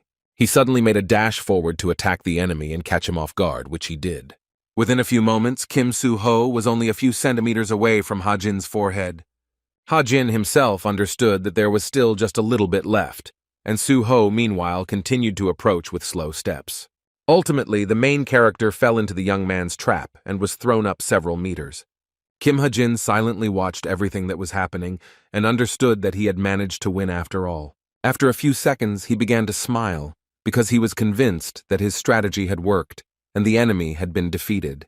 Meanwhile, Kim Soo-ho collapsed to the ground and tried to recover from the fall, and Ha-jin took advantage of this. Approaching him from behind, he presented the barrel of the gun to the profile side of his head, which gave him some power. Ha-jin then asked in a confident tone if this was enough, and Soo-ho was surprised and remained silent for a while. Kim Ha-jin's trick really worked, and he began to think about how he managed to pull it off. He prepared one thing that needed to be activated within 10 minutes, but it did not cause any serious damage. The cadet's cloak was a good trap and an investment of points, and Kim Soo-ho smiled and admitted his defeat. He didn't expect such amazing abilities at all and looked into Kim Ha-jin's eyes with surprise. The shooter himself also looked him in the eyes and continued to hold the gun in his hands, not even taking it away from the main character. Kim Soo-ho laughed and said that he had convinced him and they would go clear the dungeon together since he had confidence in him. The boys then shook hands and Kim Ha-jin asked the main character to rely on him. It was night outside, and at the same time a glass object broke loudly in the abandoned factory in Suwon. Chok Jung-gen told Drun, broke the artifact as he asked, and then asked if it was okay to destroy valuables. The guy said that there is a way to earn twice as much, so he doesn't have to worry, because a professional is taking on the job. Chok Jung-gen looked at him in bewilderment and did not understand anything, but Drun said that now he would understand everything. Suddenly, the process of creating a new object from the remains of the broken object lying on the floor began. The fragments of the object began to rise into the air and form new objects, which looked amazing.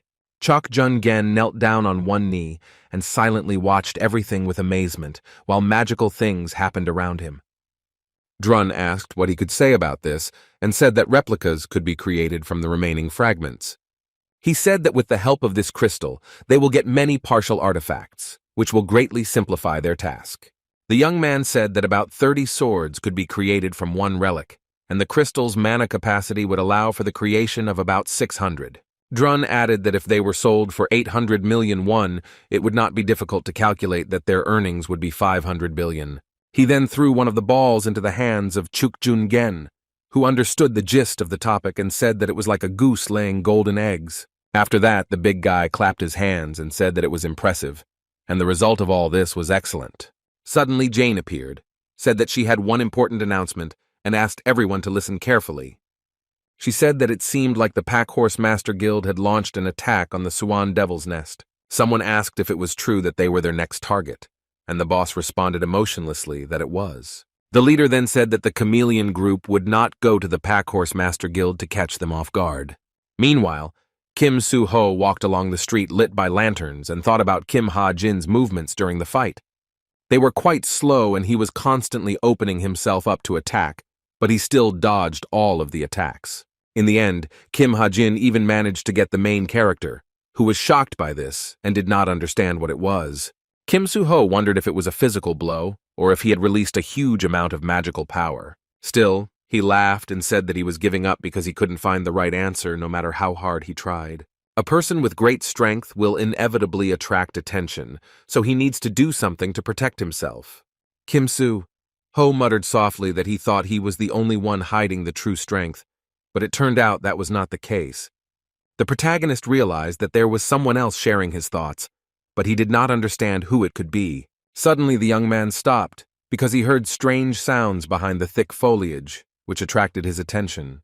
He decided to follow the sound and came across Che Na-yun, who was training in sword-fighting techniques. Kim Soo-ho asked what she was doing, and the girl was taken aback and screamed and asked what he wanted. He asked if she was planning to practice with the sword, and Na-yun replied that it was just endurance practice.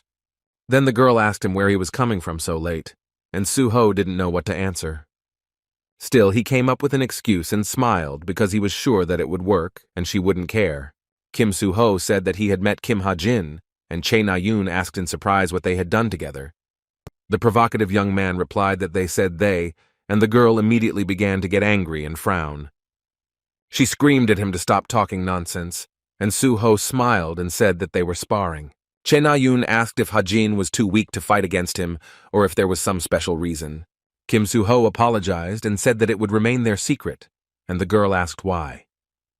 However, Che Na-yun turned away and said that in that case, it didn't matter, and asked him not to distract her and to leave. The young man suddenly advised her to try to loosen her grip, which immediately attracted the girl's attention. To illustrate, Kim Su-ho took hold of the sword handle to demonstrate to Che Na-yun the difference in grip. Then he swung his sword sharply and said that if you squeeze the sword so hard, you will hardly be able to cut anything. Che Na-yun was extremely surprised by his incredible skills and watched everything that was happening with her mouth open. They trained for some time, and in the evening the girl lay in her bed and looked at the ceiling. She was very thoughtful, and her thoughts did not leave her for a minute, and her mood at that moment was not the best. Che Na-yun remembered how Kim Su-ho said that if she wanted, he could help her with training. The girl tried to master the material that he was trying to convey to her and said that she almost understood it. She suddenly raised her body and screamed that she couldn't stop thinking about it. The thoughts were literally eating her away from the inside. Che Na-yun was very nervous and said that at such a late hour there was only one way to distract herself from her thoughts. The only way to distract herself was a video game, and the girl immediately looked at the virtual reality helmet. Many Kubo students developed their imaginative thinking in this way, and Che Na-yun put on the helmet and the game began to enter. Nowadays, fully immersive games are gaining popularity all over the world, and the game was called Gladiator of the Century. Competitions are held periodically, and the game is so popular that the champions are constantly in the media spotlight. The Gladiator of the Century distinction was not something every player could see, but it was very significant and important. There is no statistics system in this game, no items that improve characteristics, and the player can only rely on his intuition. Che Na-yun was nicknamed Nacha Jan-yun Meng and had a record of 98 wins and 17 losses. The girl didn't want to think about ranks anymore. She wanted to relax and began to think about who she would fight with. She saw a player with the nickname Invisible, who had 43 wins and 43 losses. Che Na-yun had looked into some information about him, but the question of what rank he was a bit of a concern to her. For some time, the girl studied information about the Invisible Man, who was secretive and had ash-colored hair. Then she laughed a little and said that she would quickly put someone like that down, and that it would only take 2 blows. Che Na-yun pressed the battle call button and said in her mind that just for today, he would be her punching bag. She immediately received a notification that the player Invisible was ready to fight her right now. The girl understood that the key to victory was knowing all the enemy's movements in advance, which she tried to predict. There were 2 seconds left before the fight began, and Che Na-yun wondered how she should attack. A second later, the fight began, and the Invisible Man suddenly lunged at the girl, which was very unexpected for her. Che Na-yun tried to fight back against her opponent, trying to understand what was going on, since he had started the onslaught from the first seconds. The opponent grabbed the girl by the shirt with a sharp movement, which shocked her even more at that moment, and she could not resist. She tried to step back to trip and knock down her opponent, but it was she who was tripped. The Invisible Man then swung his blade and pierced Che Na-yun's character's body, causing her to fall to the ground. Within a few seconds, the girl was declared defeated in the battle, and she was trying to understand what had happened.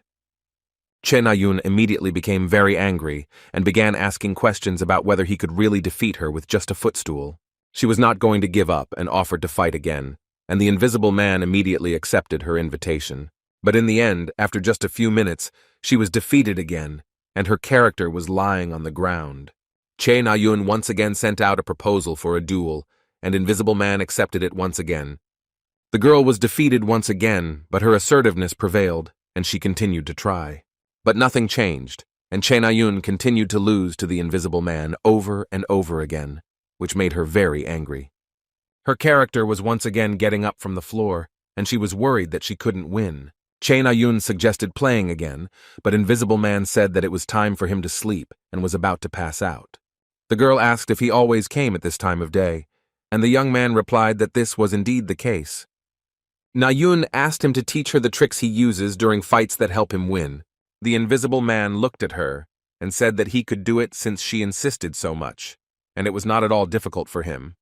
After this, the young man disconnected from the game, leaving the girl alone with her thoughts about the defeat. Chae Na-yoon took off her VR headset and wondered where this restless person came from. But she didn't know that it was Kim Ha-jin, who took off his helmet and said that he had won 7 times in a row. But at the same time, he just wanted to check if his ability applied to game consoles, and he was convinced that it did. Kim Ha-jin was worried when the score dropped due to a lack of points, but the effect was much better than he expected. After recognizing an item, there was a chance to increase the characteristics, which gave some hope. The young man literally created the next generation console, and now in the game, all his senses are heightened to the limit. But his maximum gain was 44%, but the indicator was high, which at least made the guy a little happy. Suddenly, Kim Ha-jin turned his attention to Evangel, who was eating a white strawberry cake. He immediately took the cake away and asked when she had managed to eat it all, and then said that that was enough for today, otherwise she would get a stomach ache. The baby immediately started crying and screaming that she wanted more, and Kim Ha-jin asked her to be patient until tomorrow. But Evangel started to be capricious and asked for cake, and the young man put it on the refrigerator, although it was very difficult to refuse her. Then he took the girl in his arms and said that if she was good, he would bring her more goodies. The girl looked at him and with tears in her eyes asked if he was being honest and not deceiving her. After a while, Kim Ha-jin put Evangel to bed and began reading messages on his smart watch. At one point, he saw an unread message from Soo-ho, where he wrote that they would go to the dungeon on the 2nd Friday of August. This message made Kim Ha-jin smile, and in his mind he said that after all, Soo-ho decided to leave on Friday. He realized that everything was going as it should and wrote that they should meet at Suwon Station on the 2nd Friday of August. For the next few days, Kim Ha-jin trained hard, as clearing dungeons required good preparation. In addition to training, he went to classes, but there was also another thing that he did constantly. Kim Ha-jin played Gladiator of the Century, where Chae Na-yoon, being nervous, asked how the opponent managed to do a combo. The Invisible Man replied that he needed to concentrate, and the nervous girl screamed that it was easy to say. Chae Na-yoon asked him how he ever lost and why his win rate was so low, and the young man didn't know what to answer. The young man began to lie that he was not chasing numbers, but in fact, the random improvement did not work out well. Then the Invisible Man said that it was time for him to sleep and that he was not finished for today, but Chae Na-yoon did not try to dissuade him. She was also about to pass out, and the young man looked at her one last time but remained silent. Looking at her in his thoughts, he said that she spoke as if he had already agreed to a permanent game with her. Chae Na-yoon smiled at the young man and was about to meet, and sincerity was visible in her eyes. The Invisible Man smiled back at her and said that they would see again, after which both players disconnected from the game. Kim Ha-jin took off his VR helmet, and while experiencing a headache, said in his mind that he was already going to this game as if he were going to work. He wondered why his opponent in the game challenged him to a fight, since he was quite polite, unlike their first meeting. The guy also wondered what his opponent's nickname was, and he still didn't know how to pronounce it, and only addressed them informally. For the next few minutes, Kim Ha-jin tried to remember exactly his opponent's nickname, which sounded like Najajan-yuman. He began to take the nickname apart piece by piece, and at one point he wondered if it was really Chae Na-yoon, but he began to push these thoughts away. Kim Ha-jin began to analyze the player's behavior and communication style, after which he came to the conclusion that it was definitely a guy. Meanwhile, Chae Na-yoon swung her sword and shouted to Kim Soo-ho that she was doing well, and he said that the movements looked better now. The happy girl said that she has been playing a lot of games lately, and it is bearing fruit, which is very noticeable. Kim Soo-ho asked if it was Gladiators of the Century, and Na-yoon said yes, and asked if he had tried playing it. Then she said that she found a mentor there, with whom she quickly found a common language, and he agreed to conduct training with her. Na-yoon said that in pursuit of ratings, everyone is cautious and takes risks, but this person is not like that, and it is not boring with him. He constantly attacks, and his confident, precise movements feel like a threat, and he helps the girl master close combat. Kim Soo-ho was surprised because she admired the man and asked if she was trained by a hero, but Na-yoon replied that it was not so. Suddenly, the girl became a little wary because she heard a male voice addressing the guy next to her. Na-yoon turned and looked into his eyes, trying to remain indifferent and emotionless towards him. Kim Ha-jin asked what they were doing, but the girls weren't entirely comfortable being around him. Kim Soo-ho wanted to say that the girl admired the mentor from the game, but she interrupted and said that she admired Soo-ho's skill himself. The main character looked at her with surprise and a little bewilderment, but Kim Ha-jin understood everything and remained silent. Na-yoon looked into Soo-ho's eyes and threatened him with her fist, so that he wouldn't tell all the details to the guy who came. Kim Ha-jin told the boy that it was time for them to go, after which he said the same to the girl and smiled. She asked where they were going together, and Soo-ho replied that they had something to discuss and asked her not to forget about rest. Kim Ha-jin looked into the girl's eyes and wished her luck in her training, after which they began to leave. Na-yoon slightly opened her mouth in surprise and wished him luck in return, and after they left, she was left alone with her thoughts. She looked at the two guys talking and wondered when they managed to become close, because it all happened spontaneously. Na-yoon remembered that last time Kim Soo-ho joked that they were discussing her, and those words made her angry at the time. The girl assumed that if it wasn't a joke, but still remembered that Ha-jin didn't even want to be friends with her. She knew it would be better to just forget about him, but she couldn't do it, and she continued to watch them.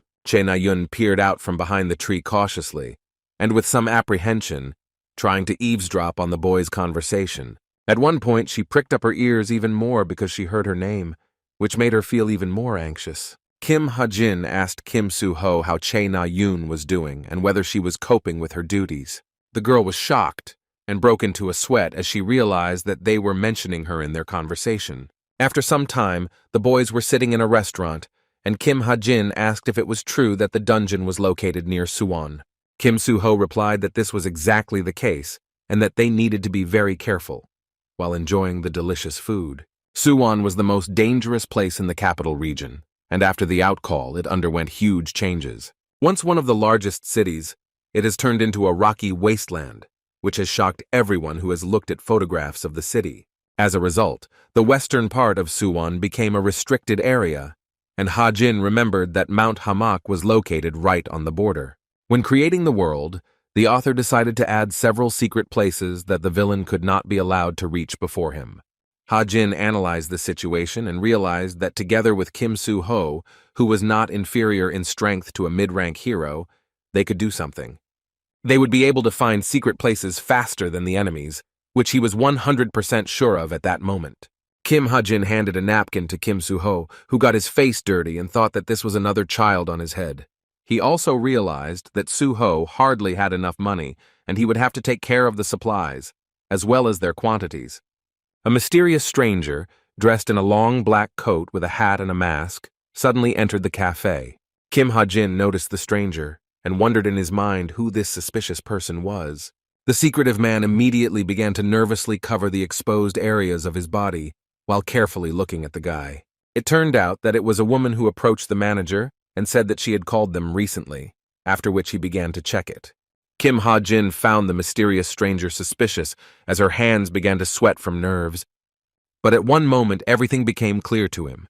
The young man smiled because he understood who was hiding behind this black mask. The girl had her back turned, and Kim Ha-jin began to draw attention to her in a loud tone and asked her to look at her. Smiling, he asked if it was really Yoo Yeon-ha herself in front of them, who was stunned because she realized that she had been exposed. She asked who he was talking to, and Kim Soo-ho smiled and asked if it was true that it was Yoo Yeon-ha, since the voice sounded familiar. The girl was ready to sell her soul for burgers, and the guys started inviting her to the table, but she said that they were mistaken. They asked her to join them for some rice soup, after which tears began to well up in Yeon-ha's eyes. A waitress approached the table and handed over a bowl of rice soup that had not been ordered and which was snatched from her hands. Yoo Yeon-ha started running away with the soup arrow and screaming that she didn't know these guys, and the waitress said that she didn't pay. Then the woman looked at Kim Ha-jin in shock, who said he would pay for everything, even though he felt awkward. After that incident, Yu Yonha couldn't look him in the eye for 3 days, and when they met, she hid behind her backpack. Finally, the second Friday of August arrived, and Kim Ha-jin looked around, hoping to see Kim Soo-ho. A few seconds later, he saw the main character, who waved his hand at him and asked him to come to him right away. Kim Ha-jin immediately approached him and asked where they were going next, and Soo-ho asked him to just follow him. After some time, the young people wandered into a dense forest, continuing to move towards the dungeon they needed. Ha-jin looked around and thought that they had gone too far, but Mount Hammock was on the border. He was extremely careful and understood that he had to be constantly on guard because the mountain was too close to the border. At one point, Kim Soo-ho stopped at the gorge and said that they needed a dungeon located right at this place. Kim Ha-jin said that such a place is difficult to find even if you know where it is, and that is why they did not stumble upon it. Kim Soo-ho agreed with him and said that the opening was narrow enough that it could easily be missed. He said that they would be able to enter, but retreating, if necessary, would be difficult, and asked if they would cope with this task. Kim Ha-jin looked into his comrade's eyes, and for the first few seconds, he simply remained silent, his face expressionless. Then he smiled and said that of course they could handle it, after which he reached into his side pocket. From a leather holster, the young man pulled out a Desert Eagle pistol, surprising his comrade at the time. Ha-jin smiled confidently and said that this thing was quite powerful, so they had nothing to be afraid of at all. Previously, he spent some points to make white light bullets because he knew it was very important. Although, due to the boss's higher rank, white light bullets will only be able to buy them a little time. But Soo-ho doesn't need anything else, because he will take care of everything. And the main character himself asked if he was ready to go to the dungeon.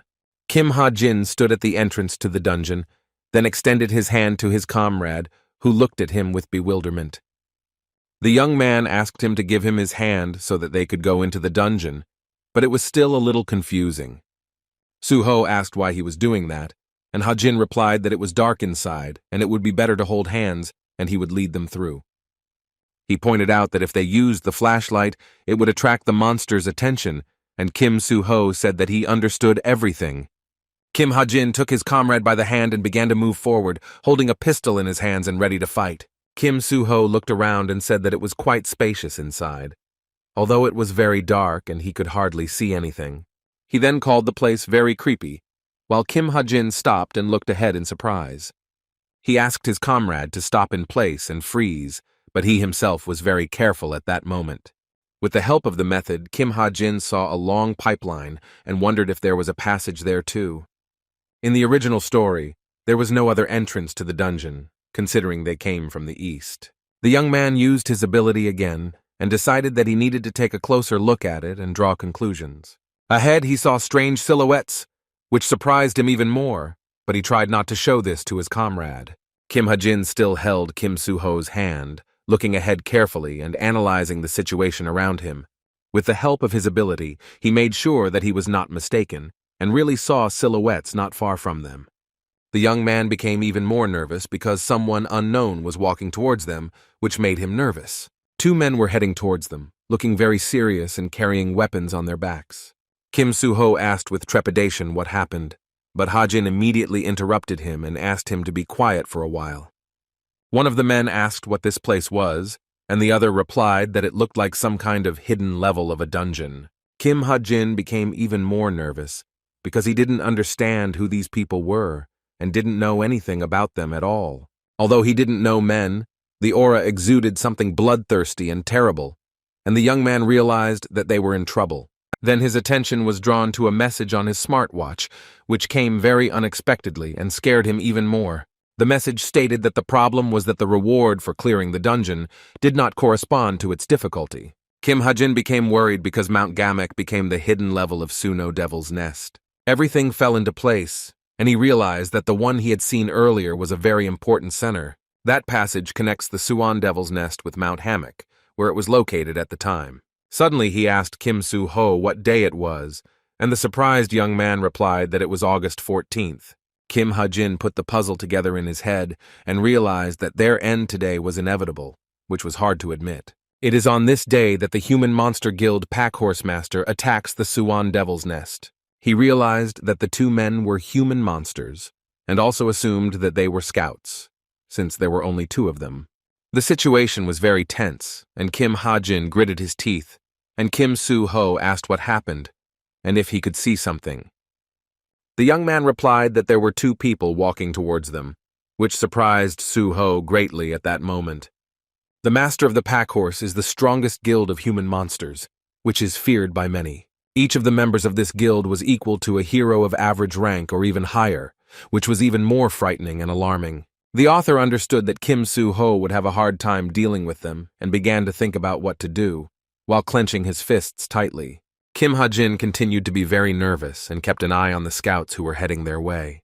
One of them said that he had better go back, because they could be accused of misappropriating awards later, and they didn't need that at all. His comrade at first simply remained silent, but then he thought it over and agreed, and then said that they really should go back.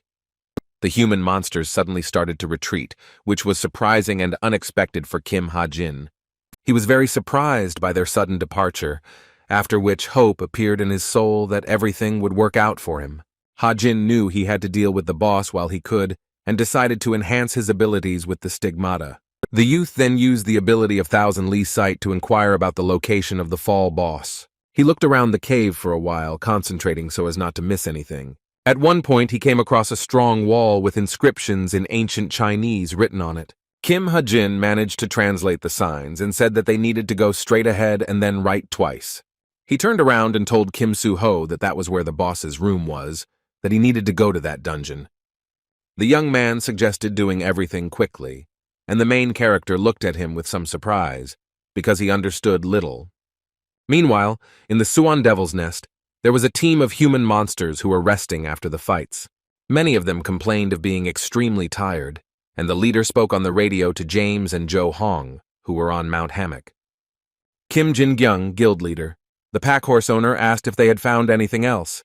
They told him over the radio that they had indeed found something. Namely, they had discovered a secret passage leading to a hidden level. Jin-gyung laughed wickedly, and one of the scouts radioed that they were already heading back and would show them the way. But the chief said that they could handle it themselves and asked them to continue exploring the dungeon because it was important to him. He then ordered the rest of the guild members to get up, as they had a lot of work and tasks ahead of them. Jin Gyeong happily said that the scouts had discovered something interesting, so they would be continuing the banquet. One of the guild members asked if the scouts would arrive soon, and the leader replied that no, but they would catch up with them. The boy with the unshaven chin smirked slightly and looked at the guild leader with interest.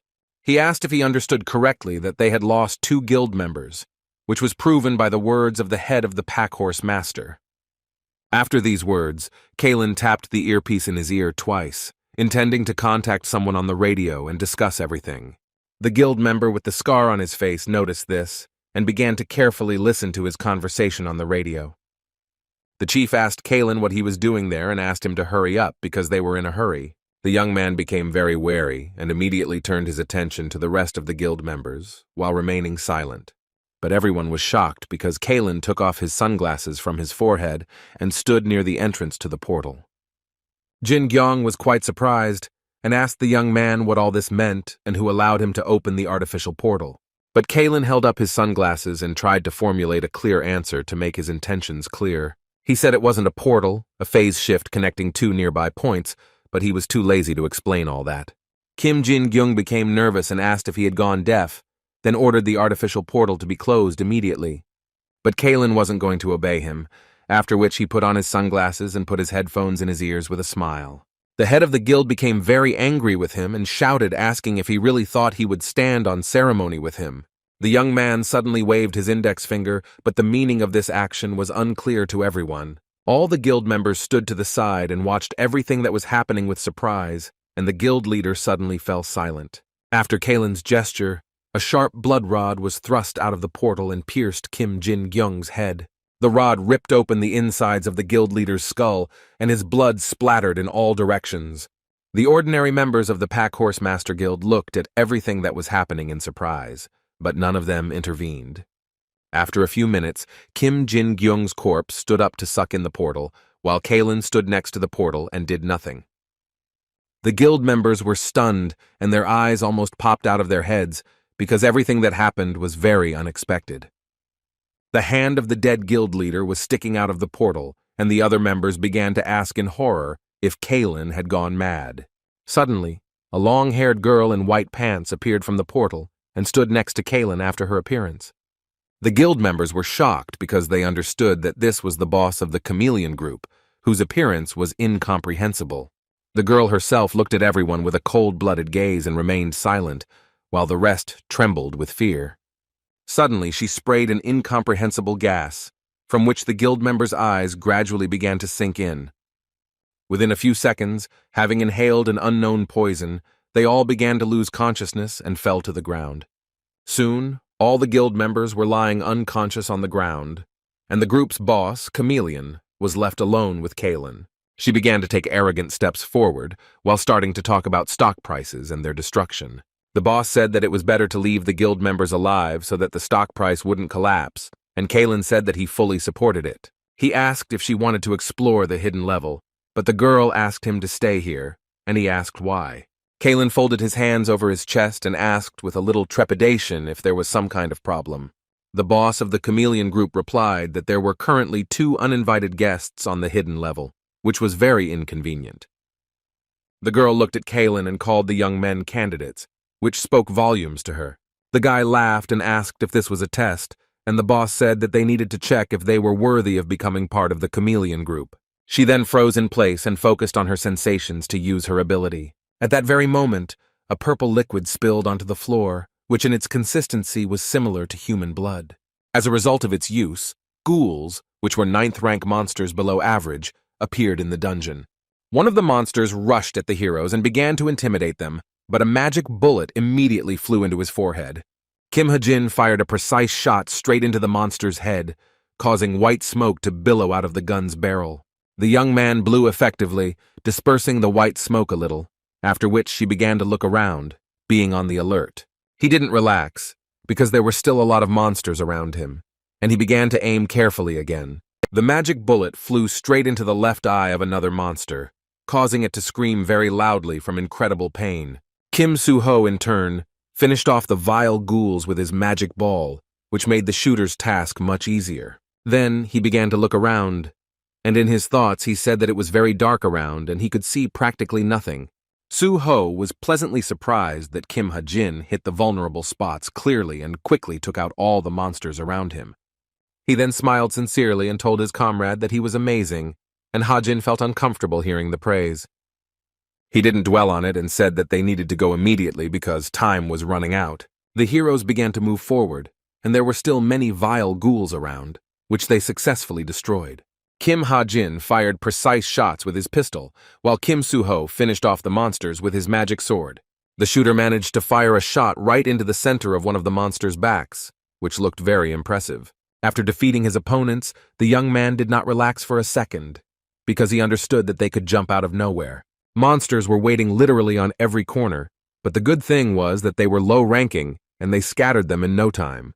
Ha-jin knew that there must be something important to him somewhere nearby, and Kim Soo-ho called him at that moment. The boy shouted that he had found writing on the wall, and Ha-jin wiped the sweat from his face and smiled, because this was what they needed. Kim Soo-ho asked him to pay attention to some ancient inscriptions on the stone wall, the translation of which he did not know. He suggested trying to translate them using a smart watch, which Kim Ha-jin immediately tried to do. The young man selected the desired function on the smartwatch, and within a few seconds it was ready to scan the inscriptions. Kim Ha-jin slightly twisted his hand and pointed the smartwatch directly at the wall inscriptions, and the scanning began. It was written that he and she always walk together, especially visible if you stand next to each other, and if from a distance she overtakes, easy to distinguish. Soo-ho asked if it was a mystery since it was unknown who she was, and then he said that he heard that they often met in the dungeons. In the original story, Kim Soo-ho failed to solve the riddle on the stone wall and puzzled over it for a long time. So he turned to Yu Yeon-ha for help, who received a response through the guild within 5 minutes. But they didn't have time for that, so Kim Ha-jin used his ability and was about to voice the answer. He said that the answer to the riddle was the word lightning, after which the wall immediately lit up with a bright blue light, which was amazing. The ancient Chinese characters began to glow a bright blue, and cracks appeared on the wall itself. Kim Soo-ho said, with a little trepidation in his voice, that the writing on the wall had disappeared, and that already meant something. Small stones from the wall began to fall onto the ground, followed by the complete destruction of the wall, which alerted the hero. And a few minutes later, the wall began to move away from its place, and behind it, a passage to an unknown place was visible. Kim Ha-jin and Kim Soo-ho stood still for a moment, waiting for the wall to completely slide away so they could see what was behind it. Then he rose into a column of white smoke, and Soo-ho asked if the word lightning was really the answer, and Ha-jin replied that it was. The author said in his thoughts that he was not the author of this riddle, but found it on the first website he came across and decided to add it to the novel. In nature, thunder and lightning occur simultaneously, but due to the speed of sound, the flash of lightning is seen first, and then the rumble of thunder. Kim Soo-ho was pleasantly surprised that he quickly solved the riddle and called Ha-jin smart, but he was a little embarrassed by it. Instead of accepting the compliments, he loaded the gun and said he would tell her how he had figured her out so quickly another time. Kim Ha-jin said that the boss was ahead and they needed to give it their all, and his comrade was ready to fight. But they didn't even suspect that the boss of the chameleons, who wanted to get Ha-jin, was watching them from behind on the hill. Looking at the young man's back, she said in her mind that, as she thought, he really was different from the other cadets. She believed that he had strength, courage, determination, and of course an exceptional mind, which was important. The boss said that even though it was just a hidden level, he managed to get to the boss's room in about 10 minutes. Then she smiled confidently and said that he would definitely become one of them, because she couldn't miss such a big fish. But after these words, the girl scratched her head and began to think about one problem that was more relevant than ever. She wondered if Kim Ha-jina would be able to kill a person, as this was an important factor for joining the group. The monster man from the Packhorse Master Guild said they were going in circles, and the other one said it was a cursed labyrinth. The boss heard the conversations and realized that they were human monsters, and she also realized that Ha-jin probably didn't know that they weren't human. The girl silently watched from the heights at the human monsters, who were out of breath and tired. She smiled and said that she seemed to have found some guinea pigs to test them on, so there was no need to worry. Somewhere in the cave there was a human skull that looked very creepy, and drops of water were dripping onto it. Kim Ha-jin and Kim Soo-ho were wary and looked around but were ready to fight. Not far from them, on a stone throne, sat an unknown man whose hair was long and ash-colored. Kim Ha-jin looked at him with a little excitement and realized that this was the dungeon boss they were looking for. The boss of the dungeon was the Swordsman of Destruction, who even looked very serious and frightened with his appearance. The boss was dozing, sitting on the throne, propping his jaw up with his fist, which made the atmosphere around him even more alarmingly tremulous. But suddenly, the Swordsman of Destruction opened his eyes and glared at the guys who dared to disturb his sleep. Kim Soo-ho was very surprised and froze in place with his mouth open, not understanding what to expect from the dungeon boss. The Swordsman of Destruction moved towards him with a sharp movement and poked his chest with his finger, saying that he liked him. The main character was shocked because he could not understand when he managed to approach him so quietly and quickly. The young man's hand became sweaty, and he immediately reached for the magic sword because he had to act quickly and unexpectedly. Kim Ha-jin was very worried about his comrade and shouted his name and asked him to come to his senses, but Soo-ho was shocked and froze in place. However, Soo-ho came to his senses and saw the Swordsman of Destruction, who was still sitting on his stone throne, propping up his jaw. The young man wondered if he really had the ability to teleport, since he had just been right in front of him. But then, he put the sword back in its sheath and came to the realization that it was all because of the aura that the dungeon boss possessed. The Swordsman of Destruction, meanwhile, began to chuckle insidiously, which alarmed the hero, but did not frighten him at all at that moment. Soo-ho realized that this humanoid monster was at least above average in rank, and was on a completely different level from the others. He then spread his toes slightly, and the dungeon boss poked his sword right next to his feet and asked if he was afraid. Kim Ha-jin stood to the side and watched this, but at the same time he was very wary because his comrade was in danger. The Swordsman of Destruction said that there was no need to be afraid at all, and also said that he would try to finish everything quickly. Kim Soo-ho saw the sword in his hands and was a little surprised, after which he began to analyze the situation and think. Kim Ha-jin smirked slightly and said in his mind that the dungeon boss had finally shown himself and his ability. He then asked his comrade to pay attention to the dungeon boss, because it was very important. Kim Soo-ho smiled, and Kim Ha-jin looked at him and realized that he had become more confident when he saw that his opponent was a swordsman. The main character has the gift of the holy sword, and his destiny is to become the strongest, which is what he has been striving for throughout his life. And no swordsman in the world could resist the power that Kim Soo-ho possessed, even though he himself did not fully understand it. Kim Ha-jin suddenly turned to his comrade, who immediately turned and paid attention to him. The young man said that he felt like the boss was a sword, and Soo-ho looked at him with a little confusion and asked again what he was talking about. Ha-jin began to explain to the hero that the voice came from the boss, and therefore the body was just an empty shell. Soo-ho stared at the dungeon boss's shiny white teeth for a few seconds, and he kept smiling. Meanwhile, the author was saying in his mind that he should have realized this himself during the battle, but now every second counted. Then Ha-jin loaded the pistol and told his comrade that since he understood everything, he should aim straight at the enemy's sword. He himself smiled and confidently said that he would cover him while he aimed at the enemy's sword, so he didn't have to worry. Kim Soo-ho smiled at his comrade and said that he relied on him and he really trusted Kim Ha-jin's back. But their plans were ruined before they could even be realized, because the swordsman of destruction suddenly began to attack. Kim Ha-jin was stunned by what he saw and did not understand why he attacked first, because this was not supposed to happen according to the plot. He didn't have time to help his comrade, but the dungeon boss still struck, after which a lot of dust and white smoke rose. Ha-jin closed one eye to keep out the dust and tried to see through the rising smoke. But the smoke was quite thick, and he could not see anything because of the dust that had risen and was not going to settle. Suddenly he heard a loud sound of sharp blades clashing, which came from several meters away from him. The dungeon boss looked into the eyes of his opponent and laughed confidently, because he knew that no one would be able to defeat him. But Kim Soo-ho was not going to give in to his opponent and continued to hold off his onslaught with his magic ball. The swordsman of destruction pushed the young man aside with a sharp movement, hoping that he would not get up after such a fall. The main character skidded on his toes along the ground, but by clinging to the ground, he managed to slow down in order to rush forward towards the enemy. Kim Soo-ho rushed towards the swordsman of destruction with a sharp start, not even thinking about retreating or surrendering in the battle with him. The dungeon boss swung his hand at him again, and said with a sly smile that he was quite good for not giving up. The heroes meanwhile made a high jump, after which he swung his sword, which was unexpected for the enemy. The impact was followed by a loud roar, after which a large amount of thick dust rose up around again. After a few minutes, the dust began to settle, and the dungeon boss tried to come to his senses and coughed. In one moment, the sly smile disappeared from his face, and in its place came a state of shock that was rare for him. The swordsman of destruction didn't understand where the youth who had just tried to hit him with his magic sword had gone. He heard a strange sound and immediately turned around, then turned his attention to Kim Soo-ho, who was above him.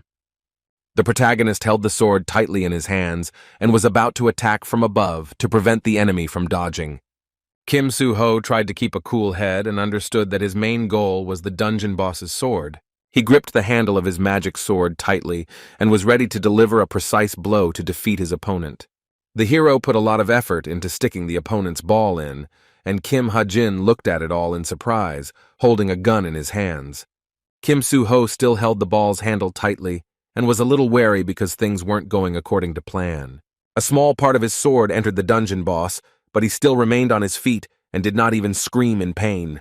The swordsman of destruction began to laugh as if he hadn't been stabbed by Kim Soo-ho's magic sword just a few seconds ago. He said that the young man was strong, and the hero himself tried to pull the sword back out of his body, but he couldn't do it. The sword blade was stuck in the dungeon boss's wrist area, and he himself laughed and said that Kim Soo-ho's body would become his. The hero himself was very nervous, because he could not pull the sword out of the enemy's hand, and he began to behave strangely at that moment. Strange things began to happen to the young man's sword, and he understood that he should expect something bad in the next few seconds. Kim Ha-jin asked his comrade to be careful, then fired a pistol straight at the boss's sword.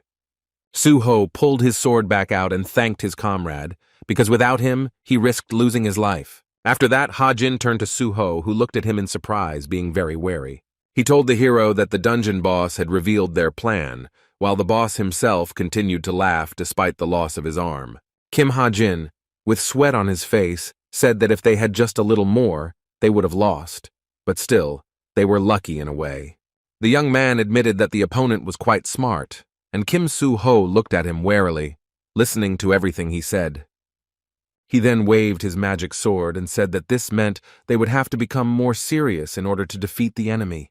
The dungeon boss meanwhile continued to laugh slyly, although the reasons for this were unclear to the heroes, but they were ready for anything. The swordsman of destruction looked at Kim Su-ho, who at that moment was staring into his eyes and did not even look away.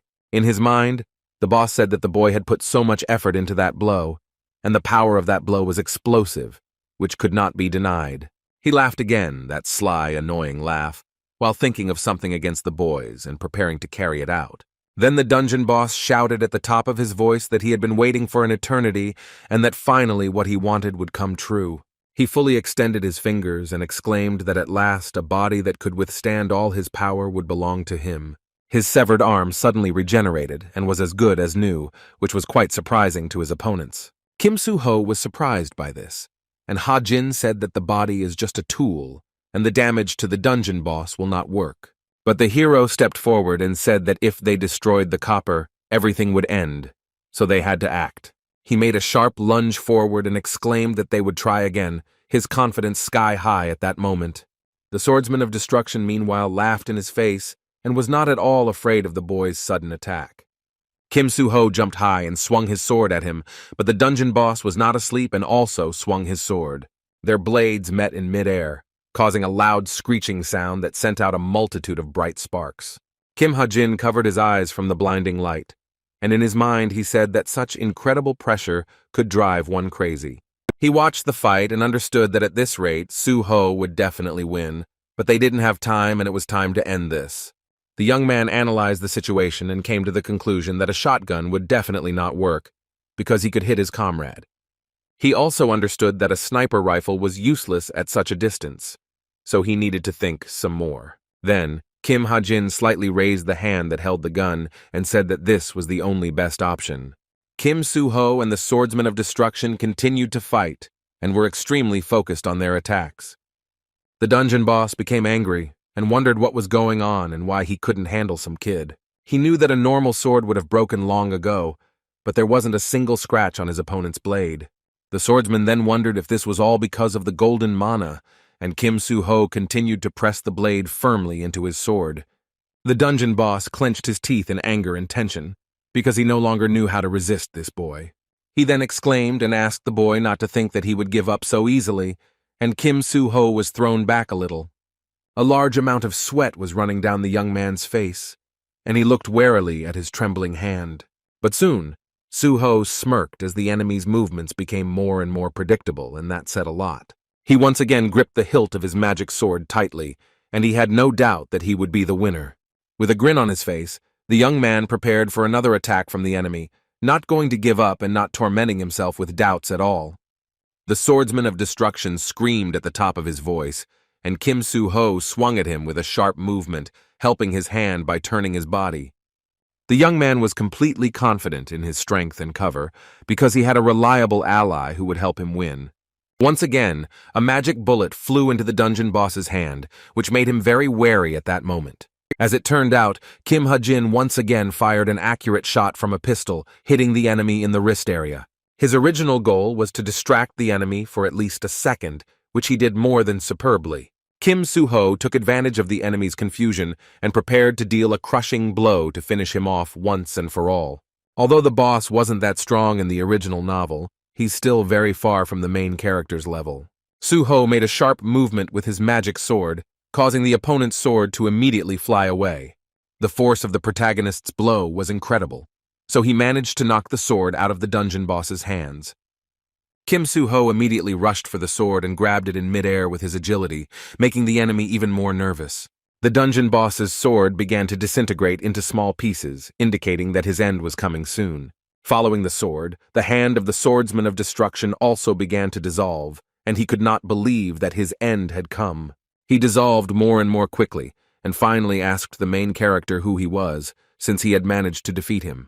In less than a minute, the powerful dungeon boss had turned into a pile of gray ash, no longer posing any threat. Kim Ha-jin was glad that his comrade had succeeded, and he realized that all that was left was to collect the reward for clearing the dungeon. Kim Soo-ho meanwhile lowered the magic sword and began to cough into his fist because the rising dust irritated his throat. But at one point he looked at the floor in surprise, because he saw something there that was very unusual. Kim Ha-jin asked his comrade with trepidation what had happened, but the main character initially remained silent. The young men saw a stick on the ground and could not understand what it was, because a minute ago there was a pile of ash lying there. Soo-ho refused to believe what was happening and looked around with trepidation, hoping to see what he wanted to see. Sweat appeared on the young man's face, and he still did not want to believe that he would receive only a branch from a tree as a reward. Then, with tears in his eyes, he wondered if the reward for the main boss of the dungeon was just a branch. After Kim Soo-ho fell on all fours and was upset, Kim Ha-jin smiled and said that he understood why he was upset.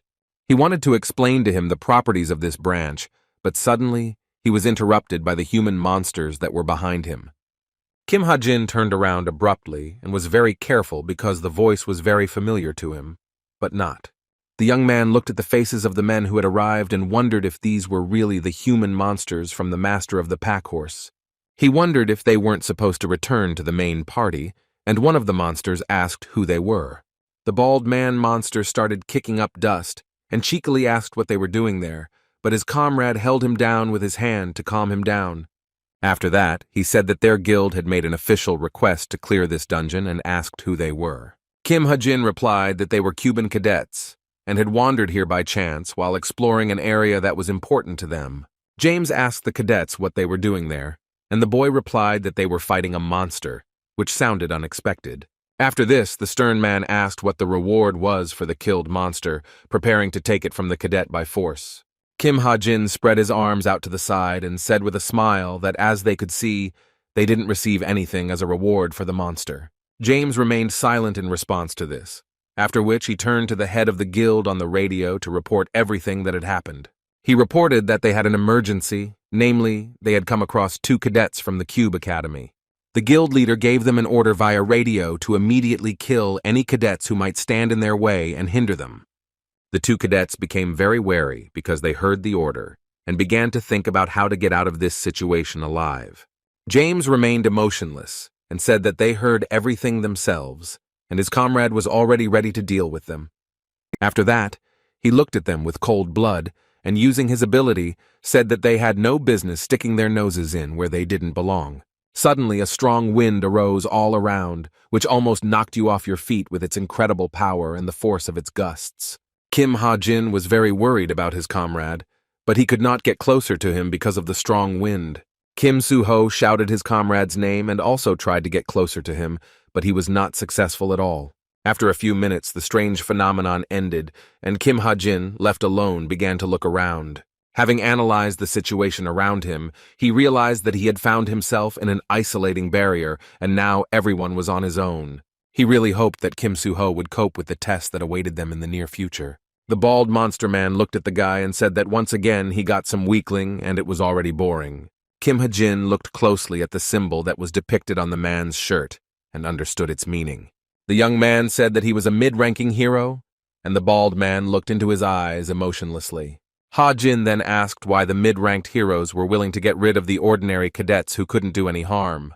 But the man-monster grabbed the axe tightly and said that there was no point in explaining anything to him, because there was only one outcome.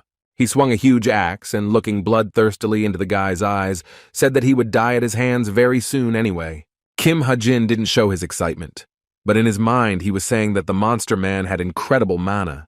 The difference in strength between them was too great, and cutting off the boy's head was just a trifle for this man.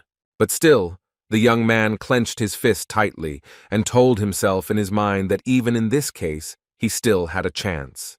The monster man looked at the boy with bewilderment, because he was sure that he did not pose any danger to him. Kim Ha-jin had his hand on his belt, which was somewhat puzzling because the meaning behind it was unclear. For a few seconds he fiddled with the back pocket of his white pants, which began to make the monster man wary. The bald man gripped the axe handle tightly because he sensed that her youth was clearly plotting something against him. His face was tense with alertness, and there was even a drop of sweat trickling down under his eyelid because he didn't know what to expect. But in the end, Kim Ha-jin took out a glowing stone from his pocket and showed it to the nervous man. The monster man laughed out loud and asked if he really couldn't think of anything better than a pebble. Kim Ha-jin began tossing the stone in his hand and said with a smile that for a moron like him, the stone would be just right. His words began to anger the monster man, and he nervously asked the boy what he had said a few seconds ago. He then began to stare closely at Kim Ha-jin, who was calm and smiling at that moment. In his mind, the man said that the boy had no mana, but he was pretending to be God knows what, as if he was something. The monster asked the boy to stop bragging, and Kim Ha-jin provocatively and unexpectedly threw a stone at him. But suddenly, a thin yellow thread appeared in front of the man's face, and he began to follow it closely with his eyes. With a sharp movement of his hand, he grabbed the end of the yellow thread, after which he clenched his fist tightly to prevent it from disappearing. After that, he felt a pulling sensation in his hand, which made him wary, and sweat appeared on his face. Kim Ha-jin used a sharp movement of his body to pull the thread towards himself in order to damage the opponent and make him fall. The monster man was hit in the head and barely managed to stay on his feet as his brains were nearly crushed. The young man meanwhile pulled the thread towards himself again, intending to tie up the enemy and completely neutralize him. The monster tried to recover from the stone blow to the head, and his eyes rolled up for a few seconds. Kim Ha-jin deftly pulled a rope towards himself, to the end of which was tied a small stone, which he used to strike. A series of blows bore fruit, and after a few minutes the man-monster fell face down on the ground. The guy meanwhile pulled the rope all the way over himself and realized that the enemy was neutralized, after which he relaxed a little. Then he hunched over slightly and tried to catch his breath after the fight, and in the meantime, the bald man-monster began to laugh. Ha-jin said that such a cheap trick only worked because the monster relaxed, and he discovered another use for ether. After this, the young man took a few steps and approached the body of the monster man lying on the ground to finish him off. He pointed the barrel of the gun straight at the monster's head, intending to fire the finishing shot and finish it off once and for all. Ha-jin understood that he couldn't hesitate because the monsters recovered quickly, and he couldn't use the shotgun due to a lack of mana. At that very moment, a shot was fired from a pistol, which was aimed straight at the head of the lying monster. But the shot did not produce the expected result, and the young man was stunned because he did not expect to see what he saw. The bullet did not penetrate the head of the man-monster and simply deformed upon contact with it, which was amazing. After the shot, the monster opened its left eye and looked at Kim Ha-jin standing next to it, and a bullet mark remained on its head. The young man took aim at him again and was nervous, although no one could have predicted that the pistol would not be able to penetrate his head. The human monster suddenly screamed at the top of his voice, and his incredible scream hit the ears of those around him hard. Kim Ha-jin tried to cover his face with his hands and clenched his teeth, because the scream was incredibly powerful and he was blown away from the spot.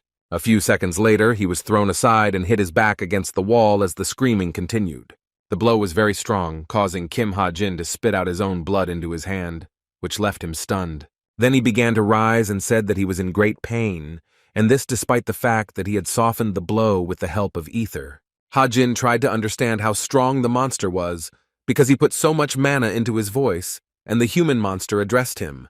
The veins began to stand out on his shaking hand, and then he said that he thought the boy was getting a little cheeky. Then the man-monster clenched his teeth in rage and, with veins in his eyes, asked if he was satisfied with what he had received for his actions. He said in a stern tone that for the sake of a trash like Kim Ha-jin, he had to activate this giant form. The young man looked at him and nervously said in his mind that the situation was very bad and now he was in deep trouble. The human monster's ability was demonization, and he remembered James saying that they had no business getting in here. At the moment the barrier was formed, Kim Soo-ho was also very nervous because further events were unknown. He found himself in a closed barrier with James, who was also a human monster with powers. Soo-ho was very worried and called out to Kim Ha-jin, but it was all in vain because they were in different barriers. The young man didn't hear anything at all, and after a few seconds he realized that they had been separated, and now it was everyone for themselves. The protagonist realized that there was no way out in sight. and the man in front of him was clearly determined to kill him, which was evident from his appearance. Kim Soo-ho wondered if he would have to fight, then grabbed his sword and asked the monster man why he was doing this. A cool James looked the boy in the eye and said that they were just unlucky that they got in their way. The main character looked into the man's eyes, and the monster realized that he had already seen this boy before. Kim Soo-ho looked at him with a serious face and held the hilt of his sword tightly, preparing to fight the monster. James looked closely at the guy and realized that he was the best cadet of the Cube Academy, whose name was Kim Soo-ho. He analyzed the situation and realized that such personnel would be useful to them, because the young man was quite capable. The main character, meanwhile, was wary and on guard because the insidious monster man could attack at any second. But despite the need for personnel, James made an unexpected leap forward, and his blade ended up at Kim Soo-ho's throat. The young man was not asleep, and his readiness for battle bore fruit, which surprised the man-monster at that moment. Kim Soo-ho managed to dodge his blade at the very last moment, but a small cut was still left on his body. He then deliberately fell to the ground to create support with his hand and continued to dodge further attacks from the enemy. Leaning on the ground with his hand, the protagonist swung his foot at the monster man, which was supposed to knock him off his feet. But at the very last moment before the kick, James disappeared, which made the guy a little wary at that moment. Kim Soo-ho did not sleep on the move, and immediately changed his position so that the enemy would not attack him unexpectedly from behind.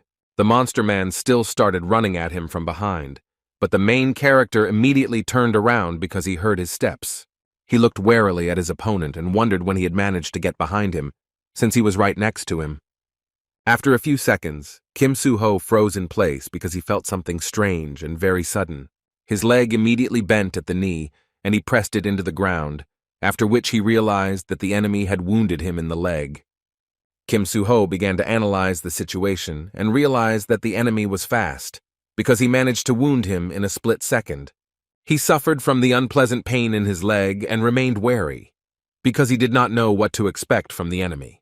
The main character wondered how he could catch the monster man, who was very unpredictable. He soon came to the conclusion that he needed to focus on the enemy's movements and then build on that. James still remained cool and lunged forward to attack the guy again. But this time, Kim Soo-ho managed to put his magic blade in place at the last moment, thereby repelling the enemy's attack. He barely held the sword in his hands after the incredibly powerful blow, but he still realized that he had managed to block the attack. But despite this, everything was still happening too fast, and he decided to attack when James approached for another blow. The monster man once again approached to attack the young man, but he dodged again, although the blade slightly grazed him. James tried to remain cool so that his anger would not interfere with him during the fight, but he was a little unhappy. Then he immediately turned his attention to Kim Soo-ho's magic blade, which was a few centimeters away from him. The main character tried to switch from defense to attack, but James managed to react and dodge his blow. However, the monster man still had a small cut in the knee area, but it didn't play a big role for him. Kim Soo-ho cautiously analyzed the situation and realized that he had barely hit his opponent, so there was nothing to be happy about. Although James was much weaker than the swordsman of destruction, it was very difficult to dodge his attacks because he had great speed. The protagonist continued to hold the hilt of the magic sword and told himself that everything would have been different if Hajin had been there. But he immediately began to drive these thoughts away from himself and said that now was not the time to think about this because the battle was still ahead. Kim Soo-ho also muttered under his breath that he wanted to clear the dungeon alone with such and such skills. The protagonist relaxed his hands slightly and reminded himself that he had no equal in sword fighting because he was the best of the best. He looked at his opponent and understood that as long as his opponent was a swordsman, he had a chance to win the battle. Kim Soo-ho raised his sword tip up and told himself that if he gave it his all, he would definitely win. He then began to invest a huge amount of mana into the power of his magic sword while standing in one place. James tried to remain emotionless on the outside, but in his heart he was surprised by such an incredible amount of mana. He was sure that despite being the best cadet, Soo-ho was just a pathetic brat, but he couldn't drag it out any longer, and it was time to finish. After this, the monster man looked sternly into the protagonist's eyes and said in his thoughts that the next attack would be the last. Kim Soo-ho firmly gripped the hilt of the sword with both hands, 100% prepared for the decisive battle between them. But suddenly he was very surprised, because he began to feel a strange feeling that could not be ignored. The young man looked at his opponent and understood that he had nothing to do with it. The problem lay somewhere else. After a few seconds, he remembered that it was this feeling that had brought him to the dungeon some time ago. Kim Soo-ho felt that just like then, something was calling him to itself, but he couldn't understand what it was, and meanwhile the stick was calling him to itself. Meanwhile, the exhausted Kim Ha-jin looked at the monster that had used the demonization ability. The monster called the wounded guy a little rat, and Ha-jin himself, due to his serious injury, could not even stand up on his feet. Then the bloodthirsty monster with steel horns said that today was the boy's last day in this world, and he could say goodbye to life. Kim Ha-jin could barely contain his panic, and looking at the monster he understood that it was all over, because he could not defeat it. He clenched his teeth and tried to think of a plan of action, but nothing came to his mind, and he was about to give up. The young man immediately fell to the ground in pain and lowered his head, expecting his imminent death, while the monster simply laughed. Kim Ha-jin closed his eyes tightly and waited for death, and the monster immediately rushed at him to finally get rid of the guy. But there was no murder, and the young man decided to open his eyes to understand what was happening around him. A dumbfounded Kim Ha-jin looked at the sharp blade that was in front of his eyes, with blood flowing down it. The guy became even more wary, because he didn't understand what was happening, and the monster was pierced by someone's blade. The sharp blade was then pulled back and the monster fell to the ground with a loud crash, raising a bit of dust. Kim Ha-jin still held his injured side and looked ahead, trying to understand what was happening around him. Realizing the situation, the guy was stunned and wondered why the boss of the chameleon group was here, since she saved him from death. He looked at her with a stern gaze and saw no hope of salvation in this, because her intentions were unclear. The girl continued to approach him with a cold face, and her appearance was neat. Kim Ha-jin once again tried to get to his feet, pushing himself onto the ground with one hand and holding his side with the other. In his thoughts he said that all this was very untimely, because his current condition left much to be desired. He also confirmed that there was some kind of connection between the pack horse master and the chameleon group, and the boss was approaching him. Kim Ha-jin still couldn't get up and simply wondered what the chameleon group wanted from him. The boss of the chameleon group was a few steps away from him, silently looking into his eyes, and he did the same. Then she finally approached him and extended her hand, and Kim Ha-jin initially looked into her eyes with bewilderment. The girl still held her hand outstretched and said that she was glad to meet them, but there was no joy visible on her face. The severity was replaced by surprise on the part of the young man, who was silently looking at the boss at that moment. Kim Ha-jin then smiled and said that they have been running into each other quite a lot lately, which is quite surprising. The boss said that this was indeed the case, because she was watching him, so there was nothing surprising about it. The young man was shocked by her statement and looked at her with his mouth open, trying to understand the true meaning of her words. He asked again what she meant by surveillance, and suddenly a monster appeared behind the back of the chameleon group boss. The vile monster immediately pounced on her from behind, and she remained completely cool in this situation. Kim Ha-jin was very scared for the girl and shouted for her to be careful, because there was danger behind her. But with a sharp movement, the vile monster was thrown aside, and the boss of the chameleon group did not even raise an eyebrow. The young man, meanwhile, was shocked by what he saw, because he did not expect the girl to have such physical fitness and abilities. The boss said she wanted to discuss something with him, and a surprised Ha-jin couldn't believe that she didn't even bat an eyelid. The girl came closer to him with her face and muttered something, but the guy didn't hear anything and just looked at her. He trembled and wanted to ask her again about the words she had said, but at one moment he suddenly stopped and fell into deep thought. The author recalled that this moment is a turning point in Shin Jong-hak's story, because a lot will change for him. But then he wondered why everything had changed and whether it was because of him, which was what was bothering him at that moment. Kim Ha-jin apologized to the emotionless boss of the chameleon group with a trembling voice. The girl looked away and said in a calm tone that time was up and it was time for her to leave. With the help of her abilities, she began to dissolve, and smiling, she said that she hoped that he would make the right decision. Within a few seconds, the boss of the chameleon group had completely dissolved, and the young man watched silently. He didn't even move from the shock he was experiencing, and only the smallest traces of the girl's disappearance remained on the ground. Kim Ha-jin was drenched in sweat and just stared at one point for a while, trying to collect his thoughts.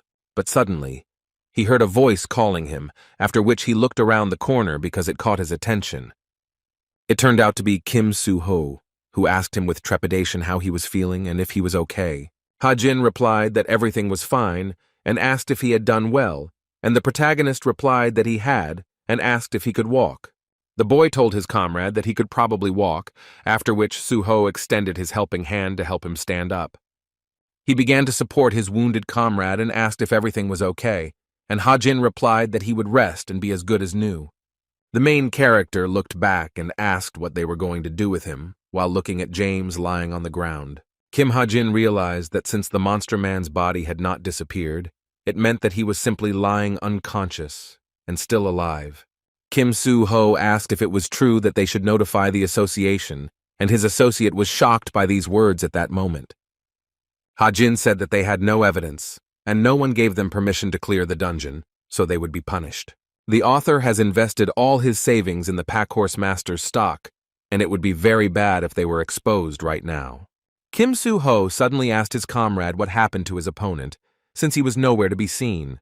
Kim Ha-jin turned his tired gaze to the side, and remembering the recent events, decided that he would not talk about them. He said that his opponent simply ran away, while recalling the face of the chameleon group boss standing in front of him. After some time, the cadets emerged from the dungeon and stopped near one of the trees in the dense forest. Kim Ha-jin felt very unwell because he was experiencing recovery after using the stigmata magic. Soo-ho showed him a thin branch and said that he had a feeling that this branch was quite unusual and could be useful. The author was surprised that the young man had not forgotten about her, and the main character tried to formulate a speech to explain what he wanted. Still, he was able to formulate it and said that during the battle with the monster man, this branch called him to itself. Then Soo-ho apologized and said that it probably sounded like complete nonsense, but Ha-jin said that he understood what he was talking about. He smiled at the protagonist, and the young man asked if it was true that he really understood what he was talking about.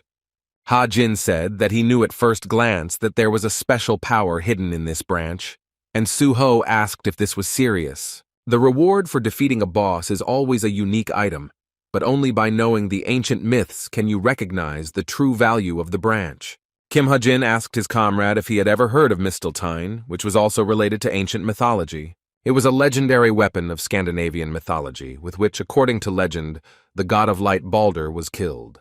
The young man also added to the story that this incredible weapon was also called the Godslayer branch, which said a lot. Kim Soo-ho looked at the branch in surprise after hearing the story of ancient mythology and couldn't believe it. Kim Ha-jin smiled because he saw in his comrade's eyes the interest and desire to hear the story further. He then added that, as he himself knew, the legendary weapon needed to be awakened in order for it to take its true form. Kim Soo-ho became even more interested and realized that the route would change after waking up, and Ha-jin confirmed it.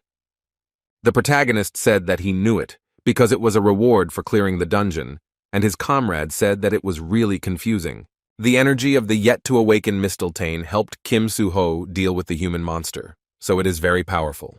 Then Kim Ha-jin was distracted from his thoughts and asked to put the branch in the indicated place, which the protagonist immediately did.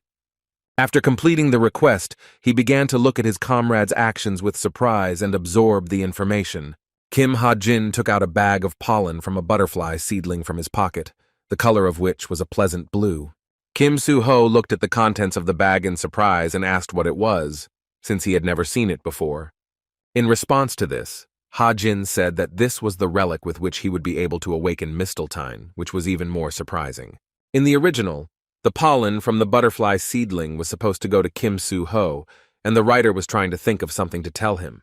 He came to the conclusion that he needed to show what sacrifices he was making for him, after which he began to formulate a speech. Kim Ha-jin said that it was a family heirloom that was very important to him, and Kim Soo-ho was shocked by his words. A large amount of sweat appeared on his face, and he didn't know what to do or whether he should give up the branch right now. Ha-jin said he was joking and it was just something precious to him, but in his mind he said he went a bit overboard calling the pollen a relic. He also added that pollen helps to awaken hidden potential and can also influence people and objects. He then said that in short, if you sprinkle the powder on the legendary weapon Mistletoe, it will give a result. By sprinkling the powder on a legendary weapon, it will immediately transform and its potential will awaken. Then Kim Ha-jin brought the pollen bag closer to the branch and asked if his comrade was ready for this, and he was very excited. At the very last moment before the pollen fell, Kim Soo-ho took his hand and asked him to stop. He was very excited and asked Kim Ha-jin with trepidation in his voice if he was sure, because this powder was very important to him. The young man exhaled slightly and said that although this powder was very important to him, the time had come to use it. He said that awakening the legendary weapon is very important, and now is the best time to use the powder. Kim Soo-ho did not interfere anymore, after which Kim Ha-jin carefully and slowly began to sprinkle the powder onto the weapon. Within a few seconds, the legendary weapon began to awaken, and the cadets literally held their breath. Kim Ha-jin watched the weapon awakening with caution, and a light breeze blew through the laces of his windbreaker. Kim Soo-ho watched the process with surprise, because for him all this was new, and he had never seen anything like this before. After a short period of time, the awakening process was complete, and several green leaves appeared on the branch.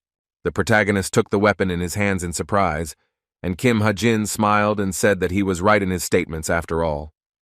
The author was a little happy and realized that the first awakening of the legendary Mistletoe was successfully completed. Adapting to Kim Soo-ho, who will become stronger as time goes on, the branch will take the form of a sword.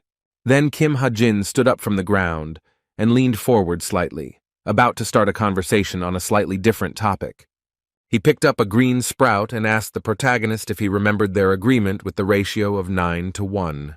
The young man said that in that case, Kim Soo-ho would get the whole branch, and he would take just one leaf for himself. After some time, the halt was over, and the young men continued to move forward towards the exit from the forest.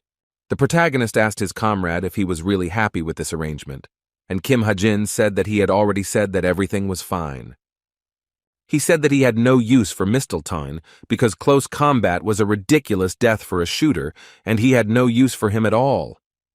The smartwatch said that a decoction from its leaf makes the body stronger and can be used to make powerful weapons. Kim Ha-jin realized that everything was as expected, because the leaf did not grow on a simple branch and was an excellent thing that would be useful. In his mind, he said that he would find a worthy use for it, and then, unexpectedly, he tripped over the root of a tree lying on the ground. He screamed in pain throughout the forest, and then began to look around and try to understand why all this was happening to him. But then, Kim Ha-jin looked back warily, because everything that was happening reminded him of something at that moment. The young man recalled the past, and said in his mind that he had already encountered something similar when he came across the ginseng root. Kim Soo-ho asked her lagging comrade if he was okay and why he was standing still, and Ha-jin replied that it was nothing and he was already on his way. The young man realized that he had come at a very good time, because in the ground there was a precious root that was very useful. The root was shallow and was in the flowering stage, which was visible from the green shoots at the end. Kim Ha-jin began to dig up the root of the plant, but he did not even suspect that he had been closely monitored before. Jane watched what was happening in the young man's life, whistling a song and saying that it was quite good. She re-watched his fight with the monster and realized that he had turned ordinary contact into such a powerful weapon. Then the girl wondered how much magical power he put into this, because this was also an important factor. But there was also another factor that really won her over, because not every cadet had that. That rare factor was Kim Ha-jin's composure when he shot the monster man in the head. What surprised Jane even more was that he didn't even know that his opponent was a human monster, and yet he tried to kill him. At the moment of the shot to the head, the girl stopped the video and said that it looks like this time the boss made the right choice with the person. Jane smiled and said that she saw potential in this boy that not many cadets could see. The boss of the chameleon group did not want to hear this and asked him to stop, after which she began to walk away. Jane asked if she wouldn't watch the rest of the video with her, to which the boss replied that she wasn't interested. In response to this, the serious girl muttered that all this was very disgusting to her, after which she silently left. Meanwhile, Kim Ha-jin finally came home and stood at the door like a zombie, because he was incredibly tired after all this time. The young man's legs could barely carry him, and he wanted to be simply killed, because his body ached incredibly and unbearably from fatigue. Evangel rubbed her eyes and stood in front of him, and Kim Ha-jin asked if he had woken her up, which made him feel guilty. Then he took the girl in his arms and hugged her, asking for forgiveness and saying that she needed to go back to bed. Kim Ha-jin brought the sleepy girl into the room to put her to bed, but suddenly he turned his attention to the street. There was a full moon outside the window, and the moon was shining brightly into the young man's window, and he stared at it and did not look away for some time. A while ago, Kim Soo-ho asked him to return to Cube Academy without him, which sounded a little surprising. Kim Ha-jin asked what he would do, and the protagonist said that since he was here, he wanted to go home while he had the chance. After this, he said the name of his comrade, who immediately paid attention to him and looked into his eyes with interest. Kim Soo-ho looked away a little and said that he wanted to tell him something about today's events. He then chuckled slightly and said thank you very much to Kim Ha-jin, as he had sacrificed so much for him and helped him.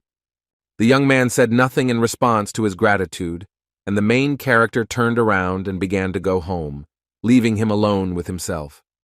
Kim Ha-jin looked at the protagonist's back with great surprise, whose gratitude was unexpected for him. Kim Soo-ho is the main character and protagonist who is true to his ideals and never gives up, following the path of justice. The author understood that there were simply no such people left in the real world, so this prompted him to create the character. Dreaming that one day the world would change, he decided to create Kim Soo-ho, who was ideal and correct in many ways. For the author of the novel, this name was deciphered as the verb to defend, and this word was firm and suited the hero. Kim Ha-jin held the sleeping beauty Evangel in his arms and looked out the window with a smile, thinking about the main character. The author was confident that Kim Soo-ho was the true protector who would save this world from all adversity. At that moment, Ha-jin looked into the eyes of his comrade, and it made him a little nervous because he didn't understand what was going on. Kim Soo-ho asked if something was wrong, but Ha-jin immediately smiled at him and said that everything was fine and asked him to take care of himself.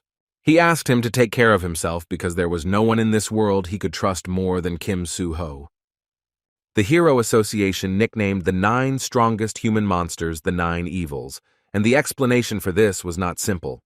The number of destruction was a mark that was adopted with pride by its new owners. Disobedience was the 3rd of the 9 evils, and deep in the mountains of South Hamgyong, a secret hideout was established. The Defiance shelter itself was well equipped and modernized, but inside it had a gloomy, dark appearance. One of the girls moved back slightly in her chair and asked to pay attention to the man who had come to visit them. Her colleague added that the guest was indeed rare, and Tomer with white hair looked at them emotionlessly. They immediately started talking to each other, and one of the girls asked if this girl was really a human monster. Then they finally stopped chatting and pretended to be working, and at that moment the girl in uniform walked past them. One of the girls turned to the white-haired Tomer, who was busy with something and didn't like being distracted. She banged on the table out of fatigue because everything that was happening around her irritated her. She just wanted peace and solitude. A colleague handed a folder of documents to a nervous Tomer, and she looked at it with a little bewilderment. The woman said that Tomer, although one of the best, but the phrase is too simple. This is not a reason for refusal. The girl snatched the folder with documents from her hands with displeasure and asked what they wanted from her this time. The boss asked her to look and check everything with me, and Tomer said that she would like to hear more details. She then looked at the information on the paper and asked if she understood her task correctly, and the commander replied that she did. Tomer realized that her task was to observe the target, which was a very responsible and important task. Her target was a long-haired girl with yellowish hair, who was thin in build and tall. Meanwhile, Kim Ha-jin was sitting in one of the city's establishments, enjoying the sun's rays and good weather. Suddenly, someone called him Sir and addressed him by name, which immediately surprised and attracted the attention of the young man. The cute, green-eyed young man asked if it was true that he had an appointment to have a magical seal applied. Kim Ha-jin immediately replied that he was here for that very reason, after which the girl smiled sweetly at him. The guy introduced himself as Jin and said that he was a 4-star magician and the young man was counting on his help. Ha-jin understood that he had managed to sign up for a day when a high-level mage was receiving, and such ranks rarely dropped. Then he began to look at the clothes of the high-level magician, who also continued to smile at him, smiling. After that, the smile disappeared from Jin's face, and he pointed with his hand in the direction he needed to go. Ha-jin understood that magicians were obsessed with money, and he was prepared for this, and spent a lot of money on his appearance, but it was not enough. Jin sat down at the table and asked what kind of seal he would like to have engraved, and the secretary brought him a tray of hot tea. The young man replied that she was thinking about enhancing her physical abilities or defensive magic, and the high-level mage poured himself some tea. Then she snapped her finger and said that since that was the case, it was necessary to begin the process immediately. Jin took a sip of hot tea and asked him to consider the options he had offered him. Kim Ha-jin began to carefully consider all the proposed options, and the girl asked what he thought about them. Activating a magic seal requires some mana because artifacts have restrictions on its use. But his bracelet doesn't fall under this rule, so Ha-jin needs a powerful seal that he can use once a week. Jin calmly sipped his tea, and Kim Ha-jin was saying in his thoughts that she was very annoyed by his attitude, which was negligent. He felt like a nobody to the magician and wondered if he really needed to dress in gold and diamonds. The young man wondered what to do, because he understood that if he left everything as it was, the magician would probably skimp on the seal. Suddenly, Kim Ha-jin caught the magician's attention and said that he was not interested in ordinary offers and that he needed something more. He asked if they didn't have any magic seals that could use a large amount of mana. The example of instant awakening, and Jin said that in general it is possible, but there is one thing. After these words, the young man put his hands in his pockets and asked with a smile if this was really too much for a magician like him. But in response to his provocative question, Jin only asked why he was saying that, and did not start a scandal with the client. Kim Ha-jin said that he was in a bit of a hurry and would come back another time, but the high-level mage began to ask him not to do that. The young man nevertheless stopped and looked at the magician, because he wanted to hear what he would say about this. Jin didn't understand where he got the money for this, and said with trepidation that perhaps he had not expressed himself very well. He said they could create such a seal, but there was concern that the price would be much higher than some. Ha-jin asked what it was about, and Jin changed the subject and said that it only applied to regular customers, and he didn't have to think about it. After that, the high-level magician asked how much money he was counting on, and the young man whispered it in his ear. The magician literally blossomed upon hearing the amount, and asked with a smile if he was serious, since the amount was quite impressive. The genie told his dear client that he would select the best options for him in a moment, and asked the secretary to bring fresh tea. The next day, Kim Ha-jin was in class at Cub Academy, where the cadets were happily chatting with each other. The young man summed up the results in his thoughts, and said that the dungeon on Mount Hammock had been cleared, and Mistletoe had been successfully obtained. The order for the magic seal was also placed, and in his mind he thanked Kim Soo-ho as well as his expensive shares. He didn't intend to make such a circus, but the magician only has money on his mind, but finally everything has returned to normal, and he can relax. At that very moment, a stern instructor entered the room and shouted at all the students to pay attention. He said that a new stage was beginning today and ordered us to split into groups of 5 people each. Kim Ha-jin realized that he wouldn't be able to rest because there were team competitions coming up, otherwise they would have to work together. The team competition included storming towers, which was an important factor in testing the students' skills. The second stage is a battle between teams, which was also a pretty good test of skills and results. The most enjoyable part was the joint travel and everything in that spirit, which allowed the cadets to relax and have fun. The instructor repeated that they needed to split into teams and submit a list of participants by next Wednesday, and this was mandatory. Kim Ha-jin wondered what he should do, because many had already chosen a team, but he was an outcast and did not know who to be with. The young man was not particularly nervous, but he understood that he had to get out of this, after which he turned back, because he remembered something. In the back rows stood the cadets who had already decided on their team, and in front of them sat a lonely Rachel. The girl's look was very sad and upset, because she was the same loner as Kim Ha-jin himself. The young man looked at the sad princess and wondered if Rachel was alone too, and he realized that he could be on a team with her. But then he remembered that, unlike him, she decided that it would be better to be alone because she was, after all, a princess. Ha-jin knew that it would be good if they united, and at the same time he would give her the pollen of the butterfly seedling, which also belonged to her. In the original, Rachel was supposed to know how to achieve enlightenment by this point, and if she didn't, the plot would change. He decided that he needed to take action and ask the princess in correspondence if she would like to join his team. With a little excitement, the young man sent the girl this message, and then immediately turned to her and began to look at her. Princess Rachel was immersed in her own thoughts and experiences, oblivious to the world around her. But suddenly, she received a notification on her smartwatch, which immediately caught her attention and she decided to check it. Kim Ha-jin was worried at that moment, because he saw that she had started reading his message, and he was anxiously awaiting her reply. Princess Rachel read his message and began to think about how to respond to it, because she herself did not know what to do. But suddenly, a man approached her and addressed Mrs. Rachel, thereby attracting her attention, interrupting her thoughts. Kim Ha-jin was very wary because the man approached her at the wrong time, and her answer might have changed because of him. He was stunned to see Tomer asking Miss Rachel if she wanted to join her team. She smiled politely at the princess, holding out her hand, and the girl looked into her eyes in silence for the first few seconds. Tomer continued to smile, and the princess tried to decide because this was not the first proposal for her. One of the cadets told another cadet that Jamer and Rachel were on the same team, and the girl asked if it was true. Kim Ha-jin was very tense and wondered if Tomer had already started acting and why she chose the princess. He understood that the disobedience's subordinates were mercenaries, and most likely this was an order, but only one person came to mind. For the young man, there was only one person who could be behind all of this, which made him even more nervous at that moment. This man was Alex Lancaster, and Ha-jin had no idea how he could help the princess in this situation. Rachel asked Tomer to give her some time because she wanted to think about her sudden proposal. Jamer smiled imperceptibly but slyly after her words, because she understood that the princess would probably bite her hook.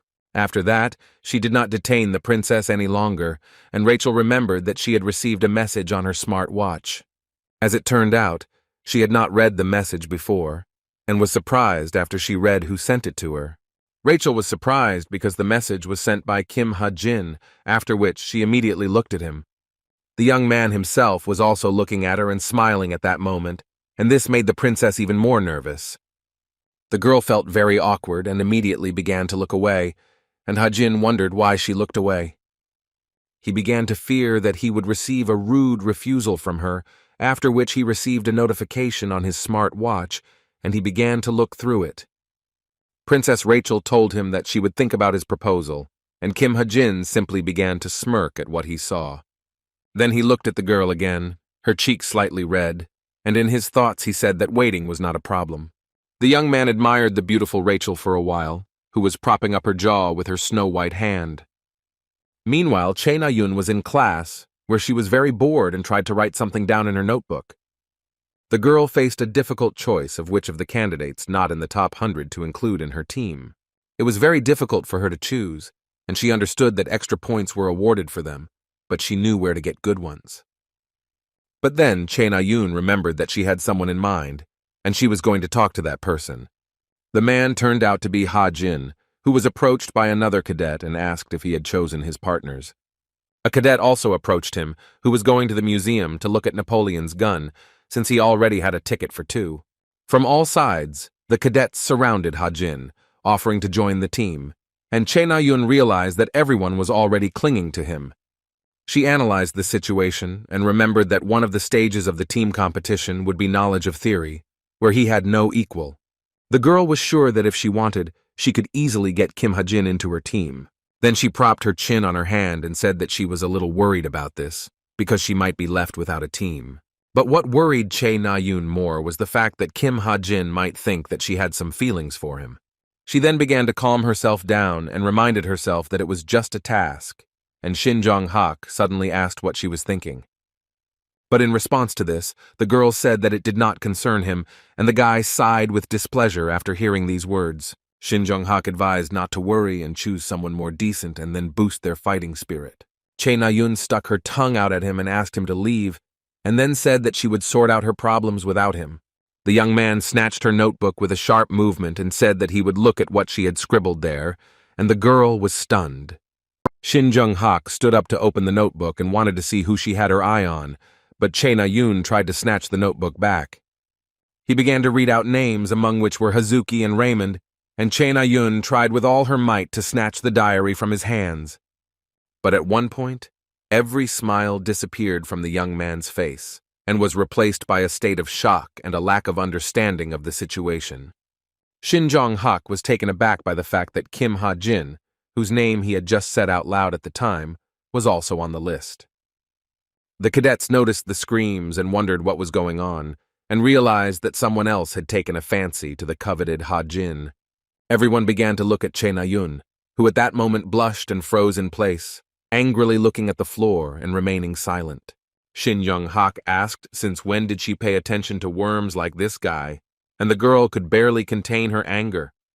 She could no longer contain her anger and grabbed him by the throat, pushed him away, and asked him to close his mouth because he was annoying her. Then Che Na-yun snatched the notebook from his hands and asked who gave him permission to remove her notebook, and Jong-hak hit his head on the table. Two cadets immediately approached him and were alarmed that he was not moving and began to assume that he had died. Che Na-yun was still angry and began to leave the classroom, and the other cadets looked at the girl in surprise. The girl didn't even turn around because Shin Jong-hak angered her with his behavior and drove her to a white heat. Kim Ha-jin didn't get involved in the situation and remained silent, but at the same time he looked at the girl and tried to understand what had happened. After that, he joined the two cadets and walked with them along the academy corridor, and Che Na-yun suddenly called out to him. The young man did not hear right away, but the girl suddenly took his hand and turned to him again, and this time he looked into her eyes. Kim Ha-jin became a little tense and asked Che Na-yun what was wrong, since she had never approached him like that before. The girl was very nervous and took a step forward, then said that he might understand what she was getting at. Che Na-yun tried to invite the young man to join her team, but she couldn't find the words or courage to do so. Suddenly, Rachel intervened in their conversation and told Kim Ha-jin that she had sent the list of participants to the instructor. Standing next to the young man, Na-yun asked in surprise what other list he was talking about, since she didn't understand anything. Princess Rachel approached the silent Ha-jin and said that they had decided to join forces as a team. Che Na-yun was shocked by the words she heard, and then she began to look at the guy with wide eyes. For a few more seconds, she couldn't come to her senses and simply froze in place because she didn't expect such a turn of events at all. Kim Ha-jin felt a little awkward at that moment and looked at her silently, and Che Na-yun also awkwardly said that everything was clear. She made a haughty face and said that she just thought that no one would take him and decided to save her clubmate. The girl then patted the silent Kim Ha-jin on the shoulder and said that she was happy for them and their team and wished them all the best. After that, she turned around and began to quickly walk away, although in her soul she felt very unpleasant and even a little offended. Princess Rachel looked at Che Na-yun leaving with a little sadness, because she even felt sorry for the girl. Na-yun herself continued to walk forward and began to think about the princess, because she did not expect that she would unite with the young man. They are about the same height and build, both fight with swords, and their grades are similar, not taking into account the theory. With each passing second, the girl became sadder and sadder, and she did not understand one thing that worried her very much. With tears in her eyes, Che Na-yun wondered why Kim Ha-jin chose Rachel over her if they were similar. Meanwhile, the young man was walking down the academy corridor with the princess and decided to stop at the soda machine.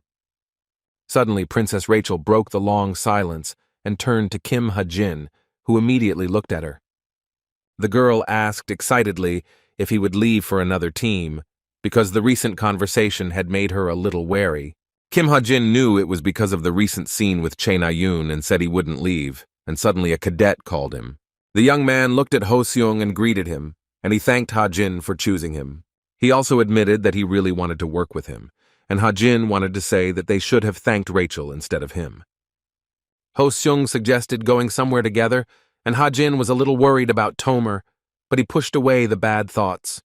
The young man couldn't make this decision alone, and looked at Rachel standing next to him, who said that it was a good idea. After this, Ho-seung asked the girl what she would like to eat, and the princess replied that it would be the same as the others. Ha-jin realized that Rachel wasn't particularly picky about food, and then asked how about the Korean restaurant Han Kyu-jung. Everyone agreed to his proposal, and Che Na-yun communicated with the help of the watch and said that they had 2 warriors, a shooter and a magician.